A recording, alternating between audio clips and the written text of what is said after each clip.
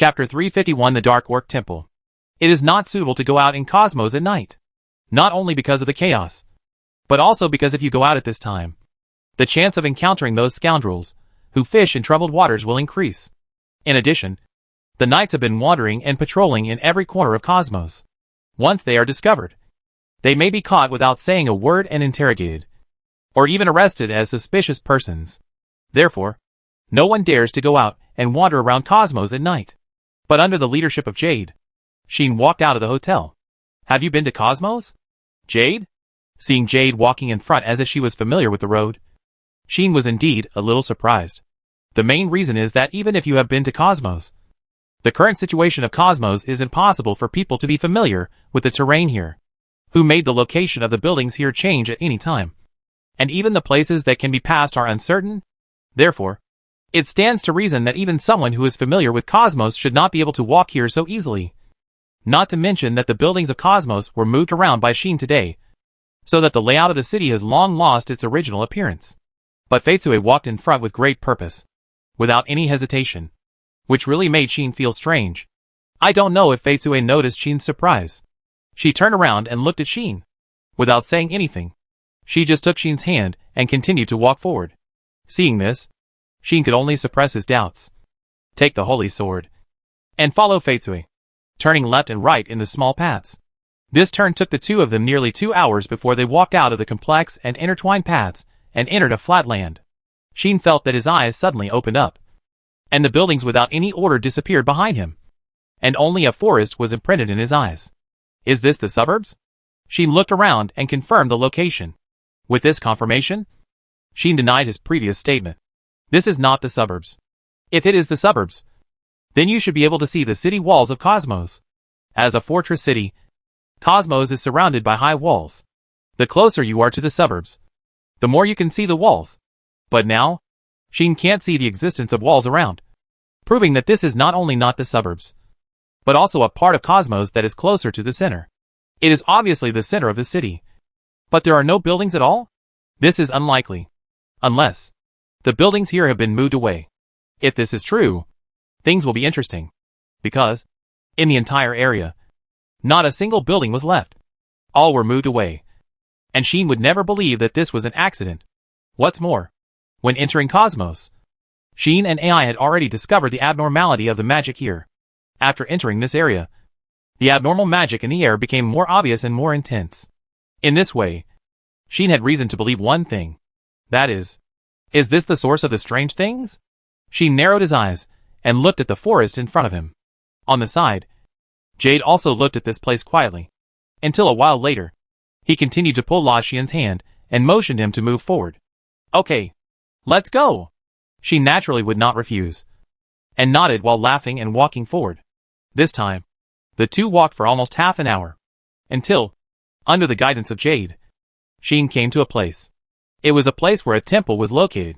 The temple is very large and very high, standing like a small mountain between the plains, and it looks majestic. However, such a majestic temple is actually pitch black and covered with thorns and vines. It doesn't look like a solemn sacred place at all, but rather like a dark castle where vampires are imprisoned, which makes people feel terrified. Where does such a strange temple come from? Sheen blinked, somewhat stunned. Jade also stared at the temple, lowered her eyelids, and for a moment she flashed a trace of irritation and rejection. But even though she felt repulsive, Jade still pulled Sheen and pointed to the dark temple. Sheen said, as if he understood. You let me in? Jade nodded immediately. Okay. Sheen was somewhat helpless. There is no way. Thanks to the magic perception skill, Sheen has discovered that the strange magic in the entire cosmos is flowing out of that temple. That temple is like a whirlpool, with magic flowing around it constantly. And it is not sucking in, but releasing it outward, as if it is repelling everything around it, making the waves of magic impact the surroundings, which is very spectacular. Sheen even thinks that the reason why there is an inexplicable transfer phenomenon in Cosmos is because of the magic released by this temple. Those magic powers that seem to be repelling something pushed away the buildings and lives in the surrounding area, causing all the buildings in this area to disappear and be transferred to other places. And that magic power is gradually expanding its influence, causing many transfer phenomena to appear around. In this case, Sheen feels that once he gets close to it, he will be transferred to another place immediately. If not, the people from the First Knights and the Broken Blade Knights couldn't be here. Right? That's what Sheen thought. But it seems that there are people who are not affected by this magic. Sheen immediately cast his eyes around the dark temple. There were figures moving around. Orcs? Yes. Those figures moving around the dark temple were orcs. They all wore animal skins. But their attire was different from that of ordinary orcs. Not only did they have mysterious tattoos on their bodies, but they also wore animal hair crowns on their heads, which made them look like tribal priests. The orc priests were guarding the dark temple, their expressions full of vigilance, and their guard was as strict as that of a military stronghold. Relying on the identification skill, Sheen saw through the levels of these orc priests. They were all above level 60. This strength is far stronger than that of ordinary knights, and is almost close to the kingdom's guard knights in terms of level standards. Why would such a group of powerful orcs appear here and be on guard around the temple like that? I seem to have heard Vivian mention that although orcs have beliefs like humans, they only believe in the goddess of life among the three goddesses. Sheen couldn't help but recall the things about orcs. The subhumans with some characteristics of wild beasts are orcs. If elves are a famous magical race, then orcs are a famous fighting race. Although they generally lack magical talents, they are born with sharp five senses and outstanding physical abilities. Their talents in close combat are praised as the best among the human race, and no one can match them. Depending on the species, the racial advantages of orcs are also completely different. For example, cat people among orcs have sharp hearing and excellent agility. They are fast attack players who can quickly solve the enemy. Dog people have a keen sense of smell and outstanding limb strength. They are mostly gorilla and detection types. Others include the resilient pigmen, the agile and clever werewolves, and the amazingly jumping rabbit men. The orcs have a variety of different breed talents, and even their personalities are greatly affected by their breeds. For example, the aloofness of the werewolves, the excessive vigilance of the catmen, and the loyalty of the dogmen once they swear allegiance are all characteristics of the orcs. Such orcs have a strong reproductive capacity, on par with humans, and are the most populous type among the human race. However, the orcs have not established their own country, but exist in the form of tribes, and have their habitats in various countries in the human world. Because of the jungle law of the survival of the fittest and the fragility of life, the orcs regard the goddess of life among the three goddesses as the highest belief, and only accept the blessing of the goddess of life. The way orcs accept blessings is also different from that of humans. After the birth of a child, the parents of humans take them to the nearest temple, and under the guidance of the priest, the goddess of the tribe blesses them. Orcs are different. It is said that the blessing of orcs is performed by the saint of the tribe. The saint is the most loyal believer of the goddess of life, and will give everything to the goddess of life. When a child is born in the tribe, she will pray to the goddess of life, praying that the goddess of life will give her the power to bless, and bless the children in the tribe. Of course, this blessing is not a blessing from the goddess of life herself, because the goddess of life is the mother of all things and the mother of all life. She can use her own power to bless all life in the world. That kind of blessing is basically regarded as a degraded version of the blessing of the goddess of life. And the blessing itself is also divided into strong and weak. Some are comparable to the blessing of the superior god, and some are only equivalent to the blessing of the lower god. But in any case, it is not as good as the blessing given by the goddess of life herself. The saint of the orcs is just like this. She can offer everything to the goddess of life, pray to the goddess of life, and ask the goddess to temporarily grant her various powers, so as to perform miracles within the race. For this reason, the status of the saint of the orcs is very high. She will be regarded as an object that must be protected before she is born. A priest group will be trained for the saint from an early age, who is responsible for protecting the saint, escorting the saint, and even giving advice.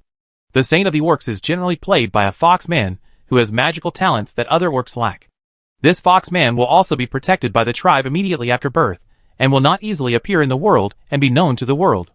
Now, there is a temple guarded by orcs, and those orcs are dressed like priests. Could it be that they are the priest group of the saint of the orcs? If so, whose temple do they guard? The goddess of life? Sheen couldn't help but ponder. Chapter 352. Whose family doesn't have a boss? There's an intruder. There's an intruder. Just as Sheen was lost in thought, suddenly, in the temple in front of him, some orc priests roared and made a commotion as if they had discovered something. And then, they all came over here one by one. Huh? Sheen came back to his senses, and couldn't help but be a little surprised. Because of his hide skill, Sheen didn't expect that he would be discovered without showing up. Even though orcs are born with sharp 5 senses, Sheen's smell would be hidden in front of the full-level hide skill. Logically speaking, he shouldn't be discovered so easily. But then, Sheen understood. Is it a problem with the flow of magic power around? That's right. Because of the proximity to the temple, the magic power flowing out of the temple seemed to touch Sheen and repel him. Under the influence of that magic, ordinary people would be directly transferred out and could not stay here any longer. But Sheen had the magic resistance skill, which was also at the maximum level. So he resisted the flowing magic. If he was not too close to the temple, he would not be transferred away so easily. This caused the magic of the temple to flow around Sheen. But it was all blocked, causing the place where he was to become a void without the magic of the temple. Although the orc priests did not find Sheen, they relied on their natural sharp 5 senses to discover the magic void here. So they found Sheen at once. Their vigilance was triggered, and they all came here together. Who is it? An orc shouted with a stern face. However, when he came in front of Sheen and saw the emerald beside Sheen, his face changed instantly. Have! The orc priest was about to shout something. Unfortunately, Sheen did not give him this opportunity. Sorry, I can't let you yell here anymore. Sheen suddenly flashed in front of the orc priest like a ghost. Bang! With a muffled sound, Sheen's fist hit the orc priest's abdomen heavily. Gurgle! The orc priest's eyes bulged. His body bent and covered his abdomen. Sheen had only one sentence to this. As expected of an orc with outstanding physical ability, he has trained to level 60 or above. Of course, he can't be knocked out with one blow, and his ability to withstand blows is good. As soon as the voice fell, Sheen chopped down with a fierce hand knife again. Bang! The second muffled sound. The heavy hand knife fell on the back of the orc priest's neck, making his voice stop abruptly, and finally fell down and lost consciousness. Sheen then picked up Feitsue, who was watching all this silently, and disappeared with a flash. A group of orc priests slowly gathered and came to the side of the companion who was knocked unconscious. Be alert! Be alert! Someone was knocked unconscious. The shouts of the orc priests suddenly rang out from time to time. At this time, Sheen had already left that place with the emerald in his arms, and appeared on the other side of the temple.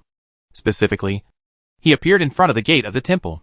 There were also orc priests guarding here, although they knew that something was wrong.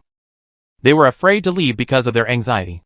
Obviously, their duty was to guard the temple and prevent people from intruding. For this reason, they could not leave their posts without permission, even if something happened somewhere else. It seems a bit tricky. Sheen thought so. Because of magic resistance, he is still resisting the magic power of the temple, causing abnormalities in the flow of magic power around him. In this way, it is only a matter of time for the orc priests around to notice the abnormality here and find him. Should we retreat? Sheen thought so. But he met the eyes of the jadeite in his arms. In the pair of amethyst-like eyes that were imprinted in his eyes, there were emotions that others could hardly detect. It seems that he can only force his way in.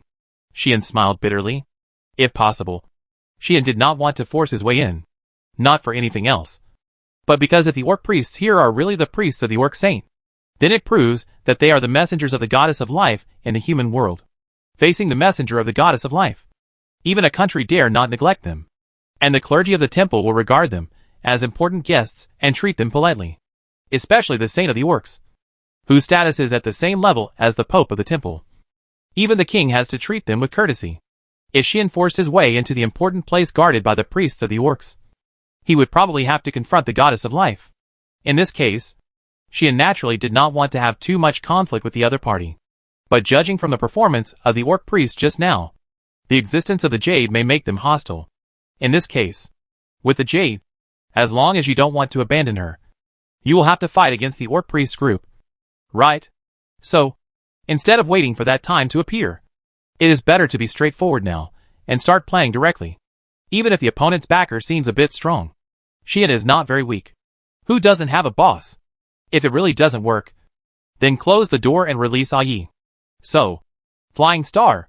Sheen rushed up very decisively and released magic without hesitation. Bang bang bang bang.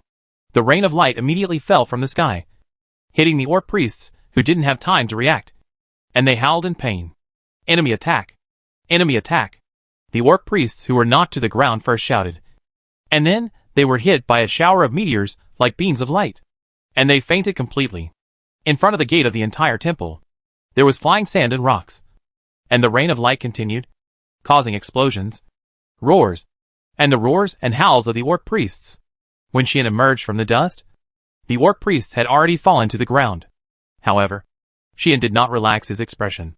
What a strong resistance! Xian felt that as he got closer to the temple, the magic power flowing out of the temple also hit him more and more fiercely, intending to repel him. Thanks to this, Xian felt that he was walking against the strong wind, and his steps seemed a little heavy. If it weren't for the magic resistance skill, I would have been transferred away. Xian looked at the gate of the temple in front of him and frowned. Under such a strong repulsive force, Xian's magic resistance skill seemed to be almost at its limit, causing magic power to constantly mix in around Xian, like a trickle squeezed out from the cracks of the stone, which would sooner or later touch Xian himself. Xian was sure that once he stepped into the temple, he would be transferred away. Even the full-level magic resistance skill could not completely resist this magic power. What exactly is the origin of this temple? Xian began to be curious. Just as Xian was considering whether to use the Holy Sword to use the power of the Holy Sword to improve his magic resistance skill level, or to rely on the protection of the Holy Sword to rush directly into this temple. Suddenly, Jade broke free from his arms. Jade? Xian was slightly startled. Under Xian's gaze, Jade slowly walked towards the gate of the temple. Seeing this scene, Xian suddenly discovered an abnormality. The magic power of the temple did not reject Jade? Xian was surprised. That's right. The magic power of the temple did not reject Jade. Instead, it seemed to accept her and let her approach the gate of the temple. Jade came to the gate, stretched out her hand, and put it on the door. Boom boom. The next second, the gate opened slowly with a heavy roar as if welcoming Jade. The scene was just like welcoming the returning master. Jade turned her head and looked at Xian. Xian saw a sentence in her eyes. Follow me. Jade seemed to want to say so. Xian failed to respond in time. Over there. Go over quickly. The shouts of the orc priests in shock and anger reached Xian's ears, and he saw that there were orc priests approaching the temple from all sides. Flying star. At this moment, Xian used the suppression magic again, causing countless flying stars to fall from the sky, turning into a rain of light and attacking the surroundings. Bang bang bang bang. The explosion and roar sounded again, accompanied by the orc priests' more shocked and angry shouts. Xian followed Jade into the dark temple. Rumble. The door of the temple immediately closed automatically, isolating all the sounds. Everything returned to calm. Xian then gathered his magic power and looked forward. It seems that there is no one inside?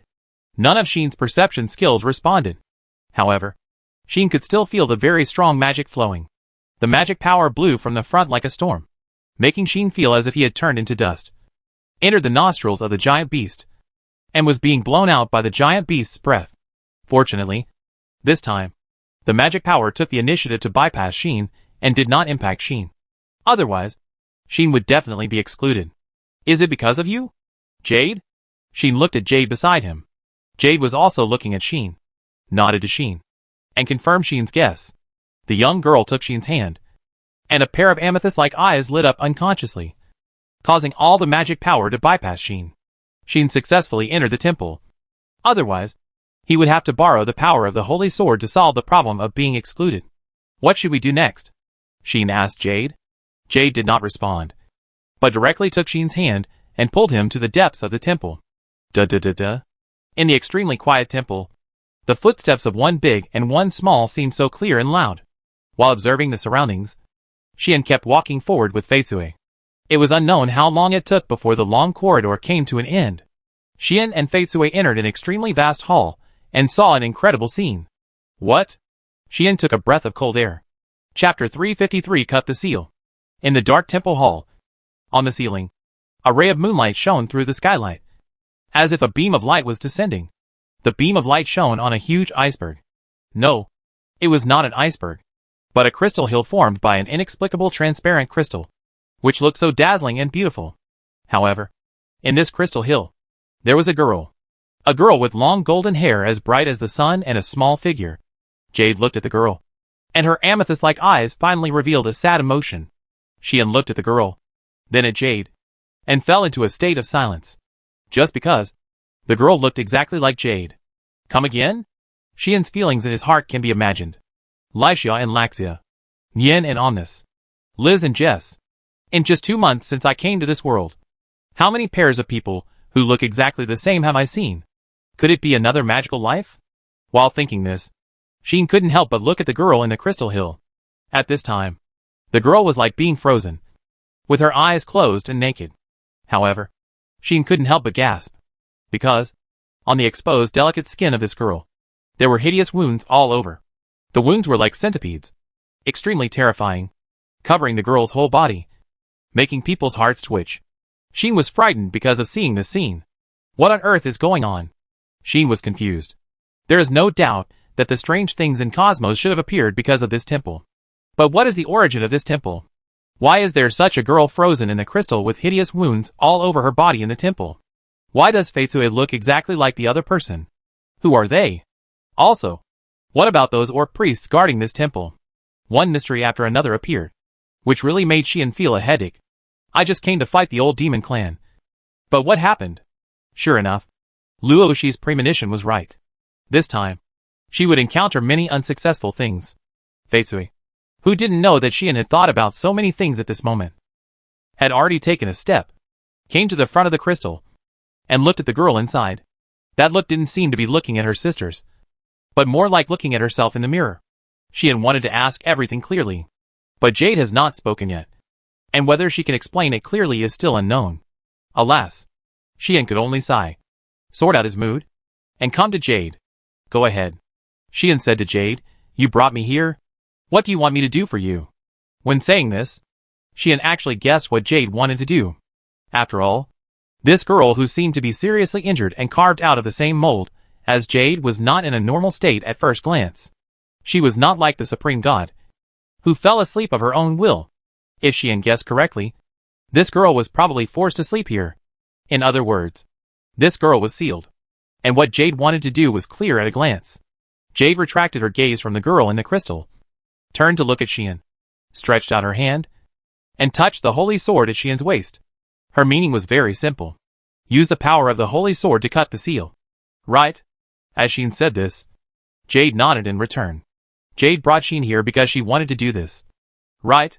And the holy sword can indeed do this.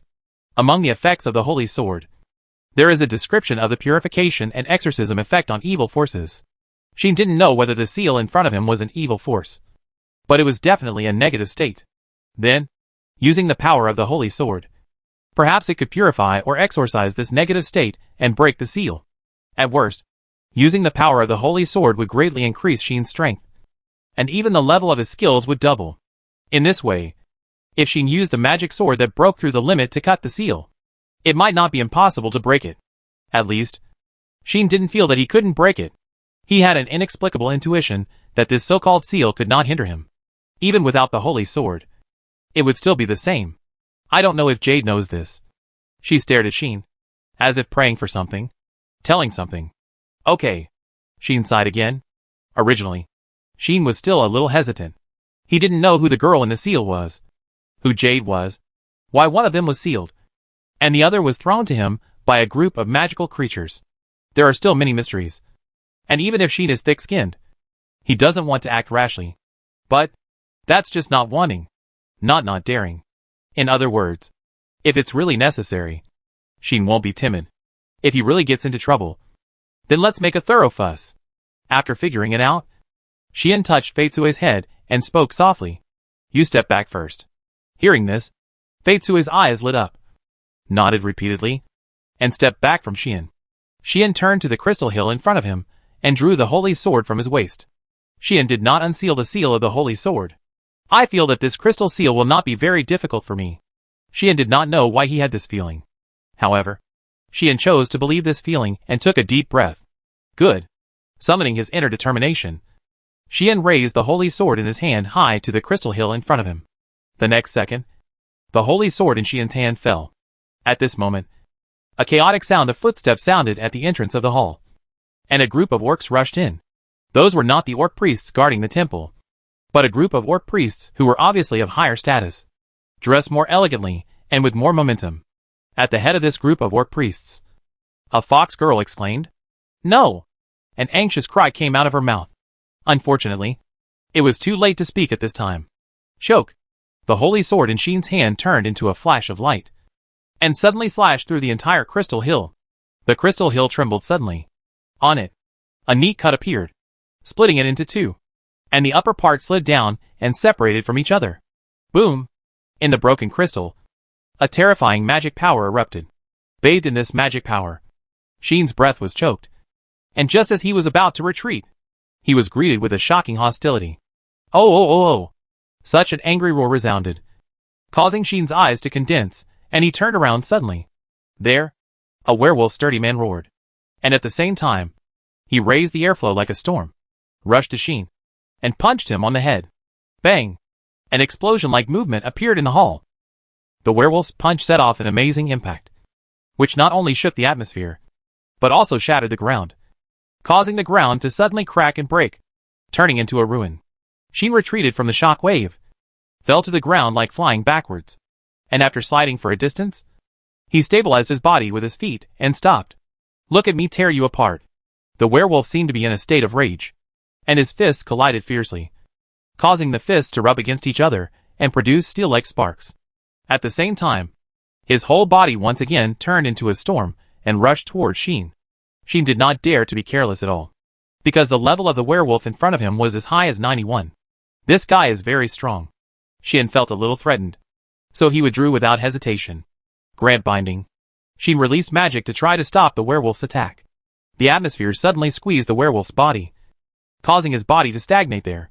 However, a scene that surprised Sheen appeared. What is this level?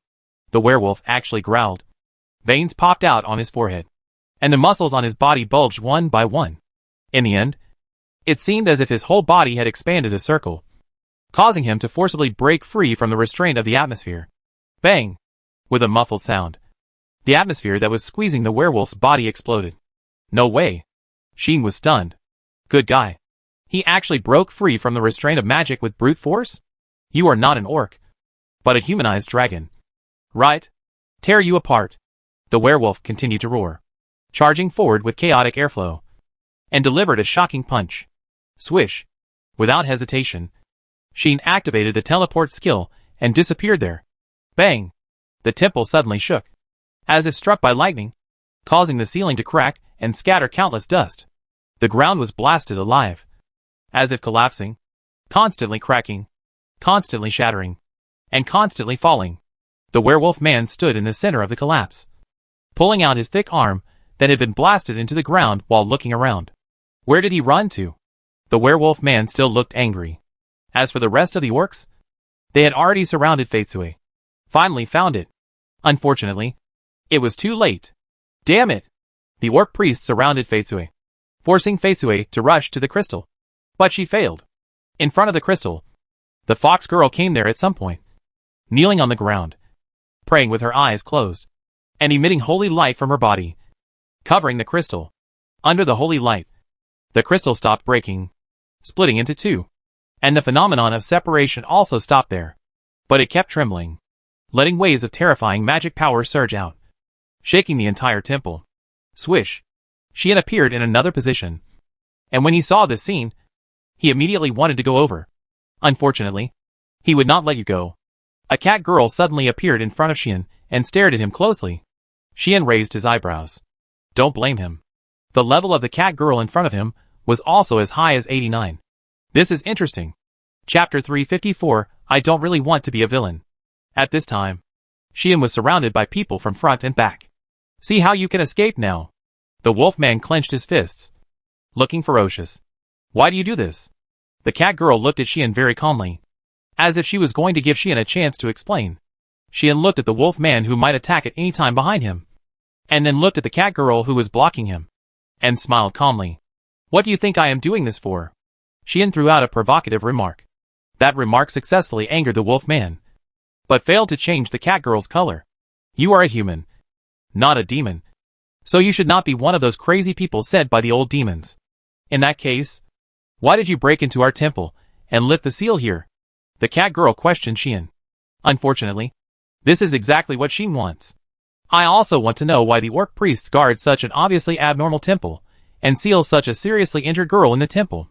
Sheen looked at the cat girl and said with a smile, Don't tell me that this is the temple of the goddess of life. You are just worshipping the goddess of life. Sheen's meaning is very clear. That is, to tell the other party that they are also doing shameful things and have no right to say anything about him. The cat girl seemed to want to say something, but she held back, just staring at Sheen tightly, saying, "We are just doing what we should do." "That's a coincidence," Sheen said calmly. "I am just doing what I want to do." The cat girl finally got angry. The werewolf man couldn't help it at all. "Don't tell him so much." "Murphy!" The werewolf man shouted rudely. "This guy did something that should never be done. I think, even if he is not an accomplice of the old demon clan, he is an evil believer with bad intentions. He may even be the mastermind behind all this. Let's take him down directly." "You are right." The cat girl was silent for a while, and then said coldly, "Let him repent. Get ready, Oz." "Okay," the werewolf man responded without any hesitation. The next moment, the two orcs, a wolf and a cat, suddenly disappeared from the spot, turned into two afterimages, and swept towards the direction where Sheen was. At the same time, Sheen also disappeared from the spot and turned into an afterimage. The three afterimages swept towards the air of the temple, and then collided fiercely. Bang! The thunder-like collision sound suddenly appeared above the temple, causing the atmosphere to tremble fiercely. Oh! The werewolf Oz was the first to rush to Sheen. His strong fists were like two huge meteorites, turning into continuous fist shadows, bombarding Sheen. Swish! Swish! Swish! The Catman Mafia approached from behind Zien, and his slender hands grew sharp nails, which turned into two sharp claws. At an astonishing speed, he swung out countless claw lights, covering Zien. At this moment, even Zien had to be serious. In front of him was a rainstorm of fists that was enough to split mountains and rocks. Behind him was a hurricane of claws that was comparable to the flash of swords and sabers. And the opponent was of a very high level. In this world, he was enough to be regarded as the strongest among the strong. And even compared with those legendary beings, he was not inferior. So, Zien decisively used extreme transformation to meet these two powerful enemies. Suddenly, three streams of light kept intersecting and flashing back and forth in all directions of the temple, like meteors chasing each other. Every intersection meant a collision, and every flash symbolized a confrontation, making the roars appear continuously. Along with the roar, the temple also trembled frequently. In addition, various phenomena also appeared in the temple. Brilliant sword light, whistling fist shadows, cold claw marks, chaotic airflow, sword and fist, claw and sword. Humans and orcs continued to fight fiercely, and for a while, no one could do anything to anyone. The orc priests who surrounded Jade looked at this scene and were all shocked. They actually tied with Oz and Muffy? This is impossible. When did such a young, strong man appear among humans? Could it be that the treasure of the kingdom and the Valkyrie of the Empire have come? But he is a man. The orc priests were shocked. Feitsue also stared at Xian's direction, and only after seeing that he was safe and sound did she turn her head and look at the location of the seal, with a hint of anxiety in her eyes. At the location of the seal, the fox girl was still praying, making the holy light stronger and stronger, slowly suppressing the terrifying magic power gushing out of the crystal. And the crystal that was split in two began to recover. However, as this work progressed, the fox girl's face became worse and worse, like a piece of white paper. So pale, so weak, and quite shaky. This seriously affected Feitsue's heart, making Feitsue want to rush over. But she never got what she wanted. The orc priests surrounded Feitsue and prevented her from moving. But at the same time, they did not dare to get too close to Feitsue, and their eyes more or less revealed a trace of fear. Under such circumstances, the temple continued to tremble, even though the situation on the seal side was becoming more and more stable. The fierce battle between Sheen, Oz and Muffy was becoming more and more intense, and finally affected the walls and ceiling around the temple, causing the walls to shatter and the ceiling to crack, as if it was about to collapse, which was terrifying. Gradually, the tense situation finally changed. Bang! With a muffled sound, a figure flew out of the fierce battle circle and hit the ground heavily, causing dust and cracks. Oz! Oz! All the orc priests exclaimed in disbelief. The person who fell to the ground was none other than Oz. The highest level. Cough cough. Damn it! Oz coughed and struggled to get up with wounds all over his body. It was obvious that he was seriously injured. But a closer look showed that Oz was not only injured, but also had a magical power lingering around, constantly affecting Oz. I can't use my strength. Oz seemed to be in a weak state, and his proud fists trembled and were difficult to lift. In fact, Oz was indeed in a weak state, because the magic power in Oz was the proof of the magic given by Sheen. In the fierce battle, Sheen gave Oz the characteristic of weakness, and his proud strength gradually disappeared. As for Muffy, the cat girl was also surrounded by Sheen's magic, and was given the characteristic of slowness by Sheen, and her proud speed could not be fully exerted. Thanks to this, Muffy soon fell into a disadvantage. Bang! Sheen kicked Muffy, who was a beat slower, without mercy, and made her hit a wall of the temple like a cannonball, stirring up countless rubble. Muffy! How could it be? Did even Muffy lose? The orc priests wailed and panicked. Sheen fell back to the ground. Although he was unscathed, he had several fist marks on his body. His clothes seemed to be torn and torn. Fortunately, I have the physical resistance skill at the maximum level. Otherwise I would have been injured. Sheen looked at his condition and laughed. However, his relaxed and casual appearance was an insult to others. Don't get too complacent. Human! Oz gritted his teeth and persisted, roaring and squeezing out the last bit of strength in his body. Must be stopped. Muffy also slid down the wall and stood up shakily. Flying Star! On the other hand, Sheen released magic without mercy, causing countless flying stars to pass by and hit Oz and Muffy one by one. Goo! Ah! The werewolf man and the cat girl immediately screamed in pain. Under the bombardment of the flying stars, their bodies were like kites with their strings cut off. They were blown away and rolled on the ground. Stop! You bastard! The orc priests finally couldn't stand it anymore, and roared one by one, wanting to rush out. Unfortunately, they didn't do what they wanted, because a terrifying aura erupted in the tattered temple, covering everyone, making them stiffen and look horrified. The source of the aura naturally came from Sheen, who had the full-level oppression skill. I don't really want to be too villainous, so don't force me. Okay? Sheen held the holy sword and said these words to everyone with a smile. But there was not even a hint of smile in his eyes. The orc priests were suddenly shocked and angry. They wanted to resist, but their bodies were completely out of control, and they couldn't move at all. Sheen's aura enveloped the whole scene, bringing the fierce battle to an end and restoring silence to the scene. Jade, come here. Only then did Sheen speak to Jade. Jade looked around at the orc priests, who were frozen there, then got out of the encirclement and ran behind Sheen. Sheen protected Jade behind him and looked in the direction of the seal. There, the terrifying magic power that gushed out of the crystal had slowly disappeared. The crystal that was cut by Sheen had returned to its original state and closed again, leaving only a faint cut, telling others that everything just now was not a dream. And the fox girl withdrew the holy light and stopped praying. But, bang, with a dull sound, the fox girl fell to the ground and fell into a coma. Saint Lady.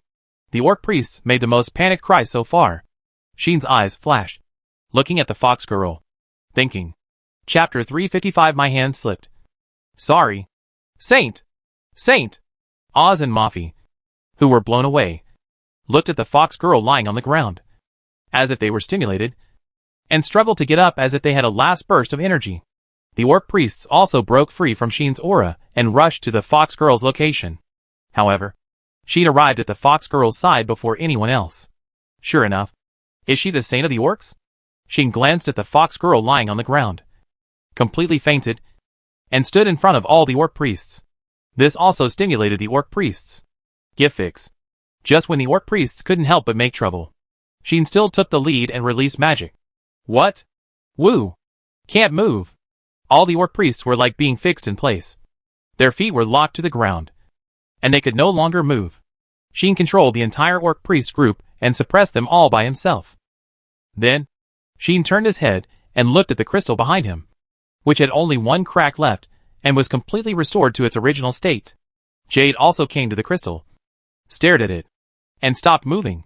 Seeing this scene, the orc priests were anxious. Stop! Don't touch the seal again! Oz, who struggled to get up, was also anxious. Muffy couldn't help but speak. Please, listen to us. Muffy shouted anxiously, unable to hide her anxiety. That is a very dangerous thing, and it must not be released. Otherwise this country, and even the entire human world may turn into hell. This word sounds so frightening.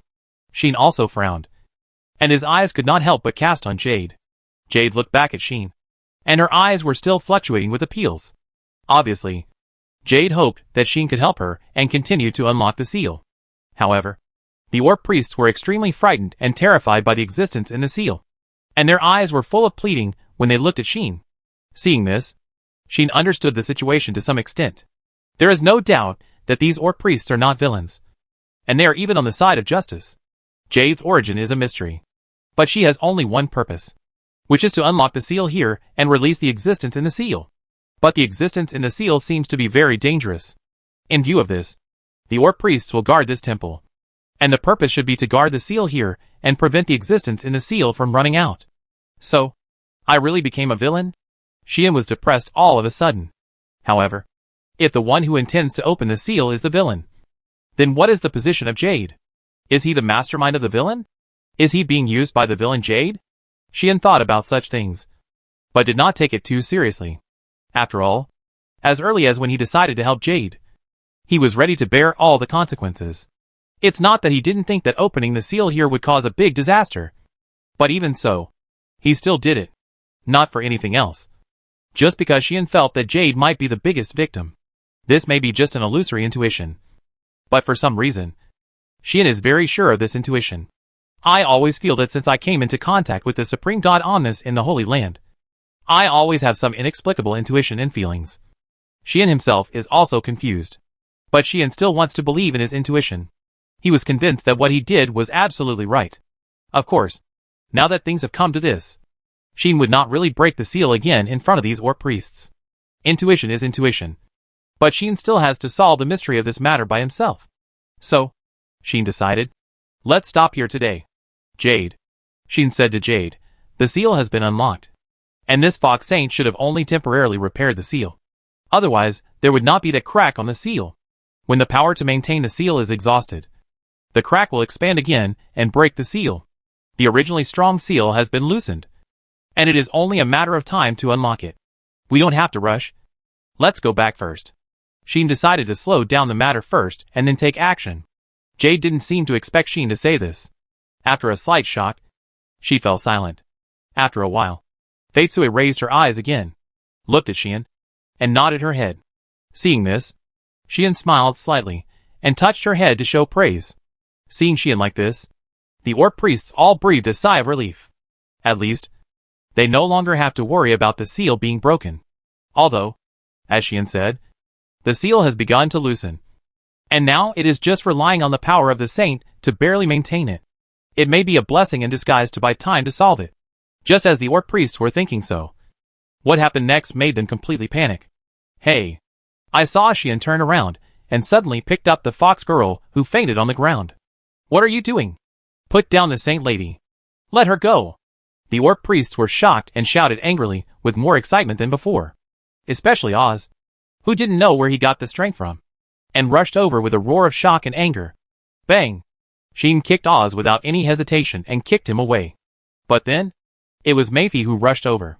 Put the saint down. Mayfie was no longer as calm and steady as before, and rushed toward Sheen in complete shock and anger. Bang! In the sound of the muffled blow, Sheen treated them equally and kicked Mayfie back again. Two orcs who were close to legendary powerhouses looked so embarrassed and fragile in front of Sheen. Why so excited? Sheen said calmly. I just want to borrow this saint for a while.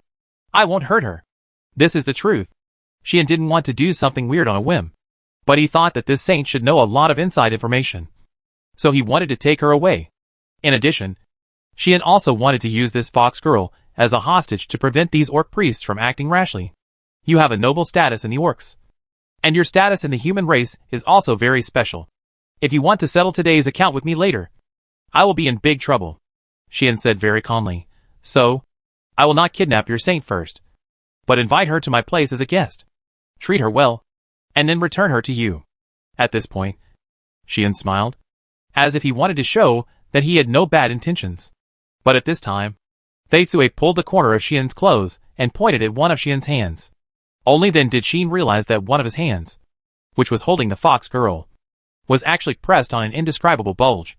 Cough cough. Sheen coughed quickly, and while calmly retracting his hand, he said calmly. My hand slipped. Sorry. I promise I won't do anything to her. Believe me. These words instantly set off the orc priests. Put down the saint. Put the saint down immediately. You are not allowed to take the saint away. We will never allow it. I will fight you.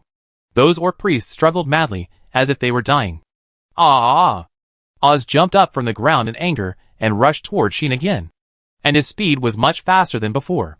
And this time, Sheen did not kick the werewolf man away, but used one hand to hold the jade and disappeared on the spot. The werewolf Oz passed by the position where Sheen was a second ago and directly missed. Sheen then appeared on the broken ceiling with Jade and the fox girl. Wait! Ma Fei realized that something was wrong and quickly said, We promise not to pursue what happened today. Please return the saint to us. Seeing that Sheen was about to escape, Ma Fei didn't care so much and chose to compromise. The other orc priests were also very anxious. It is conceivable how important the fox girl is in their minds. This is a matter of course. You know, all the orc priests were selected from the tribe by the orcs before the birth of the saint. And they were trained to protect the saint in the future. They have only one meaning in this life. That is, to protect the saint who is about to be born. For them, the status of the saint is definitely stronger than that of Rosie in the hearts of the people of the kingdom. To put it bluntly, the saint is their only meaning of existence. The object they must protect throughout their lives. And even compared with the goddess of life believed by the orcs, it is not inferior. For the saint, risking their lives is just a trivial matter for them. This is no longer a degree of loyalty, but a belief, a mindless creed. As long as the saint gives an order, even if the orc priests are asked to commit suicide on the spot, they will execute it without hesitation without knowing any reason. This is a higher level of obedience than the magic life that can only obey the orders of the master. In this case, even the seal in the temple is not as important as the saint of the orcs. So the orc priests are naturally anxious. But it is precisely because of this that Sheen will do this. Unfortunately, I don't trust you very much. But you can only choose to believe me. The brave man who claimed that he didn't want to act too villainously smiled like a demon king, insisting on doing things his own way. Then, let's say goodbye and see each other again if we are destined to. After saying that, Sheen took the emerald and the unconscious fox saint, turned into a stream of light, and flew to the horizon. Only a group of orc priests were left, watching Sheen going away. Standing there, looking ashen. Saint! Saint! Saint! Ah! Oz roared in despair. Today was destined to be a nightmare for these orcs. Chapter 356. It's definitely black when cut open. About half an hour later, Sheen returned to the hotel where he and others lived. Welcome back. Laxia stood on the balcony, as if she knew Sheen would come back at this time. Or maybe she had been standing here waiting for him all the time, and said this to Sheen, who fell from the sky. Well, we are back. Sheen was really used to it, and ignored Laxia's whereabouts. Just handed the jade to her. Laxia took the jade and held it in her arms expressionlessly. The jade also stayed in Laxia's arms obediently. Only a pair of eyes still stayed on Sheen, and I don't know what it was looking at. As for Sheen, he was naturally holding the unconscious fox saint in his arms. Laxia naturally saw this scene, and after glancing at the fox saint, she spoke calmly. Do you need me to bathe this guest first? Laxia said so. No. I'll do it. Sheen also responded subconsciously, without changing his expression. Laxia fell silent, but stared at Sheen. Okay. I'm just joking. Sheen's expression immediately became a little annoyed. While handing the fox saint in his arms to Laxia, he said, Wash her clean and send her to my room. Pa! Yes. Wash her clean and check if there is any problem. Yes. Laxia didn't even have the desire to complain. She took the fox saint and turned away. Jade was also taken over by Laxia, and her eyes finally left Sheen. Sheen then returned to his state of being alone and exhaled. It was really not a boring night. Saying this, Sheen turned his head and looked in the direction of the temple. Perhaps because he had been there once. Now, Sheen could clearly feel that the abnormal magic in Cosmos was coming from there. And the direction was very clear. Is this inexplicable transfer phenomenon really due to this magic? Sheen looked around and found that the surrounding buildings had become a little different. Obviously, during Sheen's absence, the transfer phenomenon occurred once or even several times, which led to this situation. Sheen watched this scene, not knowing what he was thinking. After a while, Laxia appeared again with the fox saint. Okay, Mr. Sheen, Laxia told him lightly. Really fast. Sheen was in a complicated mood. From the time Laxia left to her reappearance. Was there a minute? It seems not. If the fox girl's clothes had not been changed, and were still emitting fragrant hot steam. And even the jadeite next to her looked like she had just stepped out of the bath. Telling Sheen that the two had indeed washed clean. Sheen would definitely have suspected that Laxia had taken the two in for a spin, and then came out to deliberately play a trick on him. Forget it. Don't worry about it. Or you will lose. With this thought in mind, Sheen asked Laxia to put down the fox saint, and let the fox saint lie on the sofa. How is it? Sheen asked Laxia. Not very good. Laxia responded immediately, saying, I have checked it thoroughly and found that this guest not only exhausted her magic power, but also her physical condition is very bad. It seems that something has caused a great burden on her body, making her body almost a mess. The signs of internal bleeding are very serious, and even some of her internal organs are ruptured and displaced. This is really serious. No wonder her face is so bad. Sheen looked at the pale face of the fox saint. That face was quite delicate and beautiful, with a sense of charm. She might have maintained her dignity at ordinary times. So she looked a little strong. But because she became as pale as paper, this strength had a sense of weakness out of thin air, which made people feel distressed and pitiful. As expected of a fox spirit, this sense of charm was almost catching up with a certain demon world supreme with a body that was off the charts. Sheen was amazed. But he also guessed the reason why the other party became like this. Perhaps it was because she borrowed the power of the goddess of life, and bore too much burden beyond the limit of her body, that she became like this? Sheen was not completely without guilt. After all, the other party was working so hard to repair the seal that he had destroyed. And Sheen would certainly feel embarrassed. So, blowing celestial breath, Sheen released the only recovery magic and celestial magic to the fox saint. Clang! A galaxy immediately appeared out of thin air above the sofa, sprinkling countless starlights, making the starlight fall on the fox saint like the breath of the universe, and slowly merge into her body. In this case, the starlight kept repairing the injuries in the fox saint's body. The fox saint's pale face suddenly improved a lot. But she still didn't wake up. How is it now? Sheen looked at Laxia. Laxia stepped forward speechlessly, checked the fox saint's condition, and then returned to Sheen and spoke like this. The damage inside the body is being repaired at an astonishing speed. But the magic power is still in a state of loss. There is nothing to do about it, as the only recovery magic and celestial magic. And it is also a superior magic. This magic called blowing star breath is praised as an almost omnipotent recovery method. Even if you search through all the magic systems, you don't know how many can be comparable to it. Whether it's poisoning or curse. As long as there's still a breath left and not dead, breath of the stars can cure it. Unfortunately, there's only magic power. And this magic can't restore it. It is better to say that magic that can restore people's magic power does not exist yet. Therefore, although Sheen can help the fox girl heal all the injuries in her body, he cannot restore her magic power. And magic power is something that is linked to vitality. When it is extremely depleted, people will generally fall into a coma and sleep for a long time until their magic power is slightly restored. It seems that we can only wait for her to wake up. Thinking of this, Sheen thought for a while, and then stretched out his hand. Give imprisonment. Sheen imprisoned the magic power in the fox girl's body, making it impossible for her to exert her power. Okay. Sheen then told Laxia, take her down to rest first. Yes. Laxia nodded and said, do you want to send her to Mr. Sheen's room? No. Thank you. This maid is absolutely black when cut open. The next day came quickly. In a room, the fox saint lying in bed finally woke up. Where is this? The fox girl looked around in a daze. Then, the fox saint recalled what happened last night, which made her wake up completely. Seal! The fox saint suddenly opened the quilt and got up. When she got up, she found that her clothes had been changed, and her magic power seemed to be locked, and she couldn't mobilize it at all. Could it be that? Looking at this strange environment, strange clothes and strange magic state, the fox saint couldn't help but think of a possibility. That is, she was captured. If not, it can't explain the current situation, nor why her magic power was imprisoned. In addition, before she fainted, the fox saint vaguely saw Oz and Muffy being defeated, which further proved this point. Could it be that the human man changed my clothes? Thinking of this, the fox saint became uneasy, although she looked charming and seductive, like a vixen.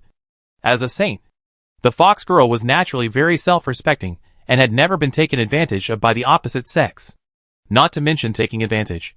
Even eating at the same table with the opposite sex. The fox saint had never experienced it, because they were the existence of giving everything to the goddess of life. Any saint would never marry in this life, let alone have sex with others. So the saints of the orcs were all pure girls. If they were defiled by others, then it would definitely be a billion times more painful than death. At that moment, the fox saint hurriedly checked her body. After this examination, the fox saint not only breathed a sigh of relief, but also showed a puzzled expression. Not only was he not defiled, but his physical condition was better than ever before. How could this be? The fox saint was puzzled by this, because they have been borrowing the power of the goddess of life for a long time, exercising the goddess's power in miracles. The body of each orc saint will accumulate burdens and be damaged. Thanks to this, the lifespan of each orc saint is very short, and none of them can live beyond the age of 40. In the history of the fox people, there was even a saint who died at the age of 17. In view of this, the fox saint is very clear about her body, knowing that she has accumulated a lot of damage in her body, and sooner or later she will die from these injuries. Because of these internal injuries, the fox saint has been unable to sleep at night for some time recently, and sometimes she will be awakened by pain while sleeping. This phenomenon tells the fox saint that her time may not be long. For this reason, the fox saint has been prepared. But now, the fox saint is shocked to find that all the hidden injuries in her body have disappeared. This is not a trivial matter, because it is the physical burden caused by the power of the goddess of life. It is said that only the strongest recovery magic miracle light veil, which is praised as a miracle in legend, can completely restore the trauma in the body of our orc saint. But that kind of magic has not appeared for a whole 1,000 years. The reason is very simple. Just because the conditions for learning this magic are too harsh. Unless you have the full level magic recovery skill, you can learn the highest level recovery magic miracle light veil. Therefore, this magic has not appeared for a long time. And now no one can use it except the gods. What is going on? The fox saint fell into deep thought. Chapter 357 Moto Moto. Click. With a slight sound, the door of a room was opened almost silently. The fox saint quietly poked her head out of the room, her face full of vigilance. Under the gaze of the fox saint, the living room outside the room was clearly visible. So, the fox saint saw such a scene. Please open your mouth. Miss Emerald, an extremely beautiful maid, held a bowl and fed a cute little girl in a voice without any ups and downs. Ah! The cute little girl immediately opened her mouth obediently, held the soup spoon in front of her, ate a mouthful of meat with soup, puffed up her little cheeks, and chewed slowly. Next to this pair of girls, there was a yawning man who was cutting a steak with a knife. Isn't it not good to eat such meat so early in the morning? The other party muttered like this, but he did not hesitate at all when he took action, putting the steak into his mouth one bite after another, eating faster than anyone else. The fox saint could understand his behavior of disliking the body. After all, even if she stood in her position, she could smell the aroma that made her want to eat. Woo! So fragrant. The fox saint was sure that the food with such a fragrance must be absolutely delicious. In front of such a superb product, even the most disliked people would not be able to help but start to eat it clean. The fox saint had the urge to rush out and feast on it, but she held back. The fox saint knew all these people in front of her. Needless to say, Faisui, the fox saint knew her existence from the beginning. Laxia was also observed by the fox saint during the prayer in Jiritli. As for Sheen, it goes without saying that he almost caused a disaster and lifted the seal in the temple.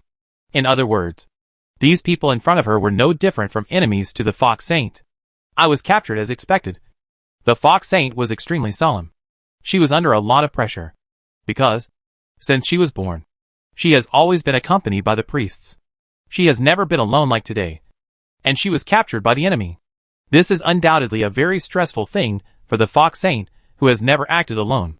In this situation, she still has to face a group of powerful enemies alone, and even have to face Jade, which makes the fox saint want to cry. Woo! I can't do it!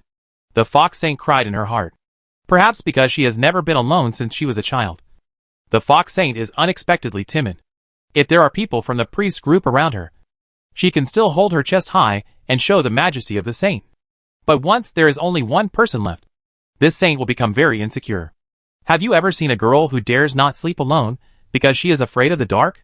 She is one of them. Have you ever seen a girl who screams when thunder strikes? She is one of them. No one knows this side of the fox saint, Only the priest group, who have accompanied her since she was a child, know it. Therefore, for the Fox Saint, the current situation is really worrying for her. Will I be imprisoned like this until I die of old age? Those foods that look so delicious. There must be no share for me. Right? What exactly do they want to do by arresting me? And did that human man change my clothes? What will happen to me next? Wow. I'm so worried. The Fox Saint couldn't help but imagine all kinds of miserable futures, which gradually made her timid side emerge. While the Fox Saint was imagining herself, Sheehan and others were still eating happily. Come on. Take another bite. Miss Emerald. Ah. By the way, I want one too. Can I have one bite? Next. Please eat the vegetables here. Miss Emerald. Ah. Ignore me. The three of them were eating and playing in front of the Fox Saint.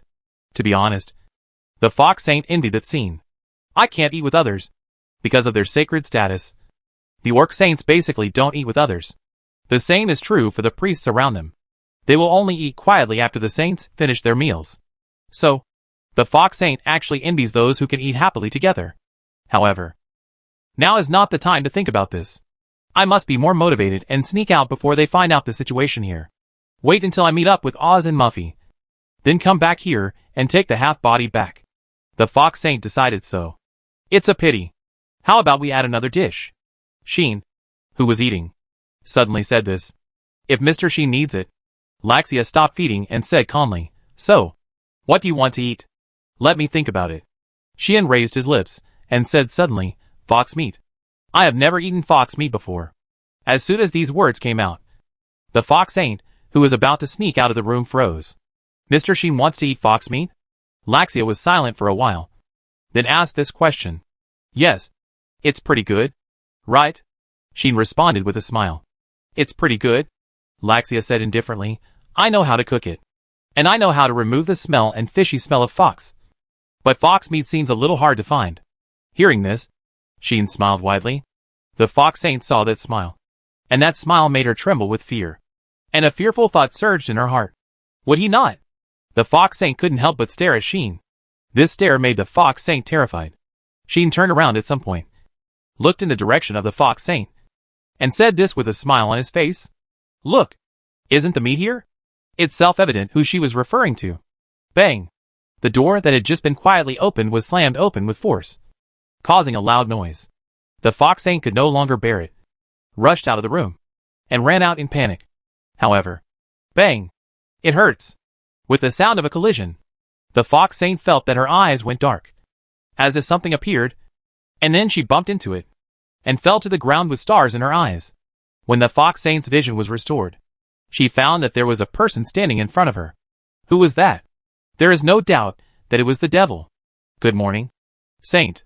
She looked down at the Fox Saint sitting on the ground, with a very kind face. However, the Fox Saint almost couldn't help but let out a cry.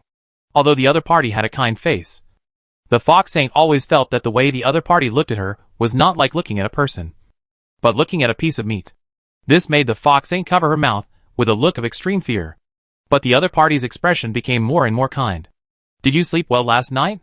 The devil was making a low sound, making the fox meat, who was about to become a dish, nod with tears in his eyes. Do you want to take a bath first? The devil was still making a low sound, making the fox meat seem to see himself being boiled in a hot pot. So he shook his head desperately. Are you hungry then? Do you want to eat something first? The devil's low sound has become the devil's temptation. Foxmeat wanted to agree. However, she had to wonder if the other party wanted to make herself fatter so that she could be put into the pot. So, Foxmeat shook his head even more desperately, and tears were about to flow out. Looking at the Fox Saint sitting on the ground with tears in her eyes and smacking her mouth, she'd only wanted to say one word. Ah, this is the sound of being satisfied. This is not good. Very bad. But there is no way. Who made the other party so cute? So cute that Sheehan felt like he had awakened something? Give you a chance to say a word. The kindness on Sheehan's face turned into an expression full of malice, and said, Come on. Tell me. What do you want to say most now? What do you want to say most? Is there any need to say it? Don't eat me. The girl finally burst into tears. Give me a reason. Sheehan did not feel pity for the other party at all, but felt a sense of soul sublimation, making him want to do more. And the weak Fox Saint satisfied him to the greatest extent. I am not delicious at all. The girl gave the answer that Xian thought was the most vulgar, but also the one he wanted to hear the most. The face with tears and trembling, claiming that he was not delicious, was really very white. Oh no. I really want to eat it. Xian successfully discovered a new hobby. Until, Guo. Xian suddenly made a painful sound. Because, Laxia appeared in front of Xian and stabbed the fork with a piece of meat directly into Xian's mouth. Okay. It's already for you. Mr. Xian. Can you calm down? Laxia said this with a cold face. Xian couldn't answer. He could only cover his throat, fall to the ground and roll, groaning in pain. So that Fei Zui beside him picked up a fork, squatted next to Xian, and poked him again and again. And Laxia came to the front of the fox saint. Sorry. My master seems to be too rude. Laxia said indifferently. Can you stand up? Hearing this, the fox saint looked at Laxia blankly. Don't worry. Laxia stared at her, her tone unchanged. But she said, you will be fine. This sentence made the fox saint look at Laxia differently. It became as if she was looking at a savior. When Xian finally felt better and swallowed the meat in his throat, he saw that the fox saint, who was helped up by Laxia, was looking at her with admiration. Can I call you elder sister? The fox saint said to Laxia with a slightly red face. Laxia was silent. Xian was confused. What the h-l? Is the development of this plot a bit wrong? Chapter 358 Humbug. The farce in the early morning came to an end just as Xian was unable to let it go. After a while, as the fox saint hid behind Laxia and sat down with Xian and Fei Zui, the atmosphere between the group became more serious. Xian looked at the fox saint, who was hiding behind Laxia and didn't dare to look at him at all, and said something unpleasant. Okay. It's just a joke with you. Is it that serious? Xian said so. But the fox saint didn't believe it. Your expression and eyes just now were full of evil. I don't believe you. The fox saint poked her head out from behind Laxia, mustered up the courage to say so to Xian, and then retracted her head again. Hee hee. Xian couldn't help but sneer. If I really want to eat you, do you think you can spend a good night? Although this may not be the same. But I have to say that Xian's words make sense. If he really wanted to do it, this fox saint might have been harmed by him last night. Thinking of that possibility, and the fact that her clothes were changed, the fox saint began to tremble again. At this time, Laxia spoke. I changed your clothes. Don't worry. Laxia spoke indifferently, as if she saw through the fox saint's thoughts. Sister. The fox saint was as if she was redeemed. Her expression became more brilliant than ever, and she hugged Laxia tightly to show her gratitude. Xian's mouth twitched. Could this little fox really be tamed by Laxia? Do you have to be so dramatic? Should Laxia be the protagonist of this book? My elder sister is a maid? The protagonist of The Stranger is a brave warrior in another world? My trip to another world is not the main storyline. Why does it feel so real? Xian almost doubted his life. On the other hand, Laxia did not react at all to what the fox saint did, but just said so. The guest's breakfast is ready. Laxia did not ignore the fact that she was a guest because of the other party's attitude towards her. So, Laxia took a breakfast from somewhere and placed it in front of the fox saint. Goo. The fox saint's stomach immediately made a cute little sound. The girl covered her belly fiercely, and her pretty face became very red. Puff. Xian laughed very unkindly. No. No laughing. How rude. The fox saint yelled with red face, not knowing whether she was angry or embarrassed. Please enjoy. Laxia was still calm and indifferent, which made the fox saint sit down a little uneasy. She kept glancing at the breakfast in front of her, looking like she wanted to eat it but was hesitant. She kept glancing at Xian, as if she wanted to say something but stopped. What? Xian rolled his eyes and said, You want me to feed you? Who wants you to feed me? The fox saint got angry, grabbed the tableware, and started eating. While eating, the fox saint's expression was still very complicated. I didn't expect that the first time I had a meal with someone else in my life was under such circumstances. But the food made by my elder sister was so delicious. The fox saint looked very emotional, and I didn't know whether she was relieved or felt indignant and unwilling. Xian didn't know that this saint in front of him was actually the first time to have a meal with someone else. So he had no idea how complicated the other party's mood was. He just watched the fox girl, who was eating the breakfast made by Laxia in small bites, and suddenly remembered something. By the way, I don't know your name yet. Xian asked this question first. The fox saint hesitated, but still said her name. Iris. The fox saint spoke softly. I am the saint of the orcs. The fox Iris. Hearing the words of the fox Saint Iris, Xian nodded. Then I will call you Iris directly. Xian said this very directly.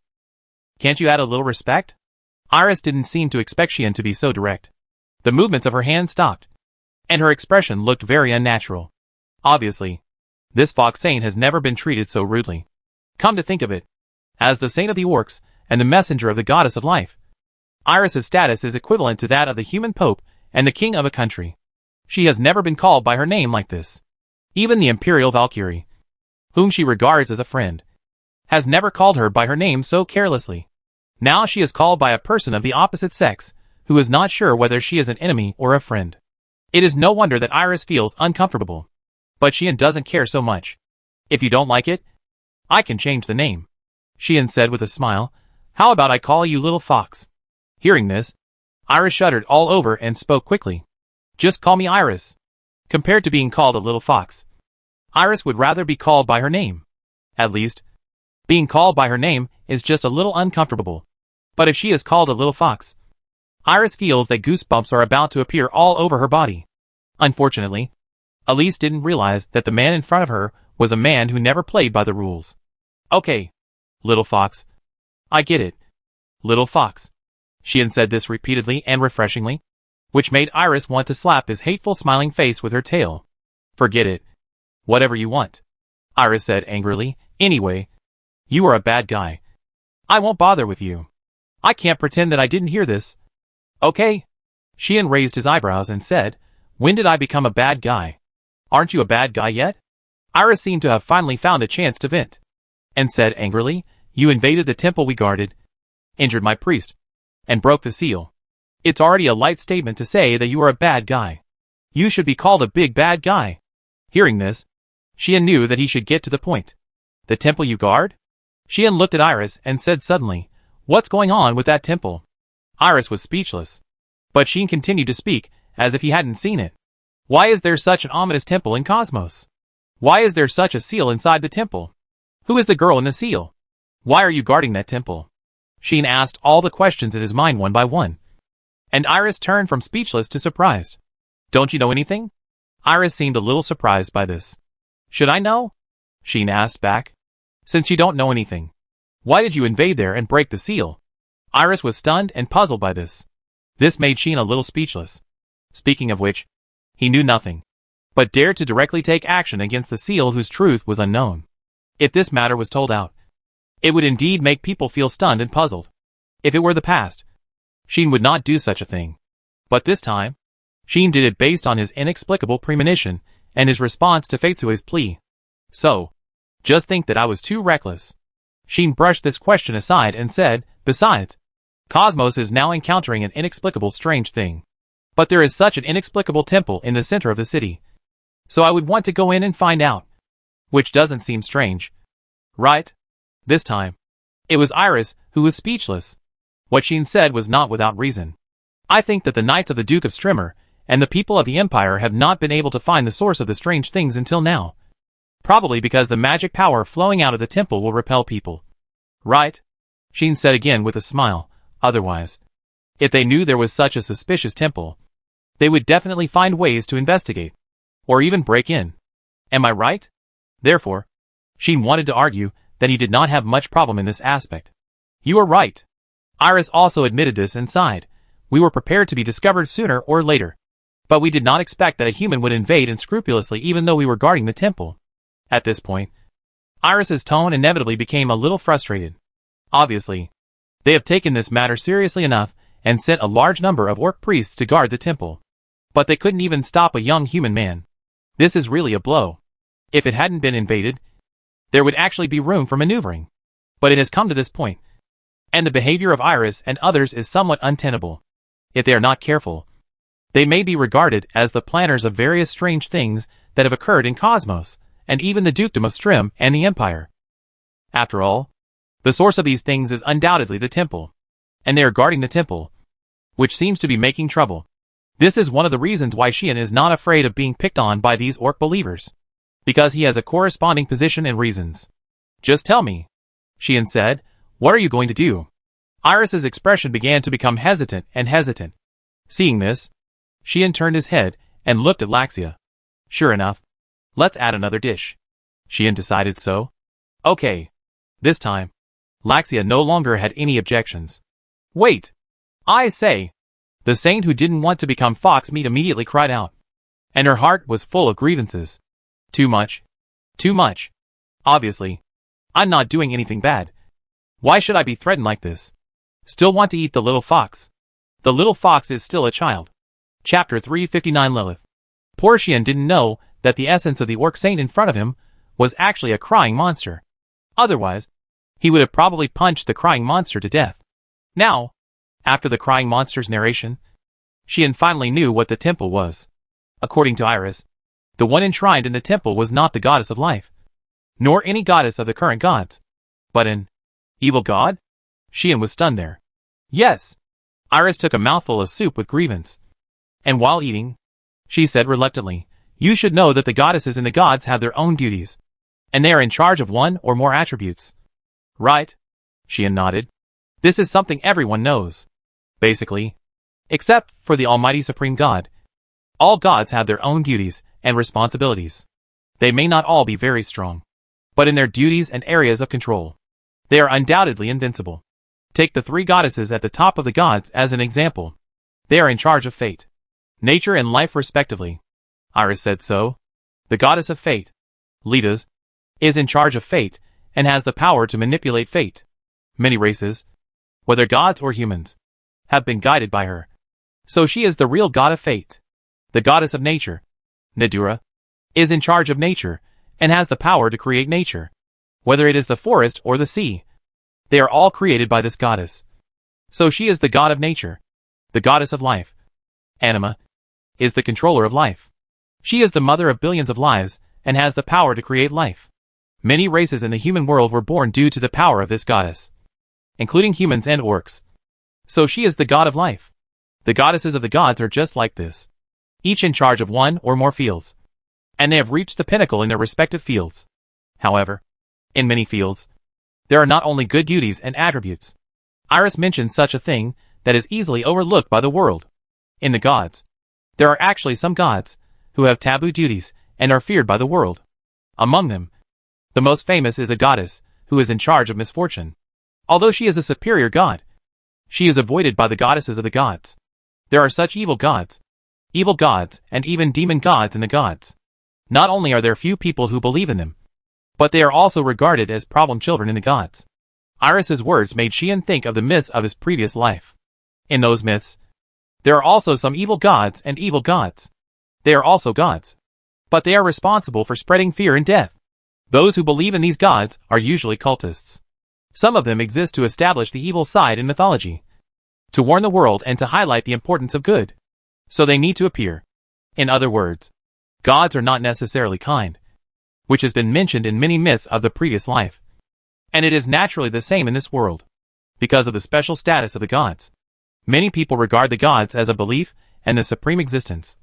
But they often ignore this fact, and ignore that there are also some evil and ominous individuals in the gods.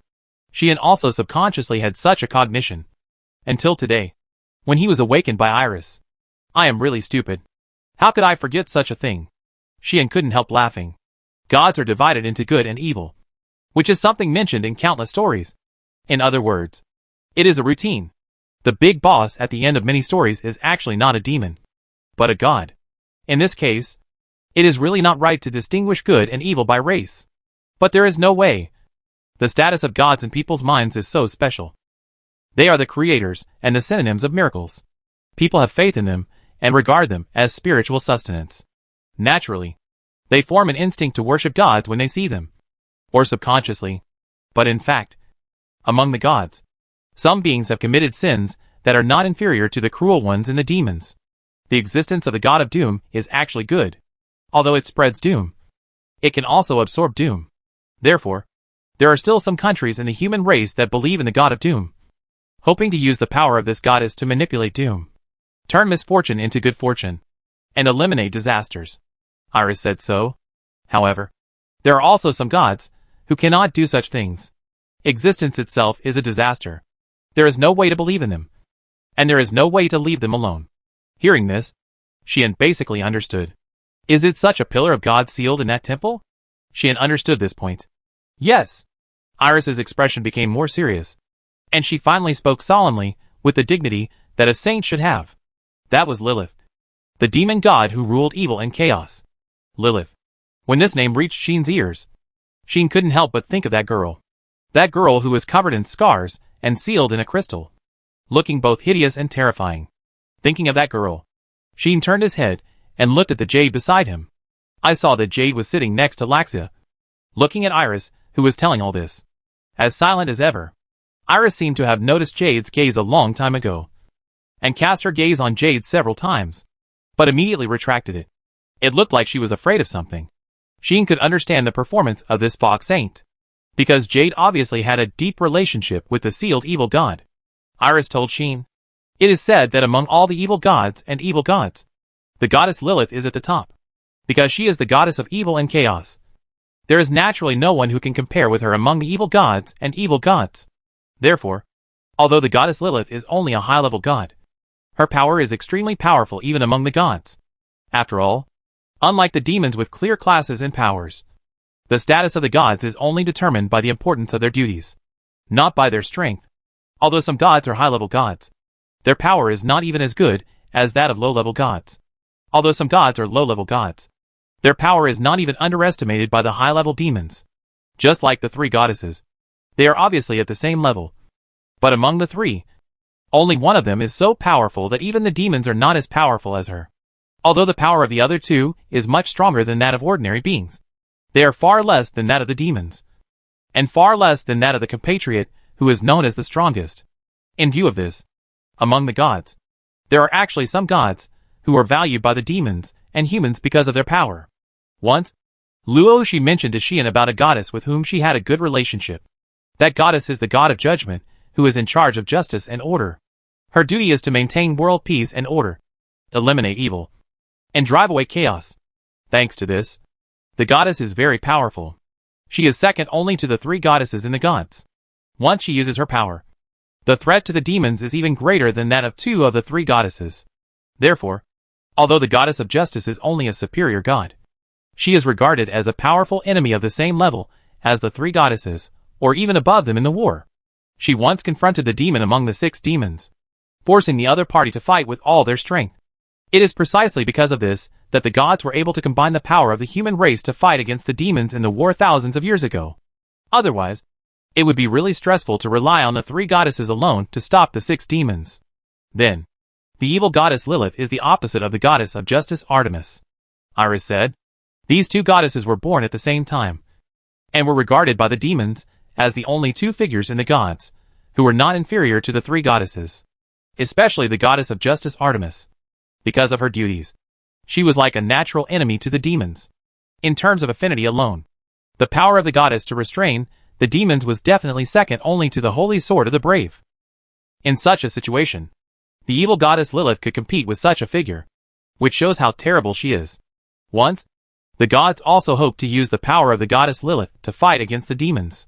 Iris whispered, if there was Lilith, who was powerful enough to match Artemis and the 3 goddesses, I believe that the gods would not be so disadvantaged against the demons. Unfortunately, this is a luxury, as a being that not only controls evil but also chaos. The goddess Lilith has been out of control since the moment she was born. Iris revealed such a secret that cannot be ignored. Based on its own nature, the evil god instinctively stripped away its own rationality when it was born, and excluded it, completely falling into a state of loss of control, bringing many disasters to the world. Such an existence, the gods naturally cannot leave it alone.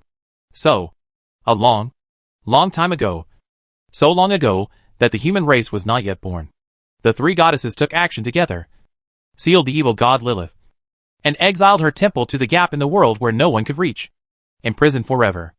Iris's voice suddenly became heavy. But, 1,000 years ago, this situation was changed. Why? The reason is very simple. Because the war 1,000 years ago divided the world into 3 parts? Xian explained the reason. That's right. Iris nodded, confirming what Xian said, and said, because the world is divided into 3 parts. The gap in the world is opened, and the dark temple that sealed the evil god Lilith also broke away from the gap and finally fell into the human world. So, Where exactly did this dark temple fall? The answer is already obvious. It's here. Cosmos. Chapter 360 The Origin of the Girl. At that time, Cosmos had not yet appeared.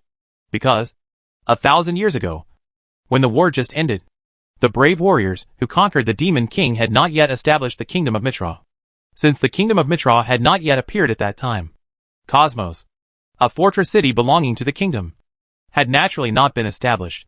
Therefore, at that time, the area where Cosmos was located was actually the habitat of a tribe of the orcs. The dark temple that sealed the evil god fell directly into the tribe of our orc ancestors, alarming the saint of the tribe at that time. The orc saint at that time prayed to the goddess of life for instructions. As a result, after a period of time, the Protoss seemed to decide that the goddess of life would take care of the temple and reseal it. Originally, the god seemed to be planning to exile the temple back to the gap in the world. But after the revision of the supreme god Omnis, the world has become much more solid and stable than before. There is no gap in the world anymore. Only the wall between the three worlds of gods, humans and demons. In this case, if the temple is exiled, it will at best be exiled to the world of gods or demons, which will not solve the problem. So, the goddess of life, who is responsible for guarding the temple, exiled the temple to an independent small space. And then the priests of the orcs like us will guard around this space node. Iris told this ancient secret that no one knew, which made Sheen somewhat confused. I roughly understand. She nodded and said, later, the brave Mitra established a kingdom and took this place as the territory of his country, and built the fortress city of Cosmos here. So the temple appeared in Cosmos. Right? That's it. Iris nodded in affirmation and said, originally, because there is an evil god sealed here. The gods don't want to see humans build a country, or even a city here. But because the other party is a hero who successfully defeated the devil, the gods still don't want to have conflicts with him. Right? Sheehan curled his lips, as if he had seen it with his own eyes, and speculated, in addition, if this place can become the territory of the heroes. Once there is a problem, the heroes will also come forward to solve it. So the gods chose to turn a blind eye. Right? That's what happened. Iris picked up a cup of black tea beside her, took a sip, moistened her throat, and said, of course, the Protoss also communicated with the hero, hoping that the hero could leave the land around the space node to the orcs. We also talked to the people of the Empire, and obtained the Empire's promise not to invade the territory where the orcs are located on the condition of not intervening in the regime or even the war between the two countries. Therefore, although this place has become an important fortress for thousands of years, we orcs have always lived here without being disturbed by the world. This may be the reason why Cosmos has become a melting pot of races, because this place was originally the habitat of the orcs, and humans only intervened here later, which laid the foundation for the nature of multiple races here. In addition, this place became a fortress, attracting dwarves who were famous for forging weapons, and there appeared a mixed living form of many races here. And the priests of the orcs such as Iris have always lived here and have never left. In other words, this is your hometown? Sheen didn't expect this. That's right. Iris raised her head and said, we are not a suspicious group, but native Cosmos people. Because of this, Iris became friends with the Valkyrie of the Empire, probably because Cosmos is the closest city to the Empire, and the Empire has always regarded the kingdom as a strong enemy and has been eyeing the kingdom. With this fate, it is not surprising that people from the Empire will appear in Cosmos and make friends with the orc priests who have lived here for thousands of years. There are also many orcs in Cosmos. Sheen has seen many of them since he came here, and he has even been robbed by orc robbers. This is enough to show that Cosmos has a deep relationship with orcs. If it weren't for the destruction of the space node, the temple would appear in the human world again, and the magic power flowing out of it would repel all the buildings and life forms, resulting in a forced transfer phenomenon. You would be able to see the tribe of the orcs. Speaking of this, Iris's tone was a little lost. On the other hand, Sheen was suddenly enlightened again. It turned out that the reason why that area became a flat land with no buildings was not only because the buildings were moved away, but also because it was the tribe of the orcs. And there was no relationship with any buildings at all? Sheen had heard that the tribes of the orcs all use tents or yurts as camps as their places of residence, instead of living directly in houses like humans. Some tribes of orcs even use caves as their homes, and their living habits are quite similar to those of wild people. Now, because of the appearance of the Dark Temple, the tribes of orcs have been completely excluded, leaving only a desolate plain. If we were not clergymen, messengers of the goddess of life, and could use the power bestowed by the goddess to protect ourselves. We would not be able to get close to the temple. Iris's tone changed from loss to relief. Obviously, now that the temple has appeared, being able to guard around the temple is a blessing in disguise for Iris and others. So, here comes the question. Why was the space node that sealed the temple destroyed? And the temple that sealed the evil god appeared here? Sheen finally asked the most critical question. And this question also made Iris grit her teeth, and even a little angry. There is no way. The space node was deliberately destroyed. Iris made an angry voice. Deliberate destruction? Sheen frowned, looked at Iris, and said, "Is it the old demon clan? This is undoubtedly the first suspect, who made the old demon clan appear in the dukedom of Stringham during this period, and even appeared in Cosmos?" Sheen still remembered that according to the intelligence, the first place where the old demon clan appeared was Cosmos, not anywhere else. Therefore, the idea of suspecting the old demon clan cannot be said to be wrong. However, it was not the old demon clan that destroyed the space node, but humans. Iris said such a sentence. Humans? Sheen was stunned. Not to mention Sheen. Even Laxia beside him couldn't help but raise her eyes. And Fatsue's eyes were slightly rippled, as if they were all very surprised. But this is indeed the truth. On the night of the incident, the old demon clan did suddenly appear in Cosmos and attacked our tribe of orcs, slaughtering them. Iris said bitterly. Fortunately, the orcs are a very brave and warlike race. Except for being caught off guard at the beginning, we quickly reacted and organized a resistance, successfully repelling the old demon clan. Actually repelled? This is really amazing. However, Sheen can accept this result. After all, there are orc priests stationed here. Every orc in that priest is at least level 60. And Oz is level 91. In addition, there are other high-level orc priests such as Mafe at level 89. It seems not surprising that they can repel the attack of the old demon clan. But, after we successfully repelled the old demon faction, the temple suddenly appeared and released a very terrible magic power, causing the orc tribe to be directly repelled by the magic power. Everyone except the priest disappeared, and Cosmos was also affected. And gradually there was a transfer phenomenon caused by the repulsion. Finally, even the territory of the Empire, and even the dukedom of Stringham were affected. Iris told Sheen what the so-called strange things that appeared here were. In view of this, the orc clergymen like us have been guarding around the temple to prevent the old demon faction from attacking again. I also took some priests to track down the mastermind behind the destruction of the space node. But we have not been able to catch him. At this point, Iris's tone was really only unwilling and indignant. Sheen finally understood the whole story. Are you sure it was humans who destroyed the space node? Sheen frowned and confirmed. I am sure. Iris nodded heavily and said with certainty, we orcs are born with keen 5 senses. Although we failed to react in time and capture the scent of the mastermind, the breath left by the other party is definitely that of a human. This is the only thing that Iris would not make a mistake about.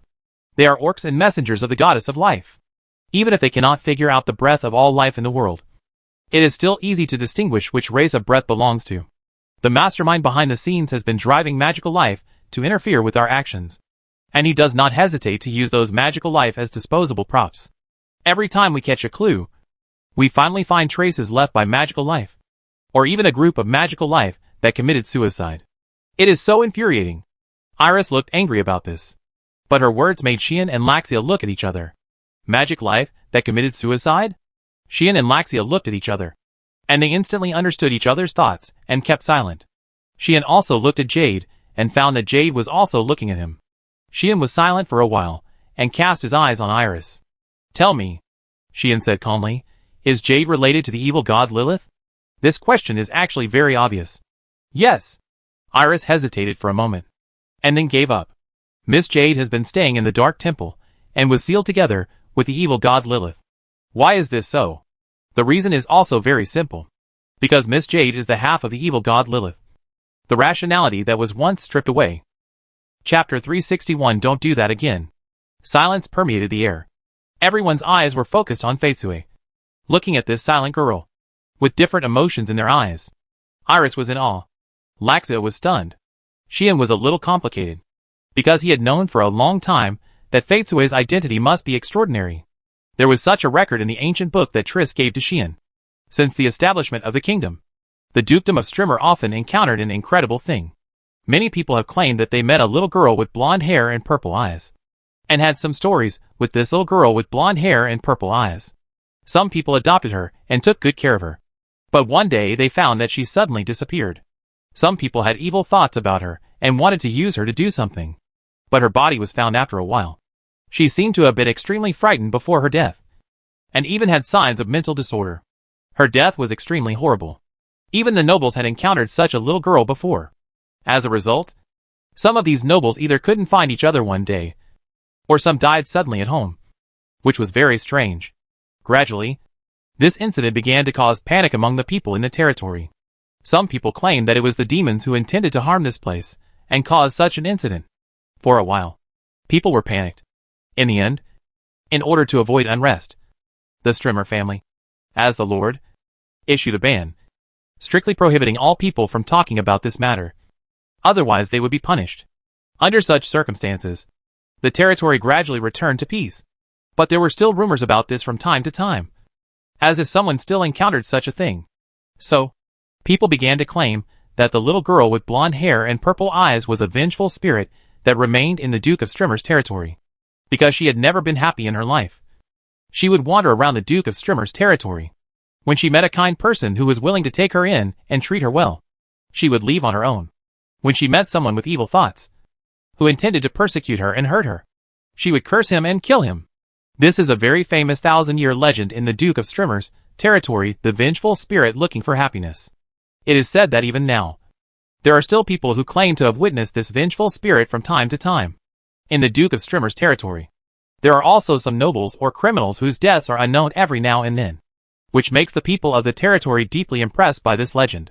Even if there is a ban, some people will still spread it secretly.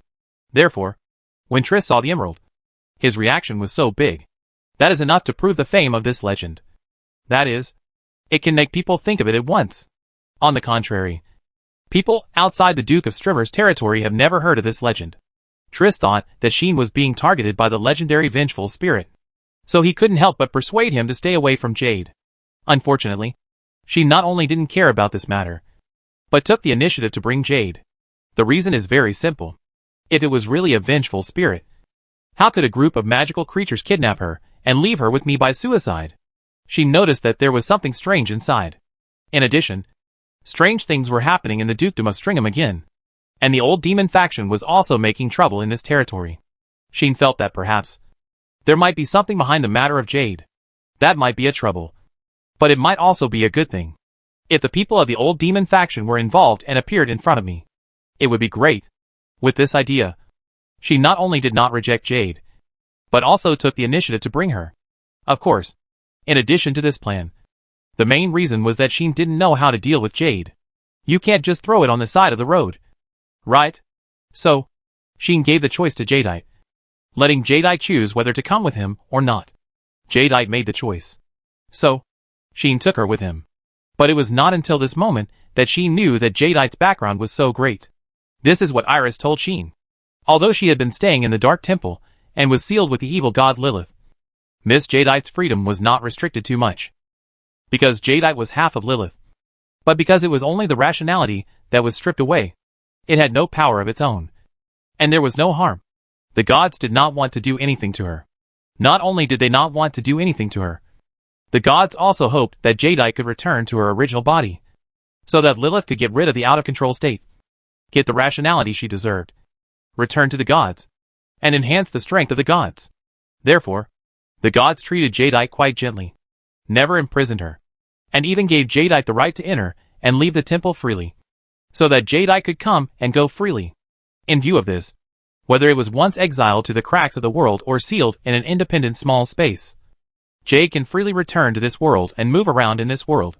The purpose of Jade's activities outside is very simple. That is, to travel around the world and observe the lifestyles of others, so as to enhance her rationality and strengthen her spirit. Only in this way can Miss Jade have enough rationality to suppress the instinct of pursuing chaos when returning to her body, successfully combine the two into one, and become a true goddess. This is why Jade became the ghost seeking happiness. It is precisely because Jade is wandering around the world, observing the various aspects of life, and enhancing her rationality that she is sometimes adopted, sometimes targeted, and finally disappears. And it is also because she continues to travel. As for those who have evil intentions, they will eventually die horribly like that. It is probably because although Jade has no power, as the half of the evil god who controls evil and chaos, the power of the evil god Lilith will still play a role when she encounters danger, protecting her relationship. Right? After all, it is the power of the goddess who controls evil and chaos. It is too easy to make a person insane and die suddenly. Unfortunately, Miss Jade's rationality has never been able to grow to the point where it can suppress the instinct of chaos. This is also a matter of course. Even if it is a rational half, Jade's origin is still evil and chaos. How can it allow its own rationality to grow? Jade wants to suppress the instinct of chaos by letting rationality grow. But the instinct of chaos will also suppress the growth of rationality, leading to contradictions. The result is that even after countless years, Jade still can't suppress the instinct of chaos. This girl. After learning about this, Sheen looked at Jade, and his eyes were somewhat unhappy. There is no way. After learning about this, Sheen also understood two things. One is why Jade can't speak. Because although she has a certain degree of rationality, this part of rationality is not complete, which makes her a bit like a newborn baby, unable to speak, but with some very mature thinking and judgment, which seems to be the same as her current situation. That is, contradictory and a bit deformed. Another thing is the reason why Jade asked me to break the seal of the evil god Lilith. It must be because countless years of efforts have not been rewarded. So I want to take advantage of this sudden incident and accident to let me enter the temple of manifestation, forcibly break the seal, and then go all out and try to return to the body. Sheen finally saw through Jade's thoughts. So he became unhappy. How dangerous this matter will be. That is conceivable. Maybe, this time, Jade, who is the rationality of the evil god Lilith, will not be stripped away, but completely destroyed and wiped out. I am also very clear about this. So when Sheen proposed to postpone the action and not break the seal last night, I finally chose to agree. Right? What does this mean? This shows that Faitsue herself has no chance of success. So she hesitates and feels afraid. After understanding this, Sheen glared at Faitsue. Faitsue seemed to know that she was in the wrong, and she didn't dare to look Sheen in the eye. She lowered her head and remained silent. On the other hand, after Iris explained everything clearly, she exhaled, drank another sip of black tea to moisten her throat, and then spoke. The mastermind behind this incident not only destroyed the space node, released the temple that sealed the evil god Lilith, but also kidnapped Miss Faitsue. To be honest, we have no idea what she plans to do. Not to mention Iris. Even Sheen didn't know what the mastermind behind the scenes was going to do. Let's not talk about the rest of the things. What is the purpose of packing Faitsue and throwing her here?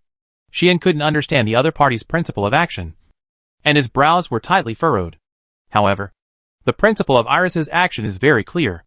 I don't know why you invaded the Dark Temple without knowing all the reasons and broke the seal of the evil god Lilith. But I want to ask you not to do such things again in the future. Iris looked at Sheen and spoke with courage. If the seal of the evil god Lilith was broken, the world would surely suffer a great disaster and turn into hell because of her coming. If an existence with power comparable to the three goddesses and the 6 demons were to wreak havoc in the human world, the result would be imaginable. Before the world was divided into 3 parts, the earth had been plagued by disasters due to the rampage of the evil god Lilith. Iris said so. I have heard that at that time. There were many other races in the human race, and there were some races whose advantages were no less than those of elves and orcs. But they were all exterminated by the evil god Lilith. It is said that Lilith destroyed several continents and spread evil spirits, causing all the monsters and even life in the world to lose control and run wild. At that time, the earth undoubtedly became hell, and even the demons chose to temporarily avoid the edge. Such an evil god is undoubtedly more dangerous than the devil. At least, the devil will not fall into madness like this, and wantonly ravage everything in the world without scruples. But the evil god Lilith did so. For this reason, the gods had to take action, and the 3 goddesses personally sealed it and exiled it to the cracks of the world. Everything is because the threat of the evil god Lilith is too great. Now, after at least thousands of years, few people in the world remember the existence of the evil god Lilith, and even the legends only mention a few words. The demons and gods have also forgotten this evil god, and only a few people remember her. Those who remember her know how terrible the evil god Lilith is, and they sincerely hope that she will not appear again. You are a noble of the kingdom. I heard that you once conquered the old demon clan. You definitely don't want to see the world become HL. Right? So, I beg you, don't do that again. Iris's tone was full of pleading. Shion fell into silence. Laxia looked at Fatesue and found that Fatesue had raised her head again and stared at Shion.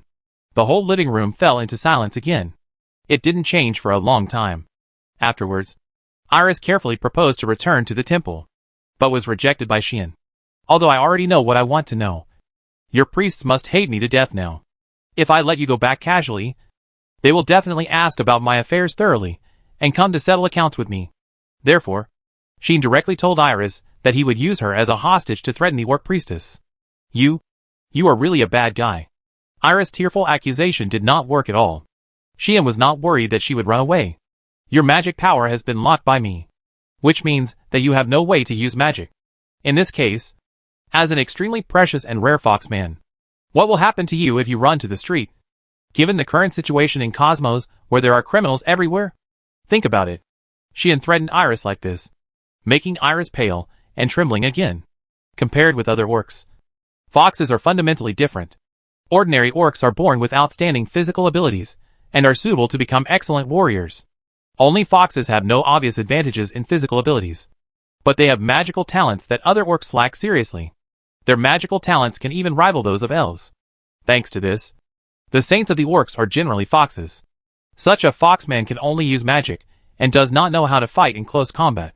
Once the magic power is locked, he can't even pray and can only be a weak ordinary girl. In this case, the priests around him are not here. With Iris's timid personality, how dare she escape without permission? You will be punished by God. You will be punished by God. Iris said such a cruel word, and then ran to find Laxia, not knowing whether to seek comfort or protection. Jade also disappeared unconsciously, and no one knew where she went. Only Shion was left. He came to the balcony, looking at the messy buildings outside, and fell into heavy thoughts. Chapter 362. It's really different. I didn't expect that the little girl was actually the rational half of the evil god Lilith. I really misjudged her. Just when Shion was lost in his thoughts, a childish but beautiful voice woke him up and made him turn his head and look behind him. There, the girl holding a pillow slowly appeared and caught Shion's eyes. It was Ai. So you're awake? Shion looked at Ai and said in surprise, because Ai was neither sleepy nor yawning. It proved that she had been awake for a while. This is indeed the case. I didn't want to wake up, but you seem to be talking about something interesting. Even if I was sleepy, I couldn't continue to sleep after hearing such a topic. Ai said, as if she didn't care. Isn't that eavesdropping? Shion rolled his eyes immediately. You guys were chatting so happily in the living room. Who eavesdropped? Ai seemed to feel that Shion's words were too harsh, so she was a little dissatisfied. Shion would not spoil this little girl. However, compared to arguing about these meaningless things, Shion was more curious about Ai's attitude. What? Do you also know the evil god Lilith? Shion asked Ai. Ai's attitude was very straightforward. In that era, people who didn't know this evil god were actually a minority. Ai narrowed her eyes, as if she was recalling, obviously. The gods and demons were still at war at that time, and the two sides fought so fiercely. But in the end, the evil god suddenly broke into the battlefield, descended in the center of the battlefield, and slaughtered indiscriminately without distinguishing between enemies and friends, and sank the continent. This kind of guy. Even we have never seen it before. That's really fierce. Shion can imagine the scene at that time. It must be very chaotic. Ai was still recalling. Because of that guy's rampage, the war was even forced to stop for a time. No one wanted to be disturbed by such a being in the middle of a life and death fight. So we quickly withdrew our troops. Not only to avoid being involved, but also to let the gods solve this headache by themselves. At that time, Sister Sarah was still very happy, and she was looking forward to the gods suffering heavy losses because of the evil god's trouble, so that the demons could reap the benefits. Sure enough, the heart of playing strategy is dirty. But I have to say that this is indeed a very wise choice. The power of the evil god is very troublesome. Guys with weak wills will immediately fall into frenzy and turn into wild beasts as soon as she looks at them. Many of our demons were tricked. Not only did they kill each other on the battlefield, but they also attacked us. Recalling this, Ai's expression became somewhat unhappy, facing a guy who can make people go berserk and lose their minds with just his eyes. Numbers are useless. No matter how many people there are, the evil god can make them lose their minds in an instant. In such a situation, who would dare to send the army to the battlefield to fight? In view of this, Sarah quickly called back the army of the demon clan and threw all the mess back to the gods, letting the gods deal with it themselves. It is also because of this that Ai could not recognize the identity of Feitsui. At that time, I wanted to take a look, but I couldn't get close. The entire continent was almost shrouded in the evil spirit emanating from the guy's power. I could withstand it and didn't go berserk. But in that continent shrouded in evil spirits, whether it was people or monsters, they all became violent and launched attacks on me desperately, so that I couldn't get close at all. After that guy seemed to move around on the ground for a while, turning the entire earth into a living HL, so that demons like us didn't dare to get close to that guy casually. Otherwise, they would not only have to face the violent attack of the evil god, but also the attacks of almost all creatures on the ground. To be honest, at that time, even the big figures in the demon clan would tremble with fear when they heard the name of the evil god Lilith. Ai curled her lips. I didn't expect that the little girl, who couldn't even say a word, was actually the half of the evil god. Hearing this, Xian wanted to say, "What qualifications do you have to look down on others as a little girl?" But once this sentence was said, with Ai's character that hated being treated as a child, she would definitely not let it go. Xian was not in the mood to play with her now, so he held back and instead sighed. It seems that this evil god Lilith is really very powerful. Xian sighed for this. Her power is indeed very tricky. Ai also admitted this, but changed her tone and said, however, if a real fight breaks out, it is still uncertain who will win or lose. Obviously, this dragon demon highness does not want to admit defeat easily. However, if her words fall into the ears of others, they will also be amazed. Right? Because, as a demon, she actually admitted that compared with the evil god Lilith, she didn't know whether she would lose or win, which was enough to prove the terrifyingness of the other party. That is a true existence that can rival the demon. What's more, as the goddess of evil and chaos, Lilith has brought more harm to the world than the demon. Even the former demons have temporarily avoided the edge for this. So you can imagine how powerful the evil god Lilith is. Hell? Xian muttered such words. Whether it is Iris or Ai, they all mentioned this word. Presumably, in the era when the evil goddess Lilith was wreaking havoc, the earth must have been in ruins. Right? I almost released such a being myself. No wonder those orc priests were so angry. Xian smiled bitterly. Ai seemed to know what happened last night, turned her eyes, and looked at Xian. You don't really want to release that lunatic, do you? Ai's tone became more serious. What? Are you scared? Xian raised his eyebrows, and said with a smile, I advise you not to mess around. Ai didn't know if Xian was joking, so she could only warn him, saying, that is not something that can be played with casually. If it's not good, the human world may no longer exist. This is not an exaggeration. Even the gods and demons in ancient times almost couldn't do anything to the evil god Lilith. And the world that had not yet been divided into 3 parts was almost destroyed by her. Who wants to see such a crazy being run out? Ai, who had never been interested in most things, gave her a warning for the first time. Now things are different from the past. Now the gods, humans and demons have moved towards peaceful coexistence. And the war has ended long ago. If that dangerous guy is released, it will not be a trivial matter. Ai's warning made Xian smile bitterly again. Do I look like such a tactless person? Xian asked Ai this question. Ai stared at Xian and answered, yes. Ai answered without hesitation. Xian's mouth twitched, and he wanted to hug this little girl into his arms and hit her hard. No, hit her a few times. Am I so untrustworthy? I admit that I am a little bit wild, a little bit ruthless, and a little bit brutal in normal times, which left a lot of deep impressions on you. But that is the manifestation of my love. At this time, I am still very serious. Isn't it? Dear, Xian sighed immediately. Well, even if I am a person without measure, I will not do such things that harm others and benefit myself. Right? Xian advocated, I am not the devil, so I don't want to destroy the world. This sentence made Ai quite unhappy, regardless of whether your words make sense. I don't like the example you gave. Ai said, does the devil want to destroy the world? Xian was slightly startled and said strangely, isn't it? Of course not. Ai was very sure, and even a little angry. Don't think that the supreme god must be a kind and merciful good person. And the devil is an evil person who wants to destroy the world. AIE seemed to find this matter very unacceptable. Well, I personally can accept your statement. Xian blinked and said, but if the devil doesn't want to destroy the world, why does she start a war? Although the gods and demons have been enemies since the moment they were born. Since they are enemies, there must be one side that first developed hostility and then started the war. Right? According to historical records, the first to start the struggle seemed to be the demons, or the demon king.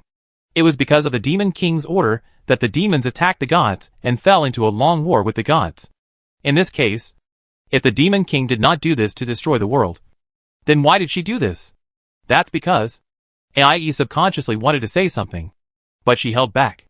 Looking at AIE like this, Xian found that a sense of anxiety emerged in his heart unconsciously. The feeling of anxiety came very suddenly, giving Xian a feeling that something was affecting him, making him feel a little strange. Unfortunately, before Xian could study the source of the abnormality, AIE sighed. It's useless to tell you. AIE seemed to be deflated, and some scars in her heart were revealed. She said sullenly, anyway, the demon king has been conquered, and that kind of thing is no longer important. At this point, AIE's tone inevitably became a little depressed and a little sad. Xian didn't know what to say. Judging from AIE's appearance, she should attach great importance to the demon king. That's right. You know, the demons are born because of the demon king's magic power, which is equivalent to the demon king's offspring and descendants. In other words, for AIE, the demon king and her mother are equal. And who cannot attach importance to their mother? Definitely not. Not to mention, AIE is the youngest of the 6 demons. She must be the one who sticks to the demon king mother the most among the 6 sisters. Right?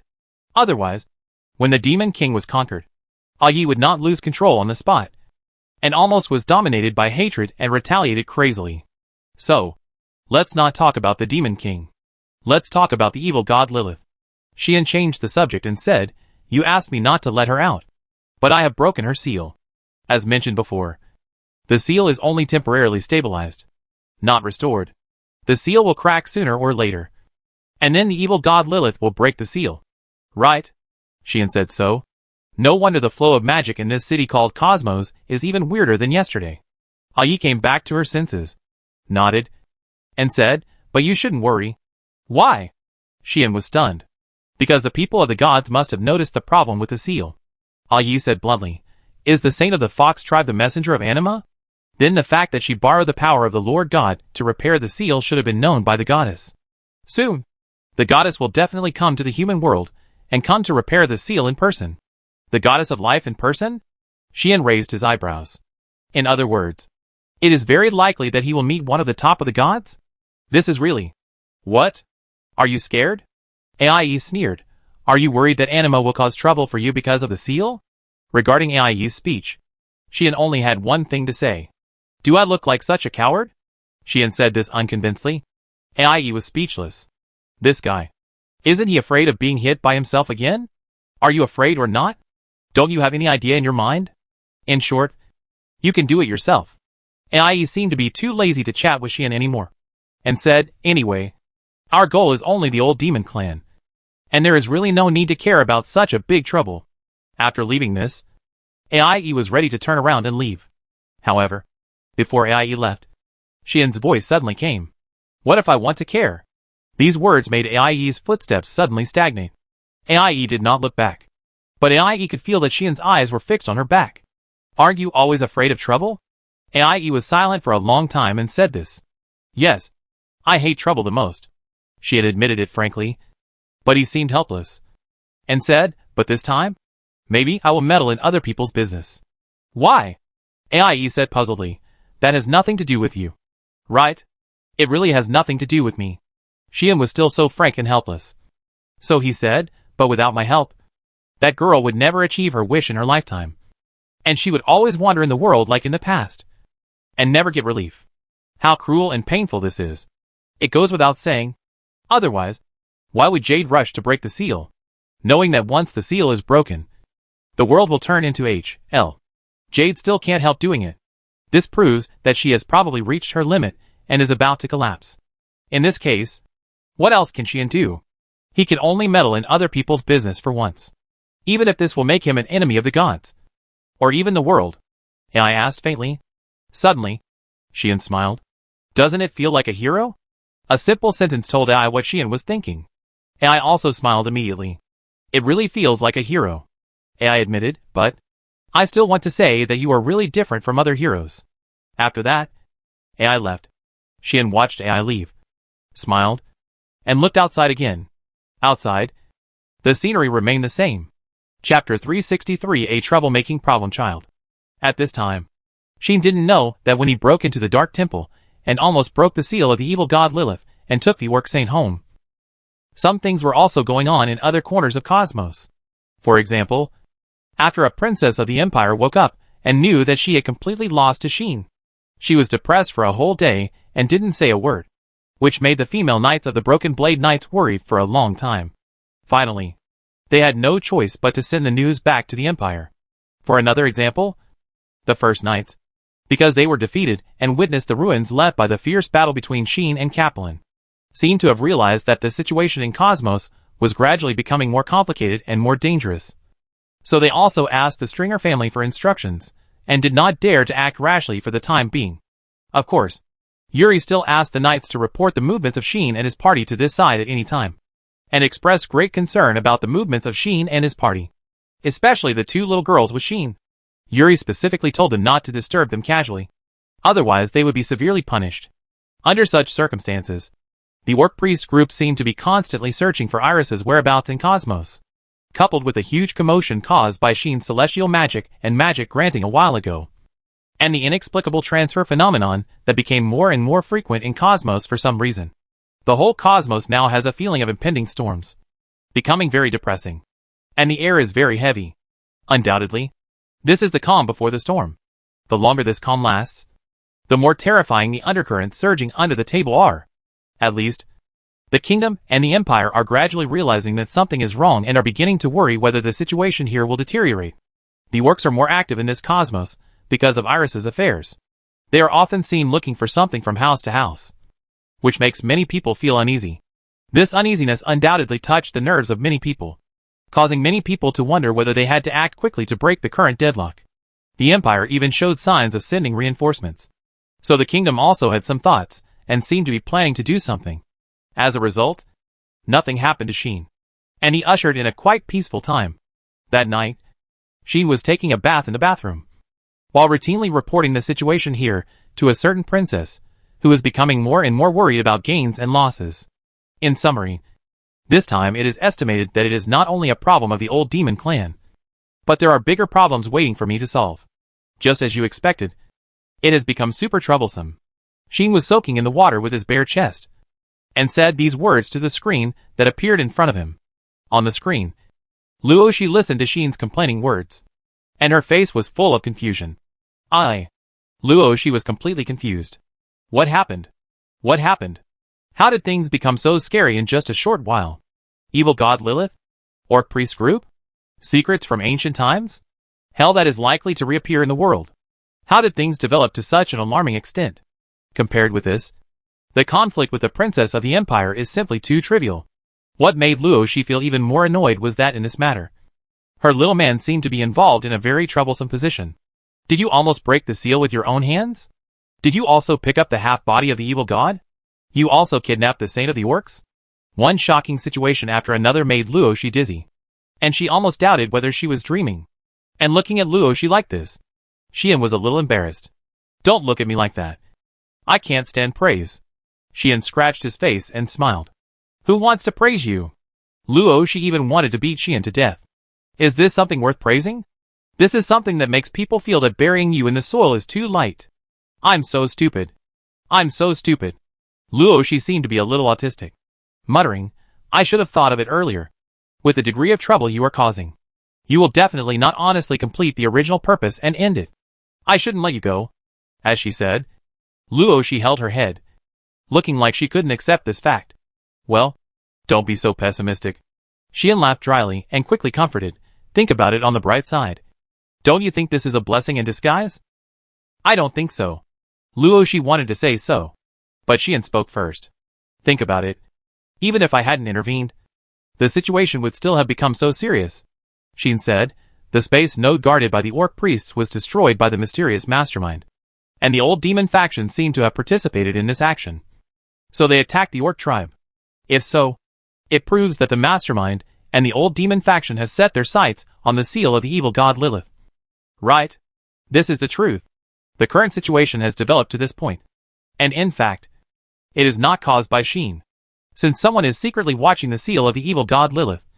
Even if I don't take action, others will find a way to break the seal sooner or later. Right? This is what Xin advocated. But Luoshi felt that this was Xin's excuse. Can the seal that can seal the evil god be broken so easily? Luoshi glared at Xin and said bluntly, that was a seal set by the three goddesses together, which was enough to seal the power of the strongest evil god. Even if there is a way to remove it, it definitely can't be done easily. Right? That's true. If it weren't for Xin, the so-called mastermind behind the scenes would have to go through a lot of trouble to break the seal of the evil god Lilith. Otherwise the other party would have invaded the temple long ago. The seal of the temple is not a fragile thing. Apart from Xin, an unknown hero, there are really few people who can break it easily. If it weren't for the timely appearance of the orc saint, you would have released the evil god. I really want to pry open your head and see what's inside. Luoshi gritted her teeth. Xin also knew that his argument was useless. There was no way. He was more at fault in this matter. However, this was only the superficial situation that caused Xin to be more at fault. In the eyes of others, Xin almost caused a big disaster. But in Xin's eyes, he just wanted to help Feitsue and followed his inexplicable premonition in his heart. So he did this. Therefore, Xin will not regret his behavior. After all, before he did it, Xin also thought about whether it would be bad to do so. But in the end, he did it with the mood of not sparing any trouble. Therefore, Xin had already prepared himself mentally. In other words, I am ready to clean up the mess. Xin said to Rosie like this. Rosie was a little annoyed, and also found it a little funny. You are really the most unscrupulous hero I have ever seen. Rosie sighed and said, since things have come to this, it is useless to say more. Then what? Xin looked at Rosie and asked, what are you going to do? Is there any need to say that? Rosie rolled her eyes and said, of course. Report the matter to the kingdom. That's right. Since the evil gods of ancient times are involved, the events in Cosmos are obviously beyond the scope of what the Stringer family can handle. Even the kingdom doesn't know if it has the ability to handle this matter. Fortunately, you still have His Highness Dragon Demon on your side. And according to His Highness Dragon Demon, the Protoss should also have noticed that the seal has been broken. And the Goddess of Life is likely to come in person to repair the seal. So things have not reached the worst point yet. Luoshi frowned and asked this question seriously. What are you going to do next? This is the first thing to ask. Should I say, you are worthy of being Luoshi? You don't seem to be completely on the side of the Protoss and the orcs. Right? Luoshi saw through Xian's thoughts. Do you want to help the half of the evil god and the child named Jade? Luoshi directly stated Xian's plan. Xian did not deny it. I would like to give it a try. Xian said, I just don't know how to do it. How can we help Jadeite fulfill her wish and return to her original body without being erased? But can restrain her chaotic instincts, control the power of the evil god Lilith, and become a true goddess? This is the problem that Xin must find a way to solve first. If there is no way to solve this problem, then Xin may use some coercive means. For example, I have thought about whether to simply break the seal of Lilith, release her, and work with AI to hurt her, weaken her power, reduce her threat, and then let Jadeite return. Xin thinks this method should be feasible. Otherwise, he would not have such a strong desire to break the seal before, thinking that doing so could help Jadeite. Although he doesn't know what this premonition is. Xin has some clues, so he chooses to believe it. The problem is that this premonition probably only tells Xin that it is possible to do so. But it does not tell Xin what will happen once this thing is done. Don't mess around. Luoshi hurriedly said, according to you, the evil god Lilith is a very scary existence. She almost turned the earth into H.L. It is too scary to release such a dangerous existence. After Iris and Ai, Luoshi also denied this matter, thinking that the evil god Lilith should not be released. This is also the problem that Xian is worried about. But if I don't do this, what else can I do? Xian said angrily. Don't be impulsive. Let's take a long-term view. Luoshi first comforted Xian, and then said, I will see how the kingdom plans to act, and then help you check the information and ask friends from the gods. Maybe I can find a solution. That's fine. Xian thought about it and nodded. Anyway, there is no need to rush. It's not bad for you to try it first. Okay. Luoshi nodded and said, I will hurry up and do it. You should be more obedient during this period, and don't get into trouble again. Okay? Xian rolled his eyes immediately. Do you really think I'm a trouble-making problem child? Damn. Chapter 364. Don't worry. I will help you. After that, Luoshi told Xian several times again, and then left with some worry. Xian held the magic prop that turned into beads again, and muttered to himself unsatisfiedly. I really want to spend a whole day to teach this girl a lesson, and see how this girl thinks of me. That way of dealing with problem children really made Xian feel like retribution. Fortunately, there are gains. If Luoshi can really find a solution to this problem from the Library of the Gods or the Kingdom, it would be great. Although I don't have much hope, Xian murmured. If there is such a method, the gods will not choose to seal the evil god Lilith. And a seal will take thousands of years, or even nearly 10,000 years. Right? This shows that even the gods have no way to deal with it. So they can only resort to this last resort. Therefore, Xian felt that there was little hope. In the end, he might really have to use extraordinary means to release the evil god Lilith, and weaken her before he could achieve his goal. Of course, this was the last resort. Before he was helpless, Xian didn't mind waiting and seeing. I just don't know how long I can wait, Xian thought silently. When the goddess of life comes, that should be the final deadline. When the goddess comes, she will repair Lilith's seal, and close the temple back into an independent small space. Right? If that happens, Xian will not be able to enter the temple, and do anything with Lilith's seal. Therefore, the final deadline is when the goddess of life arrives. When the goddess of life arrives, then, in order to prevent the temple from being exiled, Xian can only act. The rest depends on how far he can go. If things really turn out like that, then, Xian will have to face the evil god Lilith head-on. Facing the evil god who once turned the earth into H.L., and whose power was comparable to the 6 great demons, causing headaches for the gods and causing the demons to temporarily avoid the edge. I am afraid that even Yi is not sure of victory. Right? At that time, Xian must follow suit to weaken the power of the evil god. But, can the evil god be comparable to the 6 great demons? Xian is really a little nervous. Although he has the strongest holy sword in his hand, can he, who is only level 55, fight against someone of that level? Now that the demon king has passed away and the supreme god is hidden, that is the highest level of combat power in the world. The opponent's power is even enough to sink the continent and make all life on the earth fall into a frenzy. Can he really deal with such a terrifying opponent? Anyway, Xian felt that it was very dangerous. However, even if he couldn't win, he should be able to save his life. With the protection of the holy sword and many resistance skills, he wouldn't be killed instantly. Right? What's more, Aie was by his side, and Yulin was also on standby. With the combined strength of everyone, he should be able to hold the opponent back at the worst. I think so. Xian could only hope so in his heart. Click. Just as Xian was thinking about these things, suddenly, the bathroom door opened. Xian came back to his senses, looked over, and then was stunned. At the door of the bathroom, a petite figure slowly walked in under the cover of steam. What? Xian opened his eyes wide. This was something that could not be helped. It wasn't that Xian was too surprised, but the state of the girl, who suddenly broke in front of him, made him completely unable to remain calm. Plop. Plop. The girl came to Xian with the sound of footsteps stepping on the stagnant water. She was naked. Jadeite?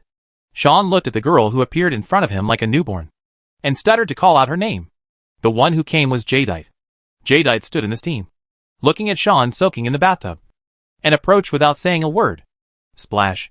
With the sound of water, the girl soaked her delicate body in the water and leaned on Xian. Yes.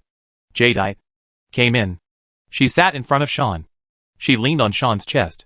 Xian was like hugging the girl sitting in his arms, letting her small soft back lean against him, and his whole body was stiff. And in Xian's heart, there were only 2 words left at this time. Hack hack hack hack hack hack hack hack hack hack hack hack hack hack hack hack hack. Forgive Xian for not having any culture. He could only use one word hack to describe his mood and situation at this moment. He could smell the fragrance of Feitsue, feel the other's soft back and waist, and his heartbeat soared to 800. Xian fell into confusion, desperately roaring in his heart, trying to calm down. Unfortunately, from the moment Feitsue came in, Xian was destined to have no chance of calmness. The girl said nothing, as silent as always, but it seemed that she entrusted everything to Sean, or that she had no defense against Sean at all, and directly relaxed her whole body and leaned on Sean. That attitude, which seems to say you can do whatever you want, is really not very kind to a person's heart. Well, it is not very kind to a man's heart and spirit. If it weren't for the fact that Jade looked like a little girl, Sean felt that he might have gone berserk. The whole bathroom fell into an indescribable silence. Jade can't speak, so silence is normal. Sean kept telling himself in his heart, "Calm down. Calm down. Sean, you are a man who has eaten meat, and you usually take a bath with a cute little tear. You are not a guy who has never seen the world. How can you lose your sense of propriety because of a little girl?" Sean muttered like this. Fortunately, Jade seemed to know nothing and could not do anything. She just quietly leaned on Sean and soaked. After a difficult psychological struggle, Sean finally regained some calmness. "How? Why did you come in suddenly?" Sean asked in a tone that seemed to have calmed down. Jade turned around and stared at Sean with a pair of amethyst-like eyes, as if telling something.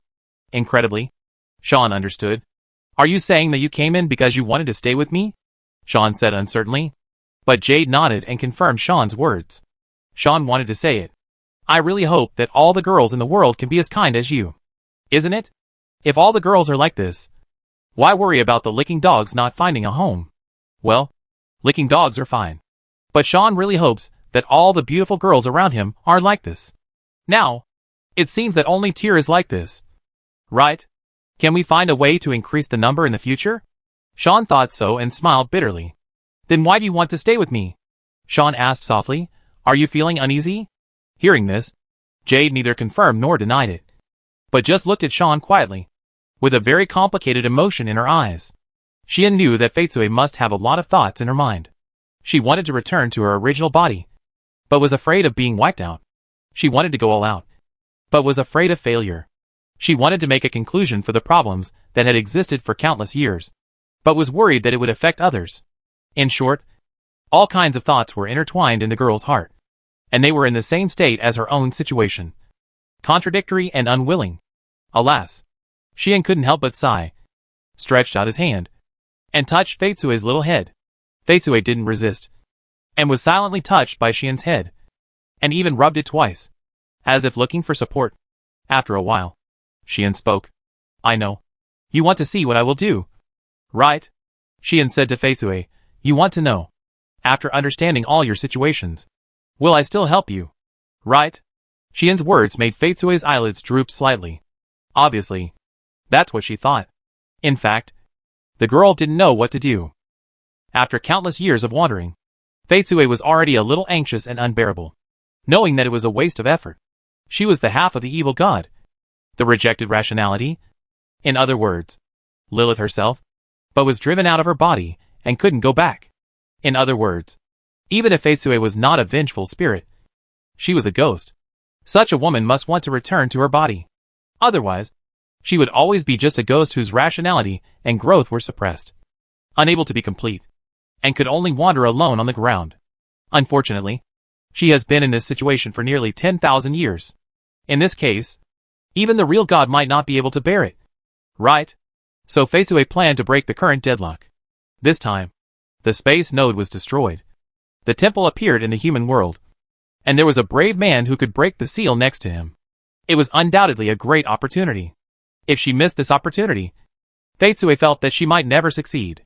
In view of this, Fetsue wanted to know whether Shion would help her. But you yourself are not sure of success. So what can you do? Shion said, if you really go all out, the end will definitely be wiped out. You know this. So you will hesitate and feel afraid, and finally agree to my suggestion to postpone breaking the seal. Right? Fetsue was speechless. Shion continued to touch the little girl's head and smiled at her.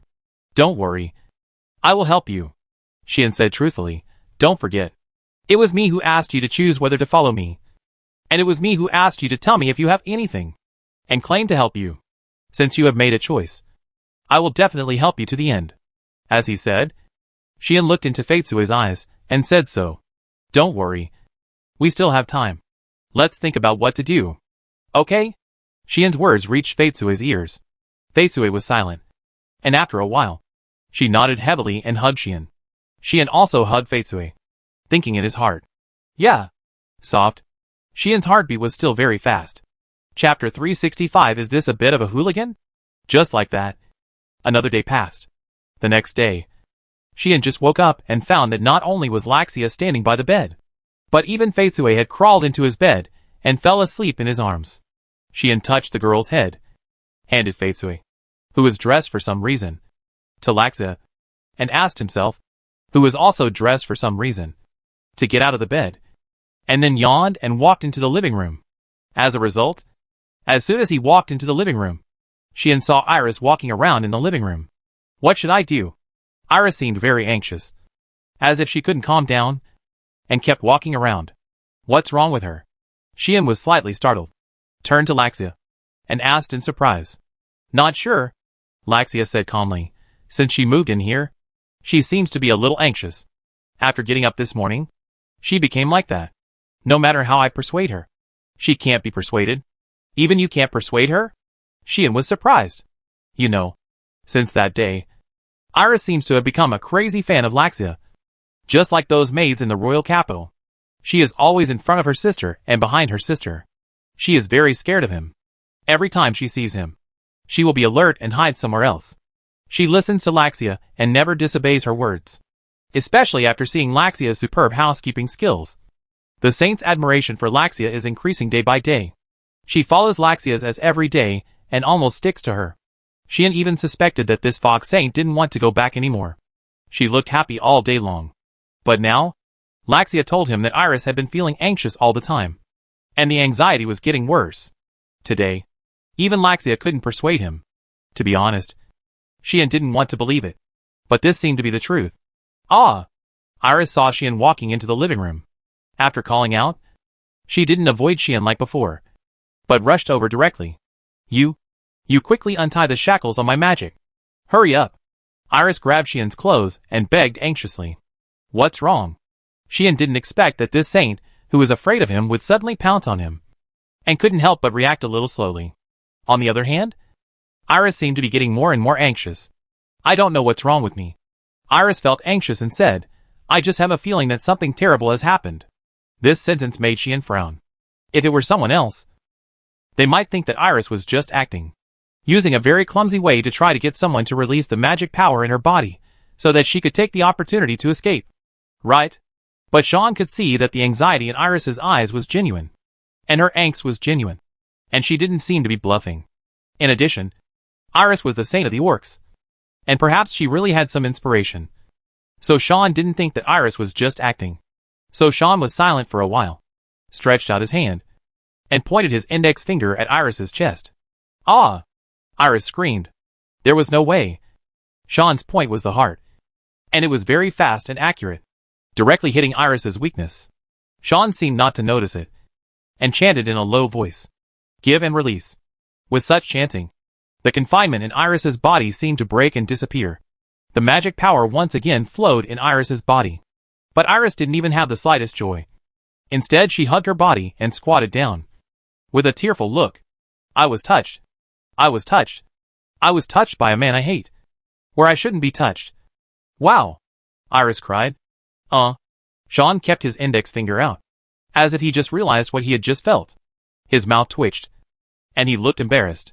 Was I being a bit of a hooligan when I pointed at him? But it felt good? Xian wanted to recall the feeling just now. Who would have thought that at this moment? An extremely cold gaze was fixed on Xian, which made him shudder and dare not recall it again. This is sexual harassment. Master, Laxia said this coldly, which made Xian a little scared. Especially the master. Obviously, this maid would never call her that normally. But now that she suddenly called him that, Xian not only did not feel happy, but felt terrified. At that moment, Xian spoke quickly. All right. I have unlocked the magic power that imprisoned you. Tell me what happened. Xian showed Iris a smile that was uglier than crying. Woo-woo. Iris was still sobbing, but she seemed to have listened to Xian's words. She wiped her tears and looked at Xian with hatred. After a while, she put on a prayer posture, closed her eyes, and began to mobilize her magic power. Clang! Holy light appeared from Iris's body. Bathed in this holy light, Xian only realized now that it was a light condensed by extremely huge vitality. Under that light, Iris's breath began to become erratic, as if she had merged with the world, and as if she had flown to another distant world, which seemed so incredible. Ah! It was not until a while later that Iris screamed again, opened her eyes, and her face was pale. I didn't have time to do anything. Shocked by Iris's scream again, Sheen blurted out such a thought. Mr. Sheen? Laxia immediately looked at Sheen, her eyes becoming colder and colder. Ahem. Sheen finally reacted, and felt even more embarrassed than before, and wanted to turn around and run away. Unfortunately, this time, someone took a step ahead of him. No! Iris suddenly stood up, rushed out with an anxious look on her face, and actually jumped directly from the balcony and left the hotel. Hey! Sheen didn't expect Iris to do such a thing suddenly, which made him unable to react in time. So he rushed over, came to the balcony, and looked outside. But Iris had disappeared, and Laxia, who came out with him, noticed something and her eyes fixed. Mr. Sheen. Over there. Laxia pointed in a direction. Sheen looked over and his face changed immediately. What is that? Sheen was shocked. Because, in the direction he was looking at, a dark gas was undulating like fog and gradually spreading. That was the breath of evil. Laxia's muttering perfectly summarized the black fog-like gas. It was an evil spirit that would make people panic, depressed, anxious and uneasy just by looking at it from a distance. And the direction of the evil spirit seemed to be the direction of the dark temple that Sheen had visited not long ago. Is the seal lifted? Sheen was in doubt. No. I didn't feel the terrifying magic power that appeared when the seal was broken last time. If the seal has been lifted, then Sheen couldn't have not felt that scale of magic power. Now it seems that only the evil spirit has appeared, and the magic power is still only the part that flows out of the temple. What is going on? Sheen's face changed. At the same time, there seemed to be a commotion in Cosmos. What is that? What will happen this time? Is it over yet? The citizens seemed to have noticed the abnormality one after another, and they all shouted as if they were collapsing. Quick! Go over quickly! Quick! On the street, knights rushed to the direction of the evil spirit, shouting while running, looking very anxious. The fortress city of Cosmos once again ushered in panic, turning the previous depression and heaviness into real pressure, sweeping every corner and entangled everyone's heart. Sheen looked at this scene, and then he felt someone pulling his clothes. Sheen turned his head and looked behind him, only to see that in Laxia's arms, Feitsue had already woken up and was looking at him with an uneasy face. It's okay. Sheen touched Feitsue's head, comforting her while thinking. Laxia was always so calm and silent, just looking at Sheen, as if waiting for Sheen to give orders. In this case, Sheen decided, I'll go over and take a look first. Sheen said, Feitsue, you stay here. Don't go out. Laxia, you look after the situation yourself, and wake up Ai immediately if anything goes wrong. Hearing this, Laxia nodded without any hesitation and agreed. Although Feitsue was a little uneasy and a little anxious, she saw Sheen looking at her, and after a long silence, she still nodded with difficulty.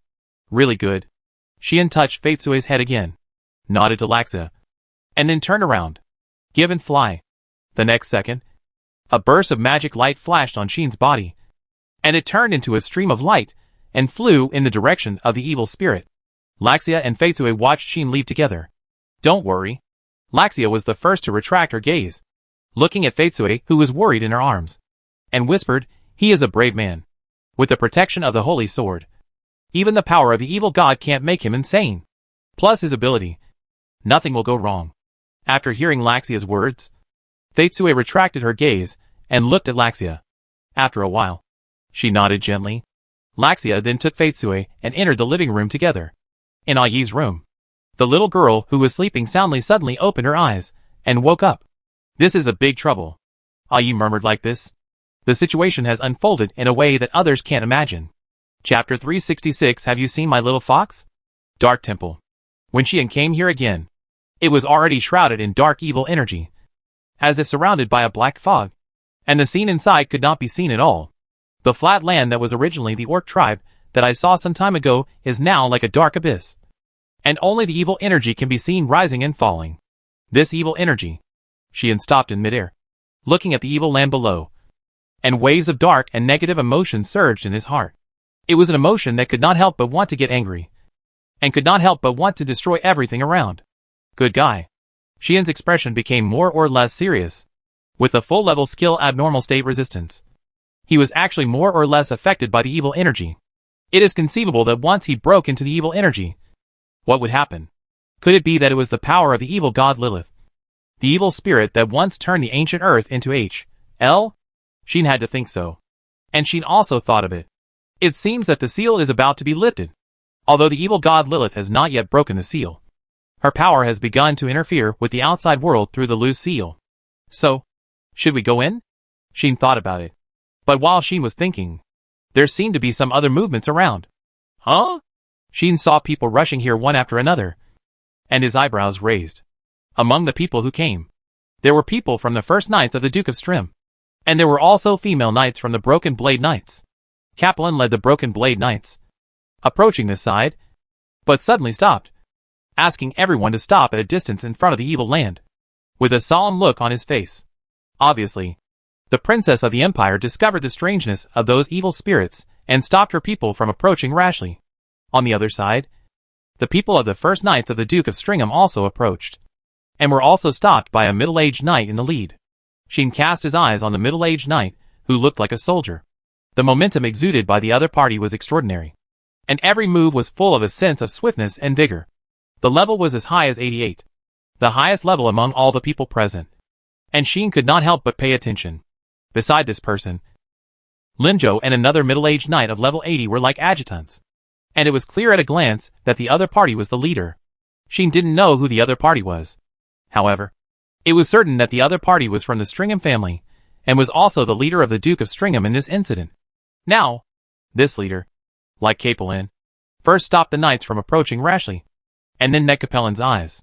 The two people's eyes collided, as if sparks could burst out, and it was obvious at a glance that they were not getting along. That was also a matter of course. One of the two parties was the person in charge sent here by the kingdom, and the other was the person in charge sent here by the empire. It was just like tit for tat, and it was normal for them to not get along with each other. According to the guard at the city gate before, the two knights had had many frictions before, and even attacked each other in secret, which shows how much they did not get along. At this time, the people of the two knights started to fight. You came quite quickly, Captain Yuri, Kaplan said lightly. Her Highness Kaplan also came quite quickly. Yuri also responded indifferently. Both parties came to investigate, and even solve the strange things that happened in Cosmos. Now that something strange has happened in Cosmos, they must come as soon as possible. But, since you are here, why don't you go in? Kaplan spoke to Yuri in an aggressive manner. Your Highness is the one. Why did you stop here? Yuri seemed to be indifferent to Kaplan's provocation and said, if it were any other time, with your Highness's style, you should have led people to rush in. Right? I really want to do this. Kaplan snorted coldly and said, it's a pity. I can forget about myself. But these female knights around me can't just rush in casually. Your Highness really sees the threat of this evil spirit? Yuri glanced at Kaplan and asked humbly, in this case, what does your Highness plan to do? What? Are you trying to trick me? Kaplan smiled brightly and said with a half smile, I just want to know how the famous Grand Master of the Knights of the Duke of Strim plans to deal with this matter. The two looked at each other. Then both snorted coldly and turned their eyes away. Obviously, both sides were just testing each other, wanting to know whether the other party knew the origin of this evil spirit, and what the other party was going to do about this situation. But both of them were quite unfamiliar with this so-called evil spirit. They had no idea what it was, nor did they know what the evil spirit had to do with the inexplicable transfer phenomenon. For a moment, it was naturally impossible to know what action to take. Uncle. Rinzhou leaned close to Yuri's ear and said, this evil spirit seems very strange. The knights seem to be a little emotional just staying here. Now one or two of them are a little absent-minded. What should we do?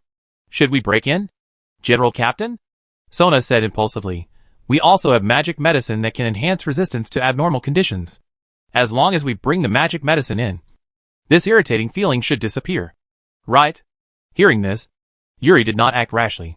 Don't be anxious. Yuri said calmly, I feel that this evil spirit is a very dangerous thing. I don't know if the magic medicine will be effective. It's better to observe it for a while. Got it. Linzhou had no objection, nodded, and stopped talking. What a hassle. Sona curled his lips, as if he had a different opinion. But he also obeyed the order obediently, and was not impulsive. The first knights chatted with each other, and began to discuss the next countermeasures. On the other hand, all the female knights of the Broken Blade Knights were just quietly waiting for Capellan's order. Capellan was looking at the evil land in front of her, her expression full of thoughts. This seems to be the tribal camp where Iris and the others live. Right? Capellan recognized her friend's hometown. As a friend of Iris, although Capellan is the princess of the empire, she was invited by Iris to visit here. Although it was a long time ago, Capellan still vaguely remembers this place. After Cosmos's accident, I never entered this place when I came to this city. At that time, Capellan was worried about her friend, so she wanted to check her condition as soon as possible. However, before arriving here, she met her friend first. From her friend, she learned that the Orc tribe was attacked by the old demon faction, and its tribe was also involved in the inexplicable transfer phenomenon and disappeared. For this reason, her friend left Cosmos with the Orc priests, as if to chase the thieves. Only some Orc priests were left here for guarding, and the Orc tribe was gone. So, Capellan did not come here again. Who would have thought that when she came here again, such a strange phenomenon would happen here? Could it be that all these strange things were caused by something wrong with the Orc tribe? Capellan couldn't help thinking of such a thing. She didn't know what secrets were in the Orc tribe. However, since the Orc Saint and her priest group had been stationed here for thousands of years and had never left, there might really be some secrets here. And that secret seemed to have gone wrong, which led to all this. Capellan figured out these problems, and her gaze towards the evil land in front of her changed. If this is the source of everything, then Capellan has to go in. After thinking about it, Capellan had an idea. Open the mobile barrier. Capellan gave the order. The Valkyrie of the Empire was ready to use the mobile barrier to protect herself and others, and then go in. On the other side, the first knights also came to a conclusion. Send a team to explore the way first, and let them collectively take magic potions to improve their resistance to abnormal conditions. Yuri decided so. So, both sides took action at the same time. But just as they were about to enter the evil land, I advise you not to go in. Otherwise, you will be worse off than dead. Okay. When such a voice sounded from midair, everyone present suddenly changed their expressions. Who? Yuri spoke sharply. And all the knights behind him were on alert and drew their weapons. Be alert. On Capellan's side, the female knights reacted spontaneously, protecting Capellan in the middle and drawing their weapons. Everyone looked up in the air and saw the figure falling from the sky. Then, is it you? Rimjo opened his eyes wide and clenched his fists. You? Capellan's pupils shrank even more.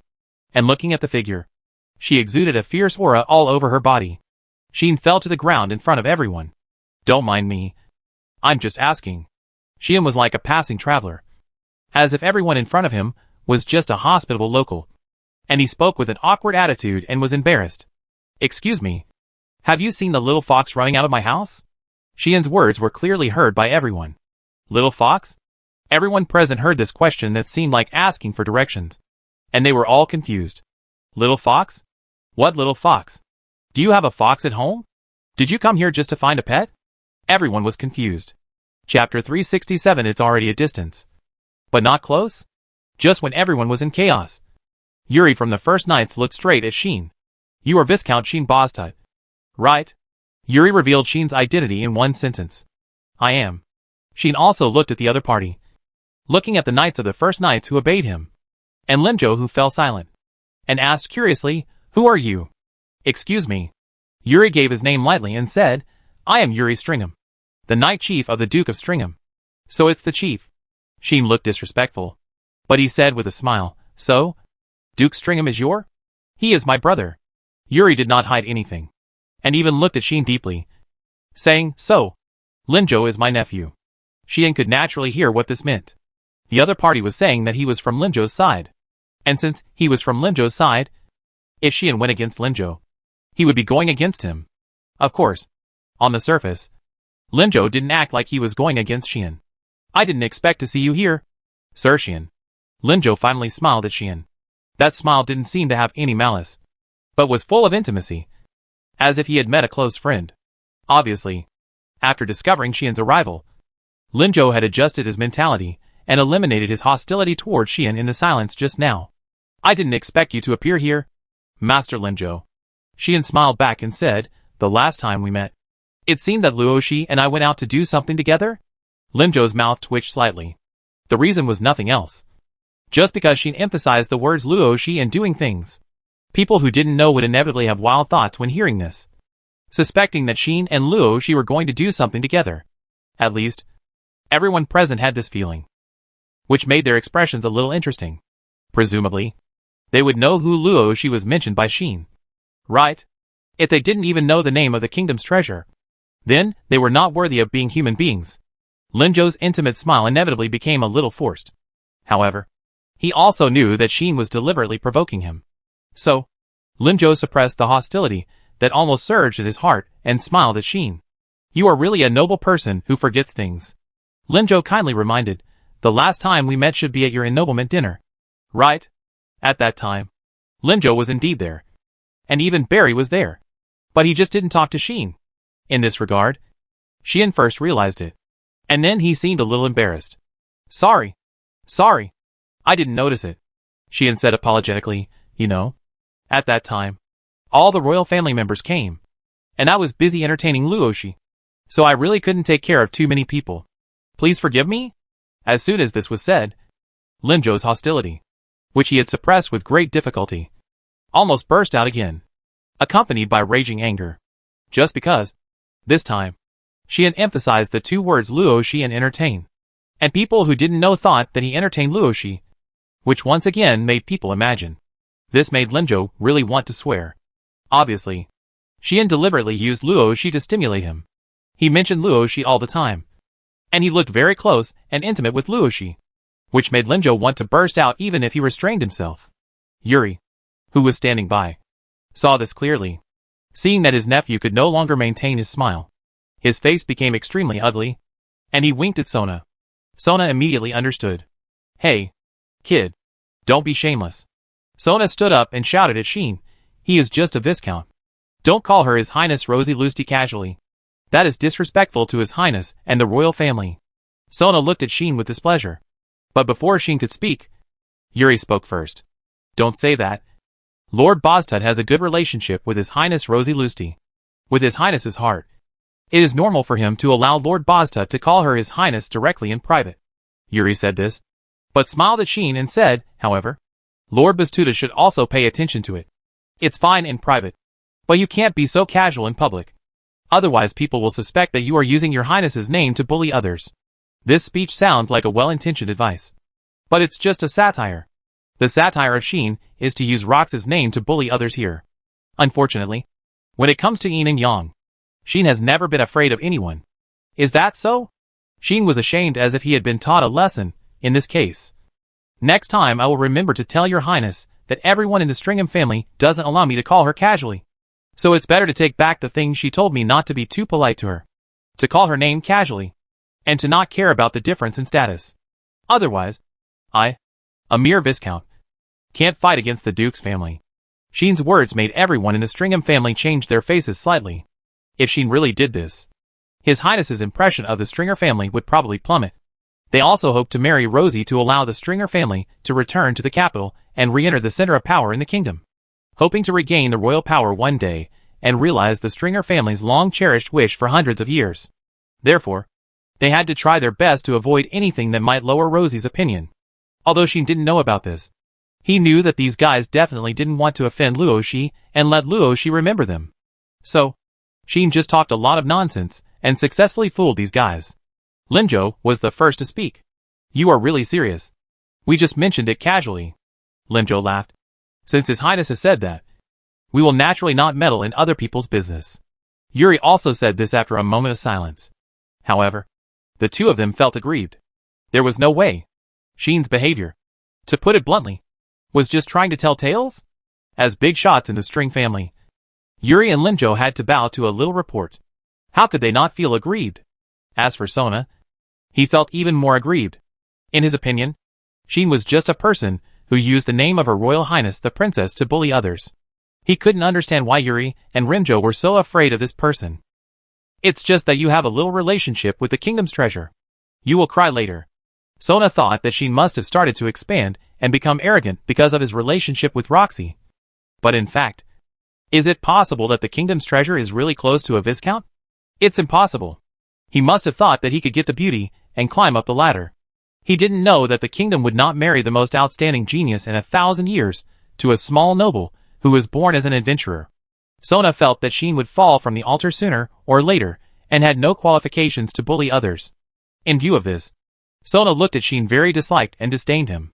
If Yuri hadn't allowed it, he would definitely not mind teaching this guy a lesson. Sheen's eyes swept over the three people, as if he could see the frustration in their hearts, and he smiled knowingly, as if he was adding insult to injury. Since you all said so, forget it. I also want to get closer to Luoshi, but we can't let some trivial things affect our relationship. Shin's cheerful words made Yuri, Limjo, and even Sona clench their fists. If possible, they really wanted to stamp their clenched fists on that hateful smiling face. Especially Limjo, who was not good after hearing Shin's words. If possible, he wanted to kill Shin now. Get closer? And affect the relationship?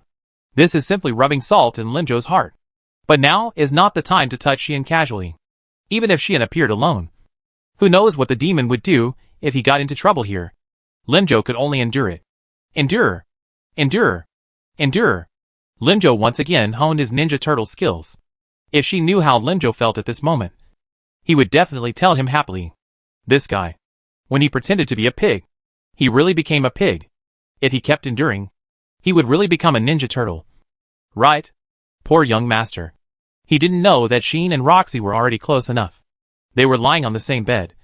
But they were still not close. They were even at a distance. But they were still not close. This guy with ulterior motives really thought that his family could get Roxy. I'm afraid he was thinking about peaches. Sheen couldn't help but say this, which made everyone stunned. I mean, you are all good people. I will treat you to peaches when I have the chance in the future. Sheen smiled at Limjo and others. But what he said made Limjo and others feel that something was wrong. But now is not the time to pursue this matter. On the side, Kaplan, who had been staring at Sheen silently and watching Sheen interact with the people of the String family, finally spoke. Why do you want to stop us from going in? Kaplan stared at Sheen as if she was looking at an opponent, and spoke aggressively. Do you know what happened inside? Hearing this, Sheen restrained his smile and completely lost his attitude when facing Limjo and others. This is also natural. For Limjo and others, Sheen still has some ideas to play with. But for this somewhat neurotic imperial princess, Sheen only has one sentence. What if I know? Why should I tell you? Sheen bluntly threw out such words. You? Kaplan was immediately angry. Chapter 368 Magic used in the right way. Sheen's blunt speech not only stunned everyone in the String family, but also made the female knights of the Broken Blade Knights show anger. How dare you be rude to His Highness? One by one, the female knights pointed their weapons at Sheen, and some even raised their hands, with magic surging on their bodies, as if ready to release magic. Stop! Kaplan raised her hand to stop everyone in the Broken Blade Knights. Your Highness! The female knight seemed a little unwilling and didn't understand why Kaplan wanted to stop them. Kaplan said coldly, you are not his opponent. He has many ways to deal with you. Don't humiliate yourself. Kaplan's words were exchanged for a regretful expression from Sheen. In fact, you can do it to me. Sheen curled his lips and smiled. After all, there were not many spectators last time. This time, the rough men in the first knights of the Duke of Strim are here. Let them see something you can be proud of. That would be nice. Isn't it? For Sheen's words, the people of the first knights looked at each other, not understanding a word. But the female knights of the Broken Blade Knights understood. Something to be proud of? What is that? Obviously, it is the feminine body under their armor. Sheen only needs to snap his fingers to destroy all their armor and expose their bodies to the air. So, sisters, did you wear more clothes this time? Sheen's seemingly kind speech made the faces of the female knights of the Broken Blade Knights pale, and the hands holding the weapons began to tremble. Especially the two female knights who were stripped naked by Sheen. Their faces were full of horror. Last time, they were almost naked by Sheen, which had already left them with psychological trauma. If they were seen naked by the kingdom people, who were the Empire's strong enemy, in public this time, and these kingdom people were from the first knights of the Dukedom of Stringham, who had been guarding the border for a long time and preventing the Empire from invading successfully, they would definitely commit suicide. Your Highness? At that moment, all the female knights seemed to be about to cry, and they looked at Kaplan one by one, completely at a loss.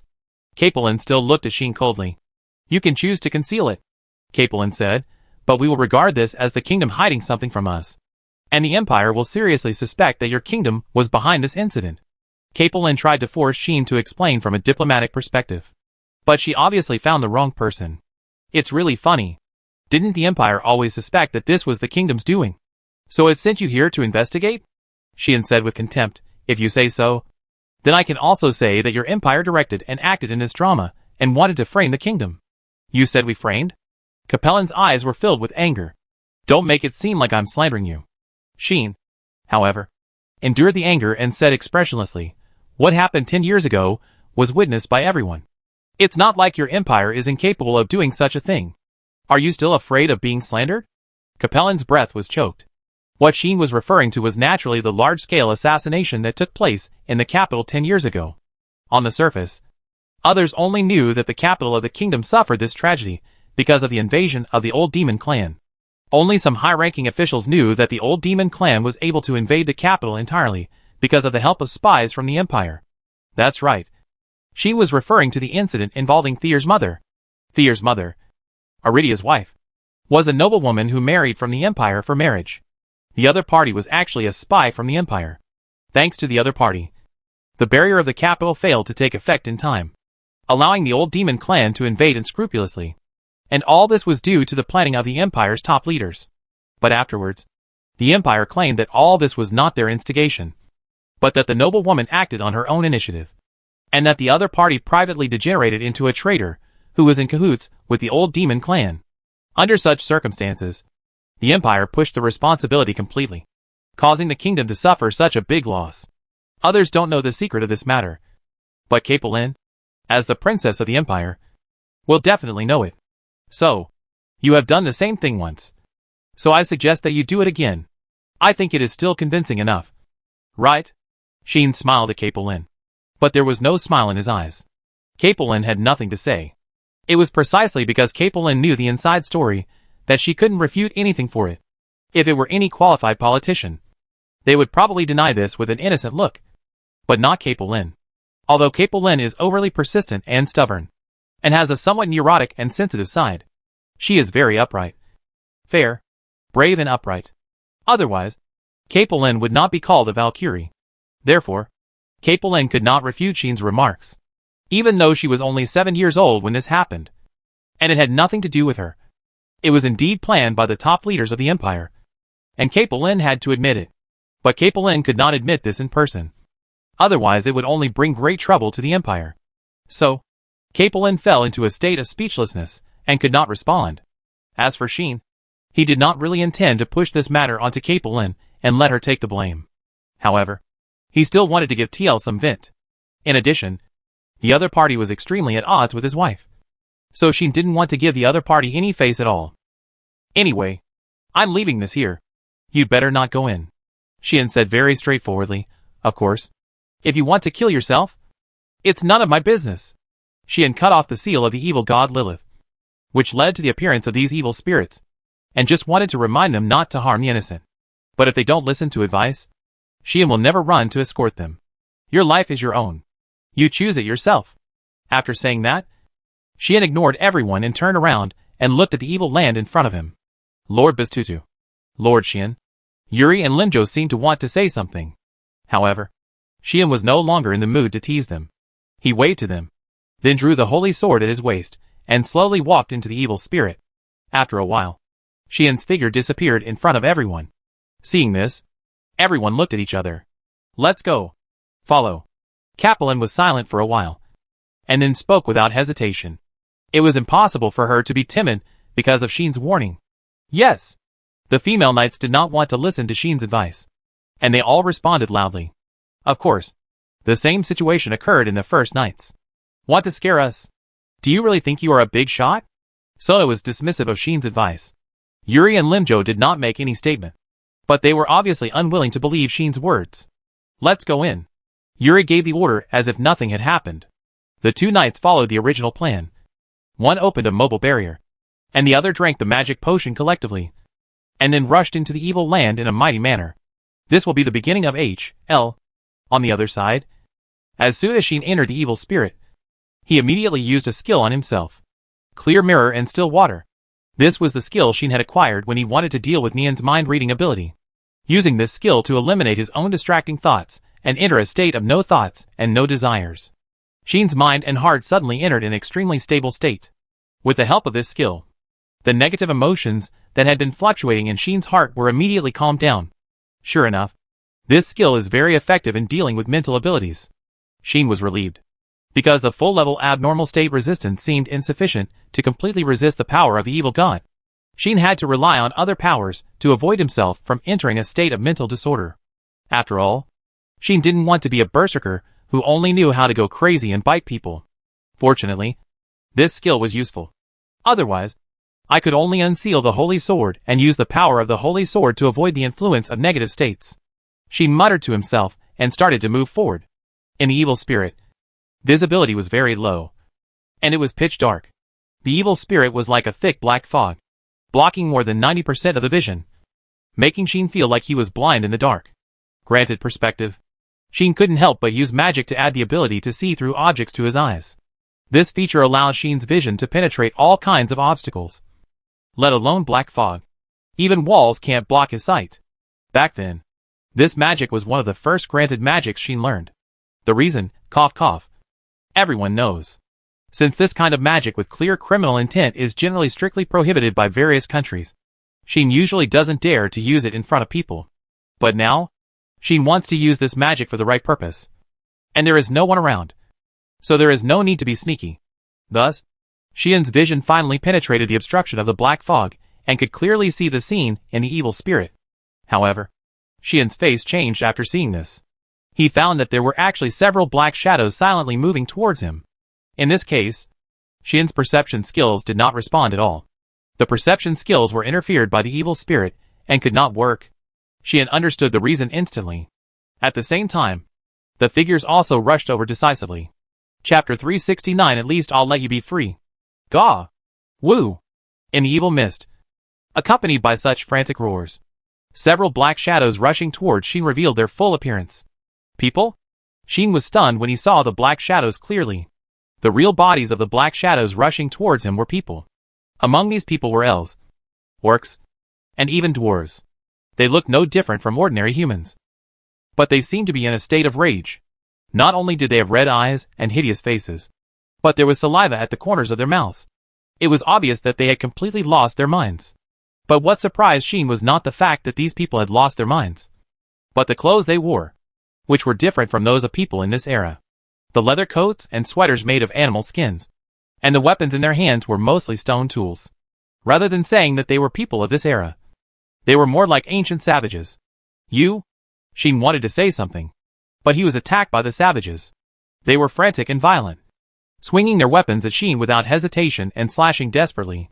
Some of the unarmed savages directly pounced on Shin's hands and feet, biting them like wild beasts. Very desperately. Give explosion. Shin had to fight back and cast magic on the atmosphere around him. Bang! With the sound of explosion, the air exploded, causing a blast and shock wave to expand from Shin's body and hit the savages. Bang! Bang! Bang! One by one, the savages were blown away, fell to the ground, and rolled several times. Several savages landed in a bad posture, causing their hand bones, leg bones, and even skulls to be twisted with a snapping sound, causing them to bleed. But, gaw! Woo! The next second, these savages completely ignored the fact that they were injured, as if they had lost their sense of pain, and immediately got up and rushed towards Shin again. What?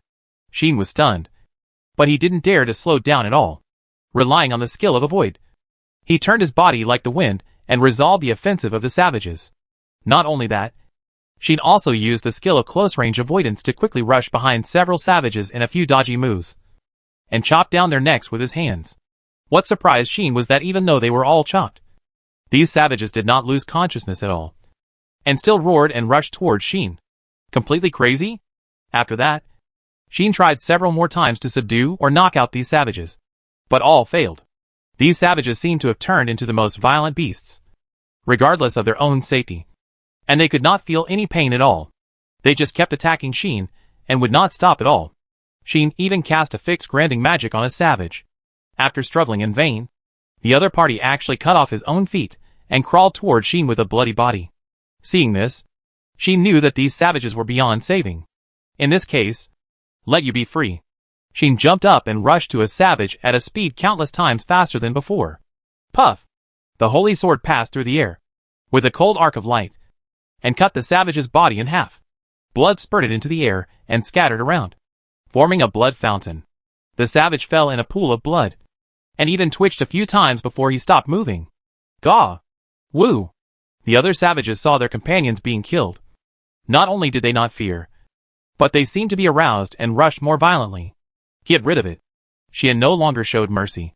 As he moved, the holy sword in his hand drew beautiful trajectories and slashed at the savages. Puff! Puff! Puff! For a moment, there were flashes of swords and blood splashing. Sheen personally killed the savages one by one on the spot, letting them fall into a pool of blood and turn into corpses. Looking at the savages lying on the ground, Sheen frowned while holding the bloody holy sword. Where did these savages come from? Locals? But why would the locals dress like this and appear here? Turning into crazy madmen? Judging from their crazy appearance, they should have been violent for a long time. Their self-consciousness seemed to have completely disappeared in the long-term madness, which led to these savages becoming so fearless. In addition, their clothes were obviously not in line with this era. So Sheen had a guess. Could it be? Thinking of that possibility, Sheen's face became a little unhappy. If it turns out like that, it will be a big trouble. If it goes wrong, the kingdom and even the world will be in turmoil.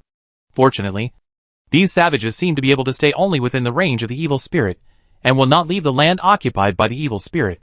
Otherwise, the problem will be really big. It seems that the decision to break the seal without saying anything before was too hasty. Sheen finally sighed a little. But things have come to this point, and Sheen had expected that something might happen and made some preparations for the backhand. So the problem is still within the scope of being solvable. Now, enter the temple first, or find Iris first. Sheen planned to use his perception skills, but remembered that the perception skills were blocked by the evil spirit and could not work. It's really troublesome. At the moment, Sheen could only give himself the ability to fly, and according to the direction in his memory, he flew towards the direction of the temple. During this flight, Sheen became more and more frightened, because he found that the closer he got to the temple, the more savages there were. And not only humans, elves, orcs, dwarves and other human beings, but also demons and monsters appeared. Gaw! Woo! All the humans, demons and monsters were going crazy, falling into complete madness. Like evil spirits and demons, not only attacking Sheen, but even killing each other and destroying everything they saw. Compared with the demons Sheen had seen before, the crazy look might not be as disgusting as others, but it was undoubtedly more dangerous and more terrifying. Sheen also saw many people dressed in noble clothes and without any fighting power biting each other, kicking and slamming each other with stones, hitting each other with their heads, and showing all possible offensive behaviors.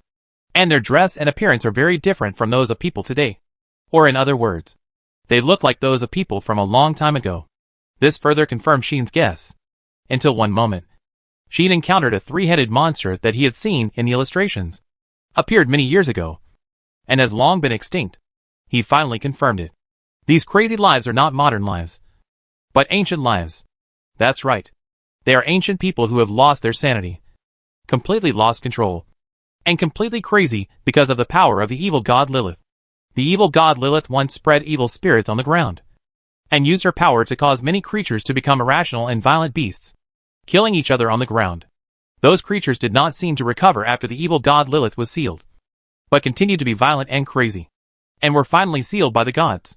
When the seal of the evil god Lilith was loosened, these creatures woke up first, poured out of the temple, and raged wildly again.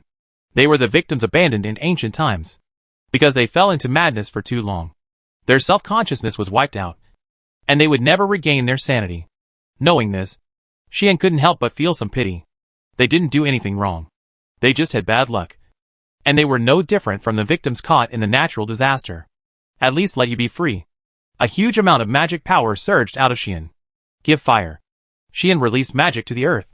Boom! The next moment, the ground shook violently, and suddenly burned again, setting off endless waves of fire. The waves of fire swept over, as if the earth itself was on fire. causing countless flames to burst out from underground. Like a volcanic eruption, the flames devoured the roaring savages and beasts, burning them all to ashes, dust to dust, and earth to earth. In this way, Xian flew towards the temple, constantly raising waves of fire, burning savages and beasts one by one. In the evil land, in the black fog, purgatory gradually took shape, allowing countless madmen to be devoured by the waves of fire and be liberated. Huh? At this time, Xian suddenly stopped. He saw an acquaintance. I saw a beautiful cat girl stumbling and running, with an extremely painful look. Ah!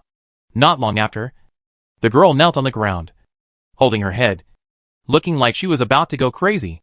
Her face was full of pain, distortion, and struggle. Obviously, she had almost reached her limit. Then, I don't want to become a madman.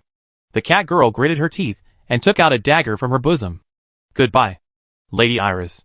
The cat girl showed a resolute expression, trembling with her hands, and pointed the dagger at her throat. After a while, she stabbed it hard. Snap! With a crisp sound, the dagger in the girl's hand was slapped away by a hand. You? The cat girl was stunned at first, and then she saw the appearance of the person who came and was shocked. Oh, remember your name is Ma Fei, right? Xian grinned and said, we meet again. But it's too hasty to commit suicide just after meeting? As he said, Xian stretched out his hand to Ma Fei. Blowing star breath, celestial breathe. The galaxy suddenly appeared, and the starlight fell like rain, covering Ma Fei. Marfi only felt that her heart and spirit, which were about to be filled with negative emotions, were cleansed, and the negative emotions were completely eliminated. Marfi regained her sanity, and her face became clear. Her whole body was shocked, and she looked astonished. Is it good? Chapter 370. Just find someone to blame. As the goddess of evil and chaos, the power of the evil god Lilith is to ignore any conditions and directly make others lose their minds, run wild and fall into madness. It seems to be a kind of power of mind control, but in fact it is a soul penetration ability, which is incomparable to general mind control. In other words, Lilith's evil spirit does not interfere with the spirit and affect the hearts of living beings, but directly penetrates the soul and injects evil and chaotic poison into the soul. If you are poisoned by this kind of poison, even the goddess of life may not be able to save you, which made the ancient gods and demons helpless. In the end, the gods could only seal up the evil god Lilith and all the living beings that were driven crazy by her, and return a quiet world. Under such circumstances, Ma Fei did not expect that she was cured by Xian. Don't look at me like that. Seeing Ma Fei looking at him in surprise, Xian curled his lips. I can save you only because you haven't gone berserk yet. I can't save any of the ancient creatures here. This is the truth. Although the effect of blowing star breath is very strong and is known as a nearly omnipotent legendary recovery magic, it is undoubtedly a bit of a stretch to use it to deal with the power of the strongest evil god. People like Marfi, who haven't had time to go berserk completely, or have just gone berserk, can still be saved. But if they are creatures who have been in a berserk state for too long and have even their self-consciousness erased, then Xian will have no way to help them. Otherwise, Xian wouldn't have let those ancient creatures free just now. Thank you. Marfi was silent for a moment, and then thanked Xian for the time being. Thank you? Xian raised his eyebrows and said with a smile, I kidnapped your saint. This situation must have happened, and I definitely contributed to it. You actually thank me? Isn't it? The seal of the evil god Lilith was loosened because of Xian, allowing the evil spirit to escape, and also allowing these ancient creatures to break free from the seal and come to the outside world. And looking at the current state of Marfi, it is estimated that the orc priests guarding the temple may have fallen into a frenzy due to the influence of the evil spirit. In addition, Xian also kidnapped Iris, so these orc priests should hate him to death. Right? So, although Xian saved Marfi, he was mentally prepared to be pursued by her. Who would have thought? These evil spirits and evil things did not escape because of the loosening of the seal. Marfi was silent for a while, then gritted his teeth and said these words hatefully. Didn't they escape because of the loosening of the seal? Xian was slightly startled, then frowned, looked at Marfi, and said, what does this mean? The meaning is actually very simple. The reason why the evil spirit and evil things came out was because of the old demon clan. Marfi took a deep breath and said, it was the people of the old demon clan who interfered with the seal, which led to the evil god Lilith not breaking the seal. But the evil spirit leaked out first, and the evil things were released, and came to the outside world. Marfie told Sheen the whole story. It turned out that when Sheen kidnapped Iris and the orc priests were worried about it, the old demon clan that attacked here before appeared again. This time, they did not invade with great fanfare, but took advantage of the orc priests, who were worried about Iris's affairs, to sneak into the Dark Temple collectively and contact the seal of the evil god Lilith. Their purpose should be to liberate the evil god Lilith. But they seem to be unable to break the seal directly like you. So they can only interfere with the seal and slowly break it. Marfie looked at Sheen and said so. Therefore, in order to occupy the Dark Temple and slowly lift the seal, the people of the old demon clan released the evil spirits and evil creatures in the seal. They wanted to use the power of evil spirits and evil creatures to exclude anyone who intended to approach the temple or stay near the temple. We discovered this, but it was too late. We were not able to attack the temple in time to recapture the temple. We were also attacked by evil creatures and were scattered. At this point, Ma Fei couldn't help but show a worried look. She was worried about her companions and didn't know how the scattered companions were doing now. Sheen could guess that those orc priests were either affected by the evil spirits, like Ma Fei just now, and began to fall into frenzy, or were attacked by fallen evil creatures, and it was very likely that they were in danger. Where is the saint? Ma Fei suppressed her worries and looked at Sheen. Please return Lady Iris to us. When she said this, Ma Fei's tone was already pleading. At this point, she could only hope that Sheen would be merciful and return the saint whom they regarded as the meaning of their existence. Sheen sighed and shrugged. Unfortunately, Iris is not here with me now. Sheen told Ma Fei truthfully, after discovering the evil spirit. The saint rushed out like crazy, and I chased her here. What? Ma Fei suddenly opened her eyes wide and said hurriedly, in other words, Lady Iris? That's right. Sheen nodded and said bluntly, she is very likely to have run in here, and may even enter the temple and contact the people of the old demon clan. Hearing this, Ma Fei suddenly turned around and rushed towards the direction of the temple at the fastest speed. However, Ma Fei had just rushed a short distance when a hand pulled her back. Let me go! Marfie struggled and glared at Sheen. Calm down, little girl. Sheen held Marfie's collar tightly and said, let's not talk about whether you can break into the temple guarded by the old demon clan by yourself. Just look at the evil creatures everywhere and the evil spirit that permeates here all the time. Aren't you afraid that you will go crazy before you can reach the temple? Being in this evil spirit, ordinary people will definitely not be able to resist it effectively, and will soon be affected and fall into a frenzy state. Ma Fei is still alive and kicking now. On the one hand, because her level is not low, only one step away from level 90, and her resistance to abnormal conditions is more or less higher than that of ordinary people. And on the other hand, the evil god Lilith has not completely broken free from the seal, and the evil spirits released now are just a small part of her power, and the effect is not very strong. Yes, the evil spirits released now are just the remnants of the power of the evil god Lilith before she was sealed. AI also said that before she was sealed, the evil spirit of the evil god Lilith had already spread on the ground, and even covered a continent. Presumably, these evil spirits were things at that time, and like those evil things, they were sealed in the temple by the gods. After nearly 10,000 years of sealing, these evil spirits have been weakened a lot. If the evil spirit was released by the evil god Lilith herself, then the entire dukedom of Strimrum would have been shrouded in evil spirits, and everyone would instantly fall into madness and be unable to save themselves. Sheen had a feeling. I don't need to be afraid of the power released by the evil god Lilith herself.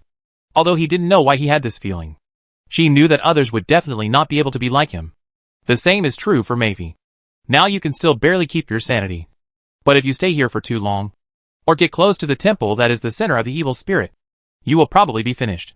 Sheen said this, but he didn't persuade Maeve at all. In this way, I should go, Maeve said loudly. The temple is so dangerous. If Lady Iris goes there, it will definitely be. What will definitely happen?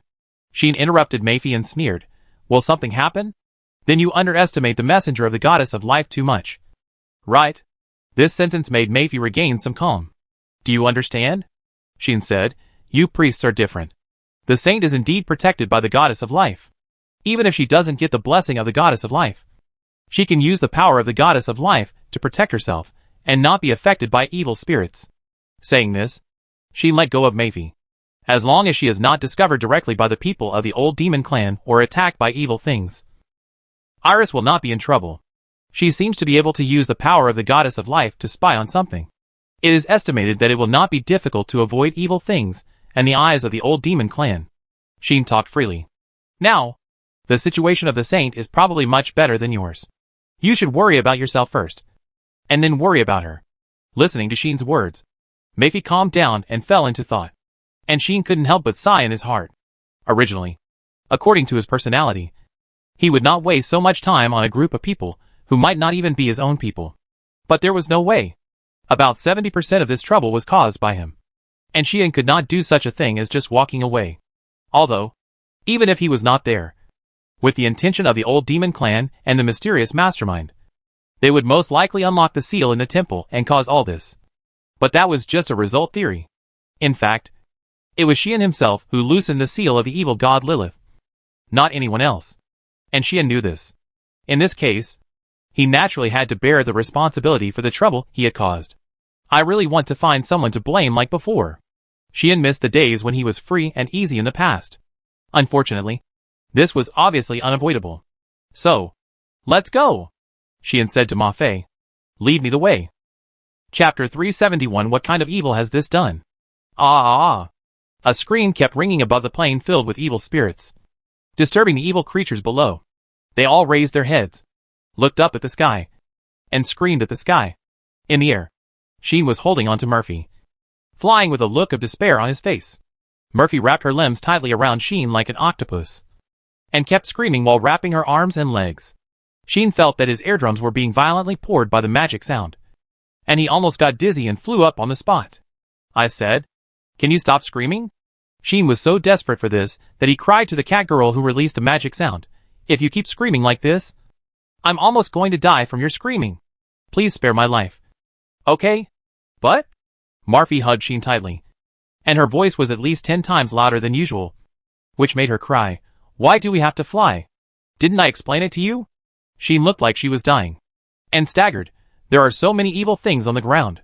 If we walk, we will be attacked countless times. Instead of doing this, it is better to fly directly. Isn't it faster?" For this reason, Sheen grabbed the cat girl and flew into the sky after Murphy pointed out the direction. Who knew that in this flight, Murphy not only entangled her whole body, but also made her ears full of magic sounds, which almost made Sheen crash. As a think tank in the Orc Priest group, Murphy naturally understood how correct Sheen's behavior was. However, "I am afraid of heights," Murphy cried. But after hearing Murphy's words, Sheen wanted to cry even more. "Are you afraid of heights?" Sean wanted to find a rock to hit himself to death, and said in a state of collapse, "Aren't you a cat? Cats are afraid of heights? It is indeed a different world. And I can still meet a cat with acrophobia. It is really an eye-opener." In fact, Muffy is not afraid of heights. But because of her personality, she feels that she can only feel at ease if she keeps her feet on the ground. Sometimes she can jump a few times in the air by relying on her own jumping ability. But this kind of feat completely leave the ground. The body shape is completely out of control. And the feeling of giving everything away makes Muffy feel very insecure. For this reason, Muffy is afraid of heights. Not because of acrophobia. At least, I think so. Now, the face of this cat girl is pale, and the hands and feet wrapped around Sean are so tight that they seem to be able to break the human body, making Sean a little worried that his bones will make a creaking sound. If it weren't for this girl using the magic sound to penetrate her ears, and the special moves of holding the brother killer in her arms, while giving Sheen some benefits, allowing Sheen to feel the squeeze of her soft and elastic body, Sheen would have wanted to throw her back to the ground. In short, don't scream. If you are really scared, just close your eyes. For the sake of his own life, Sheen did not want to take advantage, and could only speak with hatred. "But I still have to show you the way," Murphy said, crying, her eyes still uncontrollably glancing down. Her pretty face became paler and paler. "Just point me in a direction. I will find the rest myself." Sheen said so without hesitation. "Then fly over there." Murphy pointed in a direction with a trembling hand, and then immediately retracted her hand and strangled Sheen. This strangle directly strangled Sheen's neck, so that Sheen almost didn't die. At the moment, Sheen could only speed up and fly in the direction of the temple. With her eyes closed, Murphy felt the surge in speed and couldn't help but scream again. "Stop screaming!" Sheen roared with a bitter face. "Ah!" Muffy couldn't hear anything and could only scream. What sin have I committed? Sheen's expression once again became hopeless. In this situation, with a scream that resounded through the sky, Sheen flew towards the direction of the temple at a high speed and turned into a stream of light. At this time, in the dark temple located on the flat ground, waves of evil energy like black mist were pouring out. At the gate of the temple, as the evil energy poured out, one evil creature after another rushed out. Some of them fought each other in the roar, while others seemed to be attracted by other things and scattered around, making the entire temple no longer as heavily guarded as before, but turned into a castle under attack, with signs of chaos everywhere, which looked somewhat spectacular. She'd arrived here with Muffy, and came to the sky above the temple. Finally arrived. A look of salvation appeared on Sheen's face. Muffy seemed tired too, looking at the signs of chaos below with a pale face, and her voice was trembling. Should we go down? Muffy looked like she wanted to go down, but she didn't dare to go down. After all, there were so many evil things on the ground, and if they went down, they might be attacked fiercely. But Sheen just wanted to say that in midair, the attacks he suffered were more fierce and fatal. Whether it was physical resistance, magic resistance, or abnormal state resistance, they had no effect on this sound wave attack, making Sheen almost doubt whether he would die in the sky. Let's go down. So Sheen made this decision without hesitation. As for the evil things on the ground, isn't it easy to deal with? Give fire. Sheen once again turned the earth into purgatory, set off endless flames, and summoned heat waves. The flame surged around the temple, as if surrounding it, and continued to expand in all directions. Gah! Woo! One by one, the ancient evil creatures wailed in the flames, and then were burned to ashes, disappearing in the sea of fire. A blank area was cleared around the temple, and the chaotic scene was replaced by the scene surrounded by flames. Sean brought Muffy and landed in front of the temple gate. Finally came down. Muffy immediately jumped off Sean, but immediately fell to the ground, with a pale face full of surviving a disaster. And Sean's face was no less surviving a disaster than Muffy's. Yes, he finally survived. Sean was still a little scared. If there is a chance in the future, Sheehan wants to ask those male animals who think it is romantic to take girls to ride the Ferris wheel, hot air balloon, or bungee jumping. Is it really a romantic thing?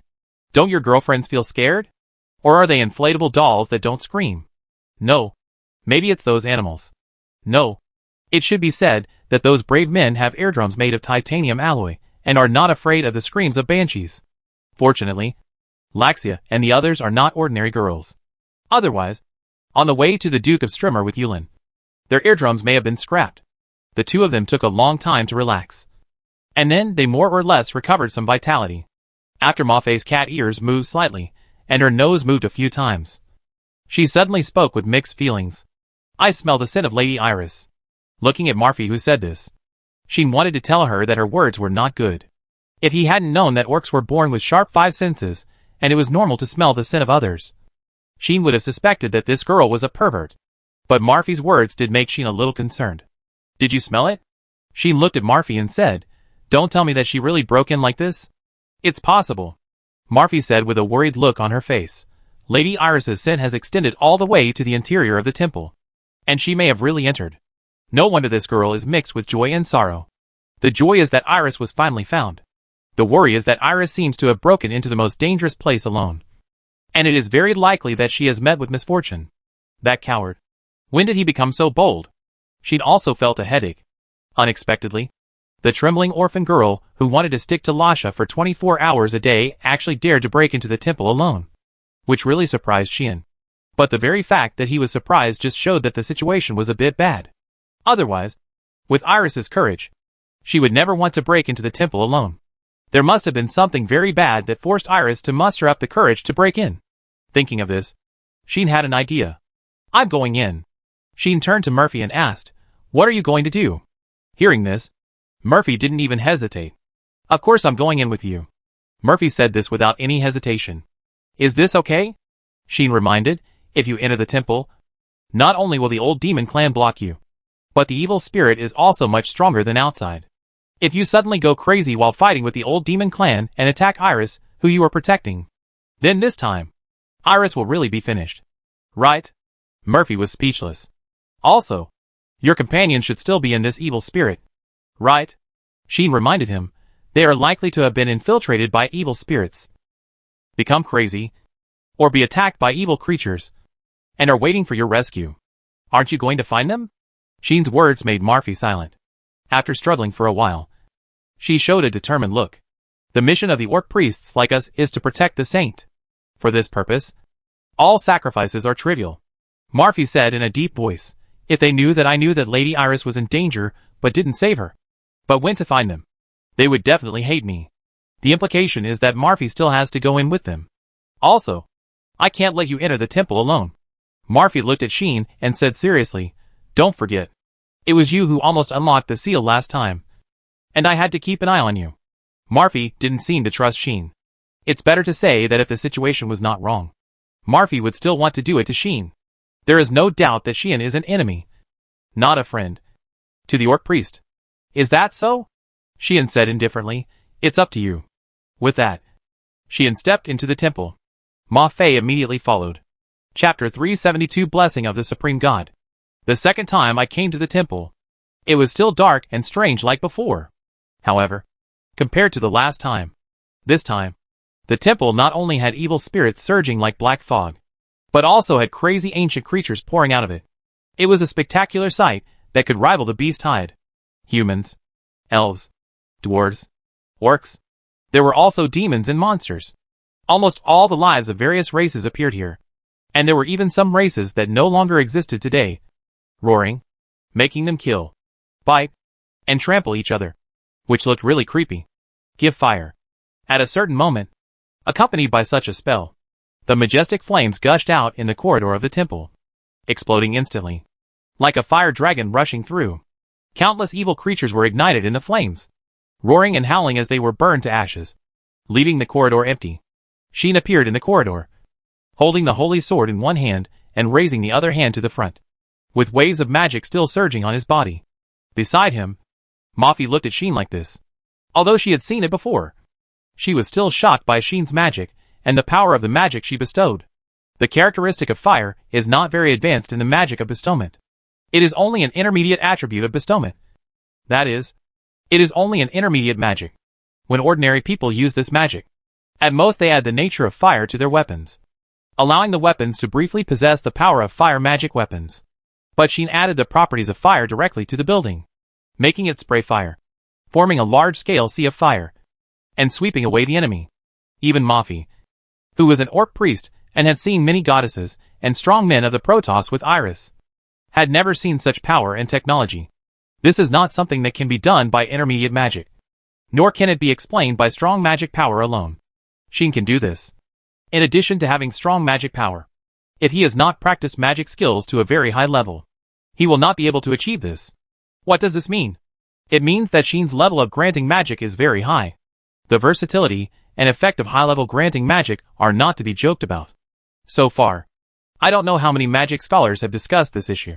They all believe that granting magic can only exert its true power in the hands of magicians who have strong enough magic power, high enough talent, and can raise the level of magic granting. Marfi felt that she might have seen the person who could unleash the true power of magic. Boom! The flames were still raging, rushing through the corridors of the temple, burning all the evil things to ashes. However, even so, there are still many evil creatures roaring out and attacking the two. Isn't this too many? While using magic to clear the field and walking towards the interior of the temple, Sheen couldn't help complaining. This is still a small number. Marfi responded subconsciously. But as Marfi said, this is still a small number. You know, at the beginning, the creatures that were turned crazy by the evil god Lilith were calculated on a continental basis. If they were all sealed here, the evil creatures that appeared now would be just a drop in the bucket. Moreover, among the creatures that were turned crazy by the evil god's power and turned into evil creatures, there are still many powerful people from various races who appeared on the battlefield that year. If they appeared, it would be really scary. Marfi looked solemn. Sheen also knew that Marfi was not scaring him. At the beginning, among the creatures of various races that were driven crazy by the evil god Lilith, there must be some strong people in the race. Some of those strong people have even reached the legendary level, raising their level to more than 90. Therefore, those evil creatures are the real scourge. If they run out, it will be a big trouble. However, from this point of view, Those powerful evil creatures have not yet broken free from the seal. Right? Xian used the identification skill to confirm the level of the evil creatures and said so. It should be like this.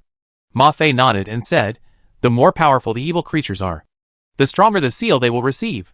The people of the old demon clan will definitely not be able to easily unlock their seals and release them. Is that so?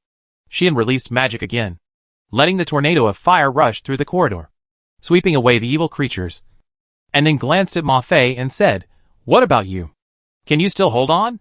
Hearing this, Ma Fei did not answer. It should be said that she couldn't give an answer.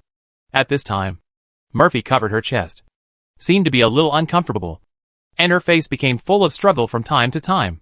Xian could see that every once in a while, dark emotions would pass through Murphy's eyes, and she looked a little crazy. Obviously, after entering the temple, Murphy was more seriously affected by the evil spirit. The evil spirit in the temple was several times thicker than outside, and it was difficult for ordinary people to stay awake here.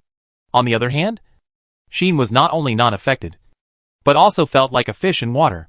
Why are you not affected by the power of the evil god at all? Murphy seemed a little unacceptable. Even if you ask me this, I don't know how to say it. But Xian gave such an answer. In fact, Xian himself was also surprised. After entering the temple and bathing in more evil spirits, he was not only not affected more, but felt much more relaxed than when he was outside. Now, Xian didn't even use clear mirror and still water, and only relied on abnormal state resistance to block the invading evil spirit. Even, gradually, Xian's perception skills were no longer affected and could be used. This situation was really a bit strange. It was so strange that Xian once suspected that the seal of his holy sword had loosened, which caused the power of the holy sword to leak out, invisibly protecting himself and blocking the erosion of evil spirits. For this reason, Xian checked the holy sword and found that the seal on the holy sword was still good. In this case, why was he not affected by the power of the evil god Lilith? Xian could only think of one reason. Is it the power of blessing? Xian glanced at the effect of his blessing of the Supreme God. Blessing of the Supreme God.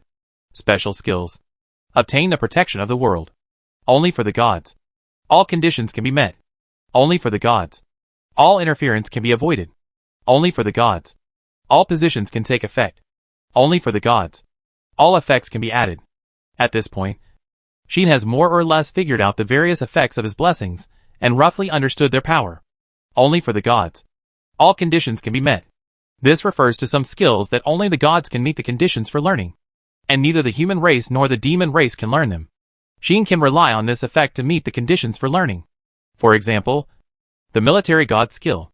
After Xian found out in the underground magic library of the palace, this skill is a skill that only the god of war, or the god of war, who is in charge of war can learn. Other races and even other gods cannot learn it, but Xian can master it. Another example is the magic guide skill. This skill has been mentioned before. It is a high-level amplification skill that only the gods and demons can learn. Xian can also learn it, relying on the effect of this blessing that is limited to the gods, and all conditions can be met.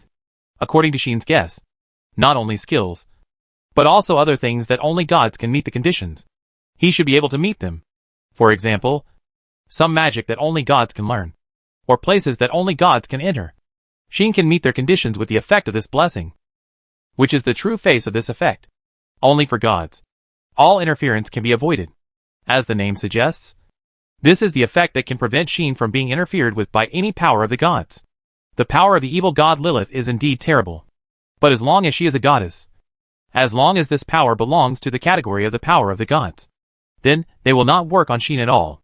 If Xian's guess is correct, probably, all the goddesses of the gods will not be able to use their power to harm him when facing him. In other words, with this effect, once facing the gods, Xian will have a great advantage. The people of the gods can only use close combat or magic that humans can use to attack Xian, and their proud powers will be invalid. Only for the gods. All positions can be effective. Only for the gods. All effects can be blessed.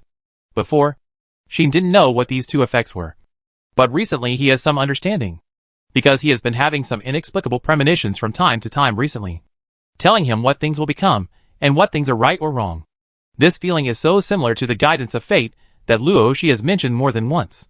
In addition, all the gods are actually born from the Supreme God Omnis, and Xian has received the blessing of the Supreme God Omnis. So he boldly guessed that the last two effects of his blessing refer to the effects of all the blessings of the gods, which he can have. This is also true for the goddess of fate. In other words, she is equivalent to having the blessings of all the goddesses of the gods, and can exert the power of the blessings of all the goddesses. These are the effects of Sheen's blessings. The rest is the protection of a world, and Sheen doesn't know what it does yet. To sum up, Sheen felt that it was because of the power of blessing that he was able to thrive in the evil spirit and was not affected at all. Outside, the reason why he was affected to some extent was probably because the evil spirit had existed for nearly 10,000 years and had been weakened a lot, and even out of the control of the evil god Lilith.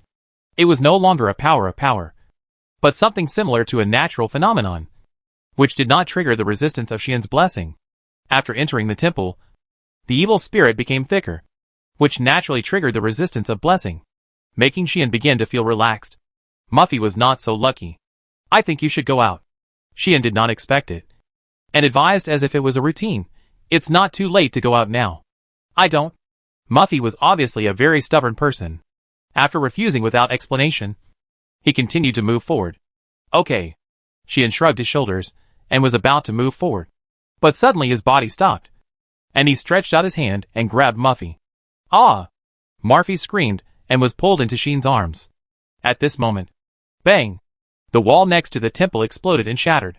Inside, a figure staggered and appeared in front of Sheen and Muffy. Ah! Ah! A crazy roar came from his mouth. Muffy reacted and saw the whole picture of the figure. At this sight, Muffy's pupils shrank. Oz!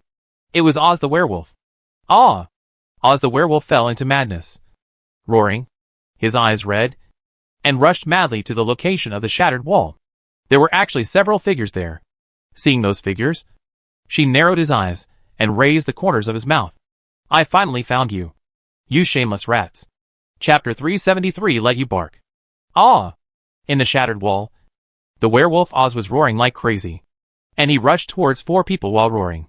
They were 4 men in black wearing black robes, exuding an ominous aura. The levels of these 4 men in black were very high, namely level 87, level 86, level 85, and level 83. They were all masters above level 80, and their magic power was surging, much stronger than ordinary people. Facing the crazy attack of the werewolf Oz, the 4 men in black did not seem to panic at all.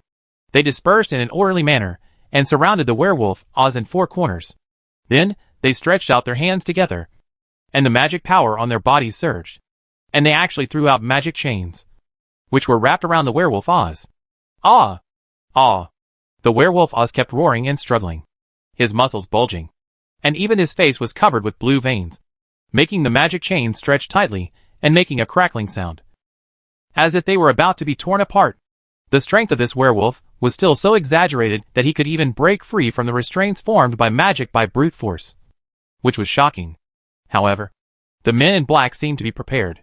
Crackling, with a burst of electric shock-like sounds, the hands of the 4 men in black, who were pulling the chains, suddenly flashed with lightning. The lightning turned into lightning, passed through the chains, and rushed to the werewolf Oz, and flashed wildly on his body. Gwah! The werewolf Oz immediately let out a painful cry. Obviously, the taste of electric shock is not so pleasant. The 4 men in black continued to cast magic indifferently, electrocuting Oz, as if they were performing a job, without emotion or feeling, just like a machine.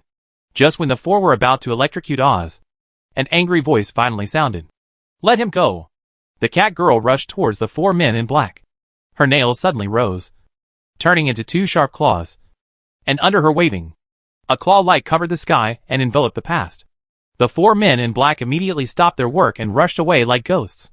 Bang! The cat girl's claws immediately fell on the ground and the wall. And with a bang, the ground and the wall were shattered. Unfortunately, this attack did not hit the 4 men in black. But Muffy's goal was to save Oz, and this goal was successfully achieved. Gah! The werewolf Oz finally stopped being electrocuted, and the magic chains on his body disappeared, causing him to fall to the ground with smoke coming out of his body. Oz! Muffy immediately rushed to Oz's side. As the saying goes, when you are too concerned, you will be confused. The usually thoughtful Ma Fei did not notice that the 4 ghostly black-clothed men had already reached out to her and were ready to cast magic on her. But She is not the only one here. Right? The rats of the old demon clan. When such a half-smiley voice reached the ears of the 4 black-clothed men, they all paused, and then turned around without hesitation, casting magic on their backs. Boom! Thunder rumbled, and countless black thunders sprang out from the hands of the 4 black-clothed men, turning into a thunderstorm and falling on the young noble, who suddenly appeared. The young noble raised his eyebrows. Good guy. He successfully discovered that the strength of each of the 4 black-clothed men of the old demon clan was not less than that of the former Beto. How could there be 4 old demon clans like Beto at once?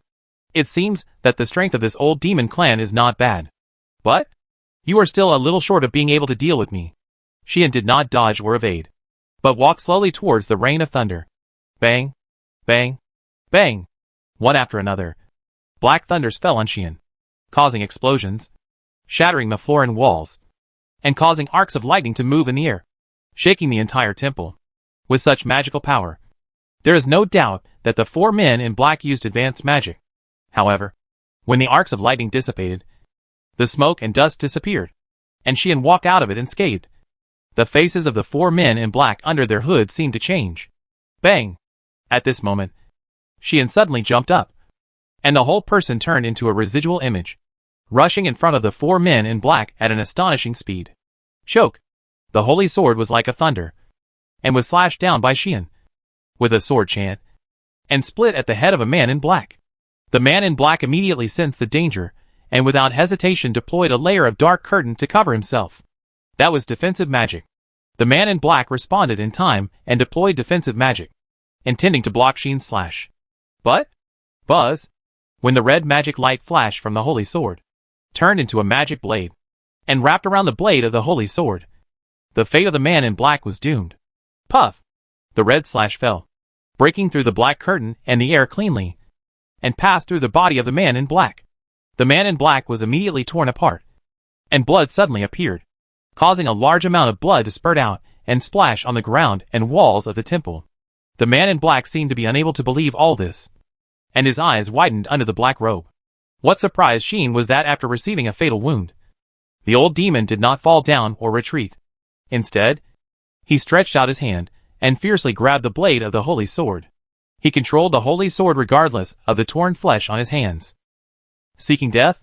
Xian laughed in anger. However, he also knew why this old demon took such action. It was to create an opportunity for the other 3. Swish! Swish! Swish!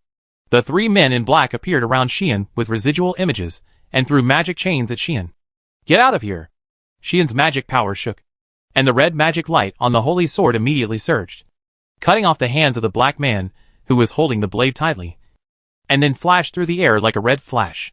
In this flash, all the magic chains that rushed over were cut off by the magic light of the holy sword and disappeared in the air.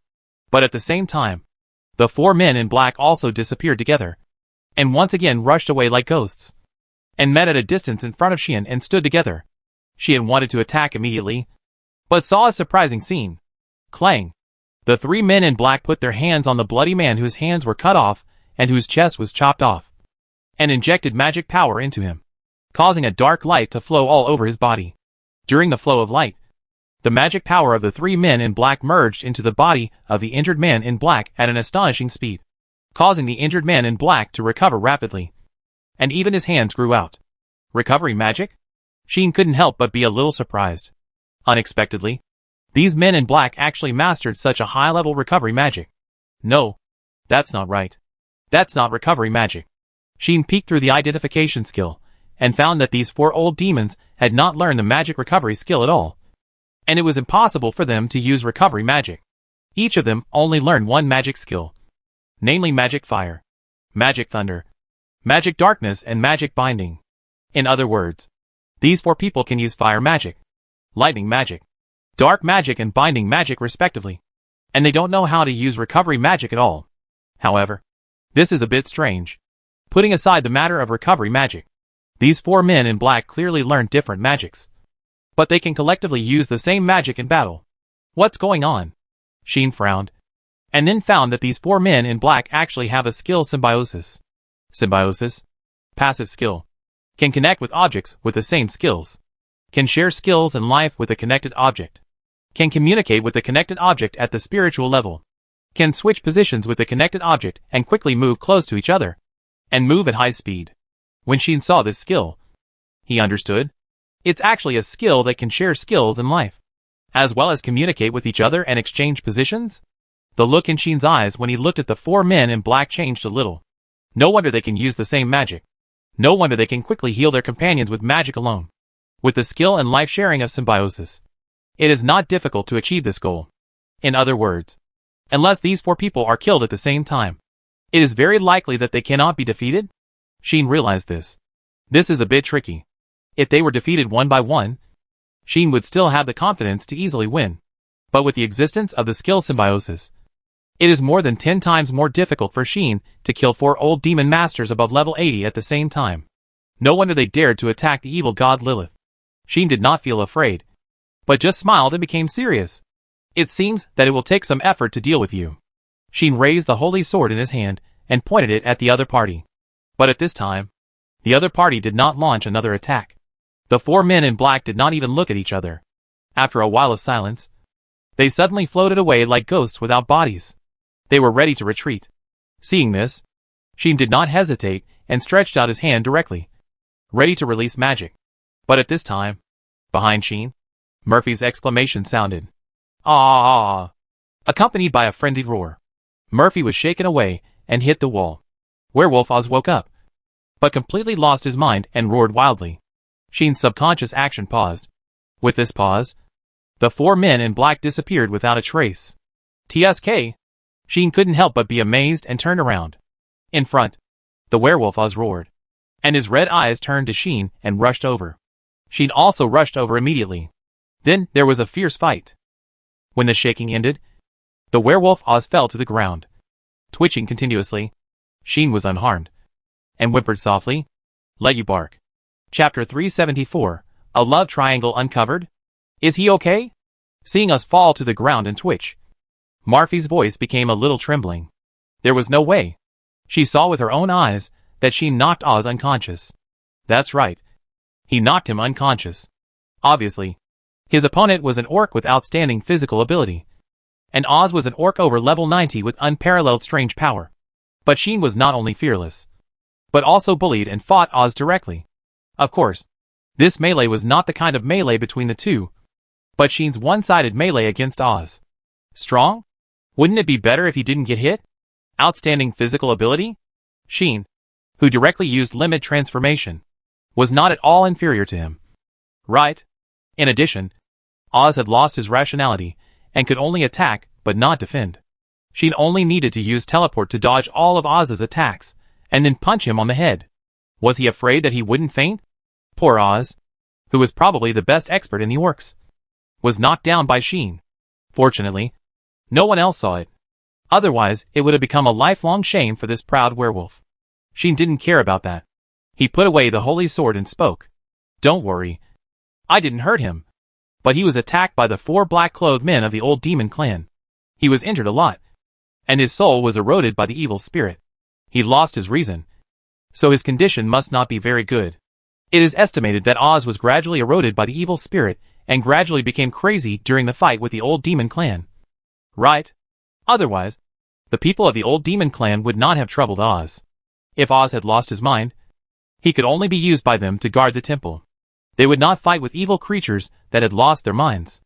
I am afraid that after you dispersed, Oz ran to the temple by himself and planned to attack the old demon clan, but was discovered by the old demon clan and sent the 4 men in black to chase him. As the two sides fought, Oz went crazy and fought in front of us, and the result became what it is now." Sheen shrugged and said his speculation. "This guy is so reckless again." Muffy had no doubts and gritted her teeth in anger. After all, based on her understanding of Oz, this is indeed what this strong-limbed and simple-minded werewolf would do. This time, if it weren't for Sheen, the werewolf would probably have fallen. However, it is not much better now. At that moment, Murphy looked at Sheen, with a hint of pleading in her eyes. "Save him. Right? I understand." Sheen rolled his eyes and reached out to Oz. Celestial breathe. The nearly omnipotent celestial magic of recovery was used by Sheen again, summoning dense starlight, which fell on Oz and Muffy. The starlight merged into the bodies of the two orcs, not only healing Oz's injuries, but also making Muffy feel relieved. And the erosion brought by the evil spirit was swept away. Woo! Oz then made a distressed sound and slowly opened his eyes. Are you okay, Oz? Muffy asked hurriedly. Muffy? Oz did not expect to see Muffy as soon as he opened his eyes, and his face was happy on the spot. But the next second, when Oz saw Sheen standing behind Muffy, the joy on his face solidified and turned into anger. How dare you show up? Oz immediately roared and jumped up from the ground. Wait! Oz! Muffy spoke up, but failed to stop Oz.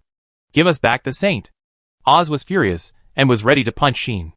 Unfortunately, give weakness, give fatigue, give paralysis, give stiffness. Sheen cast several spells on Oz without any nonsense, applying all kinds of negative status characteristics to Oz. Gwa! Suddenly, Oz screamed, and the whole person seemed to become sick, very weak, and fell back to the ground. Damn! You are doing this kind of trick again.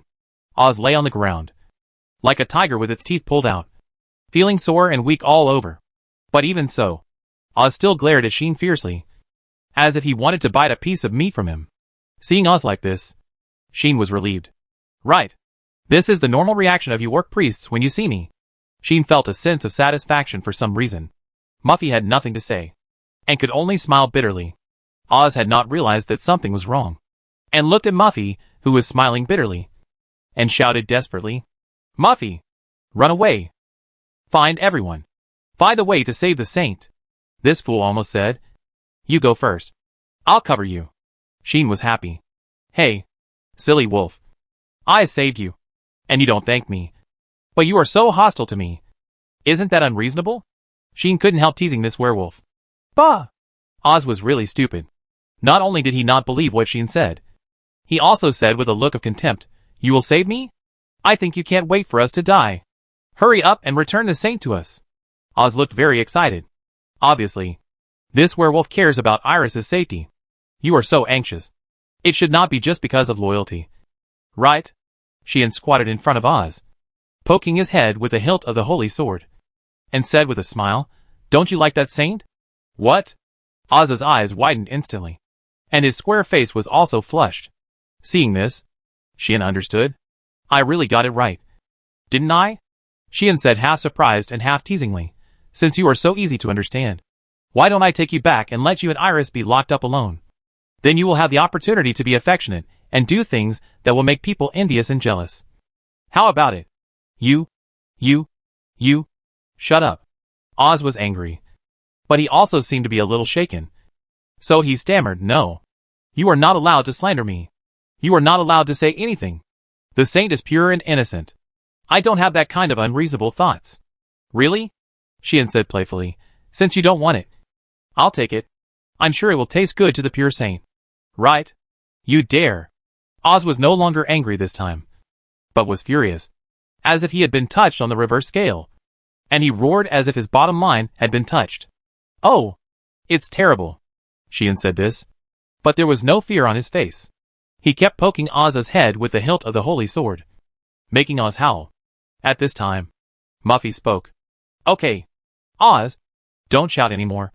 It's all a misunderstanding. Muffy spoke to Oz, but her tone seemed a little wrong. Oz, a fool, naturally couldn't hear it, but Sheen could clearly see it. Seeing that Muffy's face looked a little complicated, Sheen looked weird. This cat woman, wouldn't she like this silly wolf? Good boy. It seems that I have unearthed a love triangle by accident. While Sheen was thinking this with a strange look on his face, Muffy also explained the whole thing to Oz. What? Oz said in shock. You said? The saint ran into the temple alone? Well, compared to the fact that Sheen did save him and Muffy, this silly wolf only remembers this now. That's right. Although Muffy's expression was a little complicated, he still said very solemnly, Lady Iris must have sent something through prayer. So she suddenly ran out and entered the temple, intending to stop the people of the old demon clan from releasing evil things. Otherwise, if many ancient creatures transformed into evil things rushed out, madly attacked and destroyed everything, then even if the evil god Lilith did not break the seal, the human world would suffer a disaster. How do you look at people? After understanding this, Oz glared at Sheen again. Are you blaming me for not keeping a good eye on him? Sheen pulled the corner of his mouth, and the hilt of the holy sword stabbed directly into Oz's forehead, causing Oz to howl in pain. And then, he spoke. Should I blame you for not taking good care of the temple? Which led to the occupation of the old demon clan. Hearing this, Oz wanted to say something, but was stopped by Maeve. Okay, Oz, the most urgent thing is that we have to find Lady Iris first. Otherwise Lady Iris is likely to be in danger. Maeve said so. Right. Find someone first. Oz finally reacted and nodded repeatedly. I said, you haven't given up yet? Sheen said speechlessly, I have said that if you stay in this temple for a long time, you will definitely go crazy. But you still ignore this and rush in. Are all orcs stupid? These two people did not consider their own safety at all.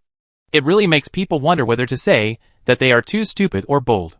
But obviously, the two of them are not indifferent, but regard Iris's safety as everything.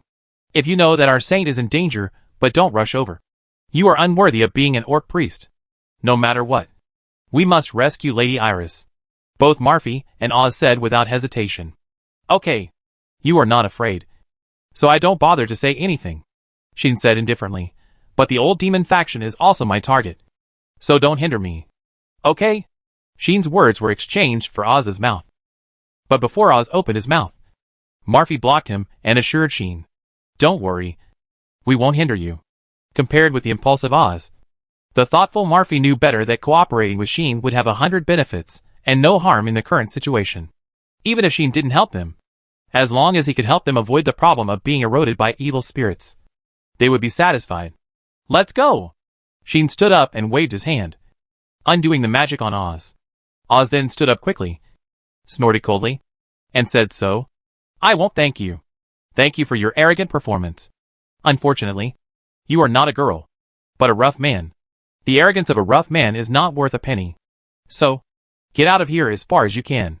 Chapter 375, like the center of a typhoon. Next, Sean moved with Oz and Muffy. However, when the three of them moved together and prepared to go deeper into the temple to fight the evil creatures, they suddenly found that the evil creatures ignored them. They either roared and brushed past them, or fought each other on their own. They no longer rushed over when they saw strangers like before. It was as if they could not see Sean and the other two, which surprised the three of them. What's going on? Oz deliberately punched an evil creature until its head exploded on the spot. The other party did not even look at Oz, which surprised Oz. Can't you really see us? Sean also wandered in front of several evil creatures, but the other party did not even look at Sean. Instead, they rushed towards each other and killed each other. This situation is really incredible. Only Muffy frowned for a few times before speaking thoughtfully. Could it be done by the people of the old demon clan? Muffy said this. The old demon clan? Oz asked doubtfully. How did they do it? How did they do it? Muffy couldn't answer this question either. But Muffy knew that it was definitely related to the old demon clan. The reason is very simple. In fact, I have always been very curious. Why would the people of the old demon clan want to use evil things to guard the temple? Muffy said, evil things are crazy, and will only destroy everything in front of them, and will not let go of other evil things that are equally crazy. In this case, it stands to reason that once the other party releases evil things, the first thing that the evil things will attack will be the old demon clan. But the old demon clan seems to be fearless, not only releasing all the evil things unscrupulously, but also being able to move freely in the temple full of evil things, which is really strange. Next, the temple is already filled with evil spirits. All those who enter the temple should be corroded by the most serious evil spirits. No one can be an exception. When saying this, Ma-Fei couldn't help but glance at Sheen, but quickly retracted his gaze and said this. However, the old demon clan faction was not afraid of this, and directly occupied the temple. They didn't worry at all that they would be corrupted by the evil spirits and degenerate into evil things that lost their reason. Why is this? Hearing this, Sheen also thought about it. Indeed, there are some inexplicable things in the actions of the old demon clan faction. Before, Sheen hadn't noticed it, but now that Ma-Fei reminded him of this, he also felt something strange. In addition, the old demon clan faction also wanted to break the seal of the evil god Lilith. The seal was cast by the three goddesses themselves, and it was impossible to break it by ordinary means. The old demon clan faction dared to move it, which obviously had some extraordinary means. What is the means? No one knows. But Sheen knows a little. You mean? The old demon clan not only has the means to break the seal, but also has the means to control evil things and avoid being eroded by evil spirits? Xian guessed what Ma Fei wanted to say. That's right. Ma Fei nodded and said, otherwise. It really can't explain the rationality of the actions taken by the old demon clan. If there is no way to avoid being eroded by evil spirits, the old demon clan would not dare to occupy this temple openly and want to release the evil god Lilith. If there is no means to control evil things, the old demon clan will become the first target of the evil things. It is precisely because the old demon clan has these means and methods that they dare to attack the evil god Lilith, occupy this place openly, and release so many evil things. Now, the reason why the evil things here ignore Xian and others and bypass them on their own is that it can only be done by the people of the old demon clan. So, here comes the question. If it is really the people of the old demon clan who are controlling these evil creatures, then they will let the evil creatures ignore us, which is equivalent to letting us go. Right? Xian smiled playfully. Is he welcoming us? Want us to go there? That should be the case. Meifi thought for a while, then confirmed Xian's statement, and said, maybe it is because the 4 old demon clans were driven away by you, and the other party realized that ordinary evil creatures can't do anything to you, and you will reach their location sooner or later. So they just let us go. Before Meifi's words could get Xian's response, Oz got angry first. In other words, is that guy looking down on us? Oz slammed his palm hard, looking angry. The other party should be really fearless. Otherwise, they would not let us go even though they knew we broke in. Meifi's face was solemn. After all, if the other party is really fearless, it proves that the old demon clan still has some trump cards in their hands that have not been used. That may be something very deadly and terrible. And Meifi couldn't help but feel solemn. Instead, Xian looked at the corridor in front and suddenly spoke like this. Why didn't you say that the other party just needed me and let us go? Xian said this very abruptly. Need you? Meifi was stunned, and then seemed to think of something, and his face changed. That's right. The other party needs Xian. He should know that I have the power to break the seal directly. So he chose to let us go after knowing that I came? Xian's expression became more and more playful, even to the point of being a little ironic. But his words are undoubtedly correct. I said before that the old demon clan did not have a way to break the seal directly, so they could only choose to break it slowly.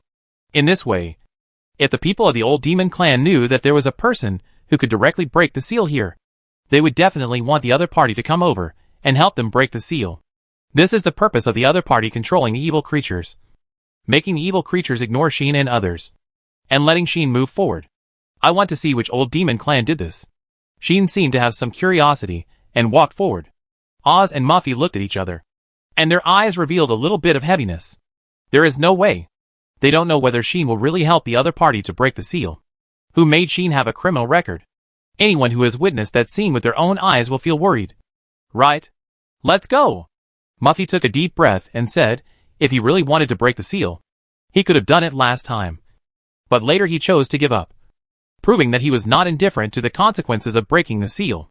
Therefore, Meifi still has some expectations for Xian. Hope. Oz did not refute Meifi, but he did not feel fortunate for it. Instead, he said in annoyance, but this person is too arbitrary, and it feels difficult to control him. The question raised by Oz is also what Meifi is worried about. Although the time they have been together is very short, Meifi has seen that this young human noble has a very difficult to control side. To put it nicely, it is called free and easy. To put it bluntly, it is called moody, and it is possible to turn against each other at any time. Moreover, although the other party is very young, it is not easy to fool. That is not to say how smart Xian is, but this person's actions are always unexpected, and it may mess up the situation that has already happened, making people not know what to do. Such a person should be the nightmare of many wise men and superiors who think they can control the overall situation. Right? However, the influence he brings is not necessarily all good. It may also be bad. In a nutshell, this person is both good and evil. He was their enemy last time, but he helped them again this time. He has a side that sympathizes with the evil creatures and helps them get rid of them. But he is also willing to involve everyone in the incident he caused. He is just like the center of a typhoon. Wherever he passes, all situations will be destroyed. Only he is the eye of the typhoon, controlling everything and blowing people in any direction he wants. It is unpredictable. This will make it difficult for others to feel safe, and they don't know what this person will do in the next second. When did such a terrible person appear in the human race? Muffy sighed for this. Now, Muffy only hopes that the other party will not mess around too much. If the other party really gets excited and cooperates with the old demon faction to break the seal and release the evil god Lilith, that would be a nightmare. Oz didn't think as much as Muffy. But he knew one thing. When necessary, we must stop him even if it means risking our lives. Oz was prepared for this. That's right. Muffy immediately relaxed her expression and nodded. So, the two followed Sheen. And under Sheen's leadership, they passed by the roaring evil creatures all the way. Not long after, the three of them successfully arrived at the depths of the temple. When Sheen and his three companions entered the hall of the temple, first of all, such a sound that was difficult to distinguish came into their ears. That was the sound of many people chanting spells together. In the middle of the hall, around the crystal that sealed the scarred girl, the old demons in black robes were kneeling on the ground in a circle. They knelt in an orderly manner, chanting incomprehensible spells. And the magic power in their bodies turned into waves of dark airflow and injected into the crystal. With the actions of these old demon clans, the crystal that had been repaired to only one crack was covered with tiny cracks at some point. Obviously, the old demon clans were breaking the seal. What they were doing now was to hold a magic ceremony to remove the seal. Under that magic ceremony, the crystal kept cracking, and endless evil spirits drilled out from the cracks and spread to the surroundings. In addition, one evil creature after another drilled out from under the crystal, like a demon from H.L., roaring and rushing out. What are you doing? Stop! Seeing this scene, Oz and Muffy were instantly ignited and immediately wanted to stop it. But before that, Sheen stopped them. Don't panic. Sheen curled his lips and smiled, saying, the main thing is coming out. As soon as Sheen finished speaking, a laugh rang out. Chapter 376 Mirage. Welcome to the starting point of the new world. Viscount Sean Boztut. When such a laugh sounded, several figures slowly emerged from the shadows in front of the temple. Among those figures, were the old black-clothed demons that Sean had faced before. They protected one person in the middle in four corners like guards, and walked out silently as the other party walked. The demon they protected in the middle was also wearing a black robe, but had taken off his hood. He was a demon who looked about the same age as Sean, with a sickly pale face, like a weak nobleman, and a gentle and elegant smile on his face. Seeing this gentle and elegant demon, Oz and Muffy looked at each other with doubts. Sheen narrowed his eyes, and his expression inevitably showed a hint of surprise. Are you the leader? Sheen asked directly, with some doubt in his tone. There was nothing he could do about it, because Sheen found that the demon protected by four black-clothed men who were above level 80, and had the symbiosis skill was only level 10. Yes, level 10. In other words, this demon was very weak. So weak that it didn't look like a demon who was known for its strength. The demons had an absolute innate advantage in strength, and even the gods had to admit defeat. Such a race, no matter how low their talent was, could grow to a level that ordinary humans could not reach. Once, when Sheen had just become an adventurer, the staff of the Adventurers Guild told him that ordinary humans, as long as they did not have any defects, could reach level 10 when they became adults. The demons are much stronger than humans, so when they grow up, they usually reach level 30, which is far beyond the reach of humans.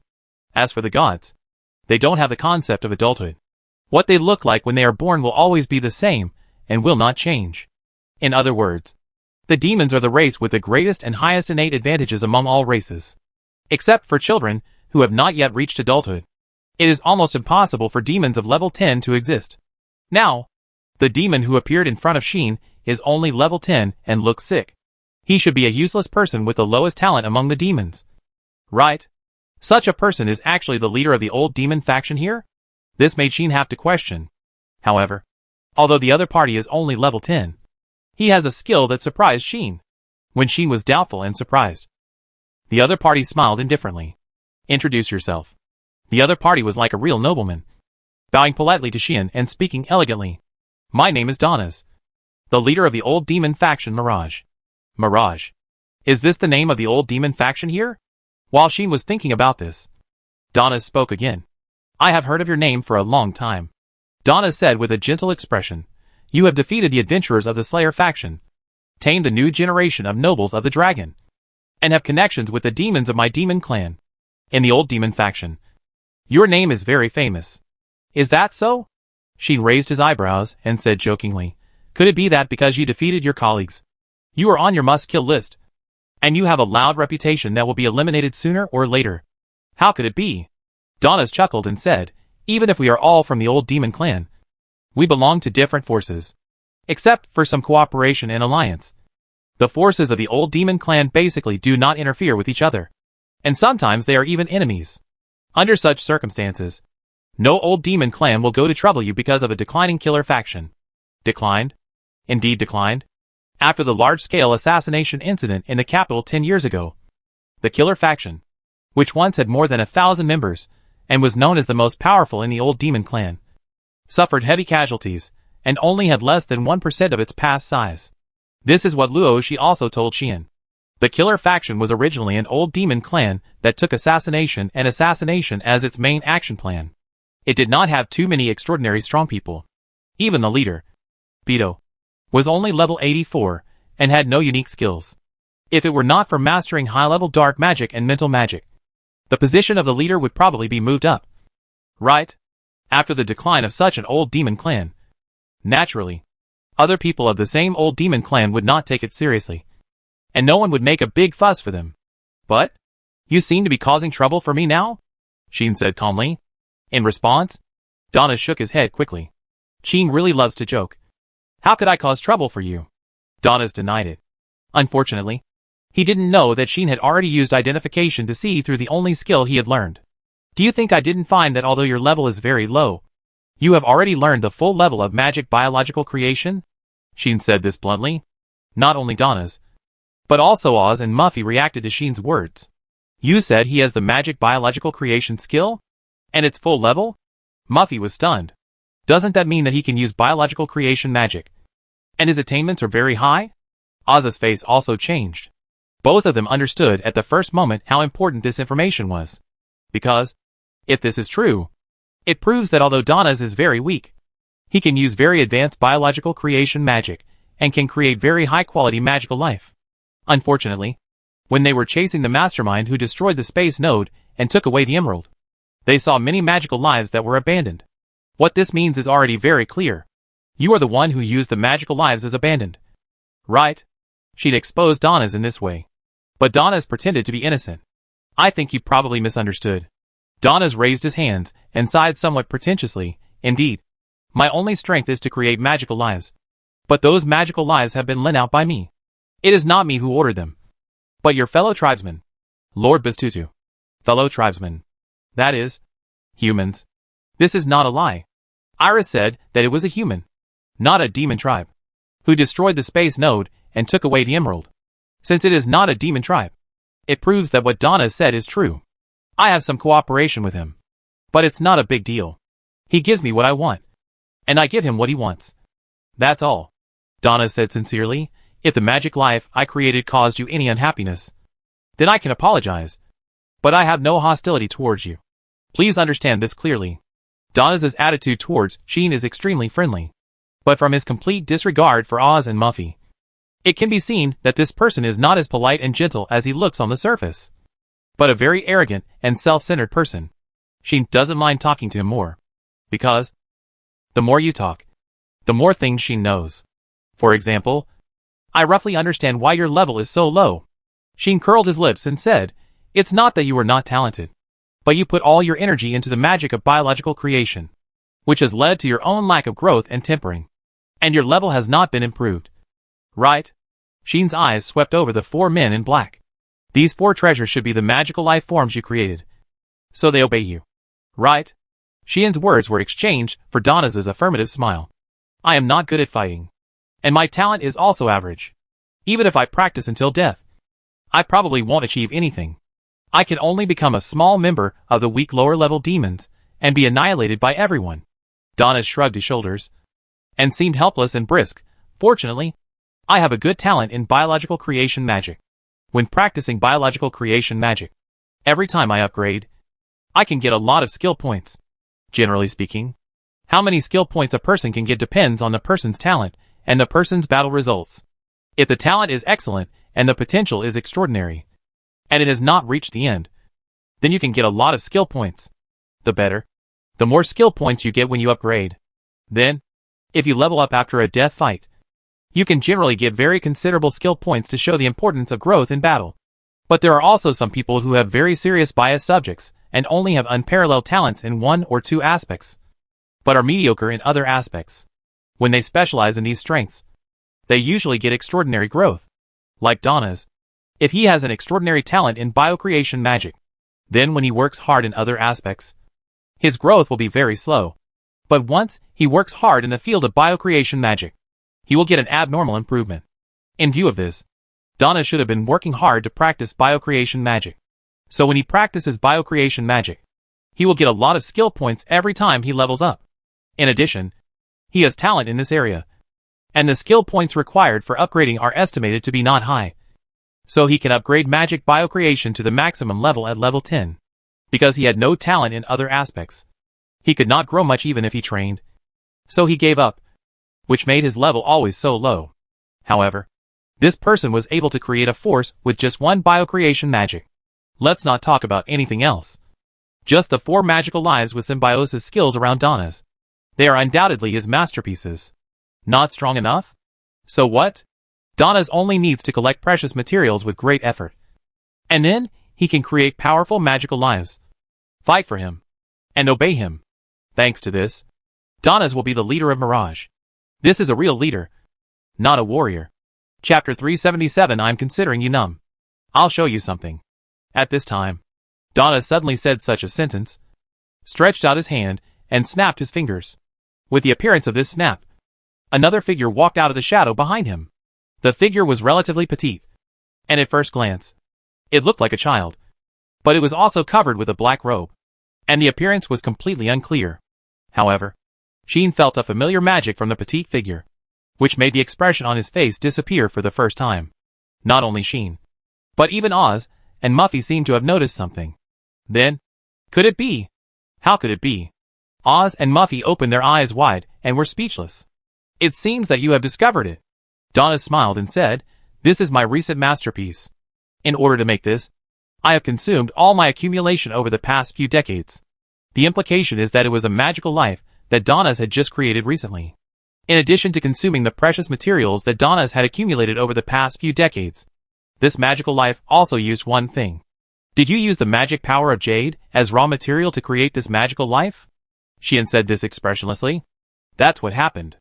I believe you also know that there are actually many uncertain factors when you want to create magical life. Donna's talked about it again. There are many factors that determine the ability, characteristics, and even appearance of magical life. The quality of the material, the level of the skill, the imagination of the creator. These factors all influence the degree of completion of the magical life to a certain extent, and also determine the ability of the magical life. Thanks to this, even if the same material is used, it is still unlikely to create exactly the same magical life when using the biological body to create magic. Donna's then swept his eyes to the 4 men in black around him. I call these magical beings like me magic warriors. The symbiosis they have learned is a skill that can only be learned by individuals with a particularly deep life connection. Generally, only beings such as twins can learn it. Ordinary people cannot learn this skill at all. Not even the gods and demons. Therefore, in order to create these 4 identical magic warriors, I have exhausted my life's efforts. How can magic beings above level 80 be so easy to create? The materials that need to be consumed are probably astronomical. Right? In order to create these 4 magic beings that have mastered the symbiosis skill, you can imagine how much effort Donna's has spent. In addition, there is a possibility of failure in the process, or the creation of another magic being that cannot symbiosis. In order to complete these 4 magic warriors, spending all the family wealth is definitely a prerequisite. Sheen could even imagine how many evil things Donna's had done to complete these magic fighters. After all, he was an old demon clan. As a lawless terrorist, it was impossible for him not to do some unorthodox things to achieve his goal. What Donna's wanted to say now was that in order to complete the magic life in his mind, he must find another way. How to find another way? It's very simple. It is extremely difficult to create a magic life that is exactly the same as your imagination. Except for one situation. Right? Sheen said lightly. That's right. Donna's nodded happily and said, only when the magic power as a reference is added. There is a great probability that a magic life, with the same appearance, and even the same ability, as the owner of the magic power, will be generated. This is something Sheen can find in the underground magic library of the palace. Since even she knew about it, Donna's, a great expert in magical life, naturally couldn't be unaware of it. So, Jade was kidnapped. My original intention was just to collect some of her magic power, and I had no interest in her. Therefore, it was Sheen's compatriot who took her away from here, and it had nothing to do with me. Donna smiled and distanced himself from the matter, but patted the head of the little black-clothed man beside him. This child is the work I made with the magic power I collected at that time. It is because of it that I can control the evil spirits and evil things here, and use them for my own benefit. The truth finally emerged as to why the old demon faction that occupied this place could ignore the threat of evil spirits and control evil things to a certain extent. Because Donna's had a magical life made with Jade as the prototype, and had something equivalent to a replica of the half of the evil god Lilith. He could get such means. But? You actually made a replica of God? Ma Fei was shocked by this. This is impossible. Oz also shouted. The reason is also very simple. How did you do it? Sheen looked directly at Donna's and said, Biocreation magic cannot be used to create the gods. Why did you succeed? This is an extremely incredible thing. You must know that the basis of biocreation magic is based on the birth method of demons and monsters. Since demons and monsters are affected by magic and can be born from natural or even artificial means, people have developed biocreation magic based on this birth method. How did the gods come into being? They were split from the supreme god Omnis, which is equivalent to the sub-body of the supreme god Omnis. This way of existence is very different from other races. Why is the number of gods fixed and does not change? It is because they are born from the supreme god Omnis, and they only have the duties and powers they get when they are born. Their duties are limited, and their number is limited. They will not reproduce, and will not die in the true sense. Even if they die, as long as the supreme god Omnis is willing, they can be resurrected at any time. They are fundamentally different from other races, and their life forms are different. It is impossible to create their copies with biological creation magic. This is not a question of strength, but it is impossible in principle. Therefore, even if Donna's consumes more precious materials and the level of magic skills is higher, it is impossible to achieve this. However, of course, the real god cannot do it, but the other party is just a rational half, as long as the magic formula is adjusted. And then the principle of creation is fundamentally adjusted, and a new system is reconstructed. It is not impossible. Donna's nonchalant words left everyone speechless. In other words, in order to achieve this goal, Donna's developed a magic that is specifically used to create magical life of the gods. It may not be useful for the real gods, but if it is only used on the half-body of a god, it may succeed in the end. Of course, it is only a possibility. There are indeed many uncertainties in the creation of magic. Donna's has exhausted his efforts for 4 magic fighters. Now for the half-body of a god. Even if the production fails, it is normal. I even prepared for a long battle and several decades to complete it. Who would have thought that God would favor me and let me succeed in one go? Donna's boasted about his good luck. But Xian finally gave up the mentality of underestimating him and paid full attention to the old demon in front of him. He may be weak, but he has super perseverance, patience and persistence, and he should never be underestimated. At least, he has indeed become a huge threat now. I am not interested in the evil god Lilith. I am interested in Qing's compatriot. Donna said so. What I am really interested in is the followers of the evil gods, who have been driven crazy and completely corrupted. What he was referring to were the crazy evil creatures. These followers of the evil gods are not only numerous, but also some super strong ones from ancient times have not been released. Donna said with a fiery look in his eyes. When they are released and controlled by me, and become my army, don't you think that by then, no one in this world can resist me? At this point, Donna's purpose is already obvious. He wants to control the ancient creatures and evil creatures that were once sealed and use them for his own purposes. Are you crazy? Oz couldn't help but speak out. Just for that purpose, you release the evil god Lilith, and release so many evil things? Ma Fei also felt incredible. On the contrary, Xian understood Donna's ambition. So that's it, Xian said calmly. Once the evil god Lilith is released, she will definitely spread evil again like in ancient times, creating crazy demons, and those will become the army controlled by you. Donna's doesn't need to work hard to rule the world. Just release the evil god Lilith and let her run wild. At that time, the earth will become HL again, and all living things in the world will turn into evil things. Then he who controls the magic life of the evil god will be able to reap the benefits. Control those evil things into his subordinates. And take the world for himself. The 6 demons and the 3 goddesses probably won't care about a small person like me who fishes in troubled waters. Their attention will be focused on the evil god Lilith. Right? Donas finally spoke proudly. Is my plan still feasible? Hearing this, Xian curled his lips and smiled. I don't know whether it is feasible or not. Xian looked at Donas deeply and said, but I know why you say so much nonsense to me. After saying so much, in fact, Donas just wanted to remind Xian of one thing. As long as the evil god Lilith can be released, the world will be yours. Right? Xian sneered. You want to use this to convince me to join you and help you unlock Lilith's seal, so that you can give me a part of the future world. Right? You are worthy of being Lord Bastutu. Donas laughed and said, how about it? Is it worth considering? Donas's words were exchanged for Xian's brilliant smile. I'm considering you. After the words fell, Xian's body, the magic power surged. Bang! A burst of flames immediately erupted from the ground and blasted in the direction of Donas. Xian attacked without saying a word. Chapter 378 times have changed. Sir. At the moment when Xian took action, the magic warriors guarding around Donas all reacted and rushed to Donas without hesitation. Buzz! With a tremor of magic power, the dark wall appeared in front of the magic warriors, protecting both the magic warriors and Donas. Boom!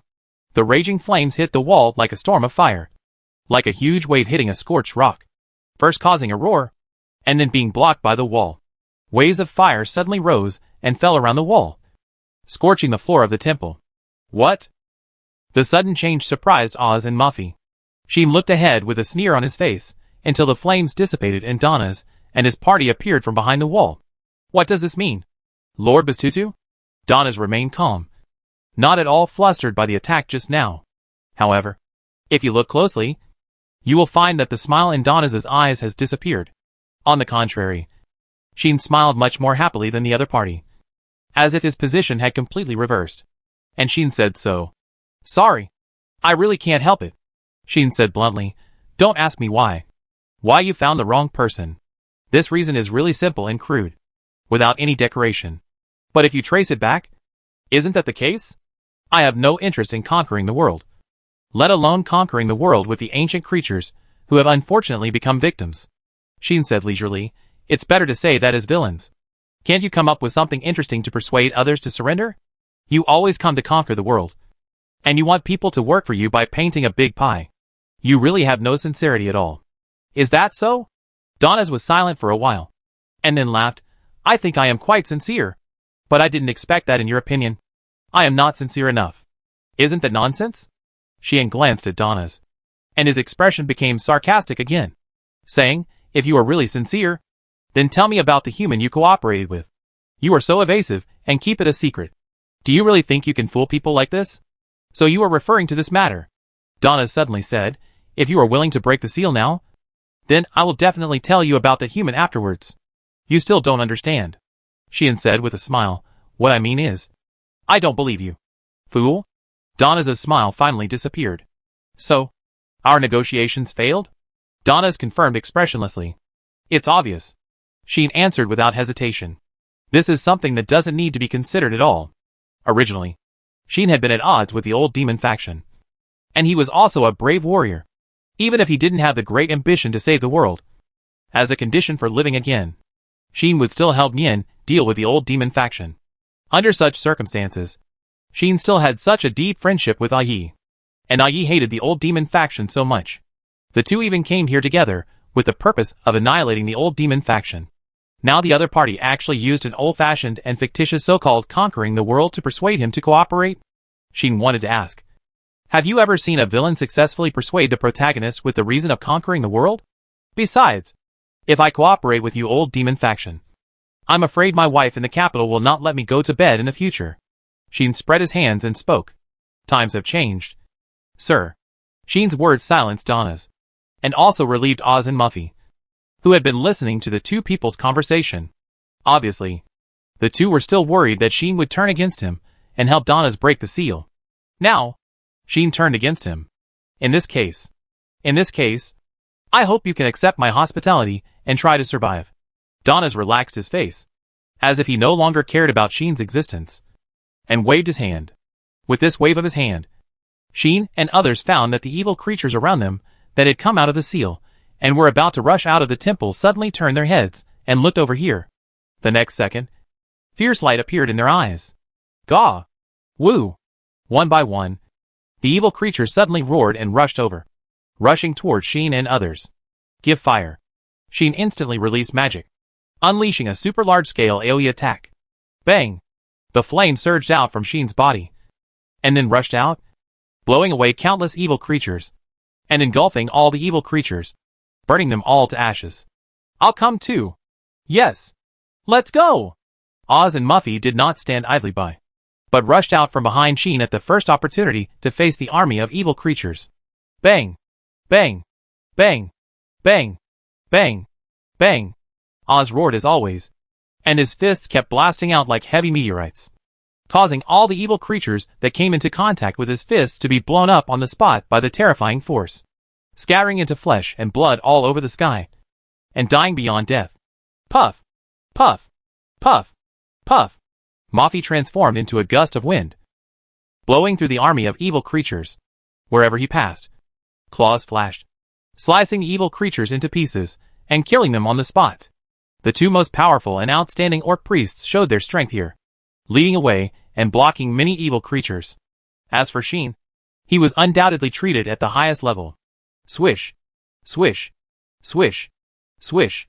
I saw that 4 magic fighters appeared around Sheen like a flash, surrounding him while the magic power in their hands surged, forming a series of magic chains, which were thrown in Sheen's direction. I have seen this move before. Sheen slowly drew out the holy sword at his waist, and disappeared a second before being hit by the magic chain. Over there, Donna's, who was wearing a black suit, looked at this scene and was startled at first, then immediately discovered something and gave orders to the magic fighters. The magic fighters immediately turned around and released lightning at an empty place. Sheen's figure just appeared there. Found it? Sheen raised his eyebrows, then stood still, allowing the lightning to hit him. Bang! Bang! Bang! Amid the roar, lightning struck one after another, but it didn't even burn Sheen's clothes. It disappeared without a trace the moment it touched Sheen. Is that a resistance skill? Donna saw through the mystery at once, and his eyes flickered slightly. I have to say that the leader of this mirage really has good eyesight and a smart mind. Sheen found that he had been putting his hand on the little magician. That is, the magical life created with the emerald as the prototype. As if he was sensing something through her. Sheen understood immediately. Use the magical life to sense the evil spirit in the temple and confirm my location? It seems that this is the reason why the other party can see through instant teleport. Then I will deal with you first. To catch a thief, you must first catch the leader. Since Donna's is weak and a leader, it would be foolish not to take him down and fight with others in vain. Evolve. At that moment, Sheen directly activated the extreme evolve skill, allowing the magic power to flow throughout his body. After greatly strengthening his own abilities, he set off a storm and rushed towards the direction where Donna's was. Donna's was not panicked at all. Magic fighters, under Donna's calm command. For magic fighters suddenly appeared in front of Sheen as if they were ghosts. Boom! A roar sounded. This time, it was the magic fighters who released a super large-scale AoE attack, turning the flames into fire dragons and rushing towards Sheen.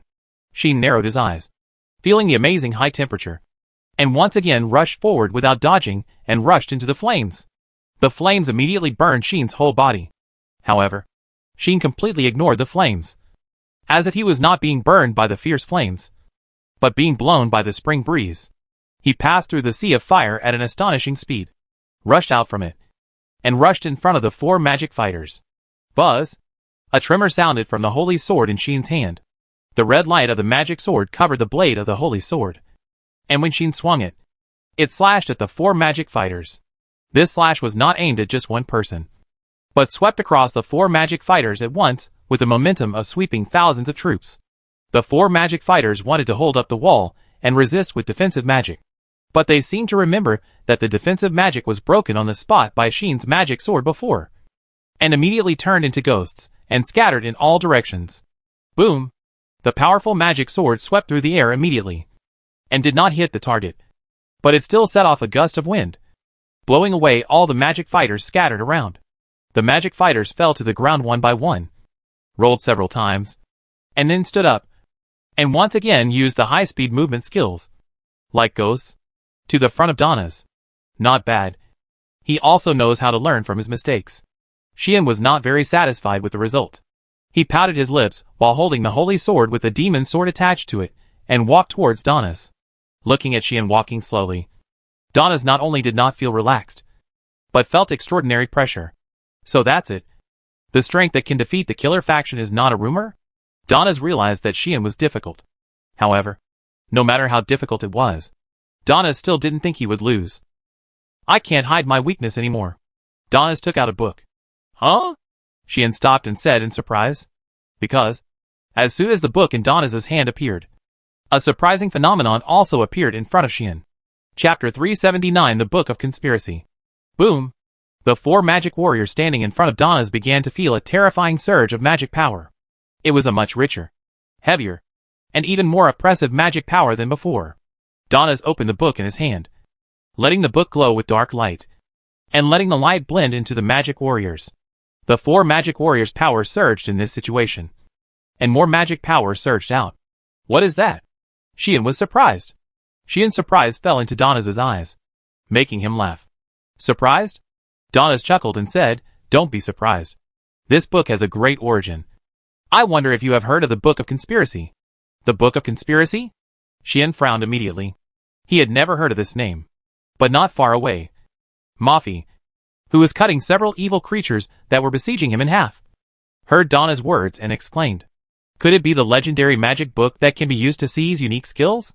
Mafi's words made Xian fall into astonishment. A book that can seize unique skills? Is there such a foul magic item in this world? When Xian was surprised by this, Donna spoke with regret. This is not such a good thing. Unique skills are praised as a force that violates common sense.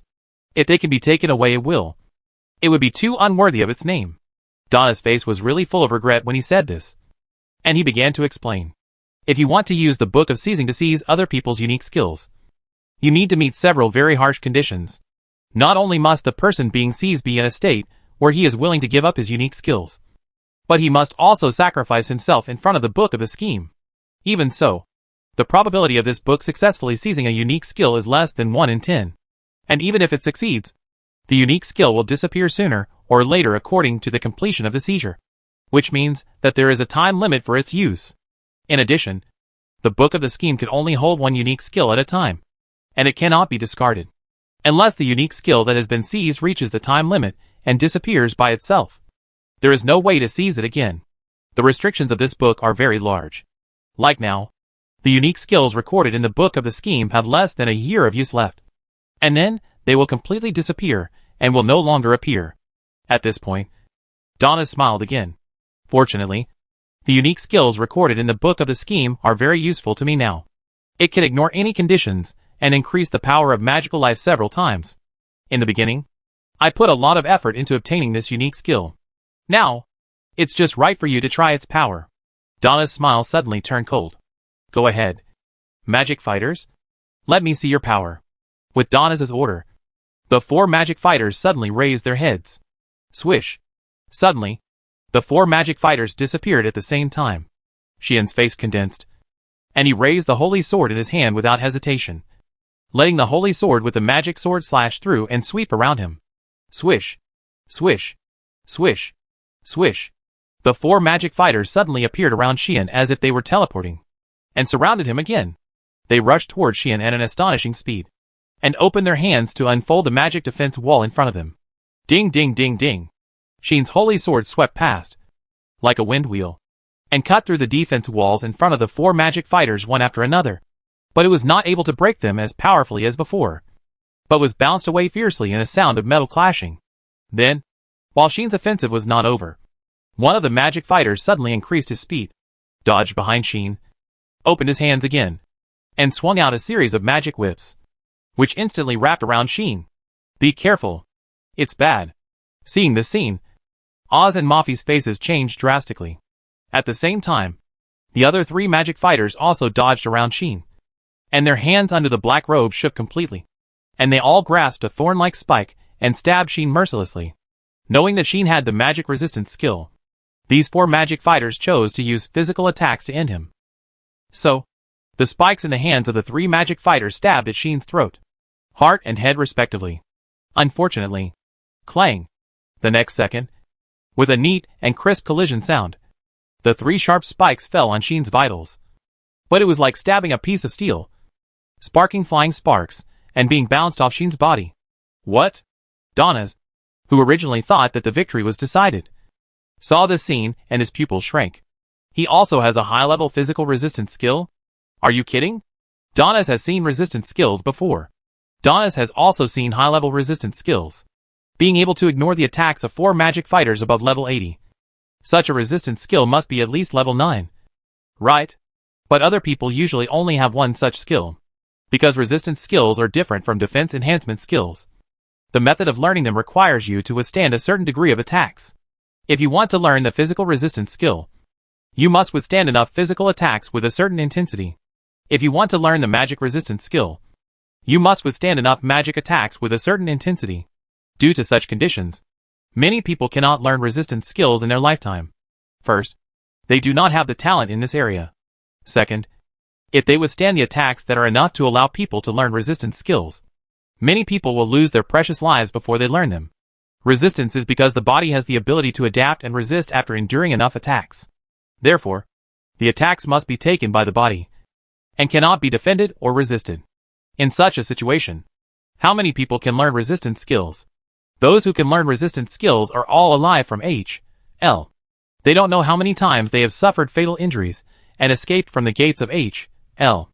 After being successfully rescued, they finally learned it naturally.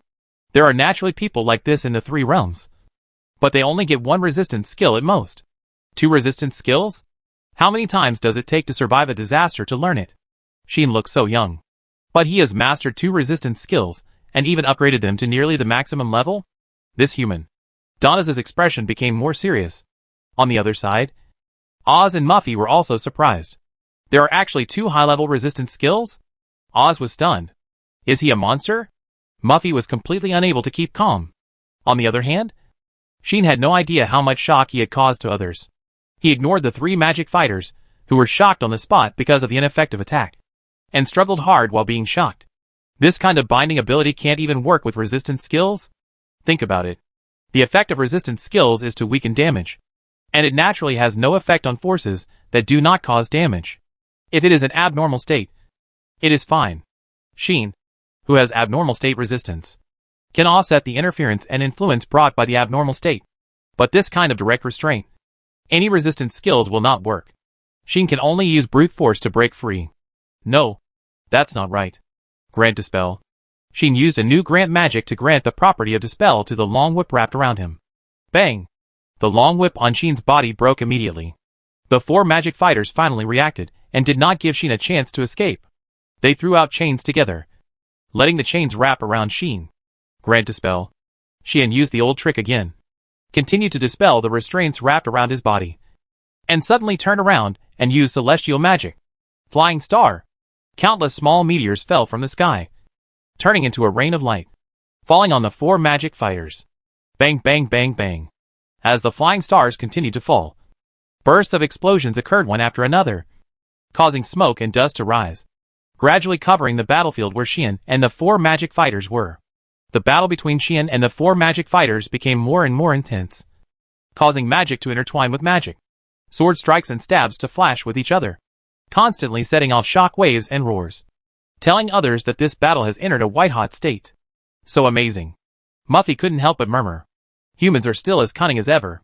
Most of them are weak, but occasionally some extremely powerful guys are born. No matter which era, there has never been a lack of strong people. It is really puzzling. Even Oz said such words in a stunned voice. Obviously, everyone was too surprised and shocked that Shin could still fight with the other party, even though the power of the 4 magic fighters had skyrocketed several times. Of course, this situation was not what Donnas wanted to see. It seems that I still underestimated this human noble. Donnas frowned tightly. Donnas had heard a lot about Shin, but he never thought that the other party was so difficult.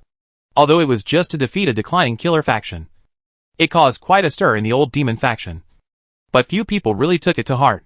The killer faction used to be quite interesting. But since its power was greatly reduced 10 years ago, it has been completely at the bottom of all the old demon factions. And few people look up to it. Beto is quite powerful, but his power is limited compared with him. Many leaders of the old demon faction, including Donna's, pay more attention to the young but promising Killian. Therefore, their crusade, at best, makes many old demon factions sigh that a once powerful force has disappeared, and makes some people remember the name of Sheen. Apart from that, there is no other use. Afterwards, whether it was taming the Black Dragon of Atrus or destroying nearly half of the combat power of the Kingdom Knights. Although many old demon factions were surprised, there were still few people who really regarded Sheen as a threat. It was not until there was news that Sheen had some connection with the Dragon Demon, one of the 6 demons, and had received attention from the Moon Demon, and seemed to have some relationship with these demons in private, that many people really remembered Sheen's name and paid attention to him. But this attention was paid to the power behind Sheen, not Sheen's own strength. If Sheen's strength is only enough to defeat a declining killer faction, it can only be said that he has some ability. The same is true for destroying nearly half of the Kingdom Knights, who made the Kingdom Knights full of miscellaneous soldiers with a level of less than 70. If Sheen destroyed nearly half of the Guards Knights, then it would be worthy of the attention of the old demon clan. In summary, including Donna's, many people are actually only interested in the various deeds caused by Sheen. But basically no one thinks that Sheen's strength is a threat. But now, Donna's feels that he has to change his point of view. This human noble is definitely a disaster. Donna's eyes began to surge with a little murderous intent. Sheen is too young, only a few years older than the kingdom's treasure and the Empire's Valkyrie. But he has such strength. In addition, he has Atla's Black Dragon by his side and is connected to the demons. If he grows up in the future, he will inevitably pose a great threat to the old demon faction. He must be left here. Donna's raised the magic book in his hand and injected magic power into it, hoping to increase the power of the demon fighter. The unique skills recorded in the magic book have not been pushed to the limit. Although, if it is pushed to the limit and the effect is increased too much, the magic book's recording time limit for this unique skill will be shortened a lot, causing it to disappear in advance. But Donna's is a very decisive person. When it is time to pay some price to achieve the goal, he will pay the price very straightforwardly. This is the reliance on which he can climb to this position with his weak strength. However, at this time, an accident happened. Cyclone. A cry suddenly sounded, and a whirlwind appeared in Donna's hand. And with a roll, the book of the lute was taken away. Who? Donna's expression changed, and he turned to the ceiling of the temple. There, the skylight that was broken before was still there. Therefore, a figure appeared there, standing on the ceiling, stretched out his hand, and took the magic book that was rolled up by the whirlwind into his arms. Seeing this person, Oz and Muffy were overjoyed. Lady Iris? Lady Iris? The two couldn't help but shout. The other party was Iris. Chapter 380. The sky has changed. Success? On the ceiling, Iris, who successfully snatched the book of the plunder from Donna's, showed a happy expression. No one knew that Iris did not actually enter the temple.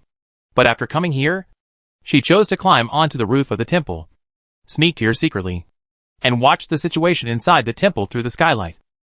There was no way. There were evil creatures roaring out of the temple. And even if Iris could peek at the activities of the evil creatures through prayer, she did not dare to enter the temple from the gate. Sheen and others thought that Iris had entered the temple, but they forgot that this saint was actually a coward. How could she enter the temple openly when she knew there were so many evil creatures in the temple? Wouldn't that be equivalent to delivering to the door? It doesn't exist. Therefore, this cowardly saint suddenly had an idea and climbed onto the roof of the temple, waiting for the right time to strike. And it must be said that Iris chose a really good time. Thanks to this, Donna's book of plunder fell into Iris's hands, causing the dark light on the magic book to dim and lose its effect. Seeing this scene in the temple, Donna's eyes flashed with a sharp light, and he stretched out his hand and put it on the shoulder of the little magician next to him. A weak wave of magic power suddenly emanated from the little magician's body, causing several black shadows to suddenly rush down from the sky above the temple. Be careful, Lady Iris. Oz and Muffy, who were originally surprised, saw the situation on Iris' side, and suddenly their faces were filled with anger. Ah! Iris exclaimed. The shadows that came down from the sky were actually several flying monsters, with violent and sharp roars. They rushed towards Iris in unison. In panic, Iris wanted to use magic on them, Unfortunately, Iris's level was not high. Only 40. And she was no match for those monsters with levels between 50 and 60. Bang! Not long after, with a collision, Iris was knocked down from the ceiling by a monster and fell into the temple. Lady Iris, get out of the way! Muffy and Oz shouted with bloodshot eyes, knocked away the evil creatures that surrounded them, and tried to rush towards Iris. Gaw! Woo! However, the evil creatures surrounding the two of them seemed to have received instructions. They not only became more numerous, but also more ferocious. They directly blocked the two orc priests' paths with their bodies, making the two of them look even more shocked and angry. Iris fell into the temple and hit the floor of the temple, becoming covered in dirt. Severe pain attacked Iris's whole body. It hurt so much. Iris sobbed with tears in her eyes, but she kept holding the magic book tightly in her arms. So, I didn't expect that we would meet in this way. Saint Iris. A figure came in front of Iris, looking down at her lying on the ground, making her stiff all over. Sorry. Can you please return my things to me? Donna said lightly, looking so gentle and elegant. But Iris felt a chill. Not only did she not do it, but she held the magic book in her arms tighter. Seeing this, Donna's eyes were cold, and he raised the hand of the little magician beside him, and the roaring evil creature slowly surrounded Iris. Don't come over. Iris finally couldn't hold back the fear in her heart, and cried out while holding the magic book. Stop, bastard. Muffy and Oz tried their best to rush over, but they were blocked by the evil creatures again and again, and could only look anxious. Go! Donna's gave orders without any emotion, causing the evil creatures to roar and pounce on Iris. Just like that, Iris was drowned by countless evil creatures. Lady Iris? Ah! Muffy and Oz's eyes turned red, and there was a hint of madness on their faces, making them roar hysterically. With their hearts and minds shaken, the evil spirit finally invaded their souls again, driving them crazy. Donna's just watched all this ruthlessly, waiting for the evil creatures to cut the orc saint into pieces, and then take the book of plunder from her body. Donna's didn't realize that a second before the evil army submerged Iris, a stream of light rushed over at high speed, arrived at Iris's location first, and embraced her. Boom! The amazing magic power suddenly erupted from the evil army like a volcanic eruption. The magic power was like a storm, blowing away countless evil things and the ceiling of the temple, like a column of air, rushing straight into the sky. Oh! Donna's didn't have time to react, and was blown away by the storm of magic power, rolling on the ground like garbage. In a mess. Those evil things were also like pieces of garbage, either smashed on the wall of the temple or blown out of the temple. As a result, even Oz and Muffy were not spared, and were overturned to the ground by the storm of magic power. But instead of feeling shocked and angry, they were shocked and overjoyed. In the center of the storm of magic, a figure appeared holding the Saint of the Orcs. Iris had already closed her eyes with a pale face when the evil creatures pounced on her. When she came to her senses, she found that she was not torn into pieces, but fell into a familiar and warm embrace. You? Iris slowly opened her eyes, and the next moment, the face that she had secretly hated and feared countless times came into her sight. I said, Saint, you don't have to go to great lengths to snatch that book. Instead of using the rare opportunity to take action on that book, you might as well just kill that disgusting old demon with a magic and put an end to it. Holding the red holy sword in one hand and Iris in the other, she glanced at the fox saint in his arms and smiled suddenly. Well, it's also thanks to you that I finally solved those difficult magic lives. I'd better say thank you for the time being. Hearing Xian's words, Oz and Muffy, who were knocked to the ground, subconsciously looked around the entire temple, and then they found 4 magic fighters lying on the ground with scars all over their bodies and dying in a corner of the temple. Without the boost from the Book of Plunder, the 4 magic warriors were in a state of rapid decline in strength, and Xian seized the opportunity to defeat them in one fell swoop. Let Laxia cook you a delicious meal to comfort you when you go back. Xian smiled at Iris, and Iris stared at his face in a daze. After a while, her pretty face actually turned red. Xian had no chance to see the scene.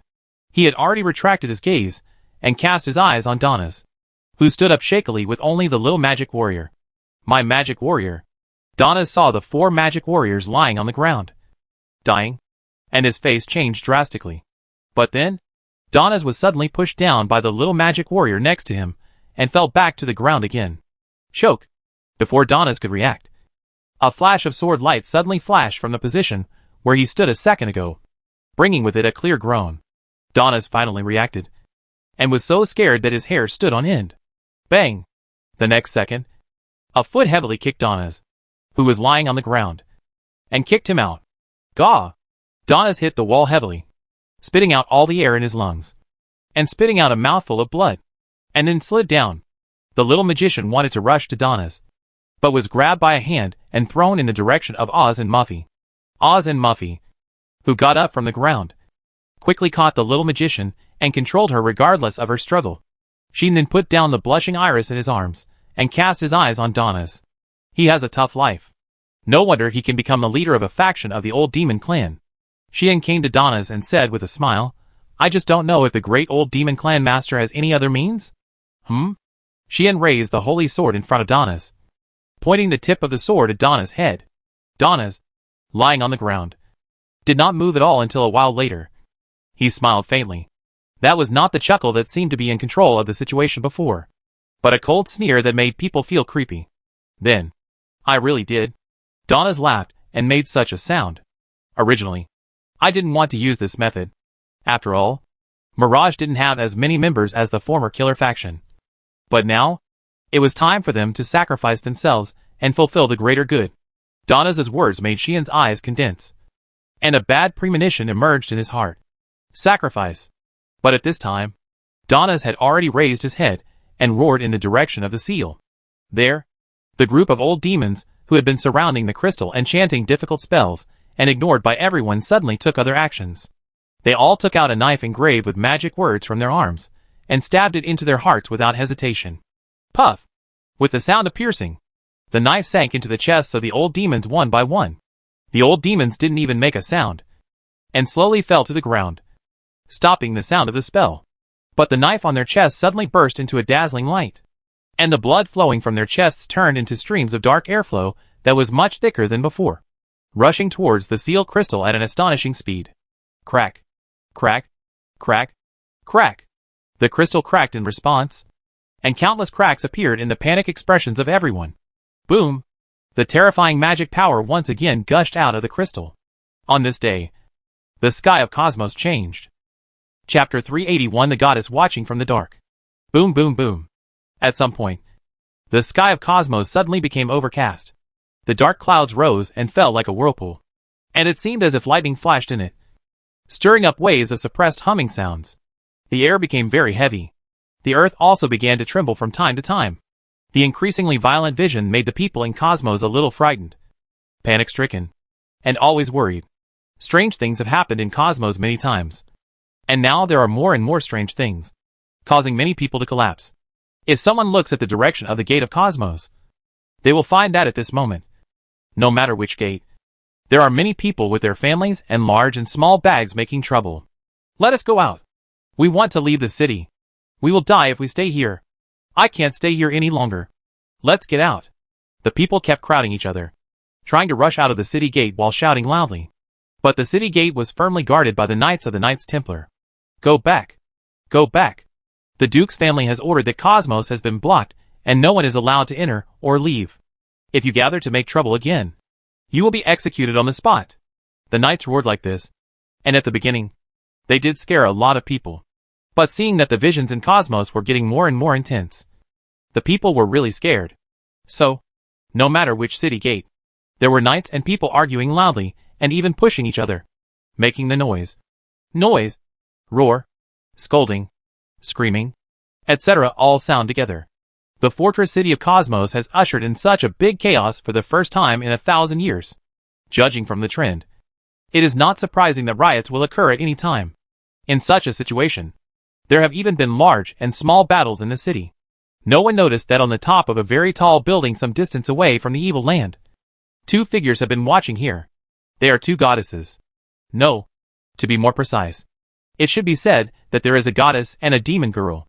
The goddess has long hair, a tall figure, wearing a solemn robe, a beautiful face, but her eyes are tightly closed, as if she can't see anything, but can clearly see the situation in the deepest part of the evil land.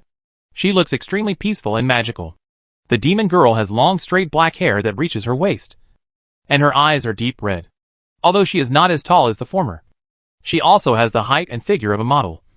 And her appearance is also beautiful. Just standing there, she has become a beautiful landscape. It is a pity that two such extraordinary beauties are standing in such a place without anyone knowing. However, if someone recognizes the origins of these two people, they will be shocked and will no longer be able to appreciate them. Because one of them is one of the three goddesses standing at the top of the gods. And the other is a former demon criminal who has been wanted by the kingdom of Mitra for a full 10 years. At a certain moment, the demon girl couldn't hold back. Are you still not going to take action, Goddess Anima? The demon girl said this in a tone of bitterness. There is no way. We have been here for several days. At first, you came with the idea of solving the situation quickly. Why did you suddenly choose to watch from the sidelines and observe in secret? And ignore the affairs of the Dark Temple? That's right. The two came to Cosmos for several days. When Anima noticed something unusual in the god realm, she and Lexia had already descended to the human world. And with the help of Lexia's space magic, they arrived at Cosmos in a very short time. At that time, it was just when Sheen broke the seal of the evil god Lilith. The two saw with their own eyes the scene of Sheen using the holy sword to cut off Lilith's seal, and even saw the scene of Sheen defeating all the orc priests. They even saw the Saint Iris being abducted by Sheen, but they didn't show up to intervene. This really puzzled Lexia, because, at the beginning, she clearly saw that when she saw Sheen breaking the seal, there was a moment when Anima's face turned cold, and she was ready to intervene. If the goddess had intervened at that time, then even if Sheen had great ability, it would be impossible to abduct Iris, and it would be good enough to be able to retreat unscathed. However, in the end, Anima restrained herself and chose to stand aside and watch. She has been standing aside and watching until now. No, Anima did do something. For example, when the old demon clan began to break the seal and let the evil spirits and evil things out, Anima warned Iris, her saint, through revelation, and made Iris aware of the situation in the Dark Temple. In other words, Iris ran out of the hotel and became more and more anxious during this period because Anima gave Iris revelation and made Iris aware of the situation there. After Iris entered the evil land, the reason why she was able to avoid so many evil things along the way was also because Anima guided her route when she prayed. In other words, apart from this level of things, Anima did not do anything else. This really puzzled Lexia, and she didn't know why Anima was like this. Anima had never explained this before. Until this moment. You shouldn't be confused. Right? Anima glanced at Lexia. Although her eyes were not open, Lexia felt that she was seen through by her. This made Lexia tint her face, because she was not sure whether she was really seen through by the goddess in front of her. You know, this goddess is the mother of almost all life, and her understanding of life is unmatched. In this world, if you want to say who knows the essence of a person best, the goddess in front of you is second, and no one dares to be the first. Even if Lexia is a demon, not a human created by this goddess, she has no confidence that she will not be seen through by the other party. However, Lexia's lack of confidence naturally cannot be hidden from Anima. Anima seemed to look at her deeply, and then retracted her gaze. If I am not mistaken, based on the observations over the past few days, it can be inferred that you should know the human noble who has the ability to break the seal of the goddess Lilith with one sword. Right? Anima whispered. Then you should know that I chose to stand aside just because of that human youth. Right? Really? Lexia did think of this possibility, but she was not sure. So she said, just because of a young human noble, you chose to stand aside and watch Lilith's affairs? If this fell into the ears of people who did not know the true identity of Sheen, they would definitely not understand what Anima did. Unfortunately, Lexia knew the true identity of Sheen. So, she knew very well that Anima had doubts about Sheen's origins. I have been watching him for several days, and now I can finally confirm that the life breath on him does not belong to this world. Anima said so. The only people who have that kind of life breath, except for the brave, are the descendants of the brave, because the descendants of the brave are also the descendants of the people from another world. Their life breath does not belong to this world, which is understandable. But his magic power is very strong. Even the child favored by the goddess of fate seems to be inferior to it. And his level is obviously not high. But he has such strength, which proves that he is gifted and even has very powerful unique skills. If such a person was born in this world, the three goddesses including me should be able to notice it and come to bless him. Anima said, as if talking to herself. But this person seemed to appear out of thin air. He clearly has a blessing on his body. But that blessing does not belong to any of the three goddesses like us. But he seems to be able to feel the power of our blessing. It is really contradictory and strange. Anima discovered these things. In addition, she also discovered something very important. The sword that the child used to break the seal of the goddess Lilith, if I am not mistaken, seems to have a holy sword seal ring that can only be made by a forging god.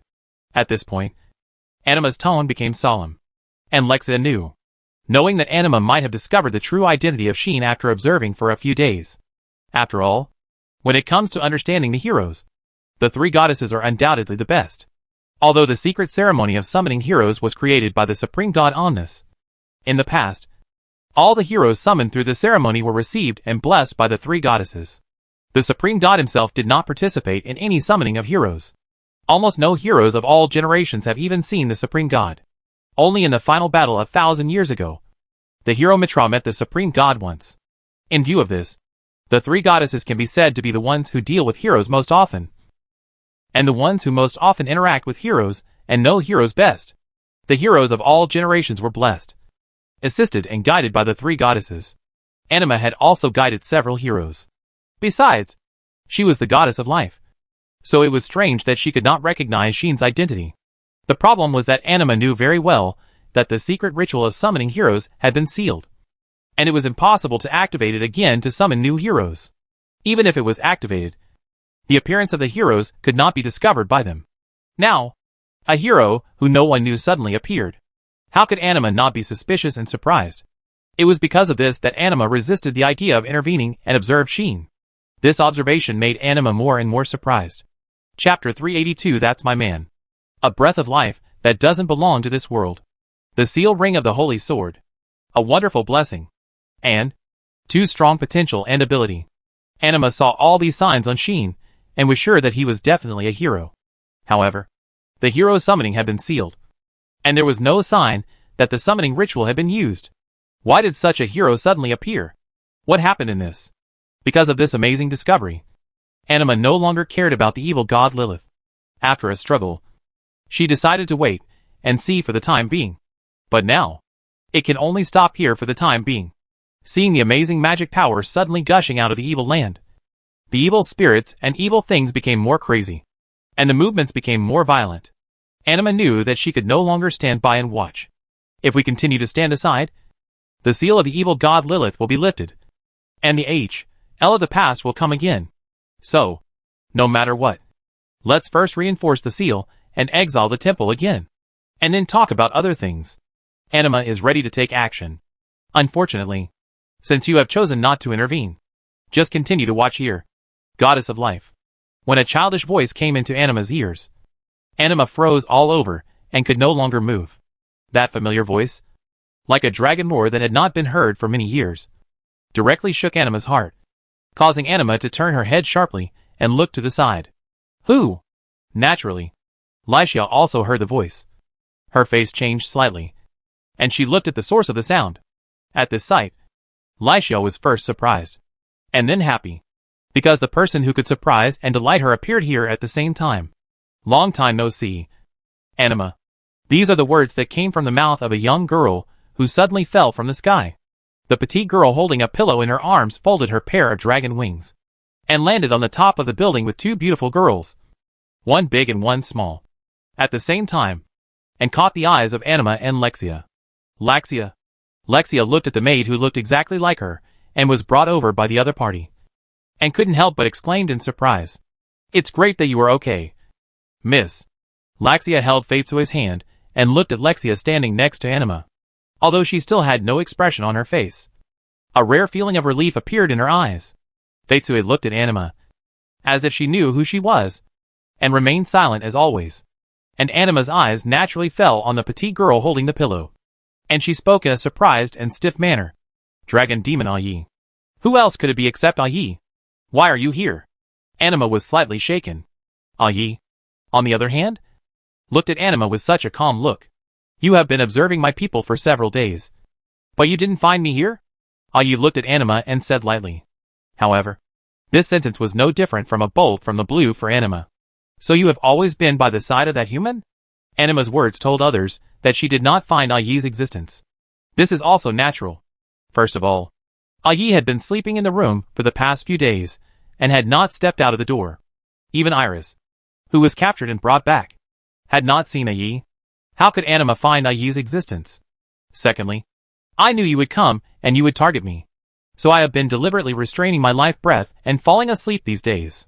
Ayi said this as if she didn't care. If it were someone else, they might discover my existence through the naked eye. But for you who don't see things with the naked eye, but directly sense the life breath of all things in the world, this hiding method is still unexpectedly effective. Right? Ayi's words made Anima fall into silence. Just as Ayi said, as the goddess of life, she doesn't see things with the naked eye, but sees the life breath of all things in the world through perception. Thanks to this, almost everything is invisible in front of Anima. Anima can easily see through any existence, understand the essence of any life, and is not confused by falsehood. Iris obtained this vision of Anima through prayer, and was able to peek into the location and existence of life in the world to a certain extent. It was also because of this power that she was able to see Sheen and his group riding Yulin to Cosmos. But this ability has a weakness. That is, for the existence without life breath. Anima's perception will ignore or even ignore it, just like ordinary people will not pay attention to the stones on the roadside. Therefore, Anima did not find the existence of Ayi, who was sleeping like a state of suspended animation with his life breath restrained. After understanding this, Anima was silent for a long time, then sighed and calmed down. Unexpectedly, Master Ayi would also come to the human world. Anima said so for the time being. Because you haven't paid much attention to the human world recently? Ayi said without comment. I have been in the human world for a while, and this matter is probably spread in all countries in the human world. You actually didn't know about it, which is really a dereliction of duty. This is Master Ayi's misunderstanding. Anima smiled bitterly and said, the goddess of fate has always been responsible for guiding mankind, and the goddess of nature is responsible for paying attention to the elves and dwarves. The race I am responsible for is the orcs. So I don't know much about what has happened recently among humans. Then you have missed a lot of wonderful things. Anima. I glanced at Anima and said with a smile, a lot of interesting things have happened to humans recently. Is that so? Anima seemed to slightly narrow her eyes, and then whispered, is it because of that human named Xian? Almost. I neither admitted nor denied. There are more and more people who have noticed him like you. Then, can you allow me to ask a question? Anima raised her eyes, as if looking at Ai, and asked bluntly, that human is really a hero, right? Don't ask me. I won't answer your question. Ai said rather coldly, if possible. I also want to ask, what is going on with all this? Anima understood Ai's implication. Simply put, if Xian is really a hero, then the doubts about him should not be held by the gods, but by the demons. After all, the heroes are the trump cards hidden by the gods. The gods are the ones who really understand the problems of the heroes. So, if Anima wants to ask about the heroes, she should not ask Ayi, but ask them herself.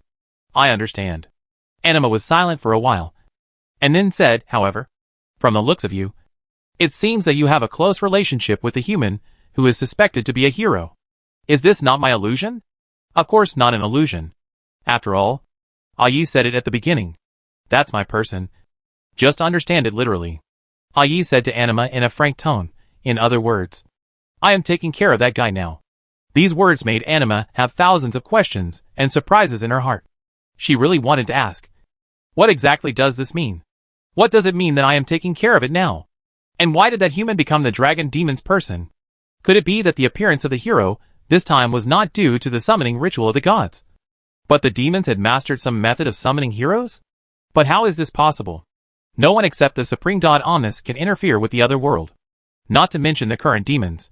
Even when the demon king was still alive, she couldn't interfere with the other world. The strength of the demons is reflected in their power, but they can't have all kinds of incredible powers like the gods.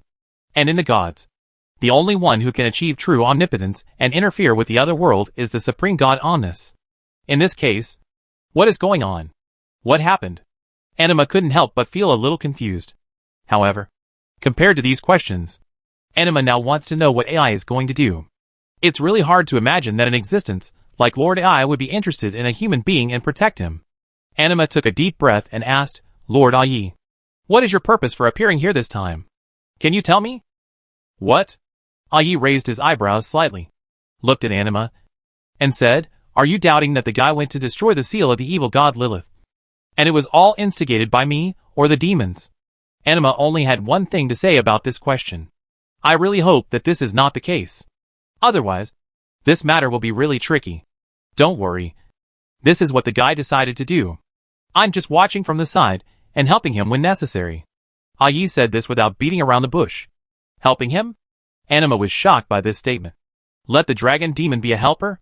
In the world, besides the Demon King, who else can do such a ridiculous thing? In short, this is what happened. Yi seemed too lazy to explain too much to Anima, and said very simply, "Since this is what he decided to do, I hope you'd better not disturb him." At this point, Anima finally understood why Yi appeared here.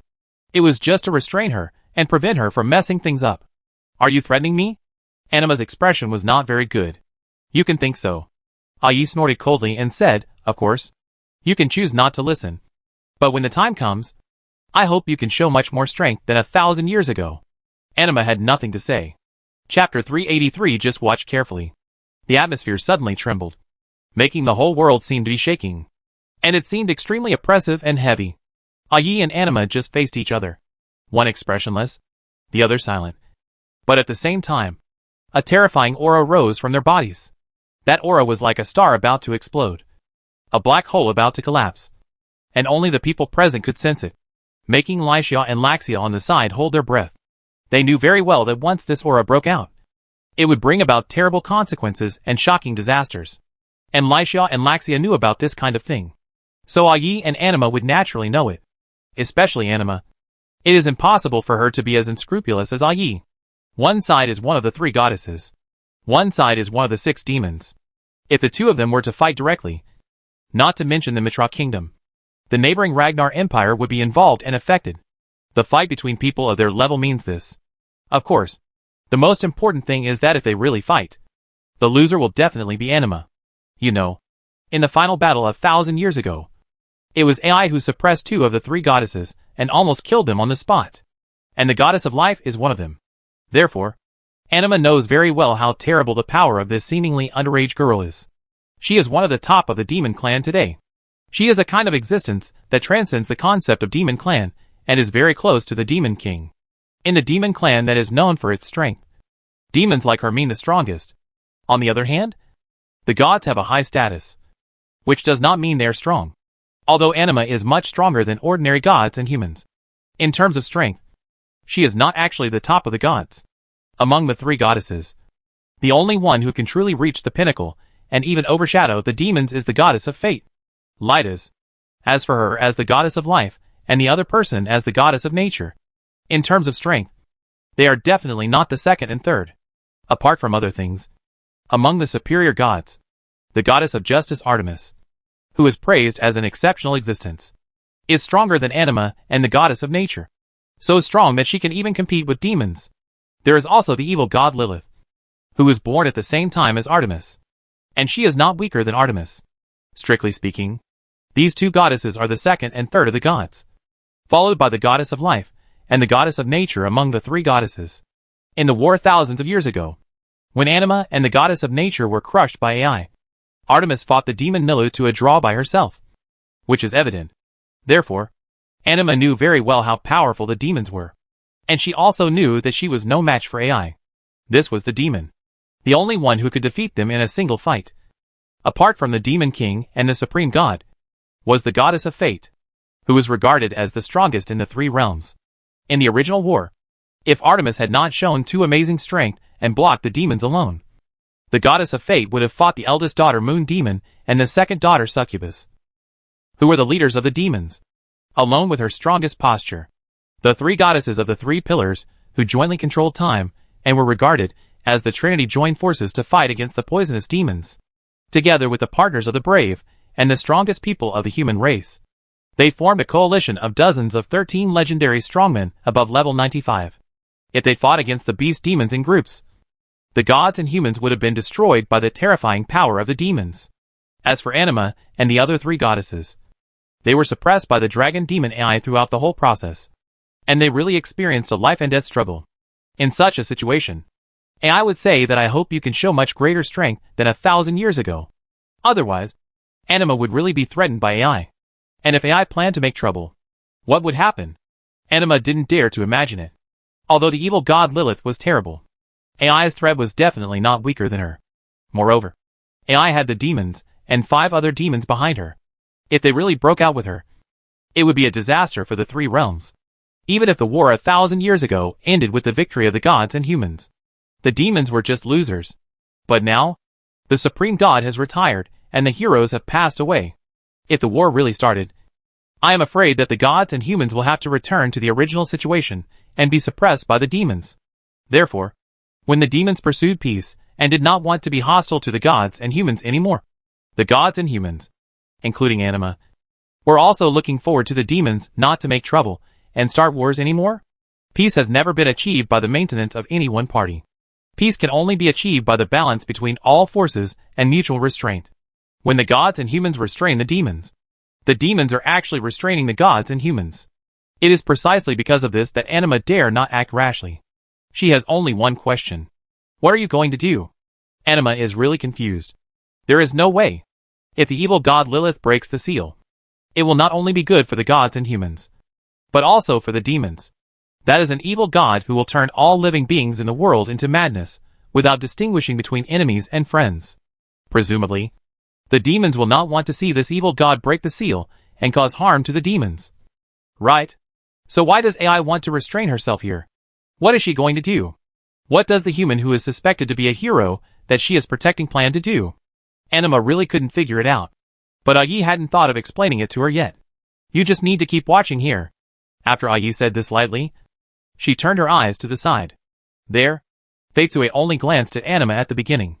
And then she kept looking at the direction of the temple. Until this time, Ayi cast her eyes on her. And Feitsue turned her head and looked at Ayi. Ayi and Feitsue looked at each other. After a while, go. Ayi said so. Feitsue nodded. And then jumped down from here without hesitation. Wait! Anima would naturally recognize who Feitsue was. And even kept watching her in secret. Seeing her leave, she hurriedly wanted to stop her. But, just as Anima moved, a look that made her heart suddenly cold pierced over. Anima suddenly froze. And then smiled bitterly. She knew that she could not stop what was going to happen next. I hope you won't regret it later. Anima could only say these words to AI in a deep voice. AI curled her lips and smiled. This is a special seat. Just watch carefully. AI's voice spread slowly. Watch carefully.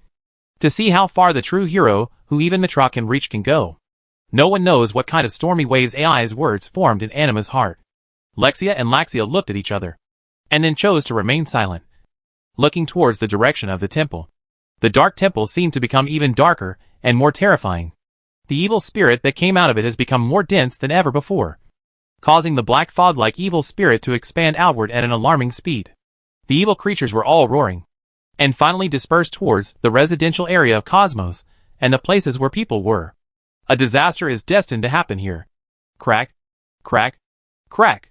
The cracking sound of the crystal was still ringing in the hall of the temple, as if the hearts of everyone present were broken. The crystal that sealed the scarred girl quickly broke at a speed visible to the naked eye. Not long after, it became cracked all over and was about to fall. Seal! Damn it! Muffy and Oz had completely lost their composure, one with a livid face and the other roaring anxiously. But there was nothing they could do. Ah!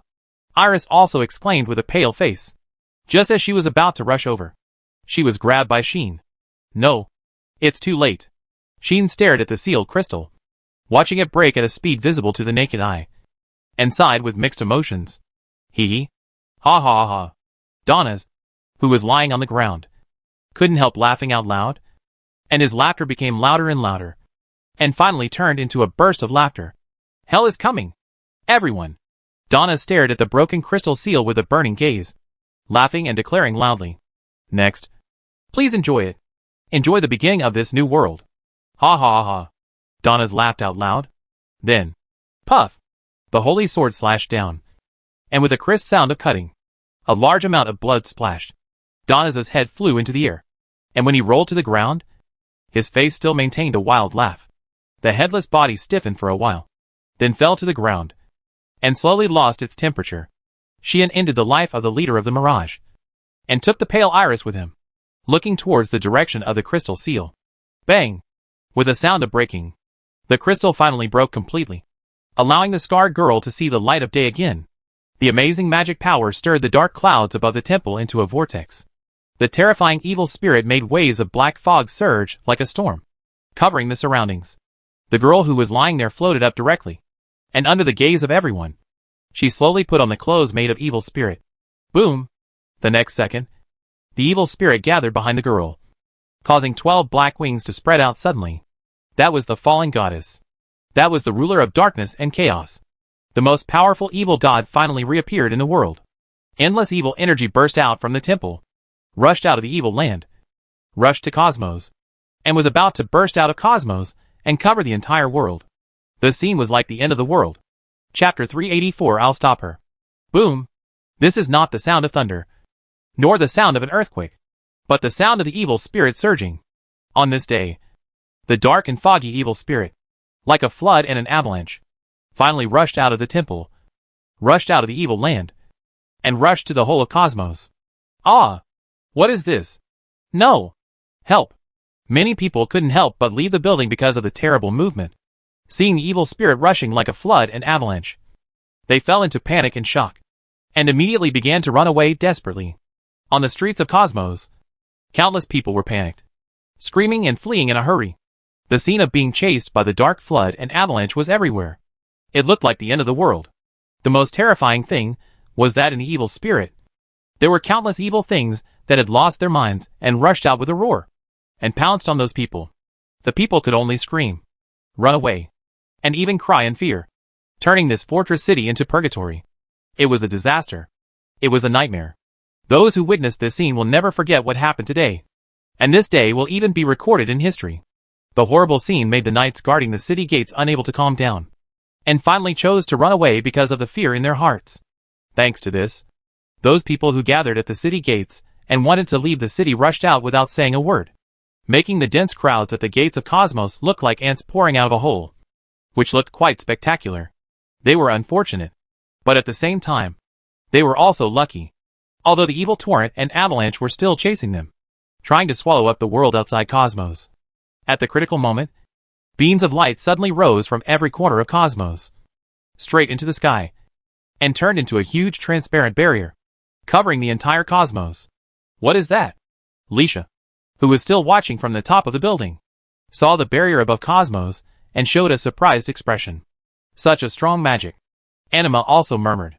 At this time, around the girls, a halo protected them like ripples, so that they would not be touched by the surging evil and fall into madness.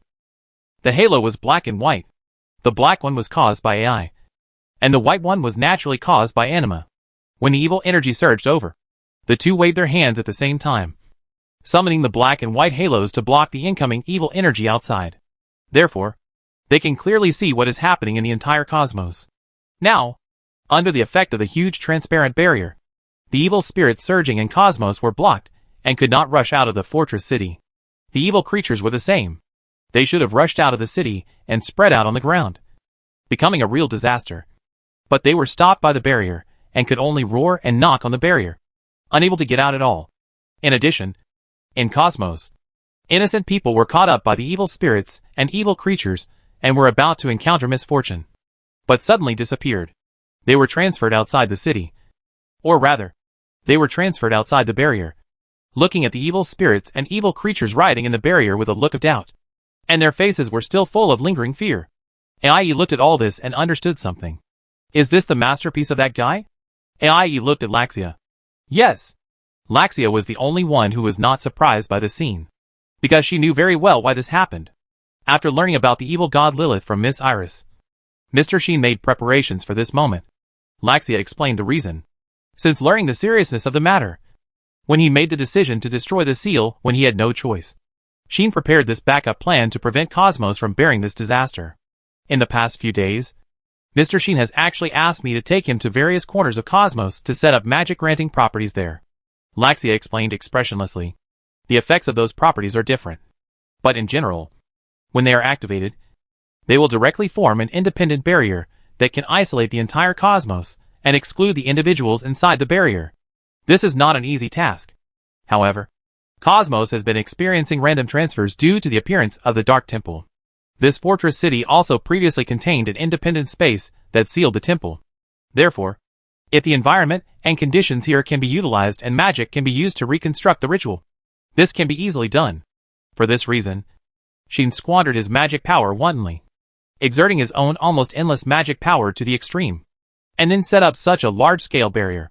In this way, even if it is the power of the evil god Lilith, or the powerful creatures of ancient times, it will not be easy to break through the barrier and run away. We can still stay here now, because your magic power is not much worse than Mr. Shin. At this time when you two cast a protective shield, the barrier cannot unilaterally exclude us. Laxia said so. By the same token, Mr. Shin, the builder of the barrier, who possesses magical power no less than that of the barrier, and the goddess Lilith, who broke the seal, are probably still staying in the temple, and have not been excluded by the barrier. In other words, now, Shin is facing the evil god Lilith alone. In the whole cosmos, there are only 4 people here as bystanders. No, not 4 people. It seems that there is one person who stayed behind unexpectedly. AI seemed to have seen something. While looking at the direction of the temple, he said to Anima beside him calmly, "It seems that it is because your magic power is protecting that little girl that she was not excluded by the barrier? That should be the case." Anima sighed and said, "I really don't know whether it is a blessing or a curse for her." Anima's words did not make AI feel much, as if she was completely uninterested in the girl. AI just continued to look at the temple, making Laxia beside her silent. The same is true for Lexia. However, looking at the huge barrier covering the entire cosmos, and thinking of the once slightly immature hero, Lexia felt mixed emotions. Has he grown to the point where he can even build such a large-scale magic barrier? I still remember that when she was still secretly observing Shin. Shin was just a novice magician who was just about to learn new magic, and could only use the primary elemental magic with a forced increase in power to fight against the enemy with his huge magic power. In less than a few months, this novice magician actually possessed such magical attainments, which really made Laxia sigh. Laxia on the side seemed to have noticed the master's thoughts. "This is Mr. Shin." Laxia said such words to Laxia for some reason. "Laxia?" Laxia was stunned for a moment, and looked at Laxia with some surprise. But Laxia didn't seem to pay attention to Laxia anymore, and also looked in the direction of the temple. There, a shocking collision was just about to begin. Boom! The evil energy like a storm suddenly attacked the surroundings, like a dark explosion, ravaging everything. The temple has collapsed. All the evil things were blown away by the evil energy and disappeared. The goddess with 12 black wings on her back was suspended in the air, like the center of the dark storm, the core of the vortex of H.L., constantly releasing amazing evil energy. That was no longer the evil energy that had been left over from thousands of years ago, but the true power of the evil god. The endless magic poison that could make all living beings in the world crazy, degenerate, and frenzy. The deepest darkness. The most original chaos. There is no life that can maintain rationality under this magic poison. The will that can resist this evil energy is also not something that an individual can possess. That is not a sin that humans can bear. Even gods and demons have to fall for it. It is very terrifying. In such a situation, in the storm of evil energy, there was actually a figure holding a young girl, who was resisting the evil energy that was coming like a storm, while crying out in surprise. "Why weren't you excluded by the barrier?" Shin held Iris in his arms, his face not looking very good. "Goo! Ah!" Iris groaned as if in pain. Her face twisted, and a hint of madness flashed in her eyes from time to time, telling Shin that she had been eroded by the power of the evil god Lilith.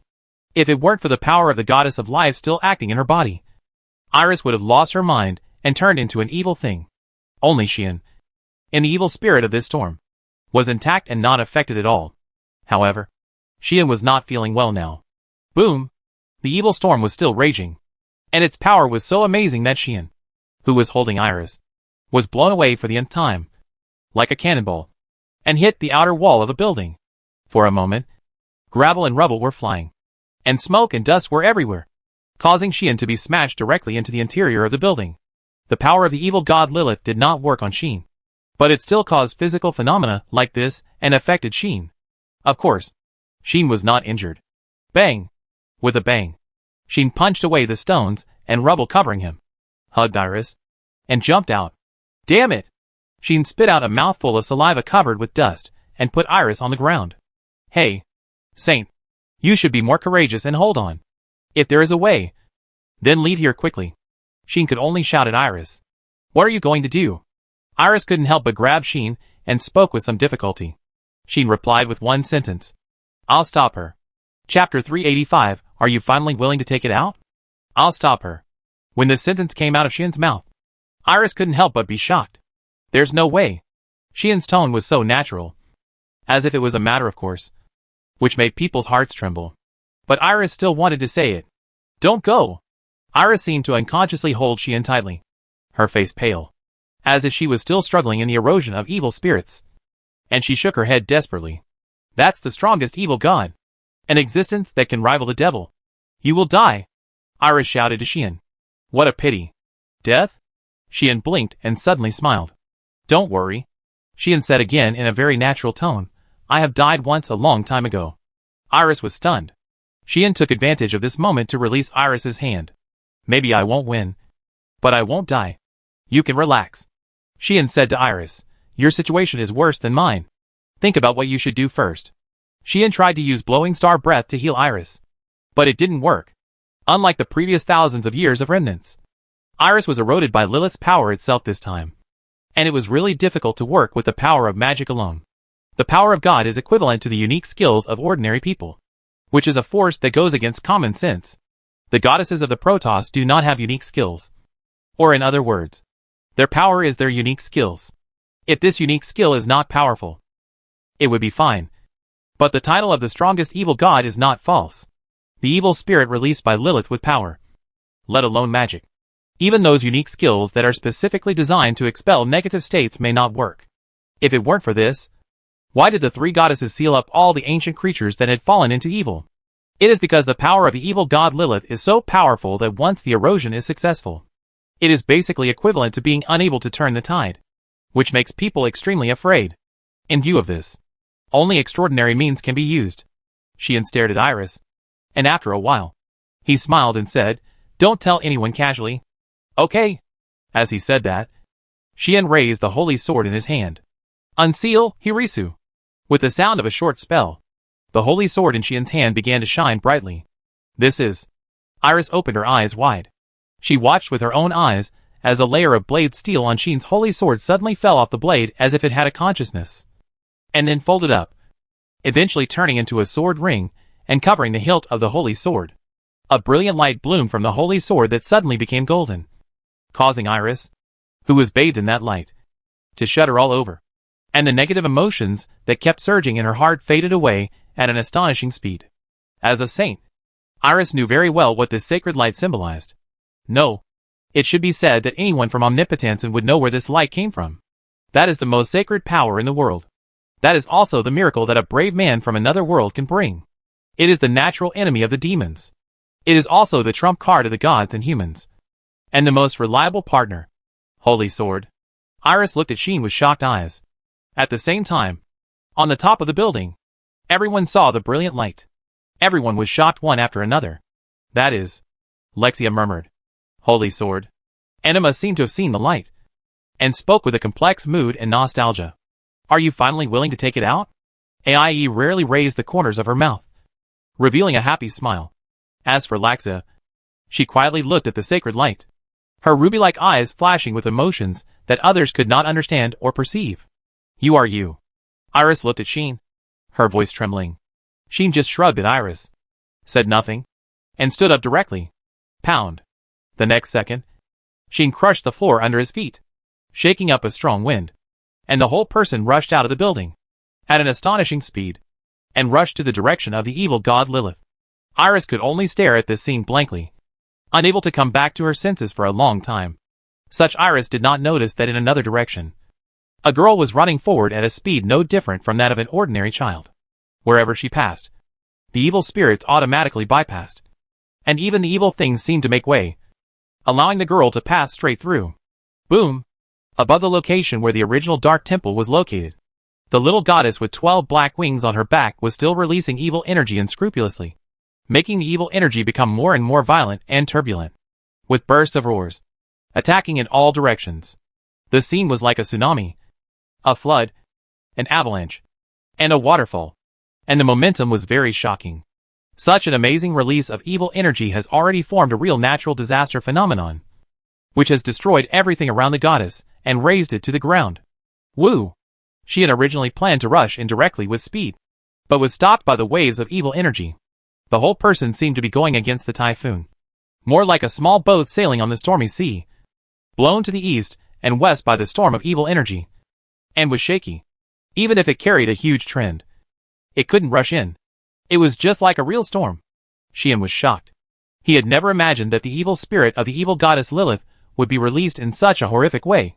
No wonder the evil spirit of the evil god could once cover the entire continent. If it spreads in this way, how fast it will spread is imaginable. At least, Xian thought that if he hadn't prepared it, the entire dukedom of Strimmer would have been swallowed by the evil spirit. Not only can it corrode the soul and make people crazy, but it also impacts everything around in this way. This is completely a super strong destructive typhoon raging. And every wind force that forms this typhoon contains poison, which is too terrifying. Is this an existence that can rival the devil? Xian finally understood how powerful this level of existence is. With his current strength, he can't even get close to it. It is conceivable that ordinary people coming here will definitely die.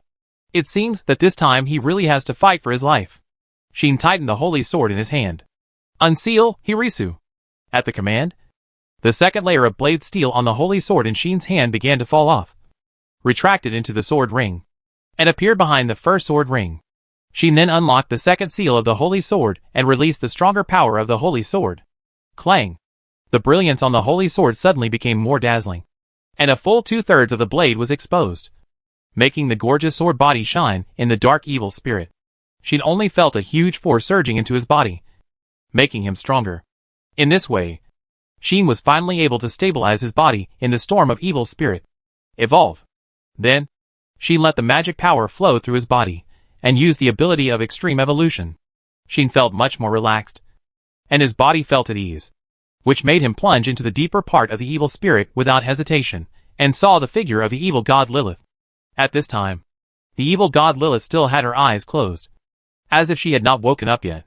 She was just wearing a robe and black wings, floating in the air. But Xian knew that it was not that the evil god Lilith had not woken up yet, but that she had no reason or consciousness, only instinct and strength, like a doomsday device that exuded darkness and chaos. Unless someone caught her attention, she would only follow her instincts and release evil spirits, turning the world into H.L. Xian narrowed his eyes. Since you choose to ignore me, don't blame me for being rude. Huge magic power rose from Xian's body. Give amplification. Give strengthen. Give expand. Give maintain. Xian used 4 kinds of magic in one breath. But that was not used on Xian himself, let alone on Lilith, but on the magic to be cast next. With the vast magic power, attract the stars from the sky. Xian chanted the magic spell. The radiant rays of light and the flames of fire were obeying the command of the one who controlled the night sky, showing the mystery and trajectory of the gods at this moment. That was light.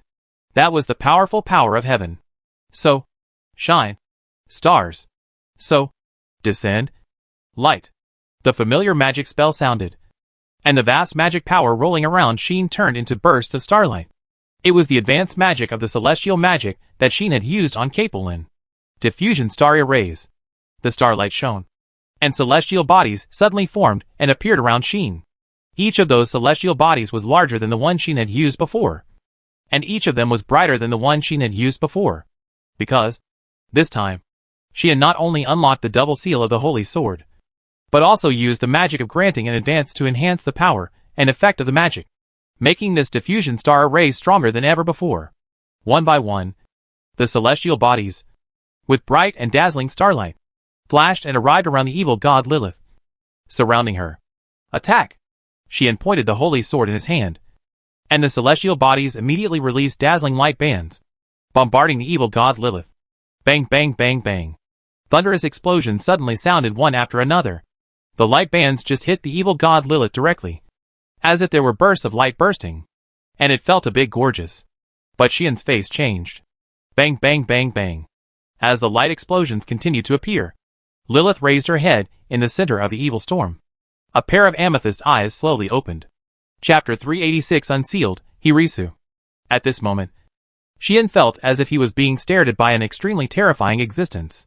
The pair of amethyst-like eyes opened in a burst of light and cast on Xian in the first time, making Xian feel a chill, because, in those eyes, there was neither luster nor emotion, but only endless darkness. Being stared at by those eyes was like being stared at by a pair of insect eyes, making people feel cold all over.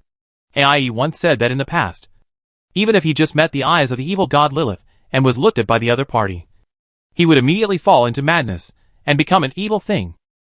Now, Xian finally understood what that feeling was. Seeing those eyes, it really felt like seeing the bottomless abyss, as if his soul was taken away by some great terror. If it weren't for the blessing of the Supreme God and the protection of the Holy Sword, perhaps Xian would have gone crazy now. While Xian was shuddering involuntarily, the fallen goddess moved in the light explosion. Boom! A burst of evil energy that was completely opposite to the gorgeous light explosion, and seemed extremely strange and dark, surged from Lilith's body. If the celestial body released white light bands and white light explosions, then the evil energy raised by Lilith was a black halo and a black light explosion. The deepest darkness was summoned by Lilith, turning into a terrifying black hole, not only swallowing up the light explosion in an instant, but also swallowing up all the light bands that swept over, and finally covering the celestial bodies directly, shaking them all. Bang! Bang! Bang! Bang! Bang! Bang! The celestial bodies did not hold on for even a second, and were all crushed by the deep darkness. That scene made Xian's pupils shrink. That was a high-level magic in celestial magic, and its power was already amazing.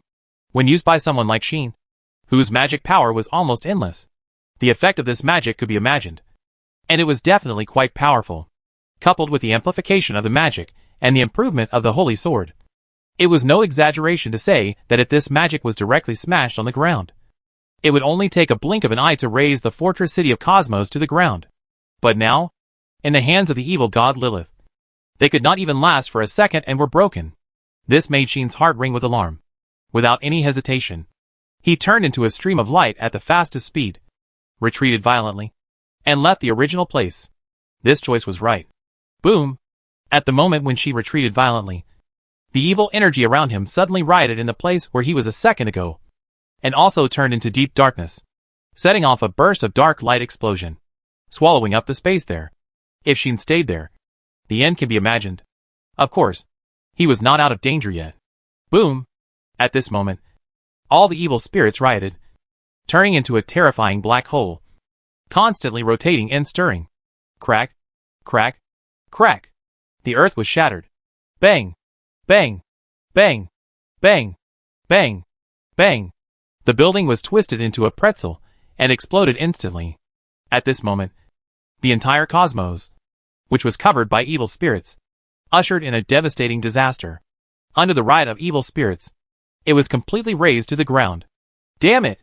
On the top of the building, Anima's face changed, and she stretched out her hand. The bright halo immediately burst into 1,000-foot light, blocking the terrible evil spirit that was stirring. Lexia and Laxia also showed shock on their faces. They couldn't believe that such a destructive scene had come as soon as it was said. That madman.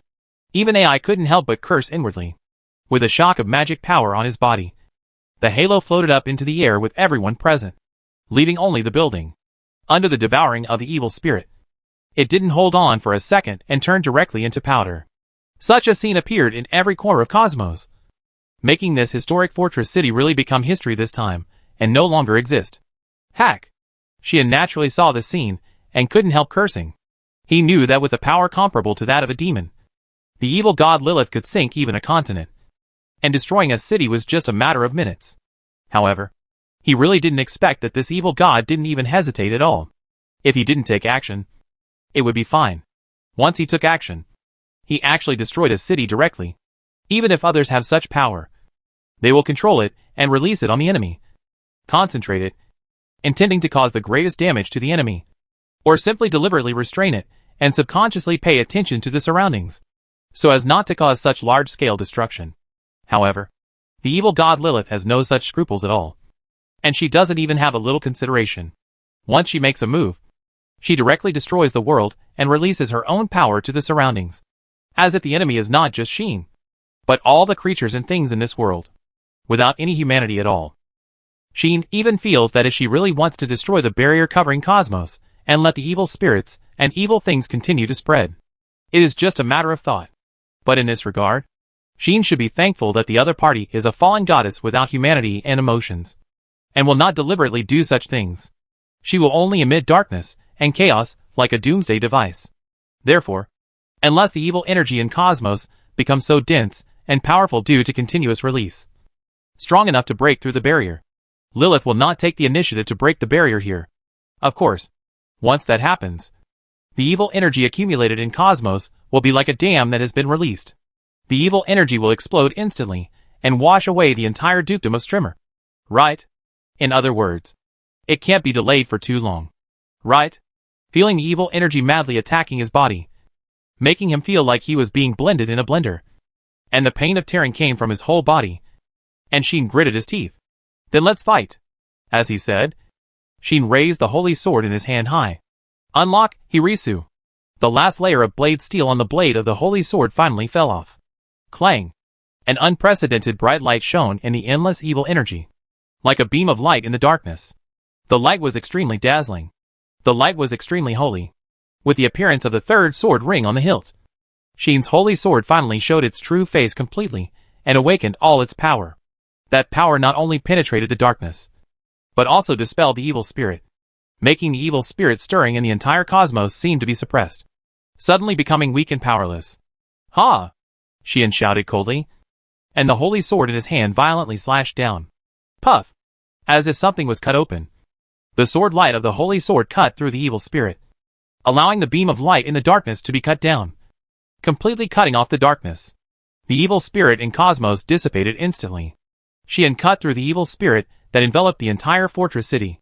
Are you kidding me? In midair, Lexia, who was shrouded in a halo, saw this scene with her own eyes and cried out, "That holy sword!" Even Anima couldn't help but look at the holy sword in Sheen's hand with a look of astonishment. Sure enough, the power of the holy sword was greater than that bastard Mitra. Yi also had a solemn look on his face. The true power of Sheen's holy sword shocked everyone. Of course, it also attracted the attention of the evil god Lilith. The fallen goddess raised her head and looked in Sheen's direction again. Her eyes were calm, but frightening. But at this time, Sheen had already rushed over. The fully liberated power of the holy sword ran through his body, making Sheen stronger than ever before. Until this second, Sheen had used all his strength and exerted his ultimate combat power. Lilith raised her hand to Sheen, letting waves of evil energy surge around her, turning into waves of darkness. And then the darkness was like a flood, rolling towards Sheen. During this period, the flood-like darkness continued to rise and fall, and it turned into a roaring beast, pouncing towards Sheen with bared fangs and claws, like 1,000 beasts galloping. Puff! With one swing of the holy sword in his hand, Sheen cut a dark evil beast that rushed towards him in half on the spot, and then rushed into the galloping beasts without slowing down at all. Puff! Puff! Puff! The sound of the slashing was like continuous thunder, constantly appearing in this world. Sheen turned himself into a stream of light, and rushed straight into the beasts. The holy sword in his hand carried the sacred and brilliant light, dancing with brilliant sword light all over the sky, cutting off the dark beasts one by one. The dark beasts were made of Lilith's evil spirit. They had no life, no consciousness, and naturally there was no such thing as death. They should have recovered in an instant, and continued to attack the enemy. However, the holy sword has the effect of expelling and purifying the power of evil nature. The darkness cut by its slashes will disappear without a trace in an instant. This seemed to make the evil god Lilith feel threatened. Boom!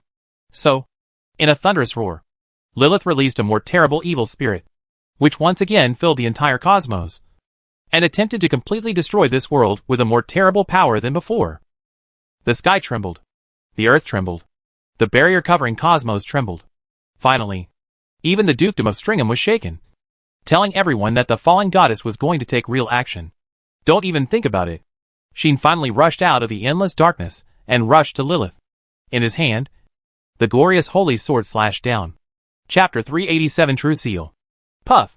When such a clear and audible cutting sound was heard, the evil spirit in the sky above Cosmos suddenly stagnated and stopped surging. Waves of evil spirits turned into walls of black fog, trying to block the slash, but were cut off cleanly by the holy sword with brilliant light.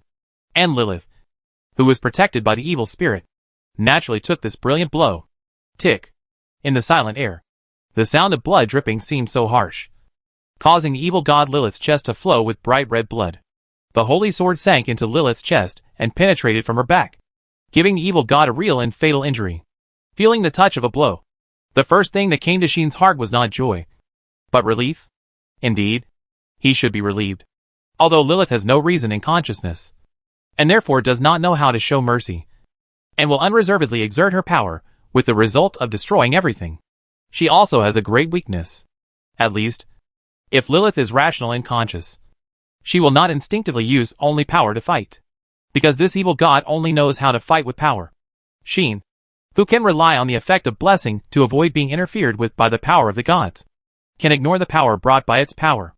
And if Lilith is rational and conscious, facing the holy sword that can break all evil, she will never use evil to defend, leaving everything to instinct. The result is naturally like this, being targeted by others without knowing how to adapt or respond. Sheen's attack successfully hit under such circumstances.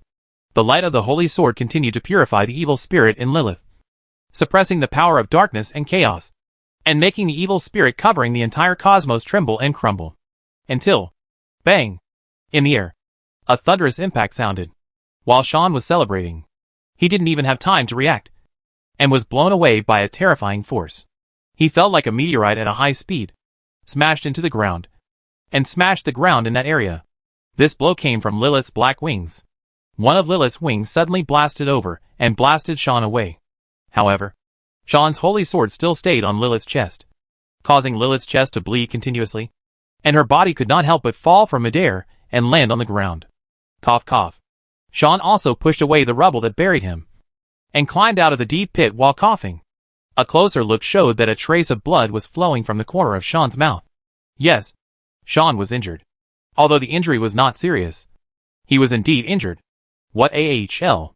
Feeling the faint pain, Sheen smiled bitterly. Lilith's attack, due to the protection of the holy sword, had been weakened by 99%. With the protection of various resistance skills, it still caused damage to himself? How terrible would it be if he took that attack completely? Sheen didn't dare to think about it any further. Of course, it seemed that this level of price should be taken for granted. The most terrifying time for a truly ferocious existence is definitely not at ordinary times, but the counterattack before death. Lilith is now a wounded beast, and seems to be completely out of control. Boom! Boom! Boom! Under the roars, Lilith's body kept rolling up the storm of evil spirits, destroying everything around. However, the holy sword pierced on her chest was still working, constantly purifying and expelling her evil spirits, so that she could only let the evil spirits run wild and ravage the surroundings, but could no longer produce such an amazing scale. Otherwise, Lilith, who ran away and lost control, would definitely destroy the barrier and sink the dukedom of Stringham and even the kingdom of Mitra into the ground. Now, the holy sword has suppressed her power to the greatest extent, reducing her from an invincible destroyer to a destroyer with a much reduced threat. However, even so, under the bombardment of Lilith's terrifying evil storms, Cosmos also trembled frequently, causing the area of thousands of meters around Lilith to be constantly impacted. Shattered, shattered, and shattered again. So, what should be done next? Sheen stood up with his hands on his chest, looking at Lilith, who was destroying everything like crazy, and his thoughts turned rapidly. At this moment, a figure quickly ran over next to him. What? Sheen successfully found the figure. His face changed, and before he could react, he was thrown into the arms of the other party. Then, Sheen felt a pain in one of his arms, because the newcomer raised his hand without saying anything and bit him hard. This bite completely ignored Sheen's resistance skills, leaving a clearly visible tooth mark on Sheen's hand. However, the next second, the tooth mark suddenly changed into an ancient pattern mark. Sheen didn't react to all this at all, and was stunned looking at the girl in his arms, who did these things. In fact, it was not only Sheen who was stunned, but also the women who were looking at everything here from a distance in the air. What? Seeing the girl throwing herself into Sheen's arms and leaving the pattern mark on Sheen's hand, the women were stunned, especially Anima. She actually entrusted the true seal to others? Anima was stunned, but she couldn't believe what she saw. Not to mention Anima, even AI, Lycia, Laxia and others opened their eyes slightly. Sheen naturally didn't know all this. Jade? You? Xian looked a little messy and caught off guard. In response, Jade, who suddenly ran over and threw herself into Xian's arms, just looked at him deeply, then turned around and rushed to the direction of Lilith. Lilith seemed to have discovered Jade's existence. Leia, from the beginning to the end, the goddess who looked like an emotionless doomsday device, at this moment, was actually like falling into a rage, roaring horribly.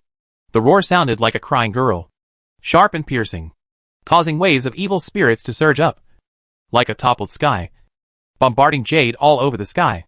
Stop! Xian finally reacted. His face changed again and again, and he wanted to rush over immediately. But before Xian could rush over, the evil spirit that covered like a collapsing sky suddenly stopped above Jade and stopped moving. Jade had weak waves of magic power on her body, which controlled the evil spirits. This was a matter of course. Even the magical life created with Jade as the prototype could control the evil spirits and evil things to a certain extent. So how could Jade herself not be able to do it? She was the half of the evil god Lilith, the rationality and personality of the evil god. For her, controlling the evil spirit was the same as controlling her own power. The so-called rationality is to control one's own consciousness and intellect. The evil god Lilith did not know how to restrain herself, and would only ignore the catharsis power of the enemy in me. And Jade was born to control this power. So, Jade rushed to Lilith and pounced on her. Lilith naturally would not fail to react. The black wings behind her spread out, carrying an amazing sound of air explosion, and prepared to blast towards Jade. Once this blast hits, the emerald will be blown up by the terrible force on the spot, leaving only splattered blood and broken flesh. Holy sword! Xian couldn't watch all this happen, and shouted loudly when he didn't have time to rush over. Clang! The holy sword pierced Lilith's chest suddenly shone brightly. The light dispelled the darkness, blew away the evil spirit, and also suppressed the power in the evil god Lilith's body to the greatest extent. The black wings that burst out from behind Lilith stagnated. Thanks to this, the emerald pounced in front of Lilith. Finally, there was contact. Buzz! The atmosphere suddenly trembled. In the tremor, the emerald was like a light and shadow, and just merged into Lilith's body and disappeared. No, she didn't disappear, but became one with Lilith. After nearly 10,000 years, the emerald finally returned to its original form, no longer a ghost wandering alone. But, Leia! Lilith suddenly screamed in pain, holding her head, flapping the black wings behind her, and flew into the air. Boom! The evil spirit burst out of her body as if it could not be suppressed, turning into waves of terrifying power, shaking and roaring, while sweeping around, forming the largest evil spirit storm so far. The holy sword was ejected from her body, flying like a stream of light, and fell into Xian's hands. Emerald, Xian didn't care about so much, and wanted to rush in the direction of Lilith. However, someone rushed out faster than him. Swish, swish, accompanied by two sounds of breaking through the air. Two figures, one large and one small, appeared in front and behind the evil god Lilith, surrounding her. Boom! Astonishing magic power rose from the two people. Okay, it's time to calm down, little guy. Yi spread a pair of dragon wings from the front, opened and closed her little mouth, and actually spit out a mouthful of scorching dragon breath. That dragon breath was terrible. Very terrible. Its appearance instantly raised the temperature between heaven and earth to an astonishing degree, as if turning this area into the center of a volcano. And even the atmosphere was twisted and swaying. Anima's face was solemn, and she opened her hands, and a holy light full of life breath descended. Yi and Anima used dragon breath and holy light respectively, evaporating the evil spirit while covering Lilith, making Lilith's figure disappear. The dragon breath and holy light wrapped her, turning her into a light source, suspended in the air, no longer moving. Xian stopped and stood there in a daze. Are you okay, Mr. Xian? Two more figures appeared beside Xian and caught his eye. Lexia? Xian looked at the twin-like girls and fell into confusion. Now, what exactly is going to happen? Chapter 388: The Core of Existence. At this time, in midair, Ai and Anima had completely enveloped Lilith in the light source, allowing everything to return to calm. If it weren't for the transparent barrier above Cosmos, everything on the ground had been razed to the ground, and the entire Cosmos was left with only a wasteland and ruins, and nothing else was left, telling others that all this was not a dream. Perhaps some people would think that all the disasters that have occurred so far are just their own imaginations. Right? Haven't you disappeared? How come you are here? At this time, Xian cast his eyes on Lixia, and his face was still blank. Seeing this, Lixia smiled bitterly. It's a long story. I'll tell you later when I have the chance. While Lixia passed the topic, she said to Xian, I didn't expect you to appear here. And you are related to the evil god Lilith. Lixia really didn't expect this kind of thing. So, when she first came here and saw Xian, Lixia couldn't help but be shocked. But now, it seems that it is not the time to care about such things.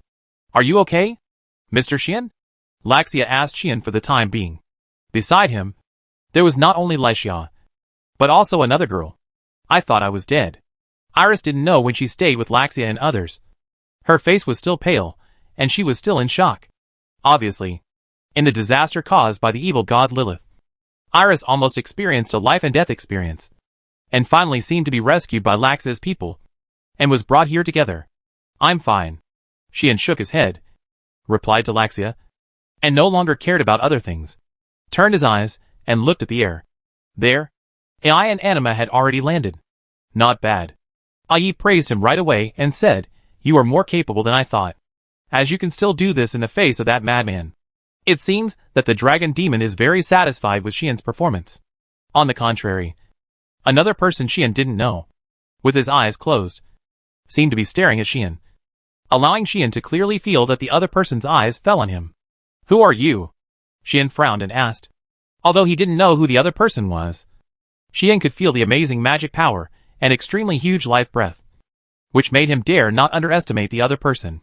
Of course, the other party would not underestimate Xian either. After all, Xian's performance just now was not only seen by Ai and others, but also by Anima. Therefore, Anima bowed to Xian solemnly. I am Anima. Please call me by my name directly. That attitude was as if he was facing a very distinguished guest. Xian didn't care. However, the other party's name made Xian know her origin instantly. You said Anima? Xian was surprised and said, You are the goddess of life? What? Iris trembled all over and looked at Anima in shock and excitement. Undoubtedly, this was the first time that Iris saw the goddess of life and the object of her faith. As a saint, she is the spokesperson of the goddess of life in the human world. But because she has not received blessings and has never been to the gods, Iris has never seen the goddess of life in person. It is better to say that many people actually have no chance to see the gods they believe in. God basically only appears in the human world when blessings are needed. Otherwise he will stay in the gods and rarely appear in other worlds. Therefore, apart from going to the gods, if you want to see God, you only have this opportunity when you receive blessings.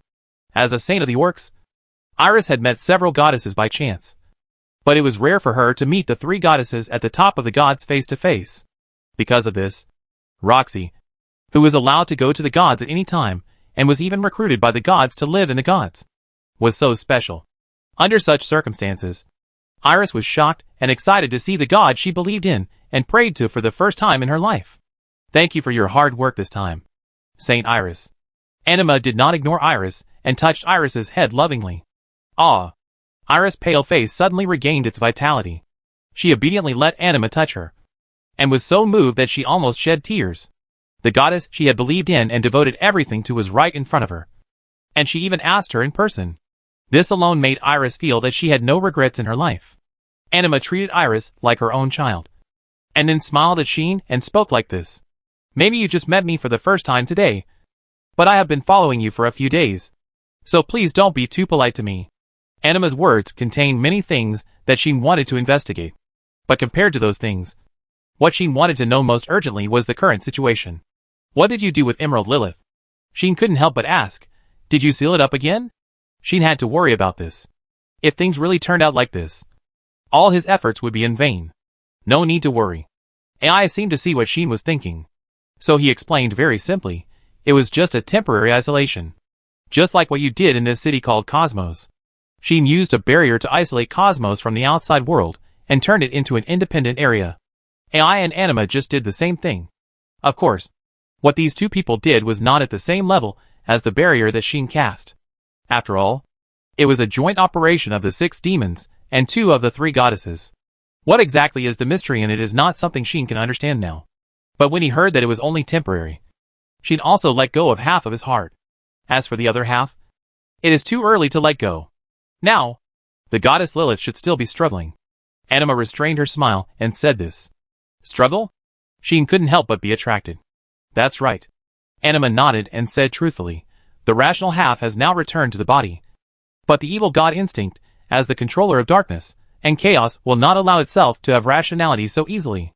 Therefore, if the rational half wants to regain its body and power and become a true goddess, it must fight against the instinct of darkness and chaos. If this struggle is successful, Jade can regain everything and completely control its own body and power. And if it fails, will it be dangerous? Sheen was silent for a long time and asked in a low voice. Anima did not answer, but nodded. The atmosphere suddenly became a little depressing. Everyone was silent and looked at the light source in the air, not knowing what to say. Sheen was the same. That fool. Sheen said helplessly, you can wait a little longer. As long as he waits a little longer, Sheen can find a way to weaken Lilith's power a little more, so that Jade's return will have a better chance of success. This result is actually very good, Anima said. Originally, it was almost impossible for the rational half to return to the original body. Now at least there is a turnaround, and it is not as hopeless as before. That's true, AIE said lightly. The power of the evil god cannot be weakened just by saying it will be weakened. Otherwise, when Lilith was wreaking havoc on the earth last time, the gods could have done this to help the half-body return. Right? Yes. Anima sighed and said, no matter how badly injured she is, the evil god Lilith will not care, let alone be affected by it. I can guarantee this. If it weren't so, Lilith sealed in the crystal would not be as scarred as Sheen saw. Those injuries were left by the gods to stop her ravages. But the result was completely ineffective, which made the gods completely helpless. And finally they could only gather the power of the three goddesses to seal it up. This time, things took a turn for the better. Because of the power of the holy sword. This time, the evil goddess Lilith was not just injured, but her strength was indeed suppressed and weakened. So there is a glimmer of hope. Right? Next to him, Lexia put forward her own idea. If it weren't for the weakening of the holy sword, it would be difficult to regain the body with only a half-body with little power. Even if there was a way to return. Right? Lexia said expressionlessly. That's what happened. Anima whispered. The rational half-body is now constantly trying to fight against the weakened evil god's power. Looking at this situation, it seems that there is hope. But the hope is not very big. Right? And I glanced at Anima and said, if it weren't for this, the half-body would not entrust the true seal to this kid. AI's words made Lexia and Laxia silent, and also made Iris stand up in astonishment. Miss Emerald entrusted the true seal to Mr. Sheen. Iris was astonished by this, and even shocked. True seal? Sheen frowned, thought of something, and rolled up the sleeves on his arms. On it, the marks of the lines left by the emerald before it returned to its original body are still there. What is this? Sheen couldn't help asking. It was Anima who answered Sheen's question. That is the root of our god clan. A kind of core of existence. Anima turned her head, and seemed to be looking at Sheen with her closed eyes. Our god clan is an existence split from the goddess Omnis, and is also the only race that can be immortal. This is also mentioned before. The number of goddesses in the god clan is limited and fixed. Even if they die, they will be reincarnated and resurrected after a period of time.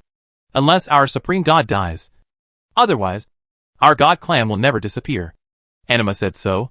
The reason why this can be done is that even if the body, or even the soul, is destroyed, the core of our existence will remain. And finally it will be used as the center to rebuild the body and soul. These words made Sheen's heart jump suddenly. If that's the case, then doesn't it mean that the half of her body that is entrusted to you is the core of her existence true seal?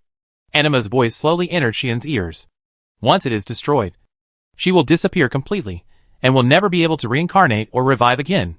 Chapter 389. She is very similar to me.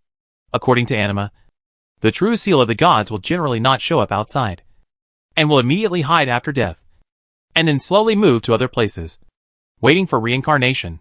However, this does not mean that the true seal will not be discovered. If the enemy has special abilities, knows the existence of the true seal in advance, and finds the location of the true seal, then they can completely destroy the true seal, so that the goddess of the gods will never be able to reincarnate again. Therefore, the goddess of the gods have a habit since ancient times. That is, to entrust their own true seal to a truly trustworthy person, and let the other party protect the safety of their own true seal. In that case, No matter how the goddess of the gods fights outside. Even if she dies, she will be reincarnated and resurrected by this person one day in the future. However, this also means one thing. That is, to completely entrust one's life and death to this person. And even to be completely bound to this person. If you trust the wrong person, then handing over your true seal to him/her is a way to your own death. Even if you trust the right person. If the other party does not have enough ability to protect the safety of the true seal or your own safety, then once the other party dies, you will die with him/her. Without any luck. For this reason, the goddess of the god clan will not easily entrust the true seal to others. And the more powerful the goddess is, the more so. After all, it is better to protect yourself than to entrust your life and death to others, which is more worry-free and safer. Right? In view of this, entrusting the true seal to others will generally only happen to the weaker, or even completely incompetent god clan. Goddesses who are capable of fighting and protecting themselves, or who do not trust others very much, usually do not do such things. Especially now that the war between the gods and demons has ended. The factors that threaten the lives of the god clan goddesses have been greatly reduced. And no one will choose to entrust the true seal to others. In addition, once the true seal is entrusted, it can never be taken back. And it will even be completely integrated with the other party, and cannot be separated. This is a major event that determines one's life. Nowadays, almost no one will choose to do this. But Fei entrusted her true seal to Xian. What does this mean? Very simple. She wants you to clean up the mess. I.e. bluntly express Fei's thoughts. If she fails in the end, then you can directly destroy the true seal, so that the evil god Lilith will completely disappear, and will not bring harm to the world. That's it. For a moment, Xian couldn't help but feel a mixture of emotions. He couldn't help but touch his hand. On that hand, the pattern mark called True Seal was not too obvious. If it was not deliberately paid attention to, it would be difficult to find. But such a small mark determines the life and death of a goddess, who can rival the devil. Huh? Xian spit out all the complicated emotions in his heart, raised his head, and looked at the light source in the sky. No one knows what Xian is thinking, except for Laxia, who has been looking at Xian. Let Miss Emerald handle everything next, Laxia said indifferently. Intentionally or unintentionally, now. Even if Mr. Xian rushes in, he should not be able to help with anything else. I know. Xian smiled bitterly, but still stared at the light source in the air. Looking back, it is actually a bit incredible. I am not a good person. Xian suddenly said such words involuntarily. Although I was summoned to this world inexplicably, and got a second life, got a chance to live again, and even got the strongest holy sword and the strongest plug-in, I didn't actually want to do anything special. Xian's sudden self-narration made everyone startled at first. And then, they all fell silent. No one spoke, but they all listened carefully. Whether it was Anima and Iris, who didn't know Xian's identity and existence, or Ai, Lesha, and Lasha, who knew Xian's identity and existence. At this time, they all focused their attention and listened carefully, because this was the first time they heard Xian talk about himself. And it was a good opportunity to understand Xian's thoughts and current situation. In this case, Xian slowly told the story. I don't have any great ambition to save the world. I don't have any great ambition to conquer the world. I don't know if it's because I have this personality, or if my values are different from my previous life after I died once. I just objectively accepted the fact of living again. Although I was curious inside about it, I was not too happy or too excited. Reincarnated into another world and became a hero. If someone else encountered this kind of thing, they would definitely be excited. Excited, panicked, at a loss, and even confused for a long time. Right? They would also have all kinds of thoughts, thinking that their lives have been completely changed, and finally determined to leave something and do something in this different world. Right? But Xian didn't have any of these. I am very easygoing. I also follow the crowd. In addition to wanting to repay the favor of the goddess, who summoned me and resurrected me, and help her achieve the purpose of summoning me as the price of living again, I don't have anything I want to do. Of course, I don't feel empty about this, and I don't think there is anything wrong with this, because my thoughts are also very mediocre. Just wanting to live in this world peacefully, without too much trouble, and see interesting things and interesting things again. To be honest, choosing someone like me as a hero must be a mistake. Right? Xian said. I know myself very well. I am not a warm-hearted person, nor a person who will consider others. I am not a good person, But I am not a bad person either. I am just an ordinary person. Most people are like this. Not everyone is warm-hearted. Nor will they consider others. They will only take care of themselves. Xian is the same as them. So he always thinks of himself as an ordinary person. If I can do something effortless and help others, I will still do it. After all, it will not affect me much. However, a little girl was inexplicably packed and thrown here by someone. And the other side also committed suicide. Later, various signs showed that she was not an ordinary person. Once she was involved, it would definitely be a big trouble. With my style, I would definitely avoid such a big trouble. Even if I couldn't just throw the little girl away, I would definitely find ways to entrust her to someone else and pass on the blame. But, in the end, Xian actually broke his usual style. Not only did he bring the jade, but he also volunteered to help her. For this, he revealed his identity, and did things that would break the seal and offend the orc priest group at the cost of getting into trouble. It was really unimaginable. Xian always thought that it was the inexplicable premonition in his heart that was at work. But now think about it carefully. If that premonition is really the guidance of fate, then it is not tempting Xian to do something, but letting Xian do what he wants to do. Luo Shi also said that the premonition and revelation brought by this blessing given by the goddess of fate is a kind of ability that when something that must be solved by oneself appears through the traction of fate, it will eventually touch the problem itself in various accidents and coincidences. In other words, if it is not closely related to the person, or if it is something that cannot be ignored and must be solved by the person's personality, premonitions and revelations will not appear. So, what does the matter of Jade have to do with Xian? Why did Xian break his usual style and actively help Jade, not hesitating to get into trouble for this, and making such a big scene? The reason is actually very simple. She is very similar to me. Xian finally understood this. I was reincarnated inexplicably, summoned to become a hero, and came to this world. She was born inexplicably, became an evil god, and also came to this world. The difference is that I was chosen as a hero, and got almost all the benefits. But she was chosen as an evil god, but got almost all the disadvantages.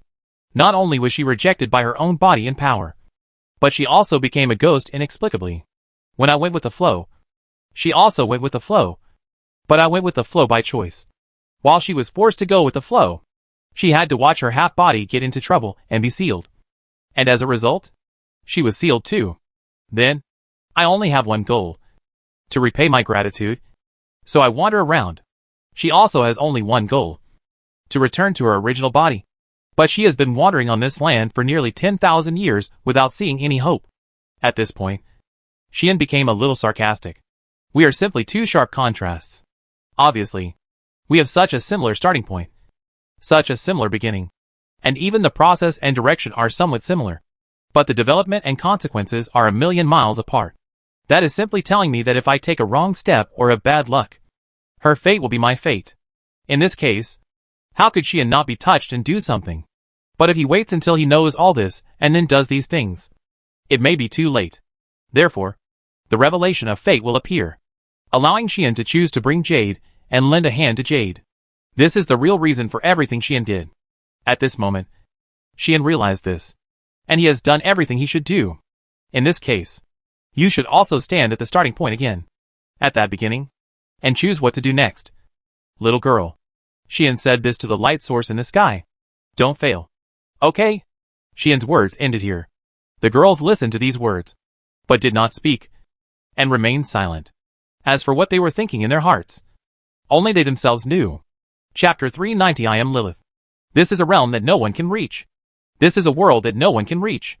In this realm, in this world, only Jade wanders in it like a soul, because this is the body of the evil god Lilith, the interior of the goddess, the depths of consciousness, or the soul itself. And here, Jade feels that she has become dazed, and even her existence itself is extremely unstable. It will disintegrate. It will collapse. It will disappear. It will not hold on. Although she did not feel uncomfortable, similar feelings kept coming to Jade's mind, making Jade understand how bad her current situation is. It's like soaking herself in a deadly poison, but losing the sense of pain. Not only will it not be okay, but it will be more dangerous. This is how Jade feels now. With this feeling, Jade began to recall her memories. She can't speak. She is not mature either. Even though she has survived for nearly 10,000 years, Jade has grown in personality and rationality. But she is moving in a direction that is not quite right. She wants to improve her rationality and personality strength to fight against the entity that rejects her. But the chaotic attributes of the entity have been suppressing the growth of her personality and rationality, causing Jade's rationality and even intellect to grow in a somewhat strange direction. In some areas, she knows a lot and understands a lot, and seems to be more knowledgeable than an old man who has lived for 100 years, which can be called transcendent. But in some areas, she seems to understand but not quite, or even completely does not understand, which is worse than a child. Such a contradictory and deformed ideology has been maintained for nearly 10,000 years, sometimes making Jade feel anxious, and sometimes making Jade feel collapsed, making her really unable to bear it. She also does not know how to complain about the world, and does not know how to blame fate for treating her like this. So she can only wander on the ground to eliminate this anxiety and collapse. In Jade's memory, there are really only these. After all, from the moment she was born, she, as the rational half, was excluded from the main body. Soon after the main body caused a disaster, she was sealed together with the other party, and then began this extremely long journey of wandering. During this journey, she met people who took her in because they felt sorry for her. During this journey, she also met people who had bad intentions towards her and wanted to do something to her. She tried to live with the former, but found that they had their own families and their own daily lives, and there was no place for her in them. She even had problems communicating with them, and there was a huge gap. So she finally chose to leave. She was also taken away by the latter and sold as a commodity. Even when the other party wanted to do something bad to her, she did not choose to resist. Fortunately, she was the ruler of darkness and chaos after all. Even if she was a rational half without power, those who came into contact with her with dark and evil negative emotions, or even intended to hurt her, would eventually fall into madness and die on the spot. For nearly 10,000 years, Jade has always been like this. She was either accepted first, then felt alienated and left, or attracted those evil people, causing them to die suddenly. So, from beginning to end, Jade was alone. People called her a vengeful spirit looking for happiness. But she actually didn't even know what happiness was. She didn't even know what misfortune was. Otherwise, when the people from the old demon clan destroyed the space node, broke into the temple of the present world, and took her away, she would not resist. That time, for Jade, it was just an insignificant experience in a long journey. The only difference is that someone has set his eyes on the seal of the main body, and it is very likely that the main body will be released. At that time, Fetsue had an idea. That is, to regard this journey experience as the final destination. She no longer wants to continue like this. She no longer wants to wander like this. Therefore, even if she knows that the final result will definitely be eliminated, she plans to take this opportunity to return to the main body after that. Until she met that person. Hello. This is the first sentence the other party said when he saw her. Very ordinary. Very ordinary. Without any highlights or special sentences.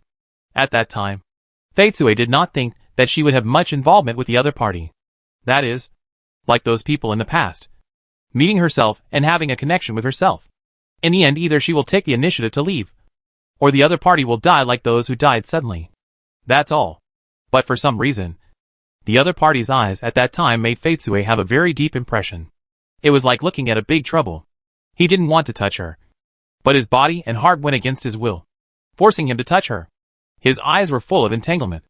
That look made Fetsue quite concerned. In the past, those who saw Fetsue were either full of sympathy and love, or full of desire and darkness. She had never seen such a strange person, because she was very concerned about that look. Fetsue got into the other person's bed that night, wanting to take a good look at those eyes. But because the other person's embrace was too reassuring, she fell asleep unconsciously. Fetsue didn't know why she felt warmth and reassurance in the other person. She didn't know that she held the blessing of the Supreme God. Otherwise, she might understand that the reason for this was that Xian, who held this blessing, had the breath of the mother of the gods, which made her, who was also a god, feel as safe as being in the arms of her parents. What really changed Fetsue's mood was what happened the next day. Little guy, do you want to go with me? When that person looked at her and said such a sentence to her, Fetsue felt quite incredible. It's not because no one has said this to her. In the past, Those who took her in and adopted her have said this. But their eyes are completely different from that person's eyes. In the past, those who planned to take her in and adopt her just regarded her as an abandoned child of unknown origin, and planned to bring her into their lives based on sympathy, pity and love. But this person is different. The look in this person's eyes is not that he wants to bring her to his side, but that he intends to enter her side and intervene in her life. These are two completely different things. The former is to let oneself abandon her past and live with them. But Faitsue can't do it, so she left. The latter, however, is to let oneself face her own problems directly, and the other party will intervene and interfere, and face it with oneself, especially the emotion that the other party would show from time to time, as if looking at a person with the same suffering made Faitsue feel different from those people she had met before. Perhaps even the other party himself did not know that he had shown such emotion? So, at that time, Faitsue nodded. It was not a choice based on following the crowd, but the first time in history that he nodded his head out of his own thoughts and loyal to his heart. From that time on, everything was destined to be changed. Later, Faitsue found out that he was a brave man. He had a holy sword, which could not only help him break the seal and return to his body, but also help him weaken the power of his body and increase his chances of returning. Don't worry, I will help you. The other party was obviously not a person who would say such warm-hearted words, but when facing himself, he naturally said such words. Don't forget, it was me who asked you to choose whether to follow me, and it was me who asked you to tell me if you had anything, and claimed to help you. Since you have made a choice, I will definitely help you to the end. For such a reason, the other party broke the seal regardless of the consequences, or chose to do so even though he knew it would cause trouble. It was really impulsive and reckless. But, don't worry, we still have time. Let's think about it slowly. What should we do? Okay. These words at that time incredibly soothed the anxiety and collapse in Faitsue's heart, and her incomplete rationality suddenly came up with an idea. That is, she should not give up on herself and die. Yes. Before this, Faitsue's return was just giving up on herself. The result she pursued was not success, but an end to it all. In other words, in the end, it didn't matter whether she succeeded or failed. She just didn't want to continue like this. It was not until that time that Jade had the idea of success for the first time. Even though the hope was still slim, the existence of the evil god Lilith itself made it difficult, and even problematic to make her have the rationality and intellect she deserved. But Jade still wanted to give it a try. If she failed, then forget it. But if she succeeded, this time, she must eliminate the barriers she had felt in the past, enter other people's lives, and let her rationality really grow. Of course, Jade now only wants to enter one person's life. That's him. My name is Xian. What about you? This is also what the other party said when they first met. At that time, her answer was Jade. But this time, she wanted to answer like this. I am Lilith, returning from darkness, born in chaos. With the help of the brave, she successfully gained a rational existence. Evil god? No, not really. I am the goddess. The goddess Lilith. Just like that, the girl's swaying soul, which seemed to be on the verge of collapse at any time, quickly stabilized. Boom, boom, boom. This is the roar of the sky. This is the trembling of the earth. Above cosmos, in the bright light source, a brilliant light pierced out like sunlight that penetrated the darkness, illuminating the surroundings. Chapter 391. The enemy appears. Here they come. Seeing the strange light source in the sky, everyone on the ground was immediately shocked and held their breath. Anima even approached Sheen and whispered to her, if the child fails, please do not hesitate. She naturally understood what she meant. Lilith, who has completely lost the possibility of regaining her rationality, is just a cruel evil god and a disaster for the world. So you don't need to have any psychological burden. Anima said this in Sheen's ear. Her voice was very gentle and kind, giving people a feeling that a mother is tolerating herself. However, Sheen did not respond to Anima's words. He himself did not know whether he could be cruel enough to destroy the true seal entrusted to him by Jade if she really failed. Of course, in essence, Sheen is still a person with a strong ability to accept things objectively. So, if Jade really fails, he will accept the consequence, and will not make a desperate struggle for reasons such as not wanting to believe in reality or not giving up. However, accepting is accepting, and not struggling is struggling. Which does not mean that Xian will give up directly and destroy the true seal. Perhaps, by then, Jade is really gone, and Lilith will become a real scourge. But as long as the true seal is there, Lilith will be able to reincarnate and revive beside Xian. Right?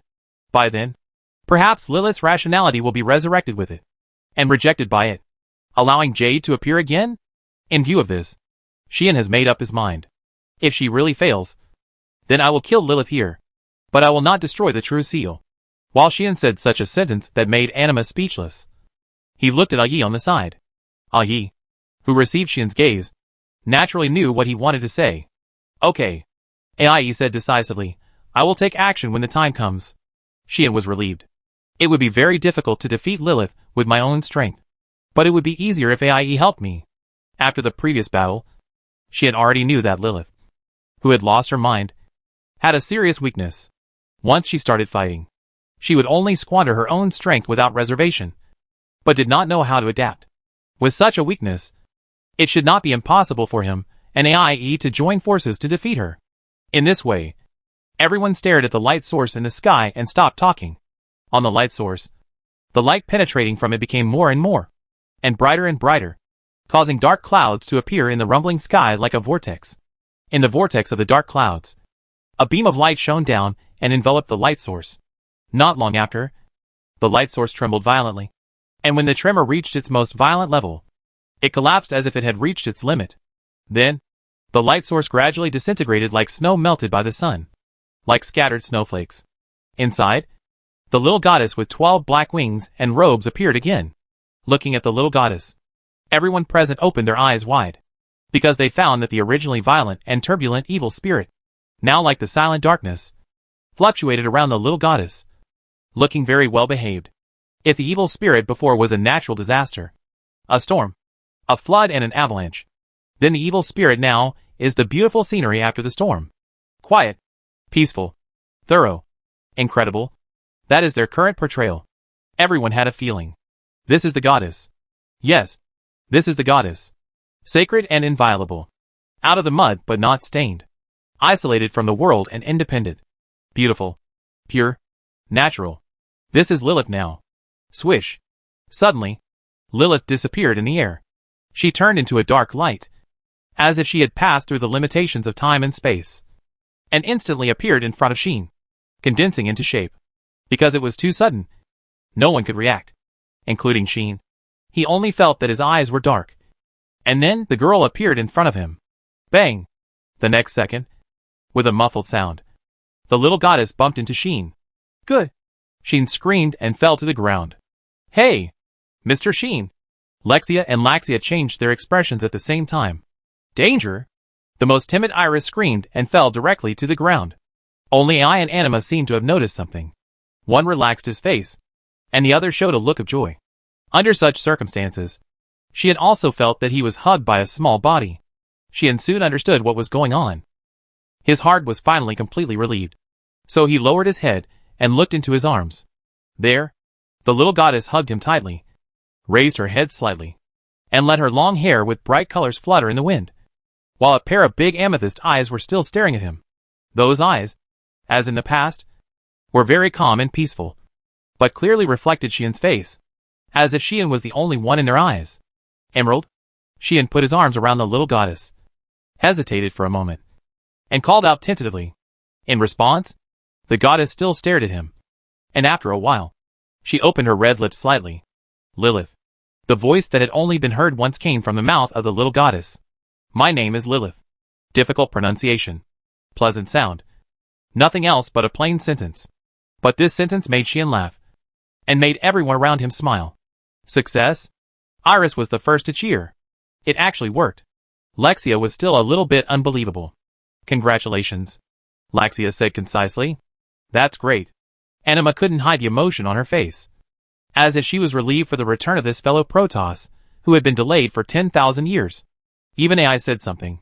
It seems that the strongest evil god has returned. This evil god, who once caused the largest-scale disaster and turned the earth into purgatory, has finally restored the appearance it should have when it was born. This also means that a goddess who can rival the demons has appeared in this world. I really don't know whether I should be frankly happy or not. Ai said this, but looking at her relaxed expression, I guess she didn't really take this as a bad thing. Right? Unfortunately, what she thought didn't seem to matter to Jade. Or rather Lilith. Now, Lilith just looked at the human man in front of her. Looked at his smile from the bottom of his heart. As if she wanted to remember it forever.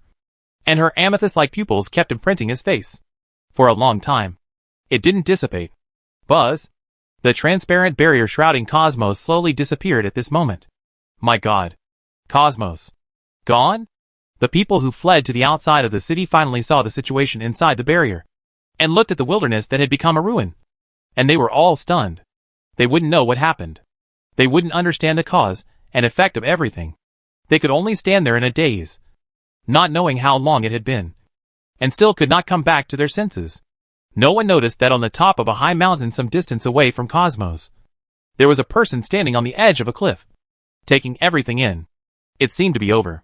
The tall woman, who was only wearing a white dress and standing barefoot like a ghost, with fair skin and long straight black hair, seemed to be disappointed and looked unhappy. As a result, after making such a big fuss, only a city was destroyed. And there were no serious casualties. This operation was basically a failure. The woman seemed very dissatisfied with the result. A voice replied to her. It was indeed a failure. But it was not without serious casualties. My mirage was almost destroyed. And all the members died. And no one survived. As he said this, a gentle and elegant demon man appeared behind the woman. If Sheen and the others were here, they would be surprised. Right? Because this gentle and elegant demon man was Donna's, whose head was chopped off by Sheen. Donna's brought his 4 demon fighters, and appeared here leisurely. I told you before that leaving the rational half-body behind is likely to cause an accident. But you just don't believe it. Now, you have made wedding clothes for others in vain. My ally? Donna spread his hands, and spoke helplessly. In response, the woman puffed up her cheeks, and spoke in dissatisfaction. It's not that the magic life you lent me is too useless. Let them find a noble of the Mitrok kingdom, and throw the half-body to him. So that the orc priests and the Mitrok kingdom will be enemies. Who knew that they would find such a troublesome target? The woman was making a fuss. But the words she said seemed indifferent. You still hate the hero and his country so much. Donna seemed to have no way to deal with what the woman did. Don't you hate it? The woman's face changed. And she looked at Donna's and said, I know. You are not the leader of the Mirage at all? No. I am indeed the leader of the Mirage. There is no doubt about that. Donna's looked at the woman, chuckled, and said, It's just that this is the identity I use when I act outside. It can be regarded as my own personal power when I am out there. No wonder. The woman smiled as if she suddenly realized something and said, I said how could the son of the leader of the original demon inexplicably take a mirage to wander around outside? I didn't expect that this walk would actually let me meet you who was betrayed by the hero. Donna smiled suddenly and said, So, this is still quite rewarding. Right? Indeed. This time it was not completely fruitless. The woman turned her head and looked in the direction of Cosmos, saying, At least, we know a good secret. Yes. The gentle and elegant smile on Donna's face turned cold. And he said calmly, I didn't expect that at this point. There would be a hero summoned to this world. Yes. The woman still had a smile on her face. But like Donna's, she became very cold and ruthless, saying, That's great. There is another target that must be avenged. Let's go. Donna said to the woman, We agreed before that after this operation, you have to come to our side. Don't worry. I remember it. The woman looked indifferent.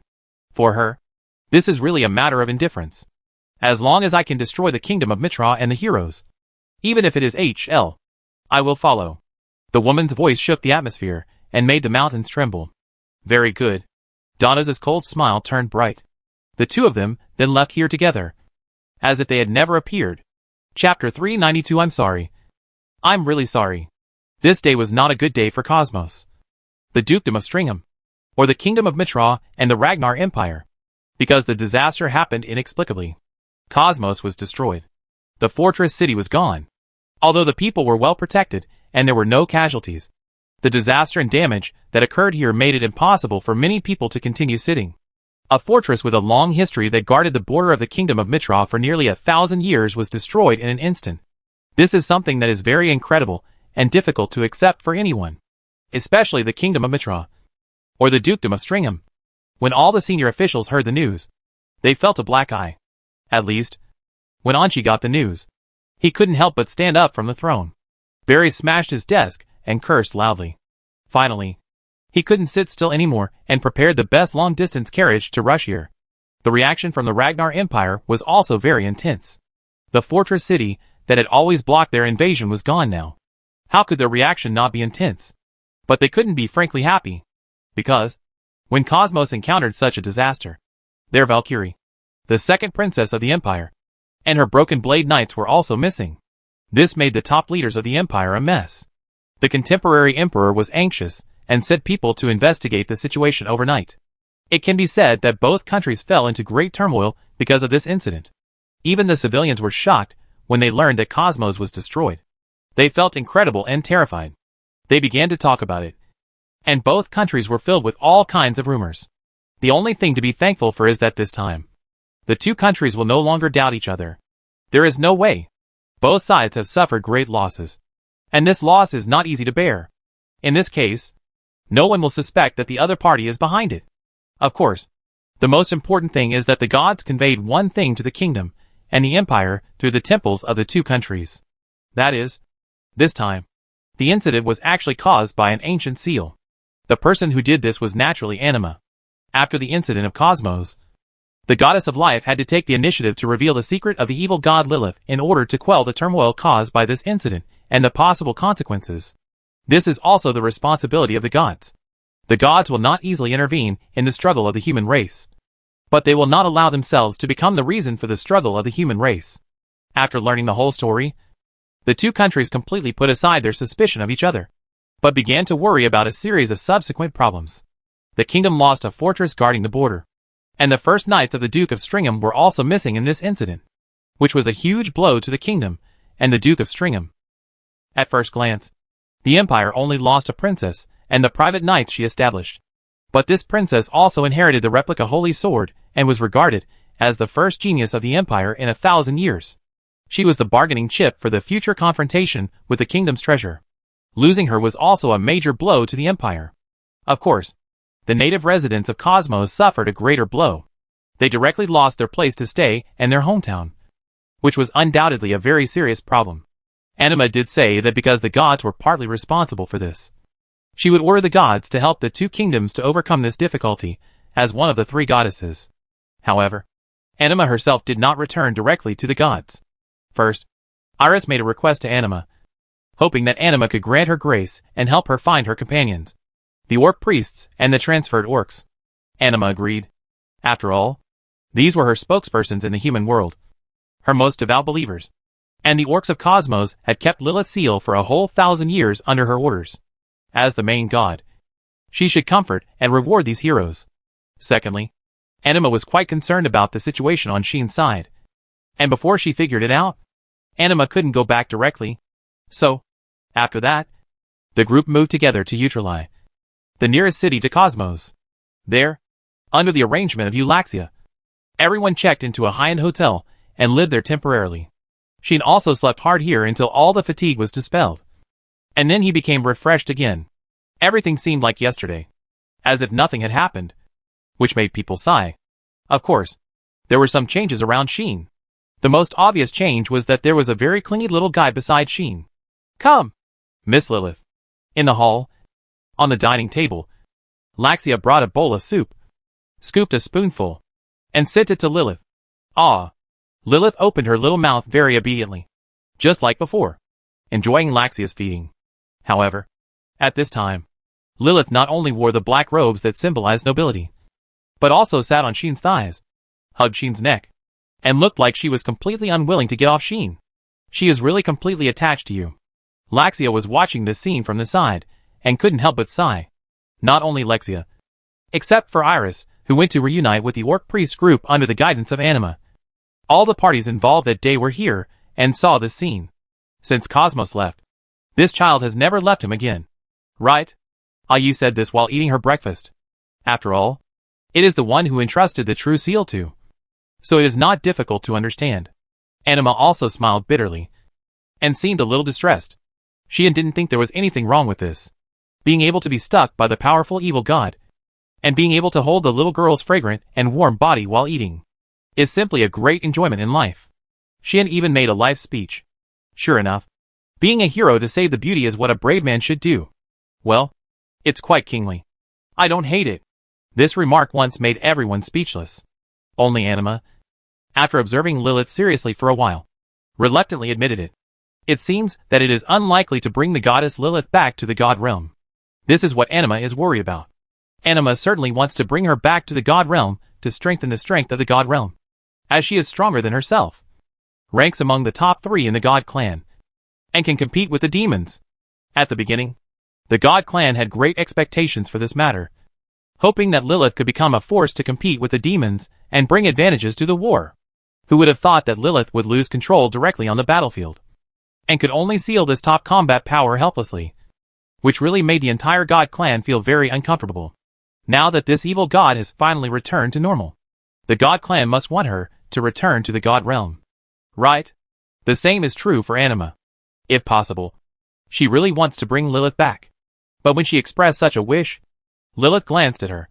That look made Anima's back chilled, as if she had seen a mountain of corpses and a sea of blood, and she almost lost her composure. If it wasn't Anima, if it was someone else, being looked at like that by Lilith, they would probably have gone crazy. Right? After returning to her original form, Lilith perfectly controlled her power and possessed a strength that was truly comparable to that of a demon. She was also very handy in using her power. Anima, who was not as strong as Lilith, angered her, and naturally suffered a big loss. From that time on, Anima knew that Lilith was unwilling to return to the god realm. She just wanted to follow Sheen's way. Whether walking, eating, sleeping, or bathing, she would stick to Sheen and follow him.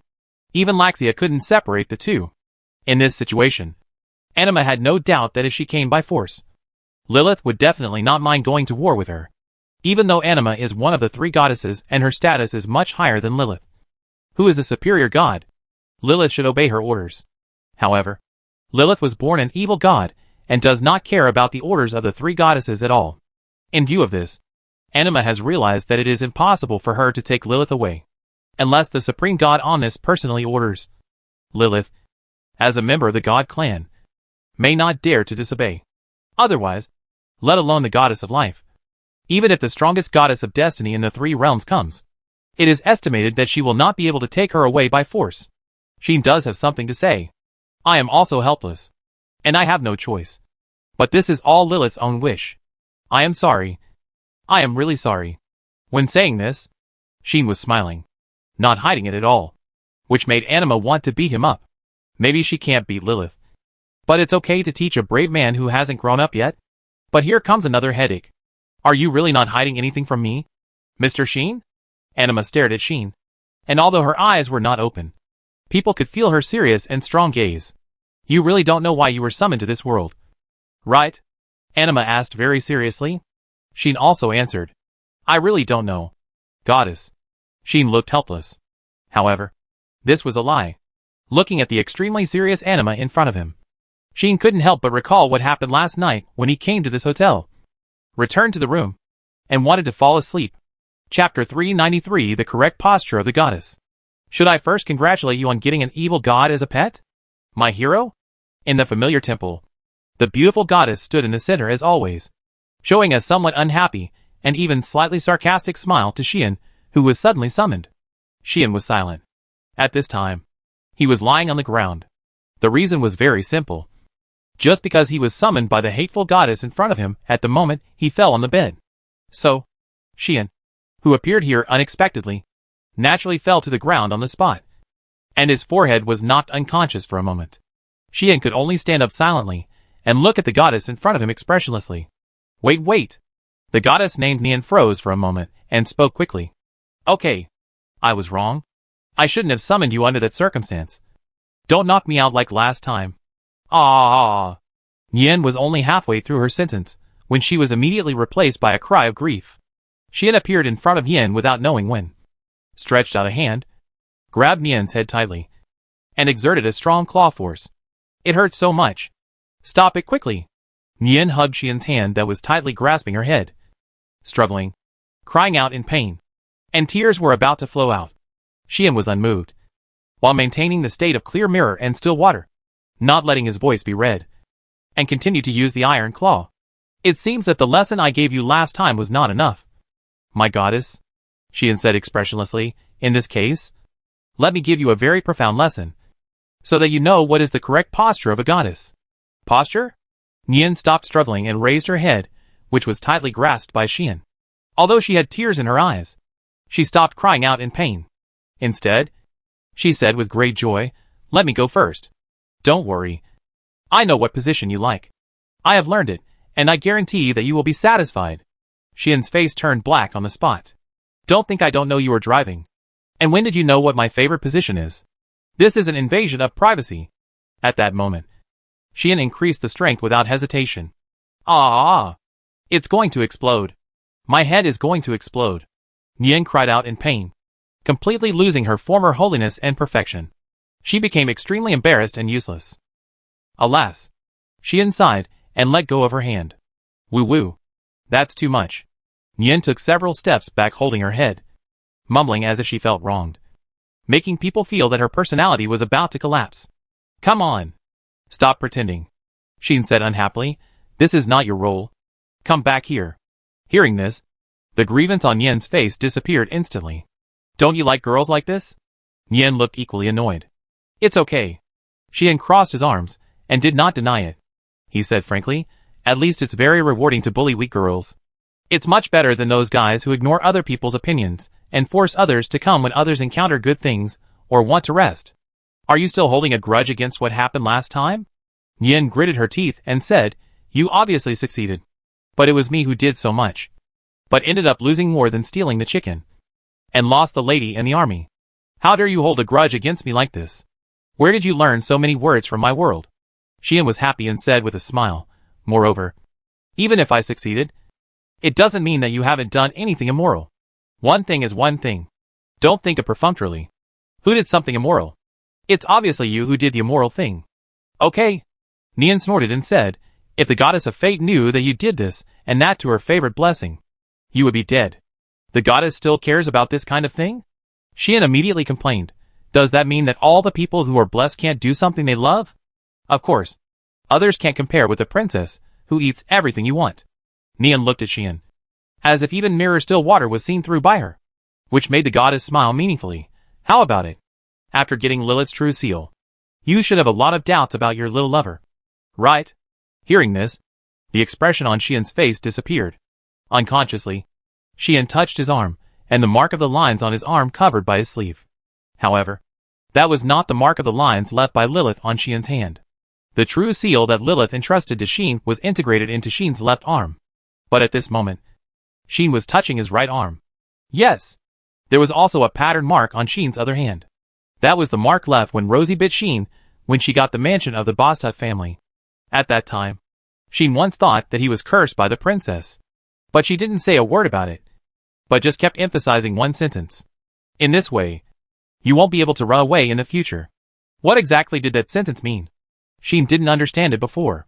But now, Xian may have understood it a little. Is this really the true seal too? Xian had to doubt it. There was no way. The mark left by Rosie was really too similar to the true seal that Lilith entrusted to Xian. Therefore, after knowing the existence and significance of the true seal, Xian did begin to feel doubtful. It was not until this moment that Xian got the answer. Don't doubt it. That is the core of existence called true seal. Nian seemed not very happy and said, if I hadn't entrusted the true seal to you and decided to become a community of destiny with you, do you think you can really take down the kingdom's treasure? The favorite of the goddess of fate. The princess who has been loved by everyone, but is extremely lonely and lonely by playing rogue? Xian had nothing to say. He really thought that he got the princess by being thick-skinned. But if you think about it carefully, if others don't give him a chance, then Xian can't even be thick-skinned. Right? Perhaps. Luo she herself didn't expect that she would lose her virginity by following Xian home. But her action of following Xian home was problematic in the first place, proving that the princess really didn't set up defenses against Xian. In view of this, Xian was able to succeed. But, isn't this right? Xian frowned and said, Luo she is obviously a human, not a goddess. Why does she have such a thing as true seal? Isn't that a unique life form of the goddess of the gods? A manifestation and characteristic of the immortality of the gods? Why does Luo she, a human, also have such a thing as true seal? It was because of this question that Xian was not sure whether the mark Luo she left on his hand was the core of the existence of true seal. On the other hand, Nian seemed to know something. That princess is quite special. Although she is a human, she can be regarded as a goddess. This is the first time in history that such a situation has happened. Nian said this and reminded him, saying, if it weren't for this, why do you think she, a human, could be respected and even accepted by the goddesses of the god realm, and almost live in the god realm, and become a resident of the god realm? Nian's implication is that the reason for this is precisely because Luo she herself is special. God is high above, and is the place of people's faith. How can a human being want to live in the realm of God, and be accepted by the goddesses in every way? You can ask your little lover about the rest. Nian said, I can only tell you that the true seal of Her Royal Highness the Princess is not something that can be obtained casually. Don't be scared when you go back to see her. Hearing this, Xian couldn't help but roll his eyes. Startled? I have been scared a lot. Okay. That abominable slacking princess gave me such an important thing without explaining it properly. Let's see how I will deal with you when I go back. Compared with the correct posture of being a goddess, I know the correct posture of being a princess. Well, why did you call me here? Xian stopped thinking about it, and said impatiently, you didn't call me here just to say a few words to me, did you? Of course, I want to say something sarcastic to you. But Nian said, it has only been a short time since you came to this world, and you have already obtained 3 true seals. If I don't make fun of you, who should I make fun of? Xian was stunned. 3? Wasn't it 2? While Xian was stunned, Nian changed the subject. However, in addition to being jealous of you, I do have something serious to tell you. Nian then became serious, looked directly at Xian, and said, this time, you exposed your identity in the process of dealing with Lilith. Right? Xian restrained his expression and nodded. His identity has indeed been exposed. Not only Iris, but even Anima knows about it. This is not a trivial matter. Although the Moon Demon also knows your identity, and has begun to investigate this matter. She is a demon, and it is not easy for her to investigate the matter of the hero summoning. Nian said to Xian seriously, but the goddess of life is different. As one of the 3 goddesses, one of the top of the gods, with Anima's status and authority, it is not too difficult to investigate the matter of the hero summoning. Of course, she couldn't easily find out the truth. This is a forbidden place that no one except the Supreme God can enter. Only you can arrive at my summons. Apart from that, so far, only a little mouse has slipped in through a little gap. Nian said this with a hint of meaning, and she will definitely ask you, wanting to know from you how you were summoned. Xian understood what Nian meant. Do you want me to hide it from the goddess of life, and not tell her about the summons of the hero? Xian suddenly realized. That's it. Nian admitted, now is not the time to let the people of the gods know about my existence. Xian was silent. Chapter 394 Perfect Seduction Method. Xian agreed, although he didn't know what Nian was thinking, and didn't know what Nian's true origin was. Why even the gods didn't know the existence of her goddess, and she didn't want the gods to know her existence. But compared to Anima, Xian still trusted Nian more. So, Xian agreed without much hesitation. And finally Nian smiled with satisfaction.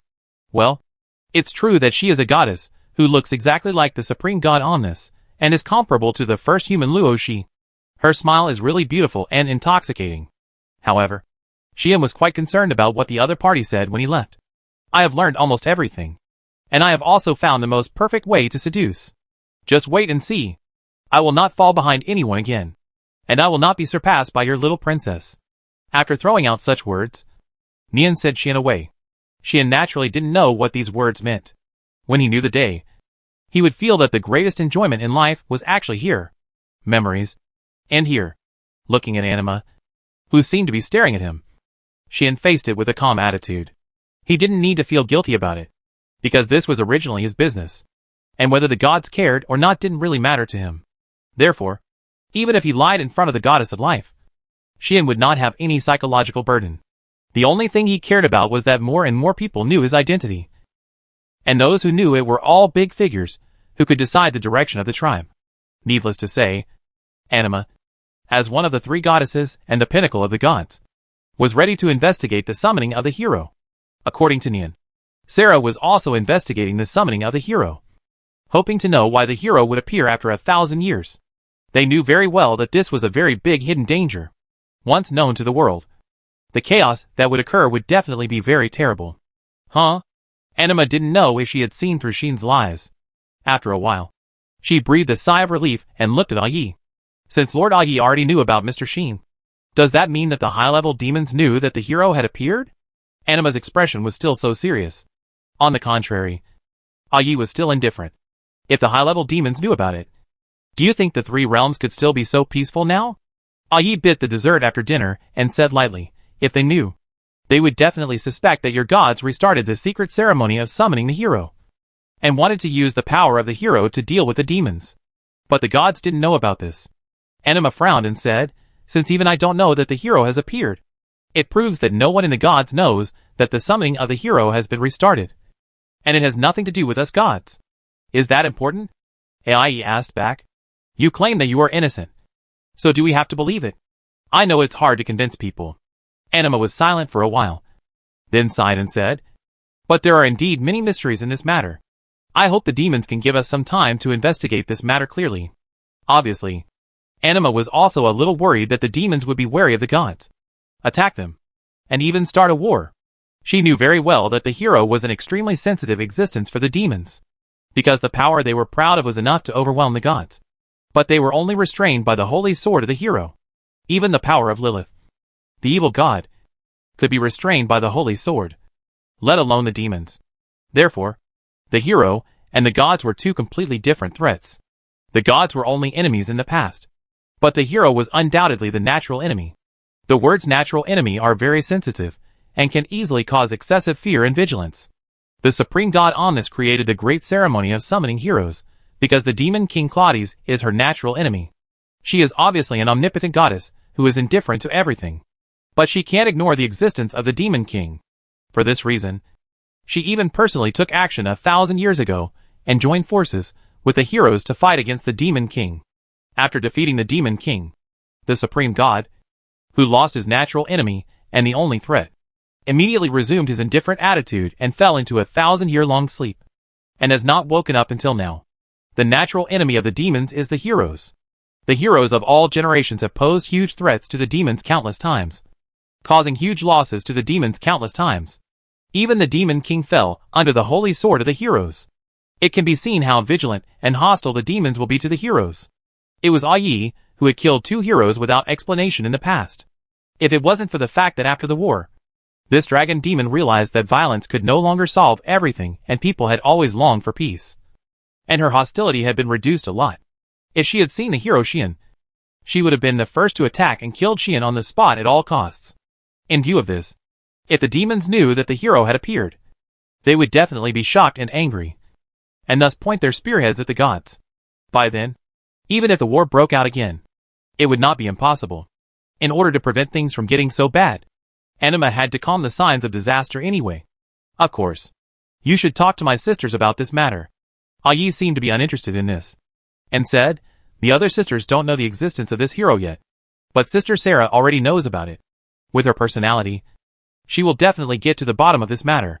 At that time, Ai looked at Anima, smiled and said, if it wasn't done by you gods, then there is still room for maneuver. But if it is confirmed that you are secretly plotting something, then things may not be so easy to resolve. These words made the atmosphere at the scene seem a little heavy. Anima's expression was also heavy, because she knew that what Ai said was true. But from Ai's words, Anima did not get no good news.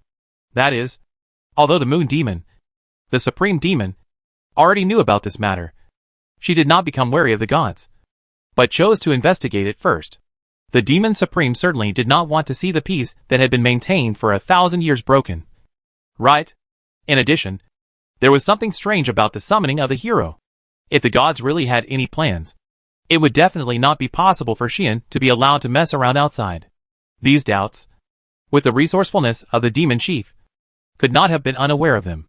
In other words, the moon demon also had some doubts about the summoning of the hero this time. In this case, after returning, I will discuss with the goddess of fate and the goddess of nature, investigate this matter carefully, and give an explanation to the demons. Anima promised Ai with a serious face. This is the best. Ai nodded, but also said, of course, I am not interested in these. I am only interested in this hero himself. With one sentence, Everyone's eyes turned to the side. There, Xian looked as if it had nothing to do with him. Playing with Lilith, who also had nothing to do with him. Why are you looking at me? Is there something growing on my face? Sensing everyone's gaze, Xian raised his head, blinked his eyes, and looked innocent. This made everyone speechless. You guy. Don't you care about such a big thing at all? For some reason, Laixia, who had been silent since the matter of the hero summoning was mentioned, spoke helplessly. Don't you want to know how the gods and demons will deal with your affairs? As the object of the hero summoning, the existing hero himself may cause a war between the three tribes and break the peace. At this time, it is not surprising that Xian was taken away by the demons and gods. The demons would not want to see this natural enemy hanging around outside, because they don't know what he will do, and whether there is any conspiracy behind it. They must want to control Xian or even kill him directly. The gods would not want the heroes to be out in the open and touch the sensitive nerves of the demons. In fact, because they are completely innocent in this matter, they are likely to hand Xian over to the demons and use him as a sacrifice to settle the dispute. In addition, in the matter of the hero's summoning, both tribes want to investigate the reasons, and it is very normal to start with Xian, the person involved. All kinds of problems will lead to Xian's future life being completely controlled by the high-level officials of various tribes. And the lightest is to lose freedom in life. As a result, under such circumstances, Xian actually played around as if it had nothing to do with him. How big a heart does it take to do this? However, Xian just smiled. There is no way.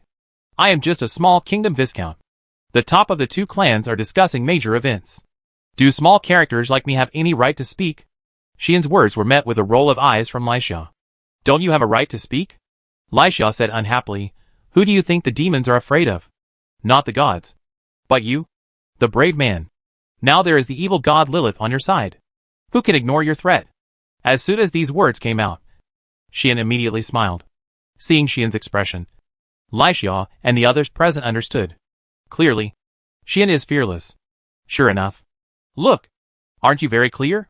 Xian's smiling words made everyone speechless. That's right.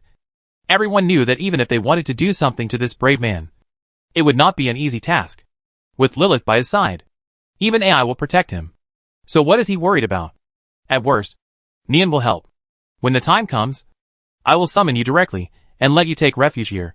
So you don't have to worry about anything. Just do whatever you want. These are the words Nian left for Xian. Besides, Xian believes that with his current strength and the protection of the Holy Sword, if he can't beat him, he can run away.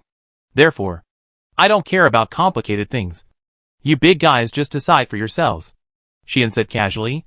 I am a traveler in another world, playing noble games, seeing the scenery, and learning magic. That's all. Leaving these words, Xian got up with Lilith and left here. Lexia and Laxia looked at each other and were speechless.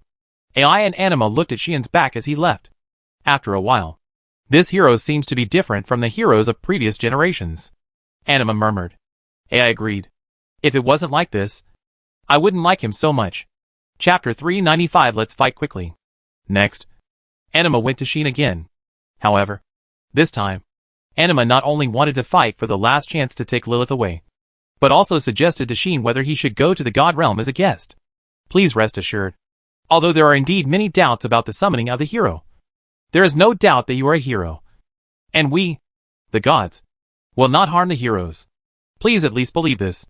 I don't know if it is because Anima is worried that Xian will have unnecessary doubts and worries, so she added this while inviting him. Of course, I hope to get the assistance of Mr. Xian. If you can help us investigate the summoning of the hero, the gods will be grateful. Anima said these words very seriously. The attitude of this goddess of life is quite sincere, and she puts herself in a very low position. She has no arrogance as the top of the gods. She treats Xian with courtesy, and it can be seen that she respects and is friendly to the heroes. Xian had also heard that among the gods, the three goddesses at the top all had very good personalities. Whether it was the goddess of fate, the goddess of nature, or the goddess of life, they were all very compassionate and friendly, and would not put on airs. Therefore, Xian was quite impressed by Anima's sincerity and respect. Thinking of this, Xian did not say anything final. I will go if I have the chance in the future. But now, I still have some things to deal with. Xian said so. Originally, Xian also had many doubts about his summoning. Sheen has always been concerned about whether there are any unpredictable dark plots and vortices behind this. Although Luo Shi was helping Sheen investigate this matter, she was already very busy, and there seemed to be a lot of secrets behind this matter. So far, there has been no significant progress. Therefore, Sheen also wanted to take this opportunity to go to the God Realm in person in the future to investigate this matter. In that case, we will wait in the God Realm. Enema seemed to be prepared to be rejected before she made the invitation. As a result, Sheen did not refuse outright, which really surprised Anima. So, Anima handed a token to Sheen and claimed that as long as he took the token to any temple in the human world, he could go to the God Realm. Could it be that every temple in the human world has a passage to the God Realm? Sheen took the token and was curious about it. Anima gave Sheen a positive answer, because the temple itself is a large sacred place. The layout, composition, and environmental elements can all be used as a magical ritual to communicate with the God Realm. The deepest part of every temple in the human world has a gate to the God Realm, unless the structure of the temple does not meet the requirements. Anima said that the reason why the children of the human race have to go to the temple for blessing is because the goddess of the divine world will come to the human world through the gate, select children with talents that match their duties, and bless them. In addition, the temple that seals Lilith can actually communicate with the divine world and open the door to the divine world. The purpose is to allow the gods to come at any time when there is a problem with the seal, and come to solve the problem.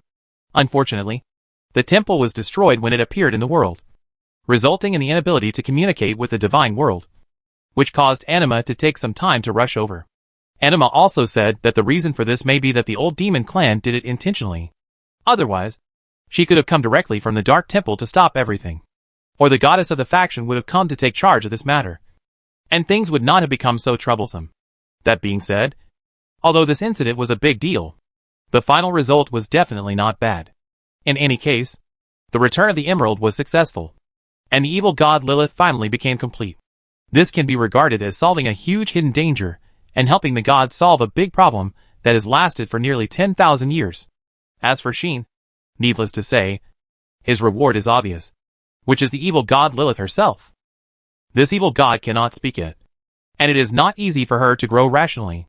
But seeing how clingy she is, Sheen feels that even if he drives her away, she will not leave. Anima can only give up helplessly and let Lilith stay with Sheen for a while. What do you mean temporarily or not? Aie said directly. This girl has even entrusted the true seal to her.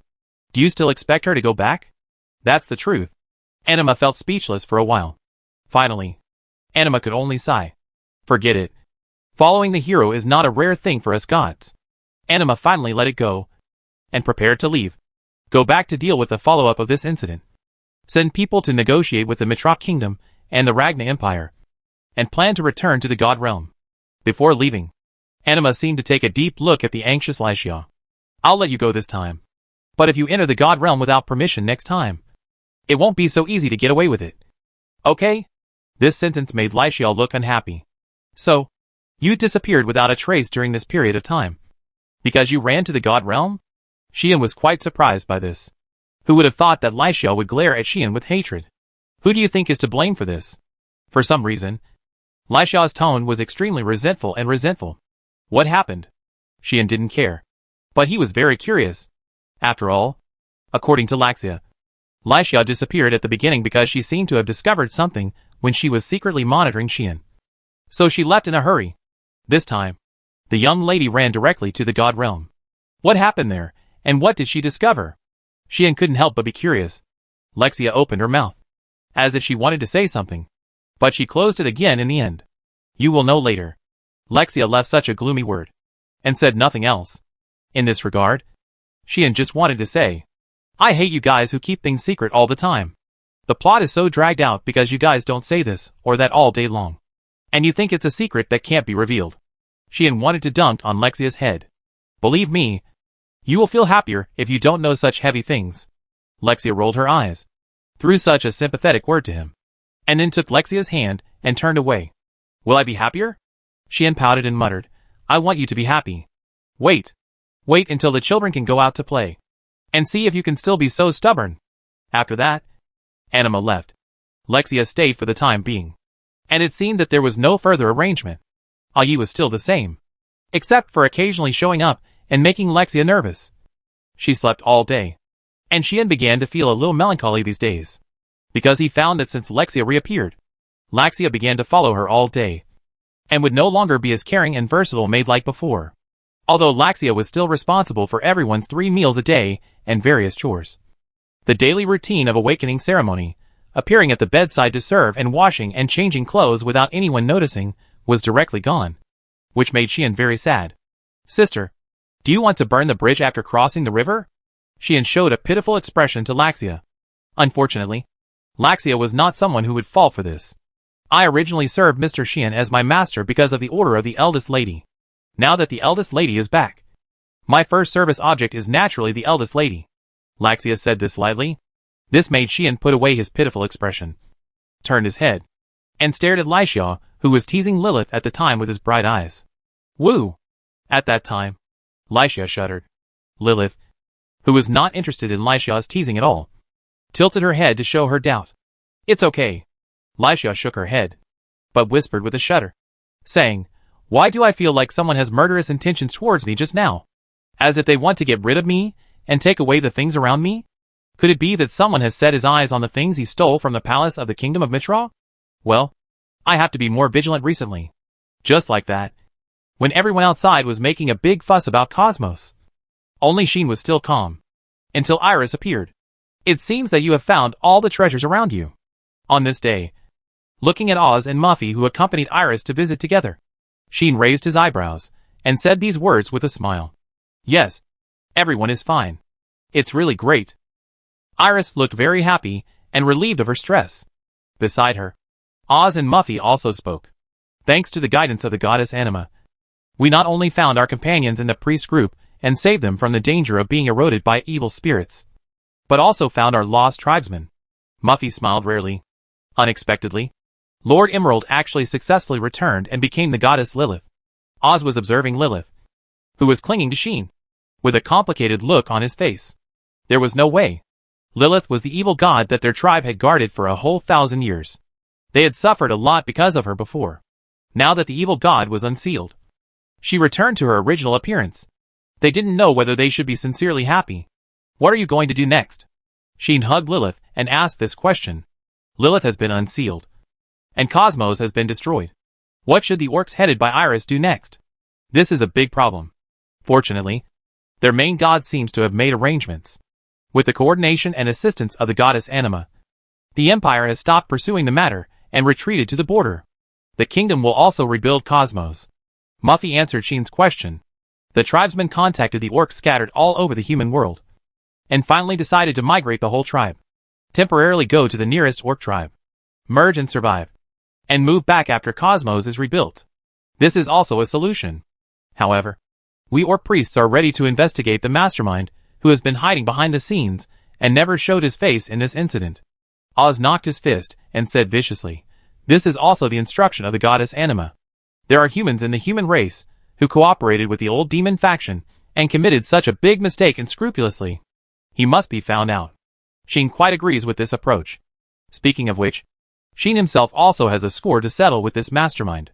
Although he did not know why the other party would order the magical life of Donnas to disgust him. Throw the emerald on his side, and let the magical life commit suicide collectively, involving himself in this incident. But as the saying goes, one should repay kindness with kindness and revenge with revenge, let alone himself. Just talk about the good things the other party did to Lilith. If he did not pull him out and teach him a lesson, he would not be able to understand. Besides, I am a friend of Her Highness Capelin of the Empire.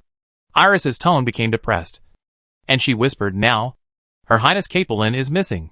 If you want to find her, you may have to investigate along this route. This is also a very big thing recently. In this incident, the people of Cosmos did not suffer much loss or damage. But the first knights of the Duke of Strimmer and the Broken Blade Knights led by the second princess were all missing, and their whereabouts are completely unknown. Some people think that they have sacrificed themselves and were destroyed with the other evil creatures in Cosmos in this disaster. But some people hold hope and are unwilling to believe this. So they have been searching for their whereabouts. I once warned them not to get close to the temple. Since they didn't listen, they deserve this fate. Xian said this without any mercy. Do you still have any human feelings? Iris was indignant about this.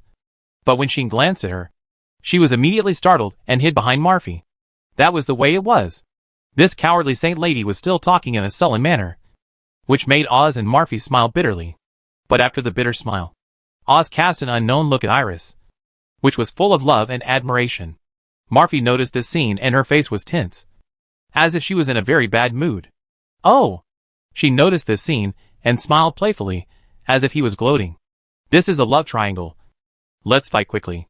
Sheen, who was so gloating, didn't notice that Iris, who was hiding behind Marfie, secretly poked her head out and looked at his naughty smile. And her pretty face couldn't help but blush. Suddenly, Oz looked at Iris. Muffy looked at Oz. Sheen looked at Oz and Muffy. And Iris secretly looked at Sheen, making their sights intertwine back and forth without anyone noticing, forming a very strange scene. The pure little goddess tilted her head in Sheen's arms, with a confused look on her face. Chapter 396 La La La. By the way, Mr. Sheen. At this moment, Marfie seemed to suddenly remember something important, and her face became quite serious, and she spoke to Sheen. In fact, there is one thing we want to tell you. Marfie said this. What is it? Looking at Marfie's rather serious expression, Sheen cast his eyes on her. The next second, Marfie said a piece of news that made him raise his eyebrows. These days, the orcs found some broken body parts when cleaning the battlefield of Cosmos. Marfie said, I have smelled the smell above. If nothing unexpected happens, it should be the leader of the old demon faction Mirage that was conquered by Mr. Sheen, the old demon named Donnas. As soon as this was said, everyone stopped talking and cast their eyes on Marfie. Iris and Oz didn't do so. They looked a little unhappy, as if they knew what Mayfie wanted to say. Donnas? Sheen narrowed his eyes, looked at Mayfie, and said, What's wrong with him? Sheen didn't think that this orc priest think tank would bring up an irrelevant topic for no reason. Since Mayfie mentioned this matter, it proves that something must have happened. Sure enough, we collected those broken body parts and found that those broken body parts were not from the demons, but had signs of life with magical life. Mayfie's words made everyone's eyes fixed, especially Sheen. Magic life, Sheen murmured. In other words, that Donnas was not a demon, but a magical life? Doesn't that mean the main instigator of this incident is someone else? Lexia was a little surprised. If Donnas is a magical life, it proves that he has his own master. And since he is a master, then the possibility that this incident was caused by this master ordering Donnas to lead Mirage to Cosmos to cause trouble is extremely high. Could it be the mastermind who has been hiding behind the scenes? Everyone was thinking so. But at this time, Laxia also spoke up. I don't think it should be like this. Laxia's sudden words made everyone stunned. Why do you say that? Sheehan also looked at Laxia and asked curiously. It's very simple. Laxia said lightly, if this Donnas is really a magical life, then he can't establish an old demon faction as an old demon. Everyone didn't quite understand Laxia's words. Only I frowned beside him, and agreed with Laxia's statement. There are many forces in the old demon clan, although they cannot be called companions, and most of them do not interfere with each other. They look down on even the human race and the god race, and regard the current demon clan as traitors. They arrogantly believe that the demon clan should return to 1,000 years ago, follow the will of the demon king, and not be in cahoots with other clans. Such a group of people will not agree with a magical life to form an old demon clan faction, and then allow humans to arbitrarily control and use the name of the old demon clan faction. Iris said before that the mastermind behind the scenes is not the demon clan, but a human. If he is the master of Donnas, then the old demon clan faction force Mirage will never be established. Even if it is established, it will not take a few days for this force to be torn to pieces by the angry other forces of the old demon clan. In view of this, the master of Donnas cannot be the mastermind behind the scenes, and can only be the real old demon clan. Of course, what if Donnas had been hiding his identity and didn't let others find out that he was a magical life? Lexia proposed a different idea, but it was not someone else who refuted her, but Laxia. Maybe it can be concealed temporarily, but magical life is magical life after all. Maybe others can't find the existence of magical life, but there is a vague induction between magical life and magical life. Lexia spoke indifferently. This is based on the induction of the nature of magic, similar to resonance, because we are all individuals created by the same magic, even if the types and types are different. Some are used to create monsters, some are used to create demons, some are used to create specific existences, and some are randomly generated, But the magic used to create magical life is all unified into a system of biological creation. Therefore, there are actually some vague resonances and inductions between magical life and magical life that others don't know. Others may not be able to find the identity of a magical life, but the existence of the same magical life will not. This is also the reason why Laxia could recognize that the people who committed suicide were all magical beings. As magical beings, Laxia could instantly discover the other party's identity. In addition to magical beings, even the messengers of the goddess of life such as Iris, Oz, and Mothi could not immediately identify the existence of a magical life, who made the magical life imitate the life of demons and monsters. It takes a little time and keen sense to identify them. And think about it. It is impossible that there are no magical lives in the old demon faction. And it is impossible that Donna's true identity has not been discovered. In other words, the owner of this magical life will not be human, but only demon. AI said expressionlessly. The other party actually lived in seclusion behind the scenes with the mastermind behind the scenes, and only sent a magical life to represent himself, and even used his own magic power to create this replica of himself to impersonate himself and set off this incident. These words made everyone silent. But there is more bad news than just this one. In addition, we did not find any traces of the 4 magic fighters when we were cleaning the battlefield. It is estimated that they were not involved in the outbreak of the evil god, but took the opportunity to escape. Ma Fei said in a deep voice. We did bring out the magical life created by Master Emerald and controlled her. But not long ago, we found that she suddenly died.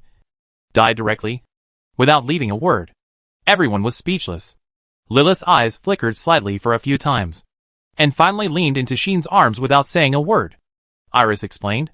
Perhaps it was because the magic created by the other party to create demigods was not perfect. Or perhaps it was because the principle of biological creation of magic really could not be used on the gods. And the magical life created by Master Emerald had very big defects. Therefore, the lifespan of this little magic warrior must be problematic. And it is not surprising that he would suddenly die. Not to mention the magical life of demigods. Even ordinary magical life, if there is any mistake in the creation, will lead to similar problems. Biocreation magic is not a power that can be used to create magical life at will. At least, it is not easy to create a magical life that suits your wishes. Donna's collected the magic power of emeralds to create her replica, which is difficult. Otherwise, all biocreation magicians will frantically collect the magic power of those strong people to create their replicas. Again, there are many conditions to create a magical life that suits your wishes. Qualified materials, qualified imagination, qualified skills and talents. All of these are indispensable. Even Lisha. Didn't something go wrong when creating Lasha, resulting in Lasha not having any combat power? If Donna's biocreation magic had not reached the maximum level, and I was also an expert in this area, and if I had not collected rare materials for a long time, it would not be so easy for him to successfully create a little magician. Didn't I say that he was mentally prepared for failure, and was ready to spend decades to complete the creation of this magical life? This is a glimpse. So, after all this time, it turns out that we haven't even caught a culprit? Xian was immediately depressed. The rest of the people were the same, and they all felt a little unhappy. Especially Yi, who was almost writing a bad mood on his face. You know, this time when he came to the dukedom of Stringham, Yi's purpose was to attack the old demon clan. Now, only some tools used to break the seal have been solved. But the culprit has disappeared. It's a miracle that His Highness the Dragon Demon can be in a good mood. So, AI turned to Iris. Can't we use the power of anima to think of a solution? AI said aggressively. You used that power to find our traces. I guess you should have done the same thing a lot. Right? The implication is that Iris should use the power of the goddess of life to find the life signs of these behind-the-scenes masterminds. Find their whereabouts. And pull them out. It can't be done. Iris shook her head quickly and said aggrievedly, that power can only be used to find the source of the life signs remaining in front of me or around me. That is, there must be the other party's life breath as a reference. In essence, it is not a search, but a tracking. At the beginning, Iris was able to use this power to see Sheen and others because Sheen and others had just left Jiritli not long ago. And Iris could still find the remaining life breath of Sheen and others on the corpses of the magical life in the cemetery. But this time, Cosmos was directly razed to the ground, and the mastermind behind the scenes never appeared. Where is the remaining life breath? If there were no such restrictions, Iris would have found Capellan's trail long ago. Why wait until now to worry about how to find her? Anima herself could do it. Because she is the goddess of life. The mother of all human beings. And her power itself records the life breath of all the lives created by her. Even without a reference. She can find the location of all human beings. And then she can guide Iris to find Oz, Muffy and other works. But this also means that if it is not the life created by Anima, then she has no way. Coincidentally, the demons are not the life created by Anima. In addition, the human behind the scenes has never appeared. And no one knows who it is. In the vast sea of people, even Anima doesn't know who to lock on and find this person. Right? In addition, Lady Iris can't use the power of the goddess of life casually. Oz said loudly, this will put a burden on Lady Iris's body. And the farther the target is, the stronger the power is, the thinner the life breath left. And the greater the burden on Lady Iris, who uses the power. Once you abuse the power of the goddess of life, you will die. Oz tried his best to protect his master and glared at AI. However, AI only glanced at Oz. And Oz immediately felt a chill from the soles of his feet to his skull, almost making him kneel on the ground. Oz then remembered the identity of the person in front of him. Anima once personally instructed the orcs in a serious tone. The little girl following the young human noble is one of the 6 great demons. The dragon demon of the demon clan. When you come into contact with her, you must not annoy her. Otherwise the consequences will be more serious than the goddess Lilith breaking the seal. Remember? Thinking of Anima's expression and tone at that time. Not only Oz, but also Iris and Muffy began to sweat. Do you have a problem with me, puppy? AI gave Oz a cold smile. Oz was already sweating. In normal times, if anyone dared to call him a puppy, a distinguished werewolf and orc priest, he would have turned his face and punched him. But punching the little girl in front of him was definitely a waste of life. Aye. Oz's words rolled around in his mouth. And he couldn't say them out. Not to mention Oz. Even the calm and composed Muffy froze there, not caring to lend a hand. As for Iris, she looked like she was about to faint. Even Lexia and Laxia didn't dare to speak and closed their mouths. Until, it's done. Sheehan said to AI in a bad mood. Is it fun to bully a few little guys in your eyes? The contemptuous tone and the rudeness to the dragon demon made people tremble with fear. However, AI retracted his gaze and snorted. As if he was persuaded. Oz and others were relieved. Sheehan seemed to have intervened in a trivial matter, and did not even mention it, and said directly, since we can't find it, forget it. Sheehan curled his lips and said, anyway, this hatred has been made. I don't believe that they will not appear in front of us again in the future. When the time comes, we can settle the accounts. This matter was revealed here. Now that the matter is over, let's prepare to return to the capital. Sheehan turned to Lysia and said, what are your plans? Miss? Me? Lysia was stunned. And after thinking for a while, she sighed and said, I don't know. I haven't planned yet. This young lady looked confused. I don't know what stimulation she received during the period of disappearance, which made her not know how to go in the future. In this regard, Sheehan only wanted to say one thing. Good opportunity. Sheehan's eyes sparkled. And he spoke without question. In that case, you should go with us first. After that, Sheehan added another sentence. It's settled. Everyone was speechless. Sheehan naturally didn't care. After all, he was still thinking about the almighty maid beside him. He wouldn't let her slip away. La la la. Chapter 397 Mad Dog, Who Lost His Mind. Finally, Lysia agreed to follow Sheehan to the capital. Even though she was a wanted criminal in the kingdom, and should stay away from the capital, she shouldn't get close to it to avoid falling. But with Sheehan around, Lysia wasn't too worried. If it were someone else, there would be no way to save Lysia. After all, Lysia was one of the old demons who participated in the large-scale assassination 10 years ago. And she also stole all the important items in the palace, once discovered by the people of the kingdom. Even the royal family would not be able to save her, if it weren't for the fear of the things Lysia stole. Perhaps the kingdom would have sent the royal guards to attack Lysia. In this case, anyone who wants to save Lysia almost thinks that his life is too long. But if this person is Sheehan, it's different. First, Sheehan has Ayid by his side. Second, Sheehan has Lilith by his side. Third, Sheehan has Roxy behind him. In addition, the identity of the hero has been exposed to the gods, and the existence of Anima will not be stingy in giving him help in secret. Such a person who is protected by the 3 great figures of the gods, humans, and demons, How dare the kingdom offend him casually? Of course not. In addition, as a space magician, Lysia is self-confident and daring. If she can't win, she can just run away. No one can stop her. This time, she will go. She is really not afraid. Of course, Xian is not afraid either. However, he is not so unscrupulous because there are people around him, beside him, and behind him, and they are all women. But he is confident that even if Lysia's existence is discovered, he has 10,000 reasons to get away with it. Otherwise, do you really think that he is doing this for nothing? Besides, Xian is not interested in Lysia. I just covet her maid. As long as you say that, it should be. Maybe it may be okay. In view of this, before he managed to get her, Xian could still protect the young lady. Lysia didn't know about this. Otherwise she would definitely turn around and leave, and never have anything to do with Xian again. Unfortunately, by the time Lysia knew about this, it might have been too late. In this way, the group completed their purpose and prepared to return directly to the capital. However, the next day, an unexpected person came to visit Xian. What brought you here? Duke Barry? Looking at Barry who appeared outside the door, Xian raised his eyebrows, was surprised, and laughed again. The visitor was the head of the Duke of Stringham's family, the lord of this territory, Barry Stringham.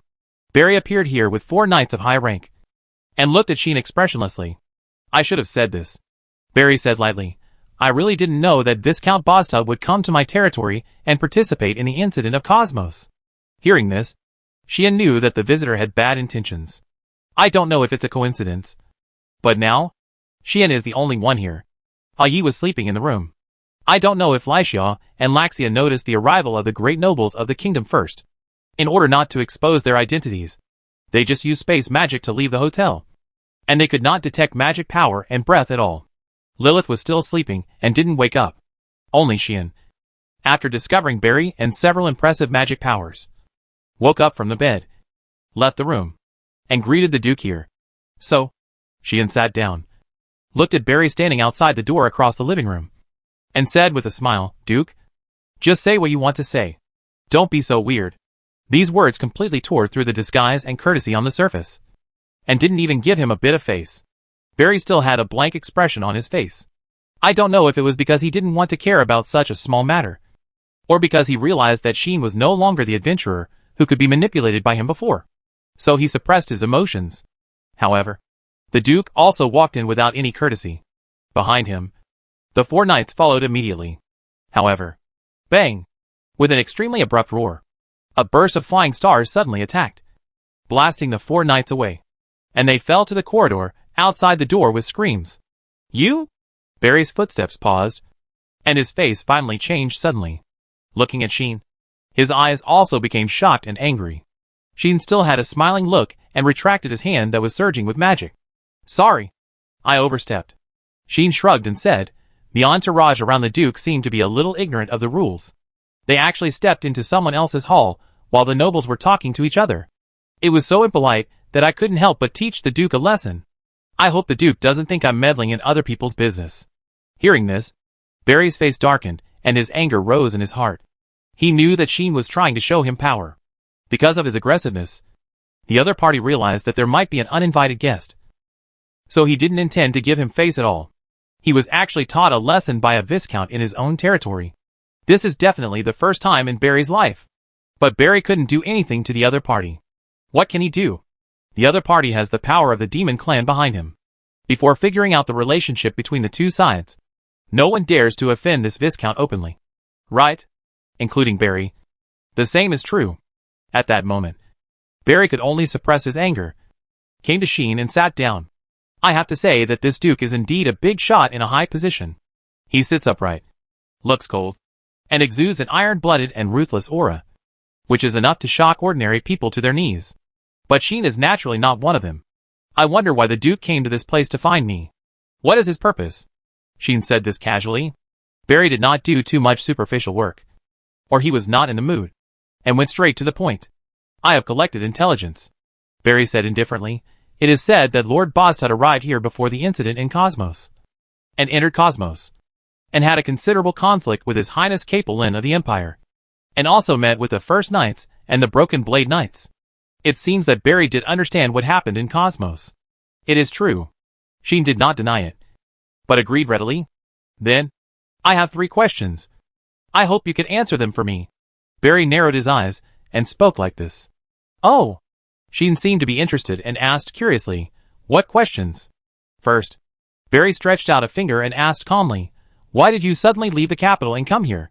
Is this your question? Sheen seemed to find it a little funny, and seemed to be very intriguing. He said, I was entrusted by Her Royal Highness the Princess to come and understand the matter of the old demon faction that appeared in the Duke of Strimmer's territory.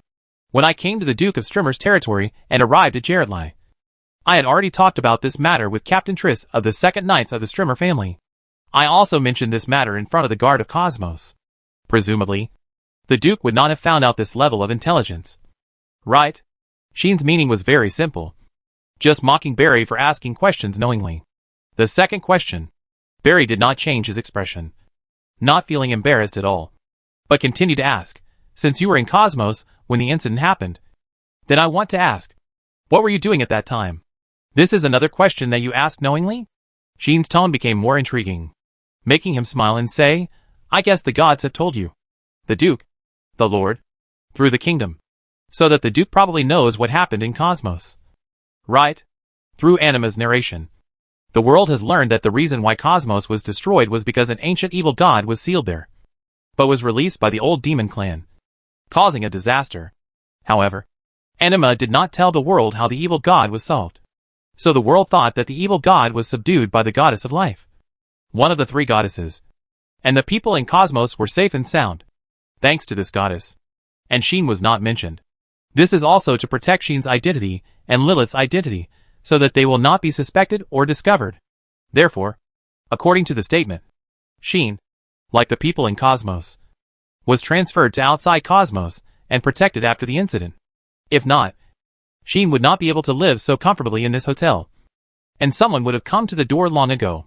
So, if the Duke wants to doubt me, that is your freedom. But can you please not ask so many roundabout questions?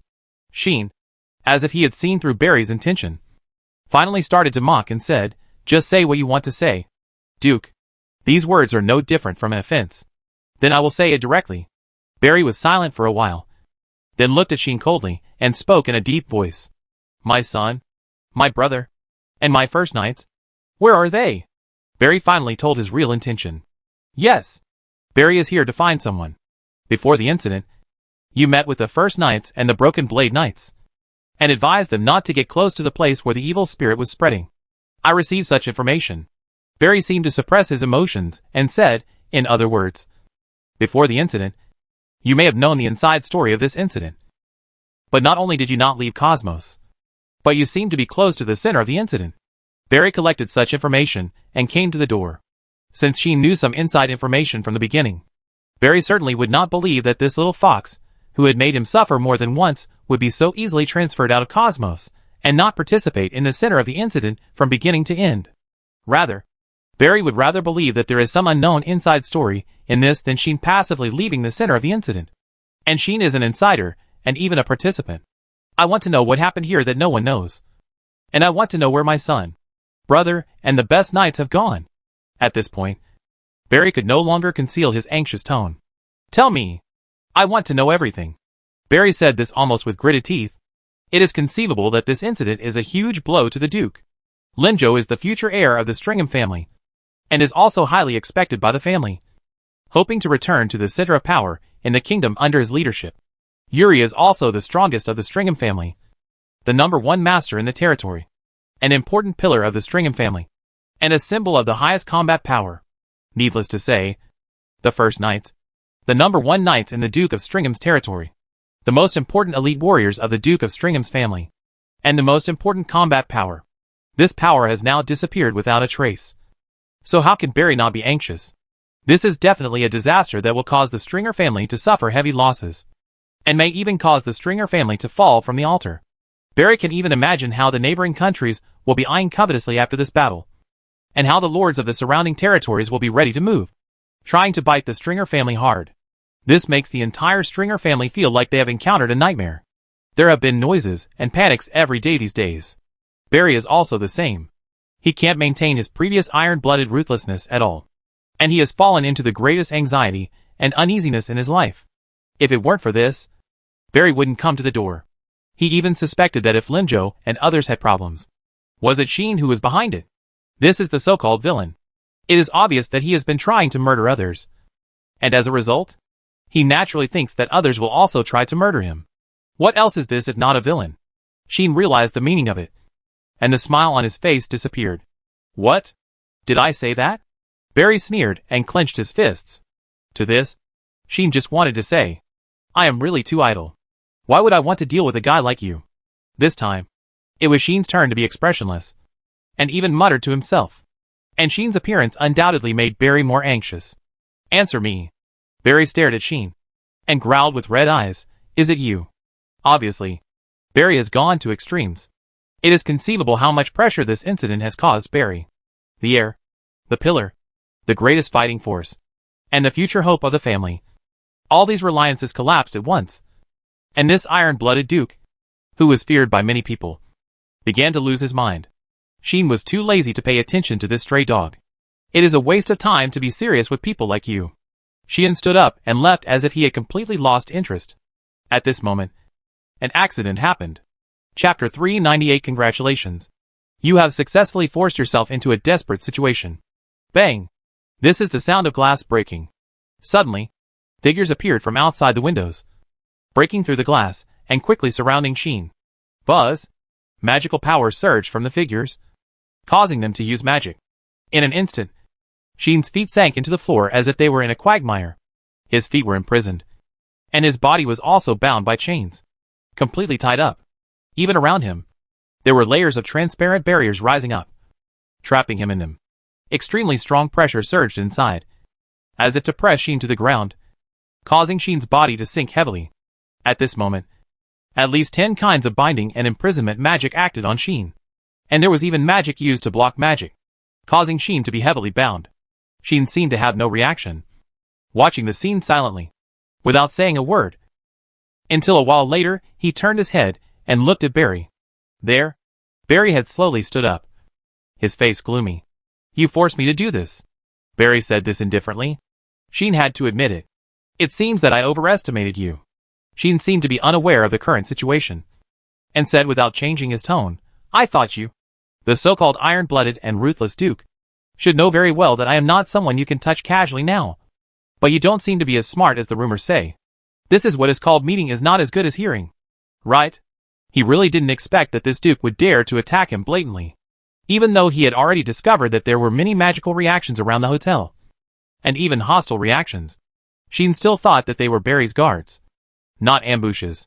The reason why he was hostile to him was just based on Barry's attitude, regarding himself as an enemy, not really daring to attack him. Who would have thought that Barry would actually attack him, knowing that there were demons and the kingdom's treasures behind him? Barry didn't take Sheen's sarcasm seriously. Have a backer? So what? Don't forget, this is my territory. My territory, Barry said coldly. The old demon faction has just moved here, and the incident here has just ended not long ago. As long as they make a little arrangement, it will be easy for the String family to pretend to be someone from the old demon faction to attack you. This is also the reason why Linjo and others were not afraid of Sheen's arrival before, and even wanted to attack him. It's not that they are not afraid of the people behind Sheen, but here, they have too many ways to get rid of the crime in a range. When they were in Cosmos, if it weren't for AIE being around, causing Linjo and others not to dare to act rashly, they would have attacked Sheen long ago. No matter how big and strong the deterrence is, it is still difficult to prevent some small tricks in secret. This is the reality. So, if it were in other places, Barry would not dare to offend Sheen. But here, in the dukedom of Stringham, he has the final say. Don't blame me. At this point, I don't want to tear my face with you so blatantly, but this matter is related to the future of the Stringham family. I have no other choice. Barry looked directly at Sheen and said, Tell me the whereabouts of Linjo and others now, and forget about this matter. We can keep our distance from each other and write off the past. Is that so? Sheen glanced at Barry, regardless of his own constraints and his own situation, and said sarcastically, What if I don't agree? Then you made a not-so-wise choice.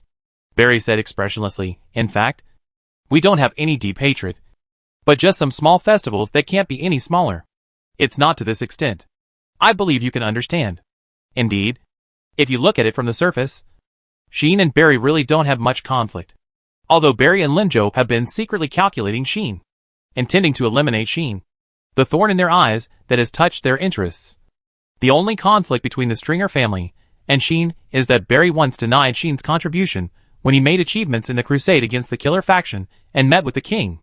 And that time, Linjo personally apologized and wiped out the grudge between the two sides. In view of this, limited to the conflict on the surface, Sheen and Barry only had that one conflict. As long as you tell me the whereabouts of Linjo and others and let them come back intact, then the grudge between us can be completely offset. And you can even gain the friendship of our Stringer family. Barry said, you know the status of our Stringer family in the kingdom. With our support, it won't take long for you to be promoted to Earl, become a senior noble, or even a marquis, and become a real noble, whose name will last for thousands of years. Barry used all the means he could, including coercion and inducement. Little did he know that the irony in Sheen's eyes was getting stronger and stronger. Offset? Sheen looked around him, and then looked at the dozen or so binding magics cast on his body, and said, I have been treated like this. And you still think that the grudges can be completely offset? Sheen just wanted to ask one question. Who gave you so much confidence that you thought this was a grudge that could be offset? Sheen's calm words made Barry anxious again. I said, this is not a wise choice. Barry's tone was terribly gloomy. But, you did make a not-so-wise choice. Sheen raised his eyes and looked at Barry, no longer disguising his contempt, and said, congratulations. You have successfully forced yourself into a desperate situation. When these words came out of Sheen's mouth, the whole hall was suddenly shrouded in terrifying pressure. That was the breath that shook the atmosphere. That was the magic that shook the heaven and earth, including Barry. All the people from the Stringer family present changed their faces, and their faces turned pale. They wanted to scream, but found that they couldn't make a sound.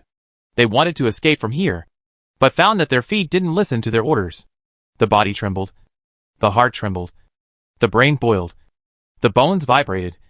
And even the blood seemed to stop flowing, making them feel like they were falling into an ice cave. There is no doubt that it was fear from instinct. The next second, everyone saw it. Click, click, accompanied by two sounds of opening the door at the same time. Two little girls slowly walked out of the two rooms. Seeing the two little girls, everyone was as if they had seen a demon, and they were trembling with fear, especially Barry.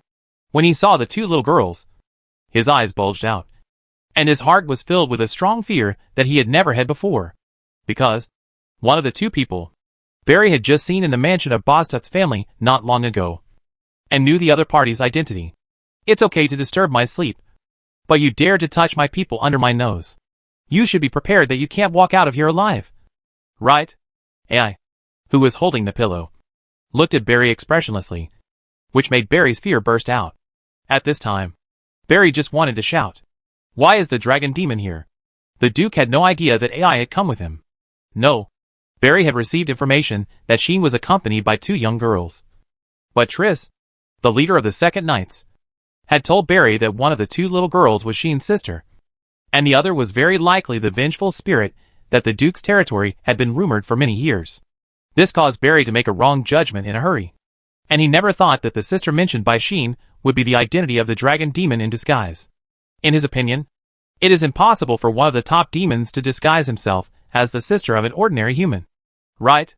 In addition, Triss did not deliberately describe AI's appearance, so Barry was misled by the information and did not judge that the little girl next to Sheen was a dragon demon like Linjo did.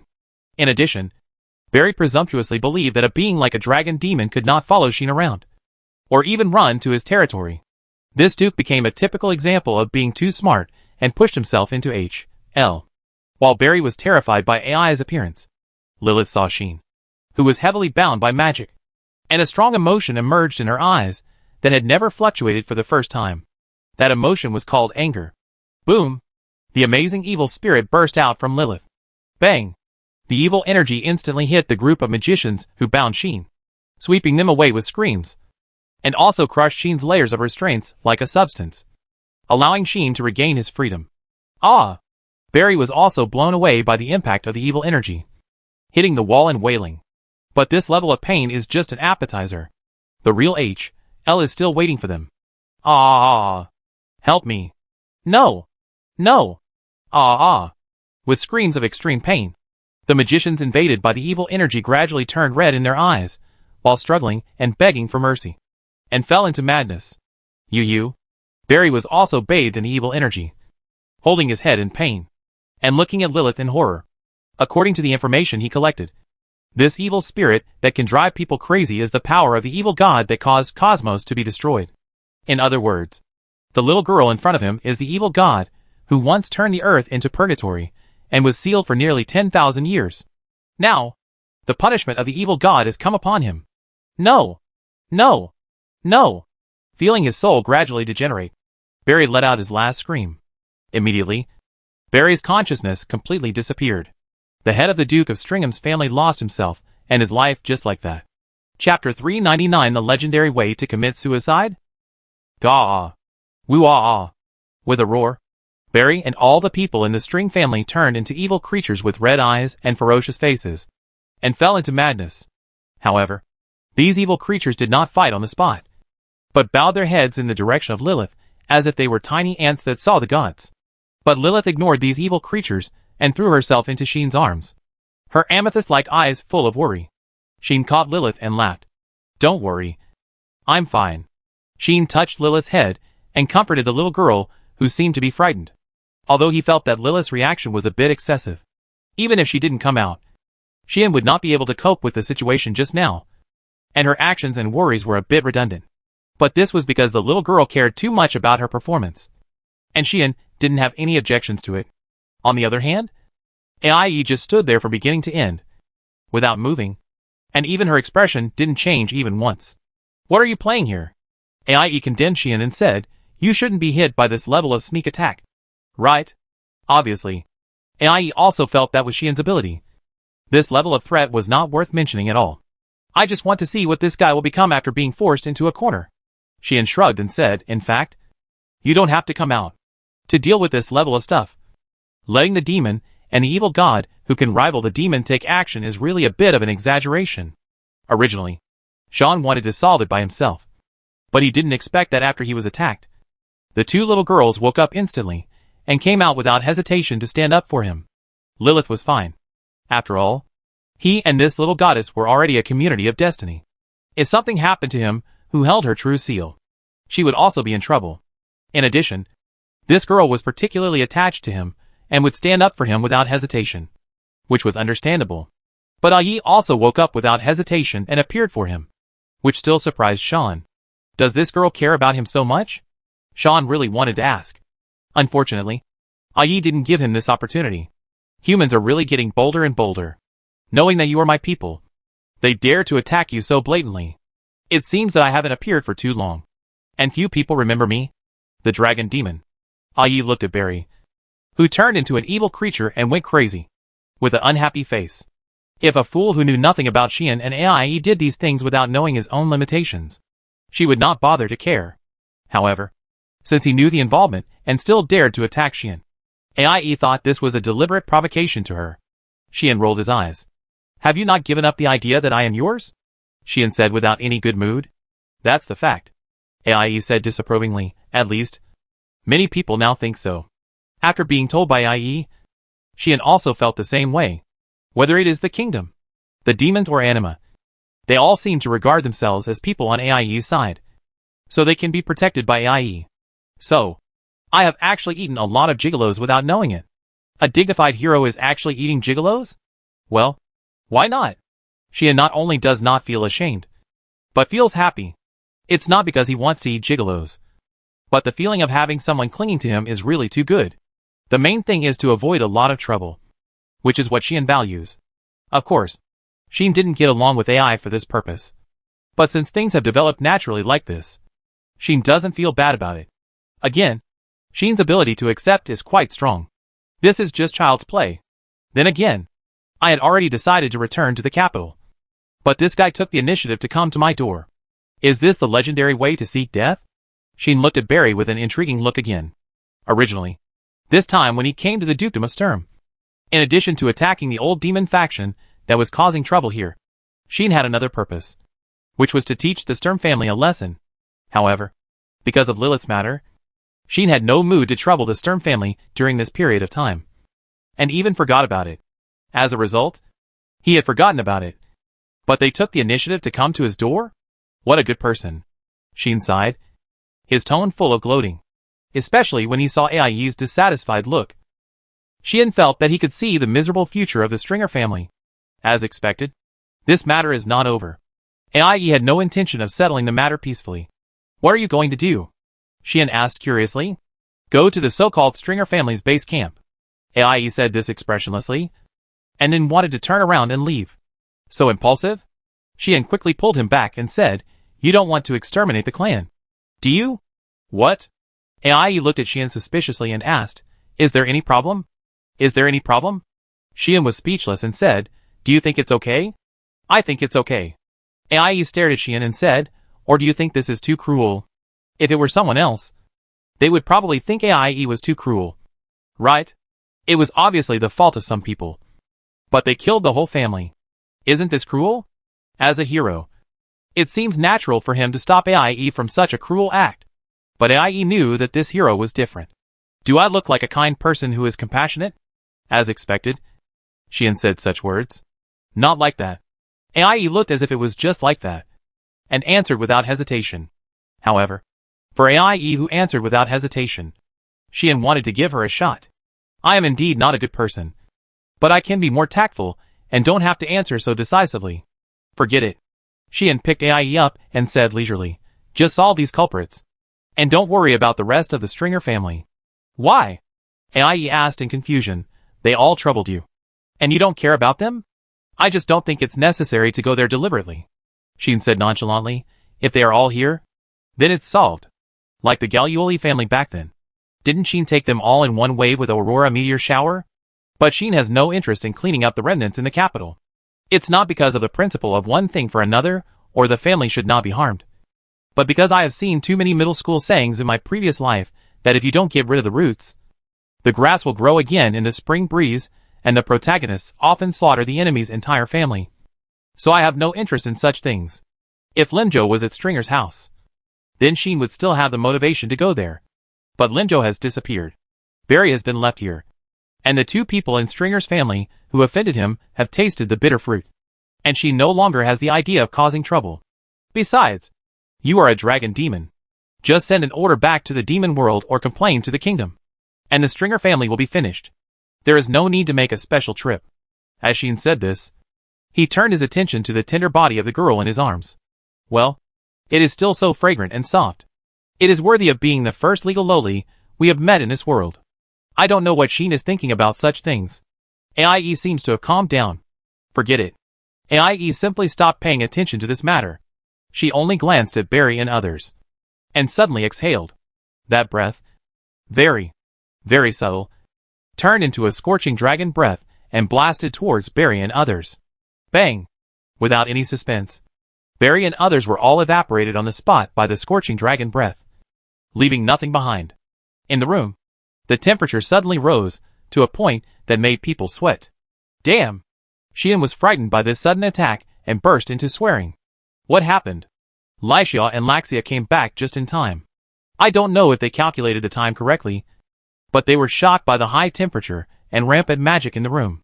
On the contrary, Lilith had a calm face, as if saying that this is what should be done. It is conceivable that even if Yi did not take action, this little evil god would not leave such a few evil things that are annoying. Yi's expression eased a lot and broke free from Sheen's body. Really? Looking at the corner of the hall that was scorched black by the little dragon breath, Sheen smiled bitterly. It was obviously him who was being picked on. But why did these two little girls seem to have a deep hatred with each other? Sheen buried it in his heart. In fact, Sheen was quite moved.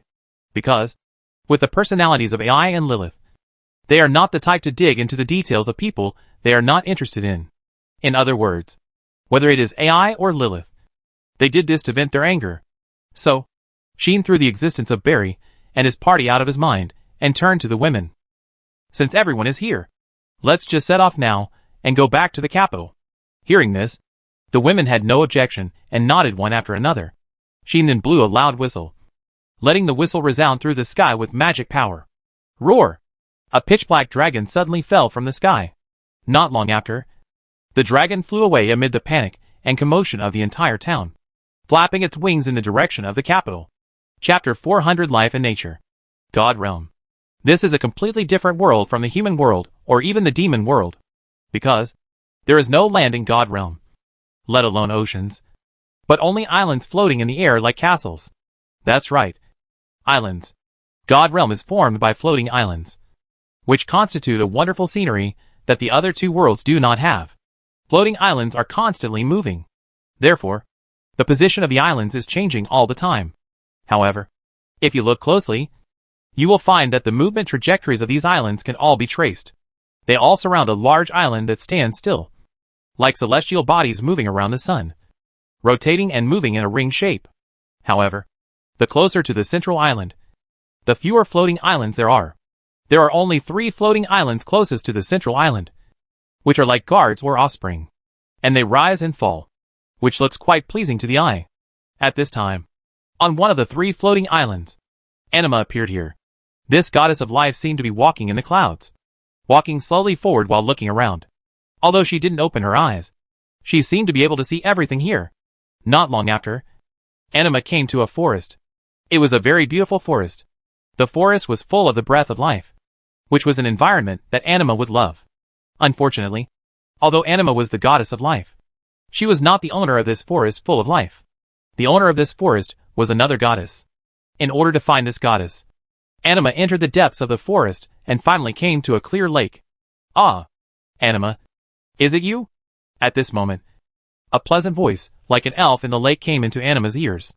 Anima looked up, looked at the beautiful lake in front of her, and spoke softly. Come out, Najula. I have something to find you. Anima's voice had just fallen, and the lake in front of her suddenly rippled and set off waves. In the waves, the clear lake water seemed to be dancing, and suddenly there were streams of water rising up. The water flows surrounded each other, and then gathered together, turning into a beautiful body made of water. The next second, the body gradually turned from water into a solid body, turning into a goddess. A goddess with waist-length ice blue hair like water. Lifelike, like the concept of beauty.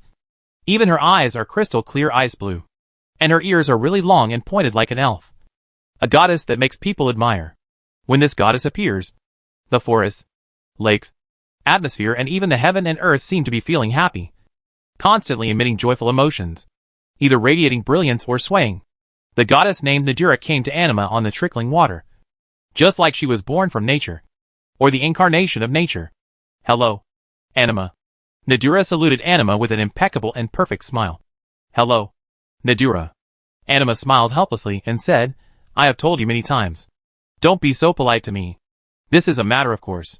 After all, the beautiful goddess in front of her was born at the same time as Anima, and she is the pinnacle of the gods. She can be said to be a close sister who has been in contact for many years. She is one of the 3 goddesses. The goddess of nature, facing the closest and sisterly compatriot. It is normal for Anima not to want to see the other party be so polite. But this is not politeness, just basic courtesy. Nadura's smile is still perfect and impeccable. Rather than being a goddess, she is a princess with perfect upbringing and a very noble family background. Anima has always believed that if Nadura is not a goddess, then she will definitely be the most suitable existence for the concept of a princess. She is dignified and polite, beautiful and generous, and every move has a kind of close to nature, elegant and modest temperament. In the world of gods and the human world, she has always been the most popular and beloved goddess. Anima often thinks that if the life in the human world can have such a character as Nadura, then as a life or race, it is probably a state of perfect merit. When creating the human race, Anima often uses this goddess as a model to act. Even when the goddess of fate guides the life in the lower world, she basically uses the behavior standards of this goddess as a model to guide the progress and growth of the life in the lower world. Sometimes, the other party's dignified courtesy and calmness will even make Anima feel ashamed. This shows how perfect the behavior of the goddess of nature is. Just like now, Najula invited Anima. It's a rare opportunity to come here. Would you like to try the honey tea I made recently? As she said, Najula waved her delicate and smooth little hand like white jade, and a cup of attractive honey tea flew from the direction of the lake and came to Anima under the carrying of a stream of water. Thank you for the hospitality. Anima couldn't say no, and she accepted it politely and began to taste it. The two of them entered the time of chatting, like two noble ladies drinking afternoon tea, so relaxed and warm. If others saw that scene, they would definitely stop and look at it, as if they saw a beautiful scenery and were reluctant to leave. In front of Najula, Anima couldn't help but become more particular, and her choice of words and sentences became more beautiful, which made Anima feel helpless more than once. But there was no way. Anyone who was in front of the impeccable behavior of this goddess of nature would feel that they could not make their behavior too rude or ugly. Otherwise it would appear vulgar. This caused Anima to be unable to get to the point directly for a while, and fell into passivity, following Najula's topic and chatting all the time. It was not until a long time later that Najula smiled with satisfaction when Anima tasted the honey tea she brewed. Is there something important to find me? Najula finally got to the point. Anima then tightened her face that had relaxed at some point. I do have something very important to tell you. Anima looked very serious. It seems to be a big deal. Najula nodded thoughtfully. Anima knew Najula very well, and Najula also knew Anima. Just as Anima admires and respects Nadura's dignity, generosity, politeness and elegance, Nadura also has a high opinion of Anima. The three goddesses standing at the top of the gods each have their own famous personality traits. If Nadura is regarded as a perfect goddess with dignity and courtesy, and is regarded as a code of conduct, then Anima is the most goddess-like goddess. She loves all life in the world from the bottom of her heart, will be happy for their growth, and will be sad for their passing. Therefore, she has never regarded herself as a superior existence, but will be close to humans, close to the human race, close to any life, and watch them equally and protect their existence. Even if it is the demon clan, Anima will give a certain degree of respect, because she is the goddess who controls life, and respect for life is something engraved in her instinct. If there is anything that Anima really cannot tolerate, it is only depravity.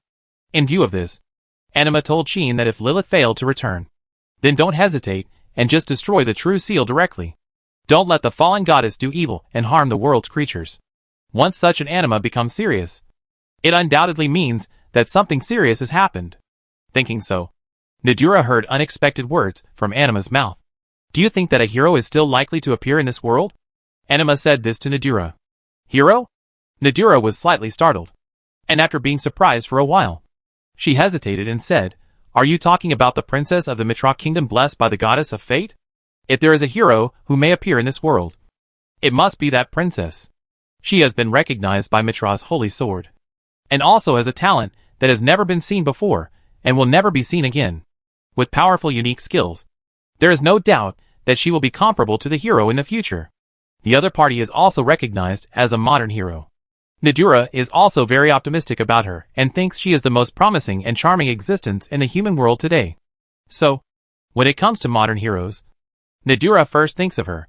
However, Anima shook her head. Roxalusti Mitra is indeed qualified to be called a hero, but I am not referring to her. Anima hesitated for a moment, then made up her mind and told Nadura. In fact, I met a hero in the human world. A hero summoned from another world. As soon as these words came out, Nadura slightly widened her eyes.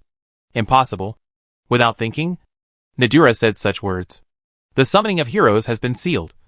How could there be heroes from another world? Nadura didn't believe it very much.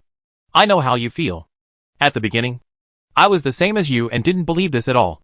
Anima smiled bitterly and said, But this is the truth. Nadura, I saw him use the holy sword with my own eyes, and help the goddess Lilith return. The goddess Lilith even entrusted him with the true seal. Hearing this, Nadura frowned slightly and fell silent. There is no way. If it weren't for Anima who spoke up, Nadura would never believe this kind of thing. Not to mention the holy sword. Even the return of the evil god Lilith and the entrusting of the true seal sounded like a dream, which was unbelievable. Does Litas know about this? Nadura asked tentatively. No. I haven't told her yet. Anima shook her head. That's good. Nadura nodded gently. Chapter 401 I want to get married. Like Anima and Nadura, the goddess of fate, Litas, is also a person with a distinct personality. Anima is selfless and loving. Nadura is dignified and beautiful. And Litas is a goddess who regards a sense of mission and responsibility as everything, and is inclusive, powerful, and strict. As the strongest of the gods and the strongest of the three realms today, This goddess of fate has the responsibility to lead the gods and humans, and has made many contributions to the progress and growth of the two races. If she knew that there was a problem with the summoning of the brave, she would most likely act quickly, and for the sake of the world and peace, she would turn the three realms upside down to find out the truth. Nadura could even imagine that scene.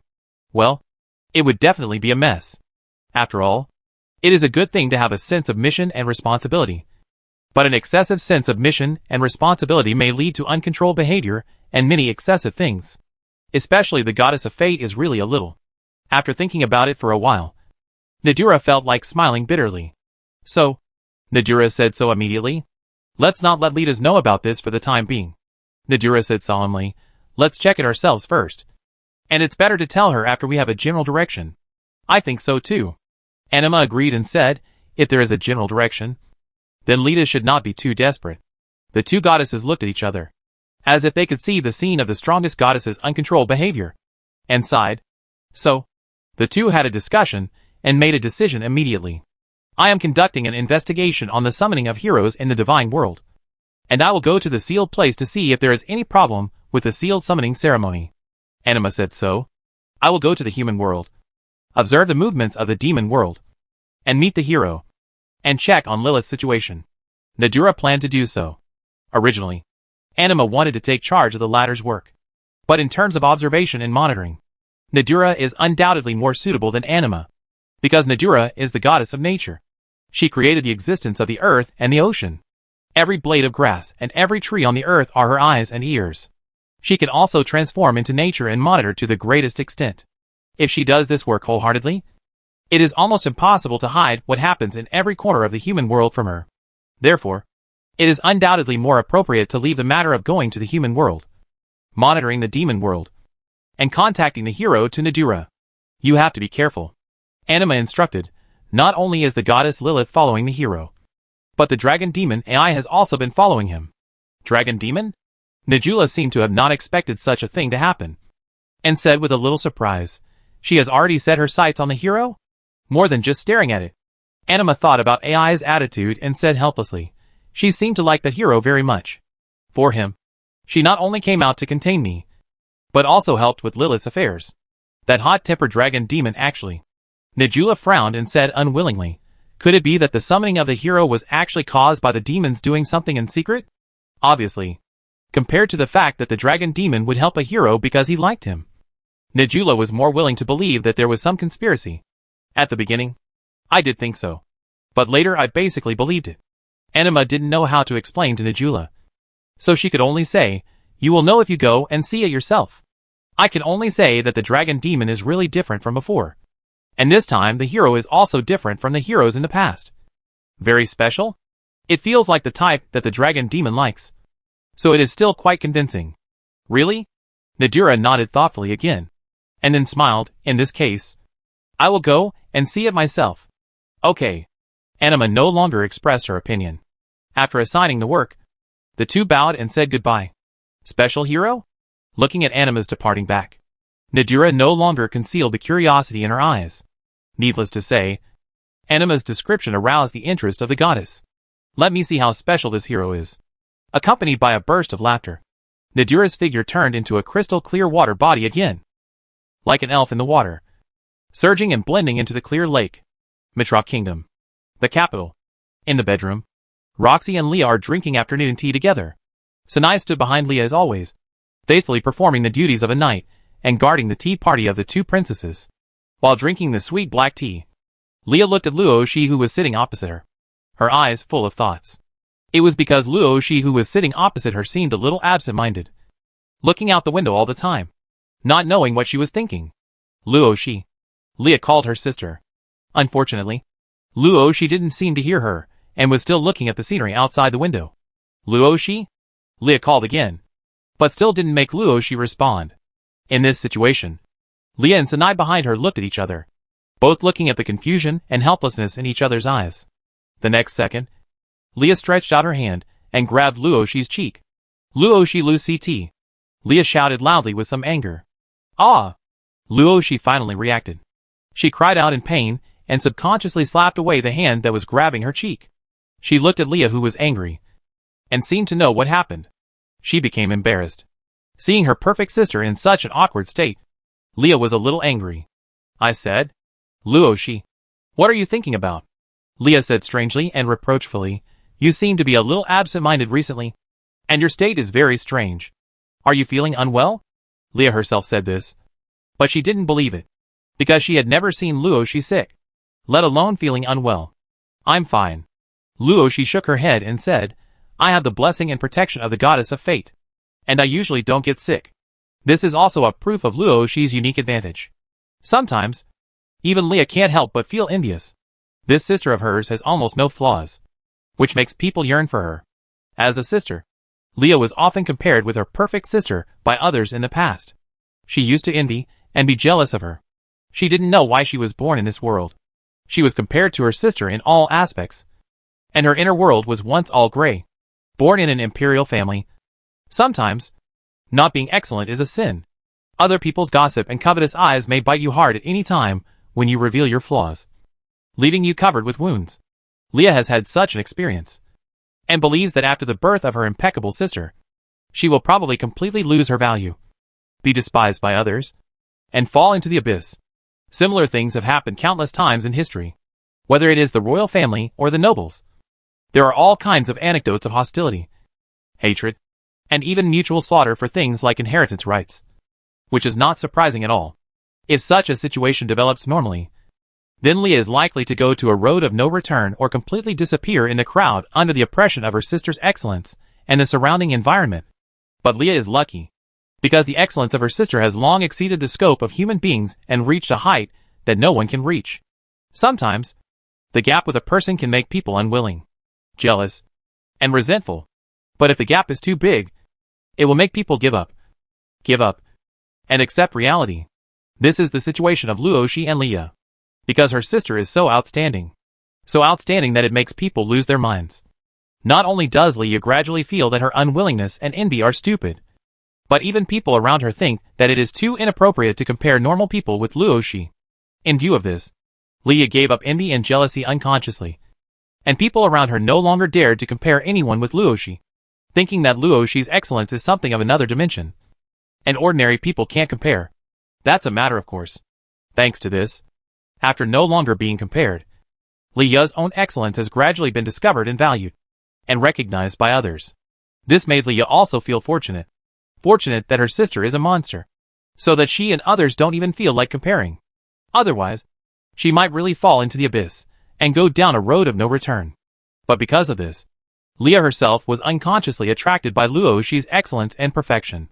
Yes, as a sister, Leah is actually an admirer of her sister, and regards her as an object of admiration. Therefore, Leah must say, you are really a little bit wrong recently. Leah said to Luoshi quite seriously, if you have any troubles, you can actually tell me. Leah is worried that her sister will have something bad happen to her that she doesn't know about. Not only herself, but even Anshi has recently found that Luoshi is not in good shape and has expressed concerns about this. For the kingdom, Luoshi is too important and must not be lost. Leah often asks Luoshi to drink tea recently. In fact, it is also the instruction of herself and even Anshi, the king, hoping to find out the problems that appear in Luoshi through indirect investigation. Don't worry, Leah said enthusiastically, no matter what. My father, and the people of the country will stand by you. If you have anything you want to do, just tell us. I believe that knowing your troubles, everyone in the country will do their best to help you solve the problem. This is not just a casual talk. As long as Luoshi said a word, then it is inevitable that everyone in the country will gather their strength to fulfill her wish. Really? Luoshi was silent for a while, and then spoke faintly. Of course. Leah's heart was immediately lifted, and she said, as long as you are willing to say it, we will definitely help you. Leah was very excited. She was finally able to help her sister and let her say her troubles. But I want to get married. When Luoshi said this seriously, the red teacup in Leah's hand slipped and fell to the ground. Chapter 402, If you don't get married, something bad will happen. Bang! The sound of the porcelain falling to the ground was particularly clear, which somewhat broke the elegant and beautiful atmosphere in the princess's bedroom. But Leah, the instigator, no longer cared about such trivial matters. Get married? Leah was completely confused. Cough. Not to mention Leah. Even Sinai, who stood behind Leah and said nothing, opened her eyes wide and couldn't help coughing out a mouthful of saliva. And her meticulous and noble knight image was instantly damaged. The two were completely confused there, staring blankly at Luoshi, who looked serious and didn't react for a long time.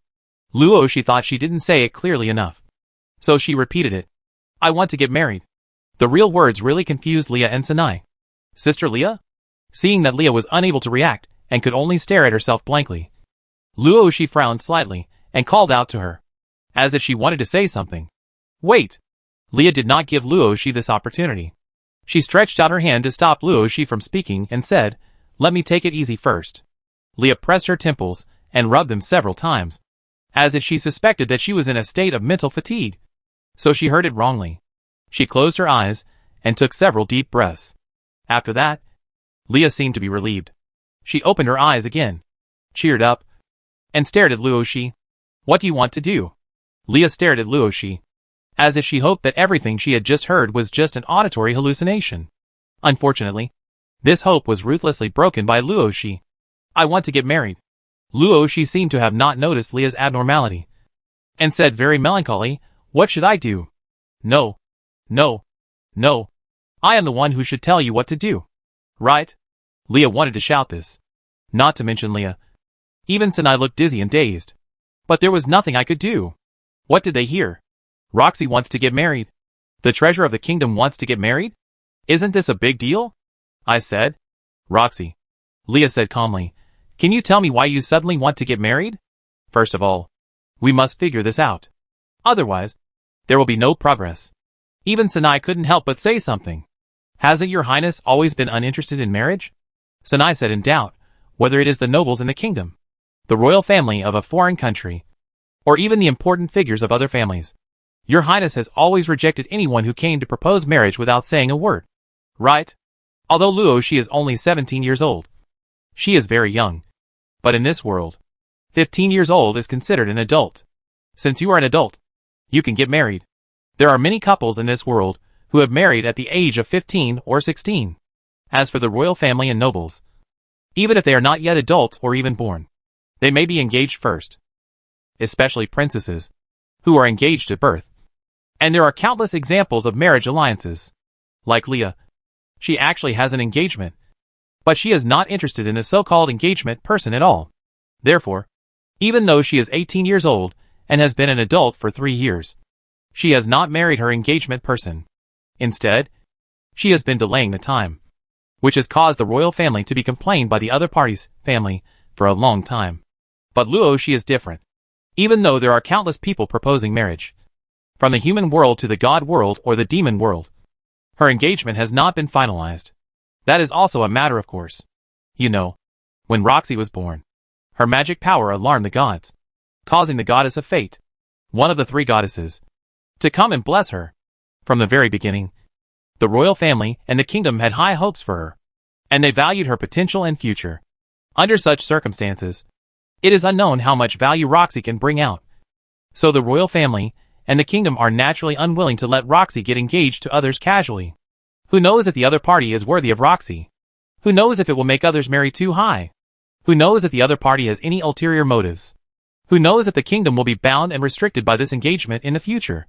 Therefore, without knowing Roxy's future achievements, and whether she will inherit the throne and become the queen of the Mitra kingdom, the kingdom dare not make an engagement casually and end up with an excuse.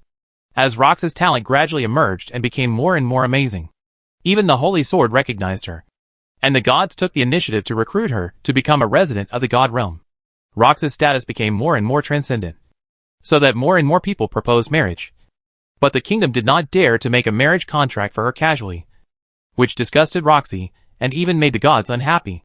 In addition, Roxy has always performed perfectly, but never approached any opposite sex, and even rejected all the proposers without hesitation. The engagement of this princess has not been confirmed until now. Leah also knew that with Roxy's current influence in the kingdom, as long as she didn't want to, no one would want to make an engagement against her will. So she envied this more than once, and thought that perhaps her overly outstanding sister would look down on any man in her life, and would not become someone else's wife and marry someone else. It was for this reason that when Leah knew that Roxy and Sheen had a good relationship in private, and the two were very close. She was so surprised and curious. In other words, Leah never thought that she would hear the words "I want to get married" from her overly outstanding sister. Who would have thought that today? Luo Shi gave her a surprise. Or even a big shock. Such Leah had no idea that Luo Shi herself was also suffering. I have been eaten up by others. How can I not get married? Luo Shi really wanted to shout this in her heart. Of course, this is just one of the reasons. The reason why Luo Shi did not accept the marriage in the past was not because she looked down on anyone, but because she knew very well that she was not as perfect as others imagined. And she did not want to play the role of a perfect princess for a lifetime in front of her lifelong partner. So she did not want to accept the marriage, let alone approach any opposite sex. It was not until she met Xian, an insider and an understanding person, and had some special feelings in the daily play with him, that Luo Shi abandoned some of her previous insistence. In other words, this first beauty of the human race is actually not that difficult to deal with. On the contrary, Roxy was surprisingly easy to deal with, because no one had ever seen her true face in the past. Roxy was very lonely, because she never dared to reveal her true face. Roxy was very lonely. As Nian said, this is a very lonely and very lonely princess. For such a princess, once someone broke into her real world, saw her true face, and then interacted with her without any scruples and became her only understanding person, it would be too easy to get the favor of this princess. Otherwise, if it was really that difficult to deal with, how could Roxy give all her true seal to Sheen? You know, at that time, they had just had a little ambiguous relationship. And they had always been friends, who accompanied each other, and understood each other's secrets. It was not until the kiss in front of Bosset's house, that Sheen and Rox's relationship had a little breakthrough. But even with such a small breakthrough, Luo Shi entrusted the true seal to him, without hesitation. Is this because Luo Shi loved Xian very much? No. Although Xian is very special in Luo Shi's heart, there has never been any life and death sharing, or true love in adversity. So how much affection can there be? The same is true for Xian. Didn't he always have no intention of doing anything with Luo Shi at the beginning? The reason why he got involved later was not so much because he loved Luo Shi, but more because he was greedy for her face and her body. Justified.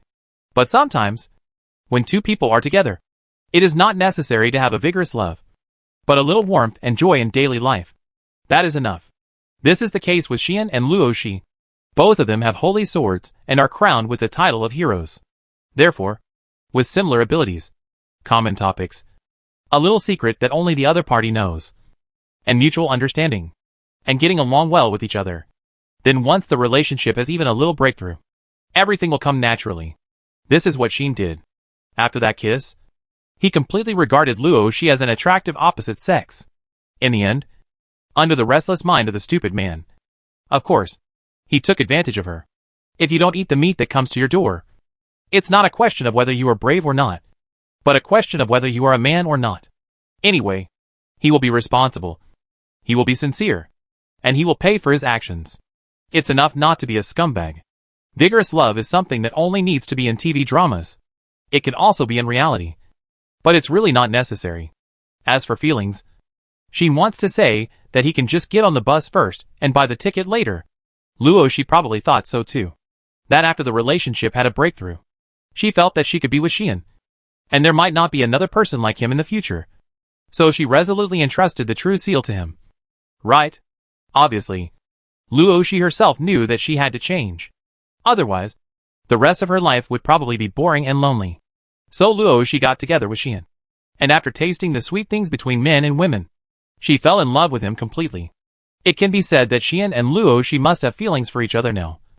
And this feeling must be much stronger than when Luo Shi entrusted the true seal to Xian and Xian pushed Luo Shi down. This is also a way of love. But others think Luo Shi is not this type. And now, Luo Shi is really looking forward to life with Xian after marriage. By that time, she would no longer be a princess. No longer have to stay in the palace. No longer have to do those boring jobs. And could completely let herself go without having to pretend. When Luo Shi thought about that kind of life, she would wake up with a smile even in her dreams. However, Luo Shi also knew that now was not the time to talk about marriage. Mainly because of Sheen. He was worried that he would be torn to pieces by the people of the kingdom of Mitra. Luo Shi was also worried that her sudden marriage would have an impact on the kingdom and the royal family. So she didn't plan to get married in such a hurry. But now, I always have a premonition. Luo, she murmured unconsciously. If I don't get married, something might happen. Recently, Luo, she always felt that her man seemed to be taken away. And if she didn't defend her position as the queen, she would have no share in the future. But these words, when heard by Leah, had another meaning. Is it a revelation of blessing? Leah's face changed. Chapter 403, I will be the queen. At this time, Leah's expression became completely solemn. Not only Leah, but also Sanai was shocked. And then she couldn't help but tense up. If this matter is related to the revelation of the goddess of fate, it is not a joke. At least, Leah and Sanai both think so. And in their view, the meaning of if you don't get married, something bad will happen is naturally another meaning. Is there any amazing disaster that will happen? And Luo, she must get married to avoid it. Leah couldn't help but start to worry about such things. The matter of Cosmos has become known to everyone by now. Everyone knows that the fortress city of Cosmos was destroyed and has completely disappeared. The first knights of the dukedom of Stringham also lost their traces. And even the Valkyrie of the Empire disappeared with the Broken Blade Knights. And their whereabouts are unknown. Therefore, for the people of the kingdom and the empire, the disaster has actually happened once. According to the intelligence collected by the royal family, the orcs seem to have released news that the leader of the old demon faction Mirage that caused this incident has not been resolved. And the human mastermind who cooperated with it is still active. In this case, the possibility that these terrorists have not left the kingdom and are still waiting for an opportunity in the dark of the kingdom is very high. In other words, the disaster may be unexpectedly close to us. Perhaps, in the dark of the kingdom, a new conspiracy is brewing and preparing to attack. It is very likely that Rosie's blessing captured the precursor of the disaster, and thus made a revelation to Rosie. Is the situation serious? Leah confirmed to Rosie in a deep voice. Luo, she naturally didn't know what Leah was thinking. Seeing her serious look, she thought it was her sister who was concerned about her lifelong event. Although she always teases me, Sister Leah really cares about me. Luo, she was a little touched. And then she responded seriously. Of course it's serious. It's not something to joke about. Luo, she's expression was more serious than ever before. Although she didn't mind Xian marrying 1 or 2 concubines. The premise must be concubines. After all, she is also a princess. And she has a prominent reputation in the human world, and a certain status in the god realm. If she can't even be a wife or a concubine in the end, not only will she become a joke, but the kingdom will also become a laughing stock of other countries. Therefore, Luo, she can be sure that once Xian's concubine is someone else, the kingdom will never allow her to marry him. Even though Luo, she has a lot of say in the kingdom, and doesn't need to listen to other people's orders. It doesn't mean that Luo, she doesn't care about the reputation of the royal family and the kingdom. Therefore, she had to be the first wife no matter what. If she failed to do so, then marrying Xian would basically be a dead end. Unless Luo, she could abandon her family and the kingdom and follow Xian to leave. Otherwise, the kingdom would definitely risk offending her and try its best to stop this. Luo, she could make her own decision on her marriage. However, Luo, she did not want to end up in a quarrel with the kingdom because of this matter. If she became the first wife, the kingdom would have to swallow its protests no matter how reluctant it was. But if Luo, she did not live up to her expectations and insisted on being a concubine for others, then the whole country would probably riot and march. Luo, she was worried and absent-minded just thinking about such things. In view of this matter was very serious. Very serious. And it was not a joke at all. When Leah heard Luo Shi's words and saw Luo Shi's serious expression, her heart tightened. It seems to be a terrible disaster that makes Rosie so worried. Leah felt that she might understand why her sister was in such a bad state. She must not want to see the kingdom encounter such a terrible disaster. But if she wants to resolve this disaster, she could only get married. So she is worried. Right? My sister is so responsible and fulfills her duties as a princess of the kingdom. If she knew that only marriage can resolve a terrible disaster, she would definitely choose to get married resolutely. Even if it means sacrificing her own happiness. She will not hesitate. This is the real reason why I want to get married. It must be. Feeling that she has grasped the truth, Leah couldn't help but feel a little moved. Although she usually looks uninterested in our enthusiasm and the enthusiasm of the people, Rosie really cares about us. Thinking of this, Leah decided, don't worry, Rosie. Leah looked back at her sister with a firm look and said solemnly, Sister will help you. Hearing this, Luo Shi was slightly startled. Help me? How? Luo she smiled bitterly. This matter. Only I can do it. No one can help. Isn't it? Once it comes to the point where you need to rely on the power of the royal family and the kingdom to compete for favor, then even if you win in the end, you can't convince people. Right? Moreover, that guy definitely doesn't want to see that for the position of a queen. You suppress the woman around him by any means. Besides, you don't want to use that kind of means. Therefore, no one can help you in this matter. You can only rely on your own strength to fight for it. When Luo Shi thought about this, Leah suddenly grabbed her hand. Don't say that. Luo Shi. Leah grabbed Luo Shi's hand tightly and said firmly, things are not yet at the point where they cannot be saved. Let's plan well. In the end, maybe it will be a perfect ending? At this moment, Leah turned her head desperately, and all kinds of ideas came to her mind. Even if she had to get married, she didn't have to let Luo Shi sacrifice her happiness. As long as Luo Shi found a husband she really liked before the disaster came, wouldn't the problem be solved? Although Luo Shi has high standards and is the best genius in the world, no man is worthy of her. But if she lowers the conditions a little, there will still be some people who can barely meet the requirements. Right? At that time, as long as she works hard and makes the other person become the type Luo Shi likes, won't that be enough? Yes. Let's do it. Leah's eyes became brighter and brighter, and she didn't hear Luo Shi's next words at all. Indeed, things have not reached the point where they cannot be saved. Yes, I will not lose. Luo Shi cheered herself up. On the side, Sanai looked at Luo Shi's cheering appearance, and then looked at Leah's expression of desperately turning her brain and looking for a way out, and couldn't help but murmured, Why? Why do I always feel like something is wrong? Sanai was at a loss. At this time, Leah had stood up. I will go and discuss this matter with my father now. Leah said to Luo Shi in a strong voice, Don't worry. Luo Shi, believe in your sister. Your sister will make you happy. Leaving this, Leah turned and left. Your Highness Leah. Seeing this, Sanai hurriedly followed. Sister Leah. Luo Shi just watched Leah leave with a face full of emotion, and her heart became more determined. Well, I will definitely be happy. Even for my sister who cares so much about me. I can't lose to anyone. The queen. I will be the queen. On the other side, Leah, who didn't know that she had a huge misunderstanding, hurried to see her father and told him everything about Luo Shi. What? Anshi could not help but stand up in surprise. A disaster that can only be resolved by Her Highness Rosie's marriage? Aradia, who was accompanying him, also frowned. Both of them wanted to ask Leah what kind of joke this was, but Leah looked anxious. This is all true. Father, Leah hurriedly said, I heard Rosie say this with my own ears.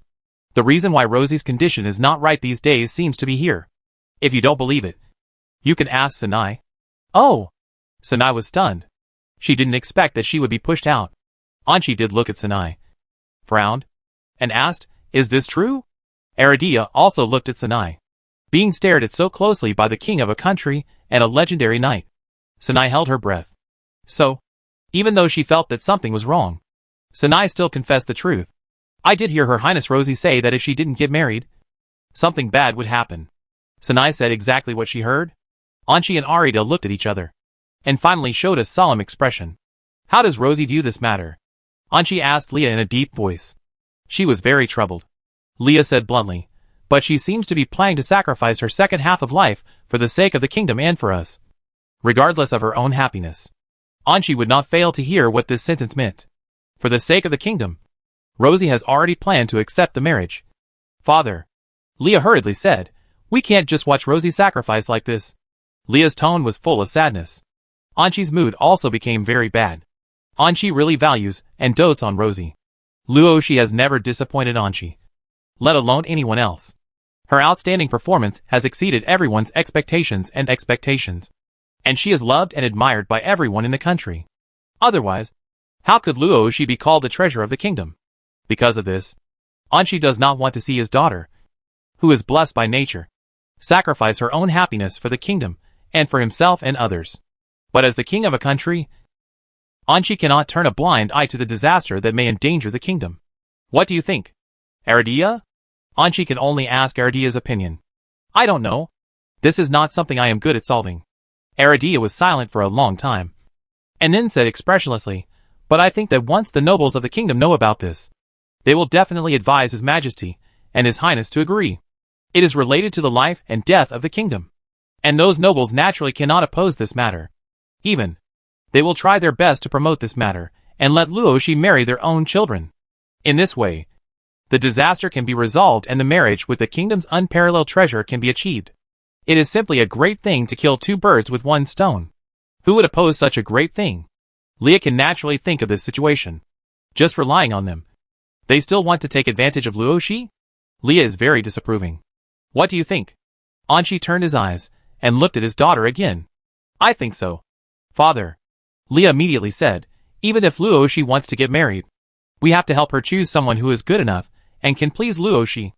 As she said, Leah told Anshi all her ideas. Listening to Leah's plan, Anshi frowned more and more, and seemed to disagree. But in the end, under Leah's persuasion, Anshi sighed and nodded. If Luoshi has no objection, then let's do it. Anshi's words made Leah smile. Thus, a commotion that swept the entire human world quietly began. Chapter 404, The Queen. Bang! When a pile of parchments fell in front of Luoshi like a mountain of documents. Luoshi was completely stunned. Huh? Leah, who was standing in front of Luoshi, seemed to have exerted a lot of effort. She wiped the sweat from her forehead, then smiled brightly and said, Come on. Choose. Choose?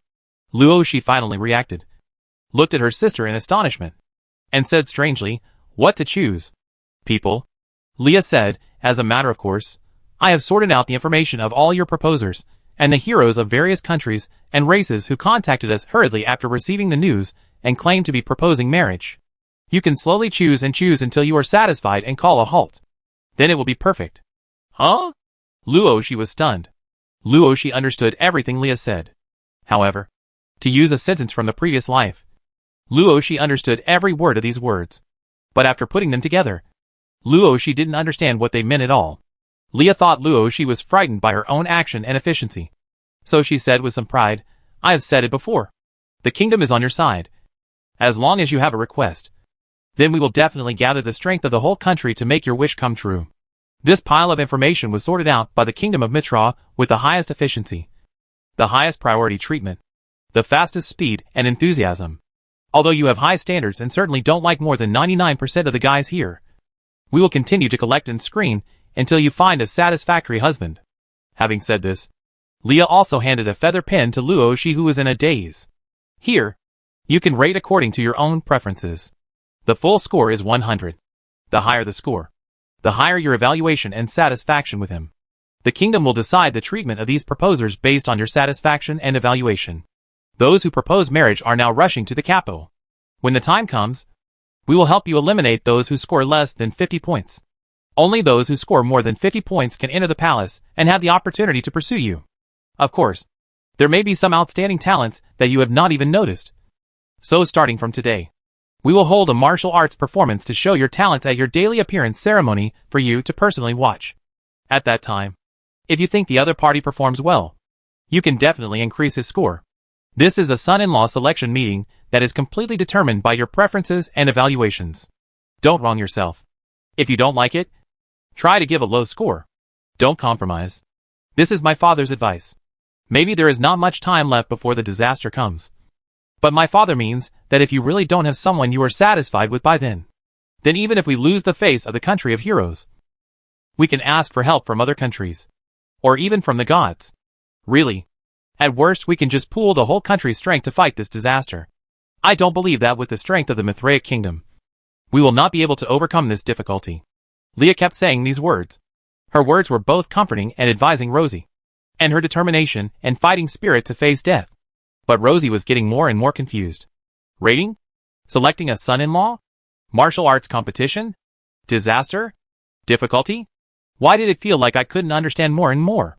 Rosie could only hold the quill with a blank face, looking at the pile of parchments in front of her. And her eyelids suddenly jumped. Because, at the top of this pile of parchments, the first thing that caught Rosie's eyes was the information of a person who was so familiar that she couldn't be more familiar. Name, Xian Bostut. Race, human. Affiliation, Mitra Kingdom. Status, honorary viscount. Experience, Marquis Mureo is a civilian adventurer from Lamijan. He entered the capital for his meritorious service in defeating the old demon faction Slayer faction. He was appreciated by his majesty, but refused the first knighthood granted by the kingdom during the audience. It was not until the Galuoli family betrayed the kingdom and secretly united with the old demon faction that he tamed the Black Dragon in the Atrus Canyon and annihilated the Galuoli family, causing the kingdom's knights to lose nearly half of their combat power. He made great contributions again and was granted the second knighthood by the kingdom. He accepted it and became a new noble in the capital and was granted the title of Viscount.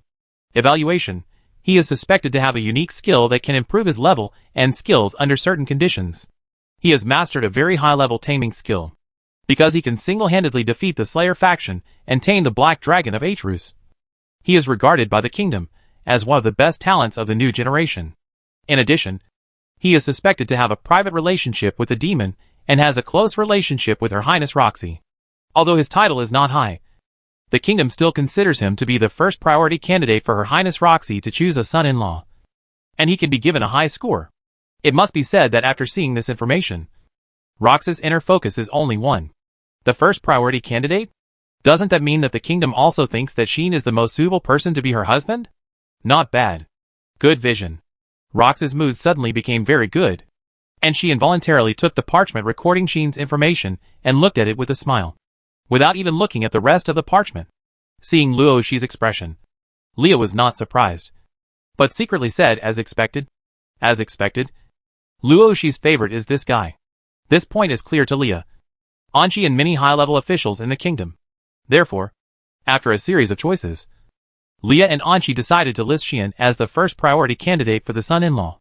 Even though Anchi seemed a little unhappy, the purpose of this time was to choose a son-in-law completely according to Luo Shi's preferences and evaluations.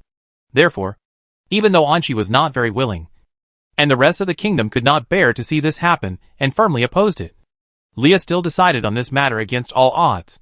Of course, Leah did not know that the sister she tried her best to help had actually been eaten up by this so-called first priority candidate. If she knew, there would be no need to set up a first priority candidate, and the winner could be directly determined. However, by then, Xian would definitely be miserable, and no one in the royal family would let him go, although they couldn't do anything to Xian.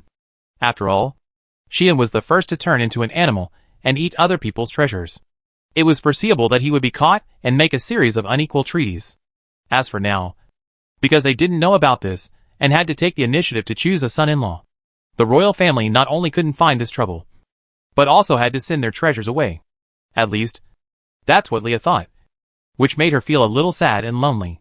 Her most precious and most outstanding sister. It's time to be harmed after all. Leah felt sour in her heart, as if she had lost something important. But everything is for Luo Shi. How she feels is not important at all. Leah, who convinced herself in this way, calmed down and said, "How is it? Is the intelligence gathering ability of the kingdom still okay? It's okay if you take your time to choose." Okay. Hearing this, Luo Shi wanted to tell Leah that she didn't need to choose. She just wanted the one in her hand. But Luo Shi, who felt something was wrong, decided to ask first. "Why did you suddenly start choosing a son-in-law?" Luo Shi asked in confusion. "Didn't you say you wanted to get married?" Leah said confidently, "In that case, we will gather all the outstanding heroes in the world to the capital for you to choose." Huh? Luo Shi's eyes widened. Leah then told Luo Shi the reason.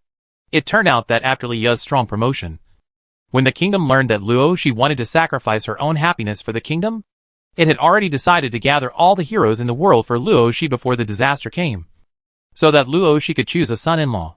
For this reason, the kingdom has held a big meeting and announced the news. Once the news came out, the whole world was shocked, especially the young masters of the royal family and the nobles. All of them were red-eyed, making a big fuss in their own homes, and finally sent petitions to the kingdom through their families. In other words, now, not only the kingdom, but almost the entire human world has known that the kingdom's treasurer is preparing to choose a son-in-law.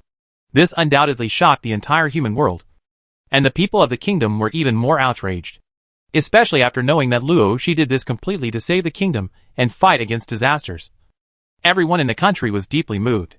In view of this matter has been completely exposed, making the capital of the kingdom very lively, and heroes from all over the world have begun to rush here. After learning about the incident, Luo Shi was stunned. Fight against disasters? When did I say such a thing? Do you still want to sacrifice your own happiness? I don't want to. My happiness is just about to begin. I have been looking forward to the life after marrying Xian for who knows how long. Now you want me to sacrifice this happiness and go to choose a son-in-law? Door. All. No. Yes. Luoshi exploded directly. However, just when Luoshi was about to resist, Leah said so. If it were in the past, it would not be easy for you to choose a son-in-law. At least there must be many people in the kingdom who don't want to see you get married. And the princess they admire and worship become the property of others. These people rioted, and it was really not a joke. Leah said thankfully. Fortunately, this time you chose this path for the kingdom and to fight against disasters. The people were very moved and chose to support you. So, as long as it is the person you choose, even if they are reluctant in their hearts, they will still accept it on the surface. Right? One sentence stopped Luoshi from resisting. Will you accept it? Really? Luoshi couldn't help but say, as long as it's my choice. Will you accept it? Of course. Leah said without hesitation. We never want to see you sacrifice your own happiness to compromise. So, only this time, everyone will accept the husband you choose. And you will be blessed by everyone. Will be blessed by everyone. Everyone's blessing. Blessing. Blessing. Luoshi cast her eyes on the parchment in her hand that recorded Xian's information. And her eyes lit up with an extremely bright light. How is it? Leah asked Luoshi, saying, do you think it's good? Luoshi answered without hesitation. Good. It couldn't be better. In a trance, Luoshi saw a throne flying towards her from the void. There were two big characters engraved on the throne, Zheng Gong. Chapter 405 Becoming the Public Enemy. We're here. On the back of the dark dragon. Laxia looked at the prosperous city standing on the ground below, and said these words. I'm back. The capital. Laxia, who had invaded the capital as a member of the old demon clan, looked at the prosperous city inside. Roar! Yulin roared loudly, flapped his dragon wings, and stopped in the clouds above the capital. She had also led Lilith and smiled suddenly. Look! That's the capital. Xian smiled at Lilith beside him, and introduced it like this. Lilith nodded, staring at the prosperous city below, with a lot of curiosity in her eyes, because this was the first time Lilith left the dukedom of Stringham, and came to a city in another territory. In the past 10,000 years, although Lilith was not like her out-of-control body, she was sealed in the dark temple, and had a certain degree of freedom. But this freedom was relative. She could leave the temple, leave the independent space where the temple was exiled, and even leave Cosmos. But she could not leave the dukedom of Stringham, and go too far away from her original body, as the only rational half. If Lilith left the original body too far, it would be very likely that she would lose contact with the original body, and would never be able to return to the temple. Therefore, all along, Jade, as Lilith's predecessor, had only been active in the dukedom of Stringham, and had never left the dukedom of Stringham. Until now, Lilith was finally able to leave the dukedom of Stringham. There was no place in the world that this evil god, who could rival the devil, could not go. Of course, where this brave man was by my side, that was where I should go. Lilith had already made such a decision. So as long as Xian was willing to stay in the dukedom of Stringham, she was willing to stay there. However, she naturally would not want to stay in the dukedom of Stringham forever, even though Barry had been dealt with by himself and others. And that place was no longer the opponent's territory. Xian had no intention of staying there. For Xian now, the only place he could settle down was the capital. After all, the capital had his home. And there were people who cared about him, and he cared about. The Xian who had vowed not to stay in the capital was dead. It smells so good. While Xian was feeling frustrated, he found that AI, who was yawning beside him, frowned. What's wrong? Xian asked. Nothing.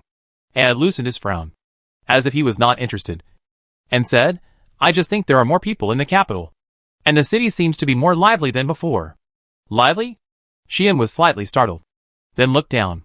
At this glance, Xian also found that even above the clouds, he could still see the tiny ant-like people coming from all directions of the capital, entering the capital one after another, making the capital more lively and noisy than before. Xian even sensed the extraordinary magic power from those people. What does this show? It shows that those people coming from all directions are all extraordinary. How come so many masters suddenly appeared? Xian was surprised. Those people seemed to be nobles from other places, and the knights who escorted them here. Laixia seemed to have noticed this scene, and used some magic means to investigate. So she became confused. Nobles and knights from other places? Xian frowned immediately. Why did so many nobles suddenly come to the capital? Did something happen? Xian pondered, looking at Xian, who was lost in thought. Laxia said expressionlessly, let's go back first. Mr. Xian? That's right. She nodded and said, instead of guessing here, just go back and take a look. As he said that, Xian patted Yulin's head under him. Roar! Yulin immediately understood what Xian meant. And after a roar, he swooped down. The scene of the pitch-black dragon appearing from the clouds and flying towards the royal capital was seen by many people in and outside the royal capital. Dragon! There is a dragon! The dragon appeared! Oh my god! Outside the royal capital, many people were shocked and panicked. On the other hand, the people in the royal capital and some people of noble status saw the black dragon falling from the sky. Although their faces changed, they did not lose their composure. Is that Atla's black dragon? The mount tamed by Viscount Bastutu? In other words, Viscount Bastutu is on it. I heard that he seems to have left the capital recently and went to the dukedom of Stringham. From the looks of it, he should be back. Right? TSK. He actually came back at this time. Some of these people were curious. Some were scrutinizing. And most of them seemed to be angry and unwilling for some reason.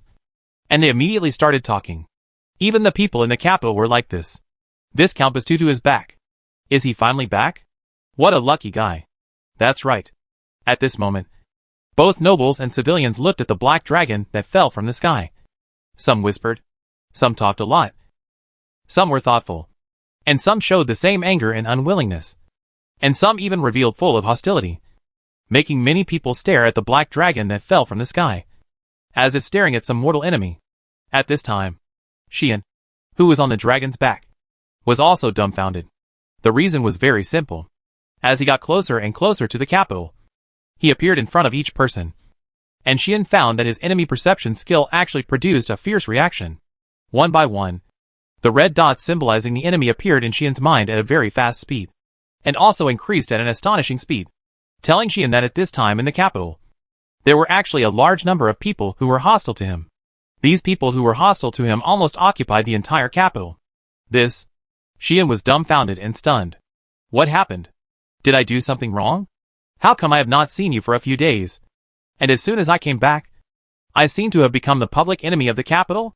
What's wrong with you? Your expression is so weird. Lexia noticed Xian's dullness, and said in a half-surprised and half-confused voice, It's okay. Xian finally suppressed his shock, but he still couldn't hide his trembling. He looked at Lexia, hesitated for a moment, and whispered, Have I done anything immoral? The sudden question stumped Lexia. She looked at Xian, and the first thing that appeared in her ruby-like eyes was not surprise, nor doubt, but an inexplicable emotion.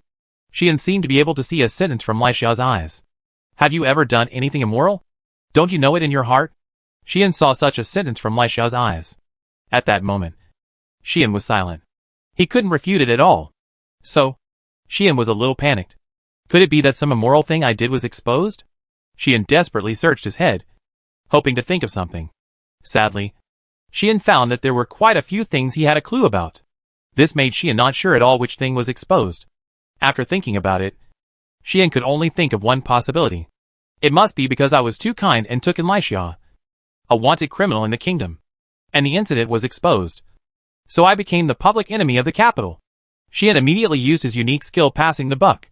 So, Xian unconsciously reached out and grabbed Lexia's shoulder. What are you doing?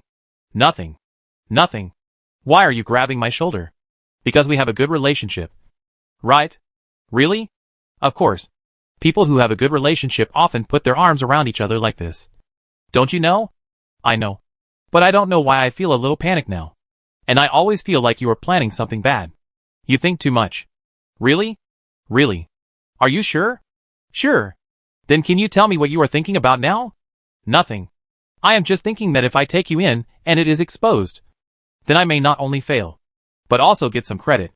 After a conversation, Xian and Lexia fell silent one after another, and then started to wrestle without saying a word. While the two were fighting, Yulin also flew into the capital and flew to the center of the noble district.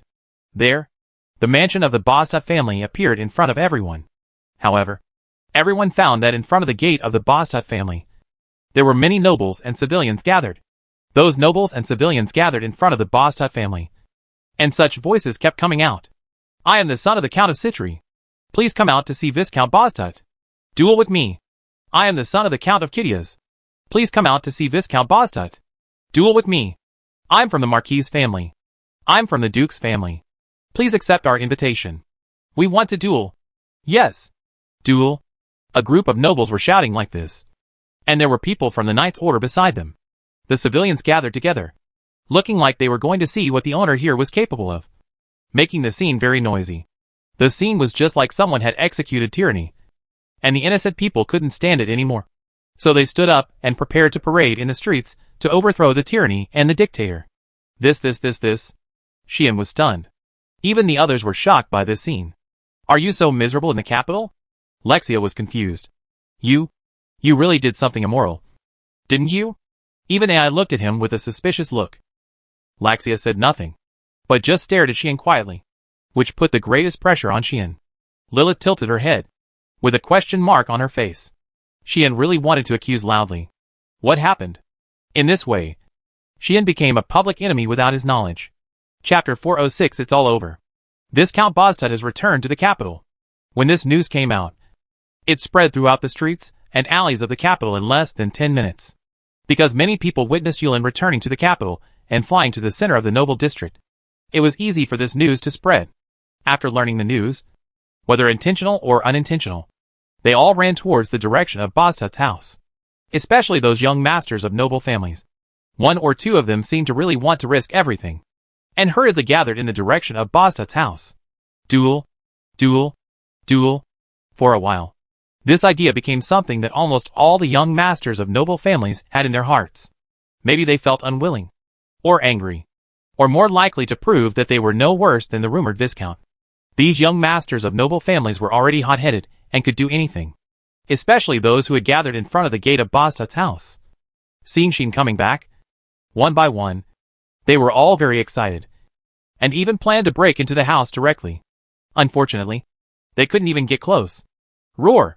Above the Bostut's house, right in front of the gate, a dark dragon flapped its wings and flew there, roaring at everyone present. The roar turned into a powerful wind and waves, blowing forward, making the young masters of the noble families and even the common people scream and wail, either staggering or simply falling to the ground, as if they encountered a level 12 typhoon, with faces full of fear and anger. Just like this, Yulin firmly guarded the mansion of the Bostut family. Once someone tried to get close, he would immediately be greeted with a shocking roar. In this case, everyone looked at the terrifying black dragon, swallowed their saliva, and was completely shocked on the spot, with pale faces and motionless. Obviously, in front of the famous Atlu black dragon, no matter how arrogant they were, they would not feel that they had the strength to defeat this dragon. Therefore, no matter whether they were nobles or common people, they would not dare to approach the Bostut family. However, people could not get close, and the sound was still okay. Therefore, the young nobles suppressed their inner panic, gritted their teeth, and began to speak out one after another. We want to see Viscount Bastutu. Let Viscount Bastutu come out. Viscount Bastutu, come out. You have the guts to collude. You have the guts to win the favor of Her Royal Highness the Princess. Don't you have the courage to come out? Come out and duel with me. I must prove to Her Royal Highness the Princess that I am more suitable than you. Come out. Come out. Such shouts and curses continued to appear, making the place full of curses. This made Yulin feel very unhappy. A group of human ants actually dared to provoke my lord like this. Yulin really wanted to take a breath of dragon and clean them all up. But when Xian asked Yulin to guard the gate, he had already told her that unless someone wanted to force their way in, no one here should be hurt. In view of this, Yulin could only scare those humans at the door. A breath of dragon was like a flame surging in his mouth, as if it was about to rush out, which frightened many people. If it were normal times, if a dragon gave a warning like this, people would have run as far as they could. Unfortunately, this time, not only those daring civilians, but also those noble young masters who usually bullied the weak and feared the strong, endured their fear and continued to shout. It was obvious that these people were absolutely unwilling to retreat like this. People from all corners of the capital gradually gathered here, making the front of Bostut's house extremely lively. At the same time, Xian had already returned to the mansion with everyone. Xian! Mr. Xian! Vivian! Ter, Lumia, and Melika seemed to have received the news of Xian's return. They came out of the mansion at the first time and gathered in front of Xian, looking surprised and happy. Sister! Sister! The servants and maids were so happy about the return of Laxia, who followed Xian. The excitement made Xian almost doubt whether the owner here was himself or Laxia. Of course, everyone also noticed the girls, who came back with Xian. Needless to say, Yi and Laxia were known to everyone. But when they saw Lexia and Lilith, everyone was surprised. Someone who looks exactly like Miss Laxia. Could it be? Lumia and Melika covered their mouths in surprise.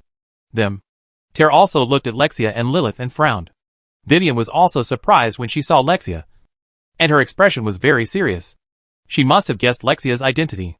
At the beginning, in the suburbs of Limijan, everyone in Vivian's team had seen Laxia and knew who Laxia was related to. Now seeing Lexia, who looked exactly the same, they naturally recognized her identity at once. However, when Vivian saw Lilith, her eyes suddenly trembled, staring at each other, and never moving away. Lilith's eyes swept across everyone present, and finally stopped on Vivian. For some reason, she no longer looked away. On the contrary, Laixia smiled at everyone openly. Hello. Nice to meet you. Laixia said this with a smile. Last time, in the suburbs of Limijan, Laixia only wanted to see Xian, and didn't want to see the people in Vivian's team that Xian joined. So she forced Vivian and others to move away. Thanks to this is indeed the first time that Laixia appeared face to face in front of Vivian and others. Before, she only knew about their existence when she was secretly observing Xian. This is the first time that Laixia and Vivian and others met in the true sense. So, Vivian and others looked at each other, as if they didn't know how to react. If it were normal, Xian would still find a way to solve this problem. But now, Xian just wants to understand the situation. What is going on? Xian asked Vivian and others. I was only away for a few days. Why do people think I'm the murderer of my father when I come back? Xian's confused words eased the weird atmosphere at the scene. Vivian and others returned to normal, looking at Xian with a confused face. They couldn't help but laugh. If you come back a few days later, maybe they will really think you are the murderer of your father, Vivian teased. In fact, in the eyes of those nobles, you are more hateful than their murderer of their father. Right? Teal couldn't help but say so. How did I offend them? Xian said as if he was wronged. What's the big deal? Is it that serious? Is it that serious? It's really that serious. Vivian and others looked at Xian with strange eyes. Why are you looking at me like that? Xian felt guilty. So he could only say, I didn't do anything to offend so many people. Well, anyway, let's deny it first. Although Xian himself didn't know if he had done anything to offend everyone in the capital. Vivian and others who didn't know what Xian was thinking just laughed at each other. I said, Xian. Vivian patted Xian on the shoulder and said, don't worry. This is a good thing. Good thing? Xian was stunned. It is indeed a good thing, Theodore said indifferently, as if he had no idea, and said, at least, it is for you. Good thing for me? Xian frowned. However, Lumia and Melika's performance was different from Vivian and Theora. One was faintly admired, and the other seemed a little aggrieved, which made Xian confused. Aie, who had been silent, felt impatient for some reason. Since it's a good thing, there's no need for me to be here. I'll go back to my room and sleep. Ai turned away as if in a bad mood. Miss Lilith, let's go check out the room first. Laxia came back, as if she had left again at some point, and went to the servants and maids around to quietly collect first-hand information. Now she seemed to know the whole story. So she took Lilith, who was also confused, away. It looks interesting, but it should have nothing to do with me. I'll let Laxia take me to choose a room. Laxia looked indifferent, or was happy to see Xian anxiously running around, and left happily. Wait. Xian wanted to keep them, but after thinking carefully, he decided to take care of things here first. Seeing this scene, Vivian and others didn't keep it a secret. In fact, not long ago, the kingdom spread the news to the entire human world, claiming that it was to choose a son-in-law for Princess Rosie. Tyr bluntly threw out the truth of the matter. What did you say? The sudden news made Xian stunned. Choosing a son-in-law? Rosie wants to choose a son-in-law? Why? Xian felt confused. What confused him even more was what everyone said afterwards. This is all true, Mr. Xian, Lumia said hurriedly, as if she was worried that Xian would not believe it. I was also shocked when we knew it. Melika's tone became more and more aggrieved. Like a child whose favorite toy was taken away. Full of dejection. Then what is the reason why they are so hostile to me? Sheen began to have an ominous premonition in his heart. Sure enough. Because the kingdom has made a statement that you, Viscount Sheen Bostut, are the first priority candidate for Her Highness Rosie's husband. Vivian's words made Sheen's mouth twitch. There was only one sentence left in his heart. Finish calf. Chapter 407 Why don't you go to heaven? As the saying goes, one day apart is like 3 years apart. Although Sheen was away for only a few days. And he was in contact with Luoshi every night. It was very uncomfortable for men and women who had just tasted the forbidden fruit not to stick together all day. Especially Luoshi, who was a very lonely person. The time Sheen was away was still very uncomfortable for her. The world can never imagine that the most beautiful woman of the human race, the Princess of Mitra, the treasure of the kingdom, actually has such a little woman and a dependent side. Right? In this case, Luoshi has imagined more than once that after Sheen comes back, the two will become so inseparable and miss each other so much. And the reunion of the two will definitely be very warm and touching. Which is a very normal thing. Don't ask why you are so confident. Just ask that everyone is like this. Unfortunately, Luoshi was wrong. It hurts so much. It's going to be torn off. The face is about to be torn off. At this moment, in Luoshi's bedroom, similar cries of pain kept coming out, making the female knights of the Holy Sword Knights outside the door look at each other, wondering whether they should just break in. In the room, Sheen pinched Luoshi's breathtakingly beautiful face with force, and with a heart full of anger, he pulled it hard to both sides, while ignoring Luoshi's struggle and crying, and forced a smile. You really gave me a big surprise. My princess. I am almost moved to the point of wanting to kill. Tell me, how should you compensate me? Sheen seemed to be merciless, as if he wanted to kill his relatives for the sake of justice. And the hand pinching Luoshi's face was still strong. It's going to fall off. It's going to be torn off. Luoshi was in so much pain that she couldn't stop crying, sobbing, Let go quickly. If this face is damaged, you will suffer. Luoshi began to speak incoherently. Humph. Sheen could not help but slowed down his strength. It was obvious that he felt it was a pity to ruin this stunning and beautiful face. But Sheen did not let go directly. Instead, he showed Luoshi a frightening smile. Come on. Tell me. What are you doing? Sheen's voice sounded like an ultimatum. This scared Luoshi. I didn't do anything. Luoshi said very aggrievedly. I just want to marry you. Is that wrong? Want to marry me? Sheen did not show any mercy. Instead, he sneered. You held such a son-in-law selection meeting and said you just want to marry me? I think you want to reverse the beauty pageant? Why don't you go to heaven? Luoshi CT. You let go first. Luoshi looked at Sheen's fierce expression and said tremblingly, Let go first. I will explain to you after you let go. Okay. Okay. Sheen said straightforwardly, I hope your explanation will satisfy me. This sounds like he is just making a fuss. But Luoshi knows that the little man in front of her is the type who can really do anything. So, Luoshi said tremblingly again, what if I can't satisfy you? Hearing this, Sheen's smile became brighter. Don't worry. I won't do anything. Sheen said very open-mindedly, it's just that I will go back to Lemidgen. Or run around the world. And let the princess, who is the first in the human world, become a resentful woman in the boudoir. And can only meet me once every 2 or 3 years. Luoshi immediately abandoned all her dignity and admitted her mistake to Sheen. Sorry. I was wrong. Luoshi almost kowtowed to Sheen. Sheen hit the biggest weakness in Luoshi's heart. Fortunately, Sheen was just a bad taste. Not a demon. Otherwise, he would not give up if Luoshi did not call him dad a few times. Although, Luoshi did call Sheen dad in certain specific situations. Anchi, ha! Sheen calmed down his resentment a little. Come on. Tell me. Sheen crossed his arms and said unkindly, What is this so-called son-in-law selection meeting?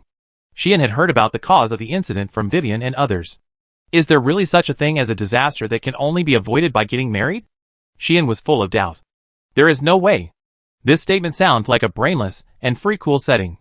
If it is placed in other novels, it is probably a plot for the protagonist to get the beauty. However, I have already eaten this beauty clean. And now there is still such a brainless and free-cool plot. Isn't it a bit wrong? Or did I get the rhythm wrong? In fact, this is the original plot that the will of the universe prepared for me as the protagonist? according to the original rhythm. I had to break through the relationship with Luoshi here and take in this princess? As a result, because I acted too quickly, it became like this? When Xian learned about this matter, he had a brainstorm like this. But the facts proved that Xian was not the protagonist. In fact, there was no disaster at all. Luoshi whispered, "It was my sister who misunderstood and thought that I received the revelation of the disaster. So she made things so big." Xian's mouth twitched and said, in other words, "Everything is a misunderstanding?" "Yes," Luoshi said embarrassedly. "It's just a misunderstanding." Xian was silent for a long time, and then turned around and left without hesitation. "Don't go!" Luoshi's face suddenly changed, and she rushed up and hugged Xian, saying loudly, "This is a misunderstanding. But it's also a good opportunity." "Good opportunity?" Xian held Luoshi's face, pushed her away, and said with empty eyes, "Then tell me, what kind of good opportunity is this?" If this slacking princess dared to say that this was an opportunity to defend her sovereignty, and use the young nobles, who had ill intentions towards her to teach Xian a lesson, so that she could turn the tables, then Xian felt that he should think carefully about whether to divorce this guy and become a scumbag who eats everything. Luoshi saw something in Xian's flashing eyes, and she shuddered and said quickly, "Think about it. Given the current situation, even if we get married, the kingdom and the people of the kingdom will not have any objections. Right?" After Luoshi said this, Xian immediately understood her plan. "Is this the slacking princess's idea? Do you understand?" Luoshi knew that Xian had understood, and immediately said while the iron was hot, "Originally, if we wanted to get married, it would not be so easy. Even if I insisted on my own way, the people in the kingdom would find faults in various ways. Once things got out of hand, it would not be good for anyone. Right?" This was also what Xian was worried about before. He really felt that he would be torn apart by the high-ranking officials and civilians of the kingdom. This is not a joke, but it is really possible. Just think about it. Many celebrities in the previous life were harassed and cyberbullied by countless crazy fans when they announced their love affairs. It is not uncommon for celebrities to lose a large number of fans because of marriage, and even lead to malicious incidents. In this world, Luoshi is undoubtedly a big star, and she is also a world-class superstar. It can be said that the whole kingdom is her crazy fans. In history, are there any countries whose people will cause commotion and riots because they can't see the princess and don't know whether the princess is living well? In history, are there any countries whose princesses must show up every day to let the people see that they are safe and sound in order to maintain peace? But there is one here. So, Xian can be sure that once the matter between him and Luoshi is exposed, he will be torn apart alive. Of course, this is only a secondary reason. After all, if there are really brainless fans who come to provoke me, I am not a pushover and will never show mercy just because they are ordinary people. It is better to say that Xian has always hated the so-called brainless fans and keyboard warriors since his previous life. If there are really brainless fans who dare to provoke me, Xian will definitely let them know that they are just guys who are submissive in reality and dare to punch hard behind the back. Therefore, what Xian really cares about is not these so-called brainless fans, but other things. For example, Xian himself cannot care. But can Luoshi not care about the public's evaluation of herself? For another example, once these things are exposed, how many unequal trees will I, who is in the wrong, be dragged by the royal family and nobles who are staring at me and want me to work for the kingdom? To sign. The reason why people are unrestrained is because they have no worries. Before, Xian could be carefree and unrestrained in front of the royal family and nobles. But once it came to Luoshi and his little lover, then, considering the other party's mood and scruples, Xian would definitely not be carefree. In view of this, Xian felt that the marriage between him and Luoshi would not be possible without 3 to 5 years of planning. But now, as long as it is claimed to be for the purpose of resolving the disaster, the people will not be resentful, but will be moved. The royal family and nobles will do their best to promote this matter, thinking that we are choosing a son-in-law, not a situation that you must be responsible for, and will not let you make any promises. Luoshi looked at Xian expectantly. In this way, all our worries will be solved. Right? Luoshi led the topic and her own purpose to the solution of the hidden dangers between the two. Anyway, Luoshi would never say that she decided to do this because she was anxious to confirm the relationship, secure the position of the main wife, and to escape from the current suffering. She hoped to live a salted fish life after marriage. Don't worry. This is just a formality. After a while, I will announce that you are my chosen husband, and the rest are just tools to promote our good things. Luo Shi said something that would make all the noble young masters cry. Xian wanted to know, after hearing this, whether those noble young masters would dare to claim to duel with him. At that time, it is estimated that these guys will not gather at the gate of their own house, but at cliffs, high-rise buildings, the sea and cemeteries. Chapter 408. You said you would marry me. Then again, Xian really didn't expect to hear the word tool man from Luo Shi's mouth. Where did he learn this from? Could it be from himself? Have I mentioned the topic of tool man before? It seems so. Xian couldn't remember it clearly, but there is no doubt that those children from all countries who thought that the opportunity had come and they could take the opportunity to sign a marriage contract with Luo Shi and marry such a genius and beauty who is the best in the human world, and rack their brains for this, and were ecstatic, are bound to be miserable. Again, if this was put in other novels, it is estimated that it would be able to fill a whole volume of the plot, describing how the protagonist stood out, how he was detached from the world, how he slapped his rivals in the face, how he crushed all the supporting roles, and finally got the highest appreciation of the kingdom and the heart of Her Royal Highness the Princess. Not only did he successfully win the beauty, but he would also ascend to the altar and be admired and worshipped by thousands of people, and become famous. On my side, I directly decided the winner and let the others go through the motions. It was too much. If this was a serious competition, it is estimated that some supporting character would jump out and yell, claiming that there was a conspiracy and someone cheated. If this were put in another novel, it would probably be just the supporting character's incompetent rage. But for Xian, this is a fact. Thinking of this, Xian couldn't help but feel sympathy and even pity for those so-called rivals and opponents. Really, it's not that you are not strong, but I took a shortcut and got the prize first. Anyway, it's destined to win. Let's enjoy the prize first and then compete with you. Is there a problem? No problem.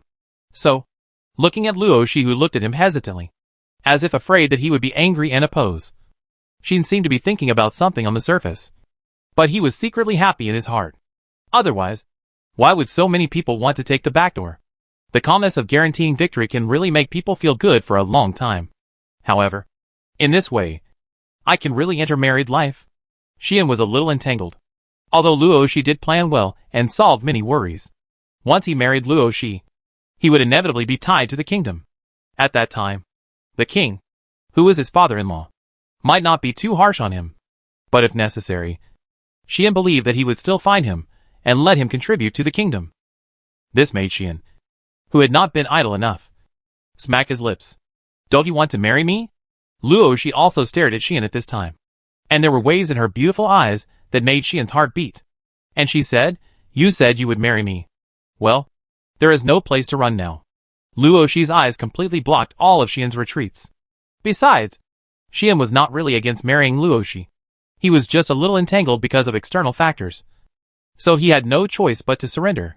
Don't put on such a pitiful expression. Xian touched his nose and said helplessly, I didn't say it was bad. Right? Hearing this, Luo Shi's eyes lit up, and she smiled happily. That bright and happy smile can probably charm all beings in the three realms. Maybe Xian is the only one who has this smile and makes it bloom. Then it's settled. Luo Shi held Xian's hand with a happy face. Seeing this, Xian's heart was also eager to move. With this eagerness, Xian's hands were not very well behaved. Once the hands were not well behaved, the clothes naturally couldn't be kept neat. And once the clothes were not neat, what would happen next would be a matter of course. Right? Feeling all this, Rosie's pretty face turned red. But she said nothing, just lowered her head and blushed to accept all of Xian's actions. At that moment, Xian laughed, picked up the most beautiful woman in the human world, the treasure of the Mitra kingdom, and the princess who was regarded as a goddess by the world, and walked towards the bed. After not seeing each other for a while, it was only natural for this brave couple who were in love and about to get married to have a lingering time. At the same time, Leah was heading towards Rosie's bedroom, because she received the news and knew that Xian was back. And she entered her sister's bedroom as soon as possible to meet Rosie. I don't know what the man's expression is now. Before coming, Leah was thinking about this kind of thing in her heart. In her opinion, after returning, she should be ecstatic to know that she has become the first priority candidate for Rosie's engagement. Even though the other party had always behaved properly, Had no intention of doing anything wrong? Had never crossed the line? And had never had any bad intentions? Leah felt that there was no one in this world who could ignore her sister's charm. Perhaps, because of the difference in status, the other party had self-awareness from the beginning, so he did not do anything that crossed the line. Perhaps, the other party had always been just pretending to deceive others and hide his little thoughts. So, in Leah's opinion, this moment might be the time for the other party to reveal some flaws. After all, he is now the person closest to her sister, and the one who is most likely to become her sister's husband among all the people in the world. If the other party really has some little thoughts of his own, at this moment when his goal is about to be achieved, he may find it difficult to suppress his excitement and lead to flaws. Leah felt that she had to take this opportunity to observe the man carefully to see if he could really bring happiness to her sister. I hope he is really a man who can impress Luo Shi. With this idea in mind, Leah prepared to go to Luo Shi's bedroom to investigate for her sister. For this reason, Leah did not even bring Sanai with her, trying to eliminate the interference of others and strive to achieve her goal. If she brought Sanai with her, when she was going to implement some means to annoy the other party and let the other party take some actions, Sanai would probably stop her immediately to prevent Leah from being hurt. At that time, if Xian really had some bad intentions, but was not exposed because of Sanai's obstruction, it would be meaningless. Therefore, Leah did not bring Sanai with her and walked to Luo Shi's bedroom alone. However, under such circumstances, Leah was also entangled. So you are here, Your Highness Leah Dila. With a somewhat surprised voice, Leah's steps froze, just because the owner of the voice was the person Leah least wanted to see. Long time no see. Your Highness, how have you been recently? The person who said such a sentence was a noble man who was as weak as a scholar, tall and thin, dressed luxuriously, and accompanied by 2 guard knights. Eda Lusika. Leah looked at the noble man with a surprised face, and whispered his name. While her face became not very good, the other party seemed to have not noticed all this, and happily came closer with the guards. I have been looking for you, Your Highness Leah. The noble man named Edel looked at Leah with a not very sanguine smile, and looked at Leah enthusiastically. Leah felt very uncomfortable with the enthusiastic attitude, so she frowned and took a step back without leaving a trace. Long time no see, Master Lusika. Leah bowed respectfully to the other party, seemingly elegant and polite, but in fact, she showed an attitude of keeping people at a distance. But Edel still didn't seem to be aware of it. Didn't I say many times before that just call me Edel? Edel still said enthusiastically, Your Highness Leah is alone? No, it's not. Leah immediately shook her head and said calmly, My night is just not convenient. So he left first. I just left first. And she will come up later. Leah said this deliberately.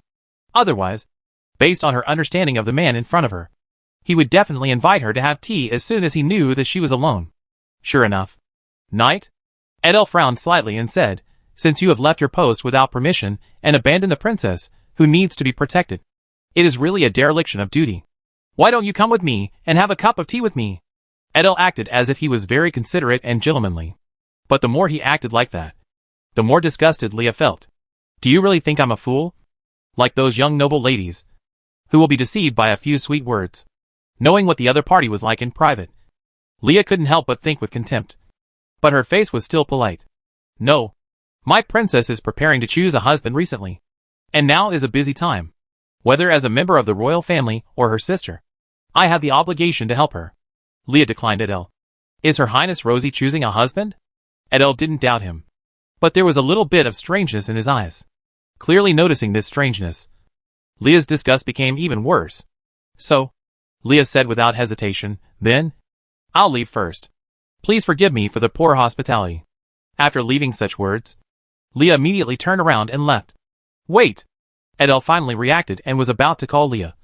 But Leah had already walked into Luo Shi's bedroom with a rather fast pace.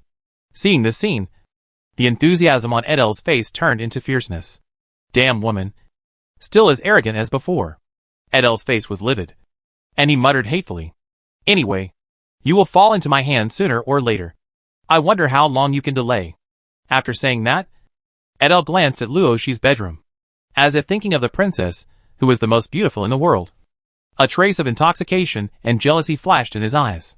If I had known there was this opportunity, the family should not have set their sights on Leah de Ella. Edel left here with a heart full of resentment and jealousy. Chapter 409. It turns out that she has been taken advantage of? Huh? Leah, who entered Luoshi's bedroom, seemed to notice Edel's departure and couldn't help but breathe a sigh of relief. But then, a bit of bitterness appeared on Leah's face. I should have guessed that the capital had gathered so many royal relatives and nobles this time. And it became so lively. How could the Lyusica family not come? This time, because Luoshi, a modern hero with unique talents, was going to choose a son-in-law. Almost all the nobles, and even the royal families of various countries in the human world came, including the dignitaries of other races. They would not miss this feast either. The reason is that this is their opportunity to get the protection of a future hero. And it is also a great opportunity to marry the kingdom of heroes. In addition, Luoshi was crowned as the most beautiful woman in the human race. There's almost no one who does not have an idea about this. Even though many people know that compared with those truly outstanding heroes, their chances of becoming the husband of the kingdom's treasure are very low. As low as a beautiful star suddenly falling in love with a beggar. They are unwilling to miss this feast. Because everyone has a fluke mentality. What if it succeeds? What if it is that the princess and I are in love? What if she just likes my type? This must be what many people think. Right? In addition, this time's selection of a son-in-law. The capital will definitely gather dignitaries from all over the world, including some truly powerful royal families and nobles. Even if the election fails in the end, being able to make friends with some dignitaries and establish relationships can also bring a lot of benefits to the family, which can completely achieve the purpose of making the trip worthwhile. All families and countries will definitely choose to make such a trip. In this case, it is not surprising that Edel's Lusica family came here. The other party might even intend to use this opportunity to complete what Leah has been delaying. No. It should be said that this is the main purpose of the other party's visit this time. Right? Thinking of this, Leah couldn't help but flash a haze in her eyes, recalling the strange color that flashed in Edel's eyes when he mentioned Luoshi's choice of a son-in-law. Leah felt nauseous. It can be said that Edel is the person Leah hates the most in her life. No one else. When the other party first saw her, the stunning, greedy, evil and lustful eyes.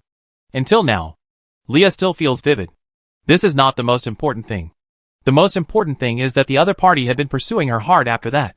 But since he saw Luoshi, he showed that kind of look again, and was intoxicated and stood there for a long time. Afterwards, he actually abandoned her and pursued Luoshi madly, until he was ruthlessly taught a lesson by Luoshi. He came back to pursue her again with a licking face. That disgusting behavior made Leah unable to eat for 3 whole days at that time. Under such circumstances, the other party's reputation is extremely embarrassing. It is said that his private life is very chaotic. He often bullies men and women in his territory, and uses force on many women he likes, causing many families to be broken up. It is said that he has married several wives and concubines. But those wives and concubines have been violently treated by the other party in private, and finally died one after another. It is said that he once attacked the wives and daughters of nobles who visited his home. After being discovered, he directly put all the responsibility on the other party. It is also said that because of his unscrupulous behavior, many nobles in the territory of Luxica have protested and reported to the lord of the Luxica family, which eventually caused chaos in the territory. This is no longer a dandy boy, but a real bully and scum. However, this scumbag is the only surviving male heir of the Lyusica family. His 2 older brothers died in accidents, so his father doted on him. Otherwise, he would have been executed countless times for what he did. And such a Lyusica family is a real duke family. It is responsible for guarding the southern part of the kingdom, as opposed to the Stringer family, which is responsible for guarding the northern part of the kingdom. Of course, compared with the Stringer family, the Lyusica family is not as powerful, because the southern part of the kingdom is bordered by a small country. The other party is not as blatant as the Ragnar Empire, which dares to stare at the territory of the Mitrak kingdom. Instead, in order to seek the protection of the Mitrak kingdom, it constantly releases goodwill to the kingdom. Thanks to this, the nobles, and even the royal family of that small country have given gifts to the Lusica family. The Lusica family is not so much guarding there, as making money there. Therefore, the power of the Lusica family is not comparable to that of the String family, which has seriously guarded the border and fought for the kingdom. However, no matter how incomparable, the other party is also a duke's family. Since it is a duke's family, it is the highest class of nobles in the kingdom. Except for the duke's family and some powerful marquis families, the other nobles can't even catch up. Take the 2 guard knights that Edel brought with him today. Their levels are all above 70. And they may be the captains of the knights under the Luzica family. He actually sent the captain of the knights to protect his son. And there are 2 of them in one faction. This shows the love of the head of the Luzica family for Edel, and the peace in the Luzica territory. Otherwise, how could the captain of the knights, as a precious fighting force, have time to come and be a guard for a young master? But this is not the most unfortunate thing. The most unfortunate thing is that Leah and Edel are engaged. Yes, Leah's engagement is the Luzica family. That is, Edel. This is not the engagement that Ansi arranged for Leah, but the engagement that was arranged when the previous king, Leah's grandfather, Ansi's father, was in power. Because it was an engagement, the previous king had no idea that Edel would be like this when he grew up. After Ansi succeeded to the throne, the old king passed away. The Luzica family immediately refused to cancel the engagement on the grounds that this was the marriage arranged by the deceased majesty, and we should obey his last wishes. This reason, I have to say, is quite practical. At least, in this medieval-style alien world. Among the powerful and influential people, it is indeed very useful. Anshi also found it very difficult. If there is a reason, it will be fine. But if the marriage arranged by the previous king is unilaterally cancelled without any reason, it will definitely give people a reason to criticize. In desperation, Anshi can only help Leah delay the marriage as much as possible to see if there is a solution in the future. Therefore, Leah has been avoiding Edel. But Edel has been pestering her, making Leah feel headache and annoyed about this matter more than once. Thinking about it, the bitterness on Leah's face turned into self-mockery. He also said that he must help his sister to be happy. But I can't even guarantee my own happiness. At this moment, Leah showed her weakness. Of course, Leah will not allow herself to be cowardly for too long. I am the first princess of the Mitrak kingdom, and the elder sister of Rosie. Even if I am not as good as Rosie, I am also the descendant of an Orthodox hero. Leah would think and recite this sentence in her heart almost every day to remind herself. No matter whether she would become the queen or inherit the throne in the future. No matter what the future would be like. She could not bring shame to the royal family, her father, or Rosie. Good. Leah cheered up and regained her usual quirky feeling. With a playful smile, she went to the location of Rosie's room. Along the way, Leah naturally met many noble young masters who stayed in the palace and planned to show their courtesy to Rosie. Under the courtesy of these noble young masters, Leah declined the request to introduce Rosie to them, and perfunctorily responded to those who wanted her to say something good in front of Rosie. Then, she entered the inner hall and came to Rosie's door under the greeting of the female knights of the Holy Sword Knights. Then, Leah opened the door without any courtesy. Luoshi, I am here. When Leah walked into the room and was about to greet Luoshi with a cheerful voice, the scene in front of her made her eyes widen suddenly and froze on the spot. Sister Lilia. Luoshi's voice also rang out, full of panic. Damn! Xian couldn't help but swear. The room instantly entered a dead silence. Leah felt that her eyes went dark, and she had the urge to faint. There was no way. She saw it. She saw Chang Wei beating Lai Fu. After reacting, Leah almost closed the door as fast as she could, causing the door to make a loud bang, which scared the female knights guarding outside the door. Her Highness Luoshi? Her Highness Leah? What happened? What happened? The female knights gathered in front of the door in surprise, looking at each other and asking. Nothing. Don't worry about it. Watch the door. Don't let anyone in. Leah's voice came from the door, full of stiffness and a little panic, and unquestionable severity, which made the female knights bow their heads and return to their posts. Leah leaned against the door and slowly turned around, looking at Xian, who didn't know when he put on his clothes, and looked at the scenery outside the window, looking like he didn't know anything, and then looked at Luoshi, who was hiding in the quilt, only sticking out one head, rustling in the quilt, as if he was putting on clothes, with a flushed and embarrassed face. And his face couldn't be darker. You too. Leah felt like she was gritting her teeth, furious, and even felt like the sky had fallen, making her heart feel cold. At this moment, Leah had only one thought. The best cabbage in our house had been taken away? Chapter 410 really restrained. Quiet. Quiet. Quiet. Still quiet. In the room, the 3 people sitting opposite each other kept silent, maintaining silence, making the atmosphere quite weird, especially the expressions of the 3 people at this moment, adding a lot of subtle colors to this weirdness. Luoshi's face was red from beginning to end. and she felt like she wanted to find a hole to hide in. Her expression was also quite embarrassed, and she almost turned around and ran away. Xian sat next to Luo Shi and acted quite calm. But whether he felt empty in his heart, only he knew. As for Leah, who was sitting opposite Xian and Luo Shi, her face was not good looking, and it was always as black as charcoal. Looking at the man and woman sitting opposite her, her fury was obvious, especially when she turned her eyes to Xian. Leah's murderous eyes and expressions were completely undisguised. Xian, who possessed the enemy sense skill, knew very well that the princess must be considering how to cut her body.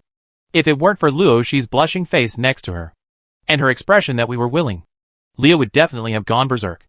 Of course. Now, Leah felt a little bit like going berserk. Don't you want to explain something to me?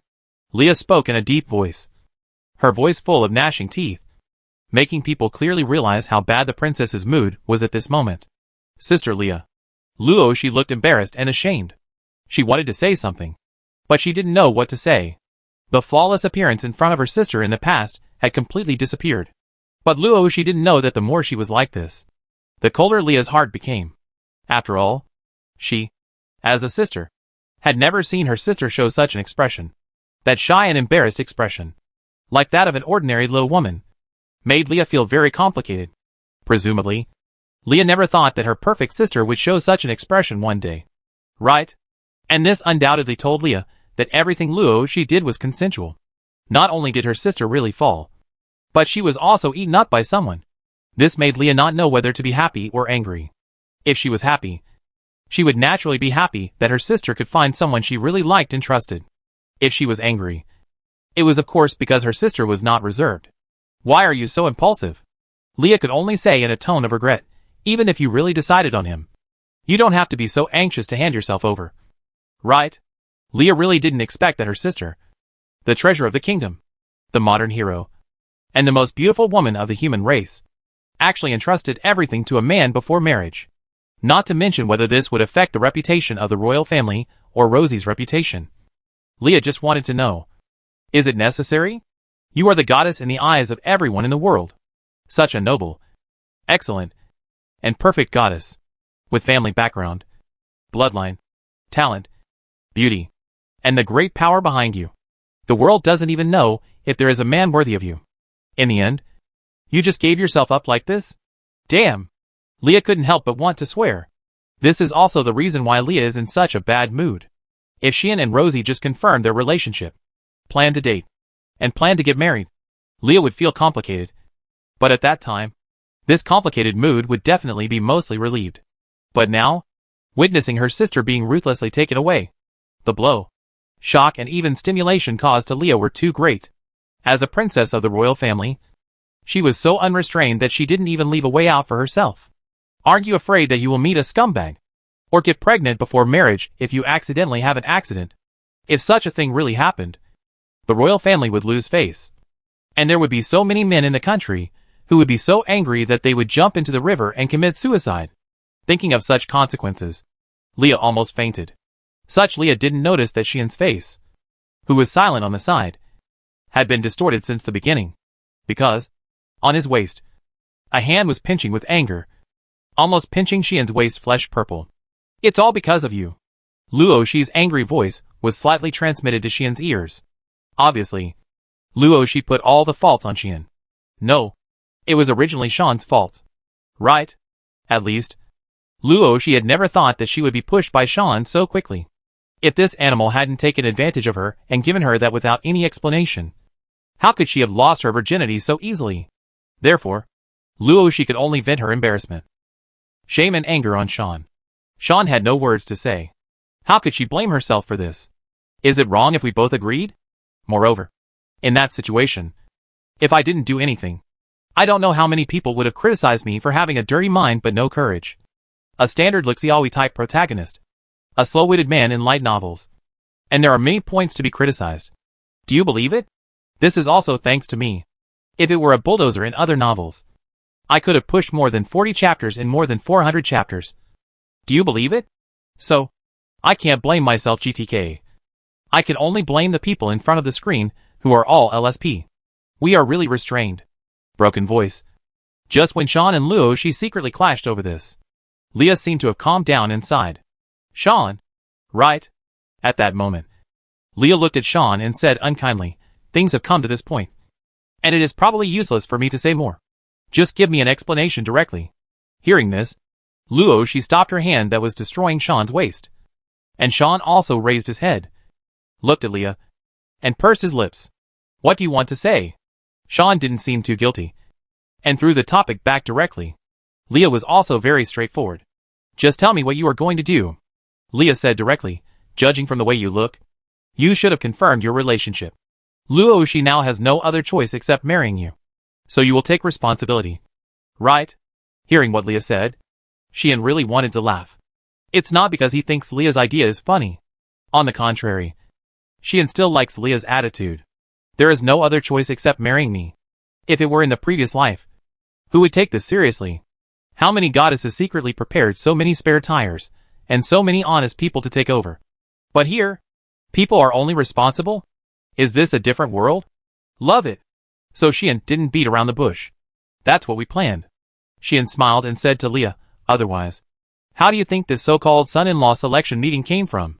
One sentence, like a Bodhi initiation, made Leah figure it out instantly. So you guys just want to get married in a natural way? Leah looked at Xian in astonishment. This is not my plan. It was your good sister who planned it. Xian said this unhappily. Luoxi. You? Leah looked at Luoxi with an incredible look. Luoxi was even more embarrassed. It's over. Now she's exposed. Her sister found out that she did this just to get married. This is too embarrassing. Luoxi was ashamed. Leah naturally got the answer she wanted from Luoxi's attitude, and instantly felt her head was even more dizzy. So, this is not just a problem that Xian is too beastly and acts too quickly, but also a problem that her sister can't wait for her to get married quickly. You are the goddess in the eyes of everyone in the world. So noble. So excellent, blah blah. Leah kept shouting in her heart. She felt that she almost didn't recognize her sister. So the revelation that disasters can only be resolved by marriage. Is that also false? Leah resisted the dizziness and made the final confirmation to Luoxi. Luoxi laughed dryly and said in a mosquito voice, that's what you said. Not me. Well, the husband and wife follow each other. Even the posture of throwing the pot is so similar. Leah just felt that she was so excited, so motivated, and so busy these days. Just like a fool. Is this really her perfect sister? Could it be that she was replaced? Leah could only press her eyebrows, looking like she was about to collapse. Sister Lilia. Come. Have a cup of tea first. Don't be angry. I admit my mistake to you. Okay. Luoxi also knew that she was in the wrong, and hurried to Leah's side, and found a teacup for Leah, pressed Leah's shoulders, and winked at Xian. Xian was speechless, and could only pick up the teapot and pour tea for Leah. Have tea. Sister. Xian smiled at Leah. Sister? Leah came back to her senses, and looked at Xian, who was looking at her with a smile. Her face finally looked better. There was no way. This sister had proved Xian's attitude, and was also Xian's guarantee to Leah. That is, he would get married. Alas. Leah sighed and said, since you have this plan, then as long as the result is good, I will not say anything more. Luoxi was secretly relieved. What about this time? Xian reminded her somewhat obscurely. What he meant was naturally the matter of choosing a son-in-law. Don't worry. I will cooperate with you, Leah said unhappily, which made Xian and Luoxi finally smile. The two looked at each other. One rolled his eyes. The other was overjoyed. Everything was self-evident. Watching this scene, at this moment, Leah felt a little envious and confused while feeling complicated. It turned out that her sister had found her own happiness. What about herself? Where is her own happiness? Thinking of the things about Lasika's family, Leah's envy turned into bitterness. Maybe she will never be able to compare with her sister in her life? She is better than herself in everything.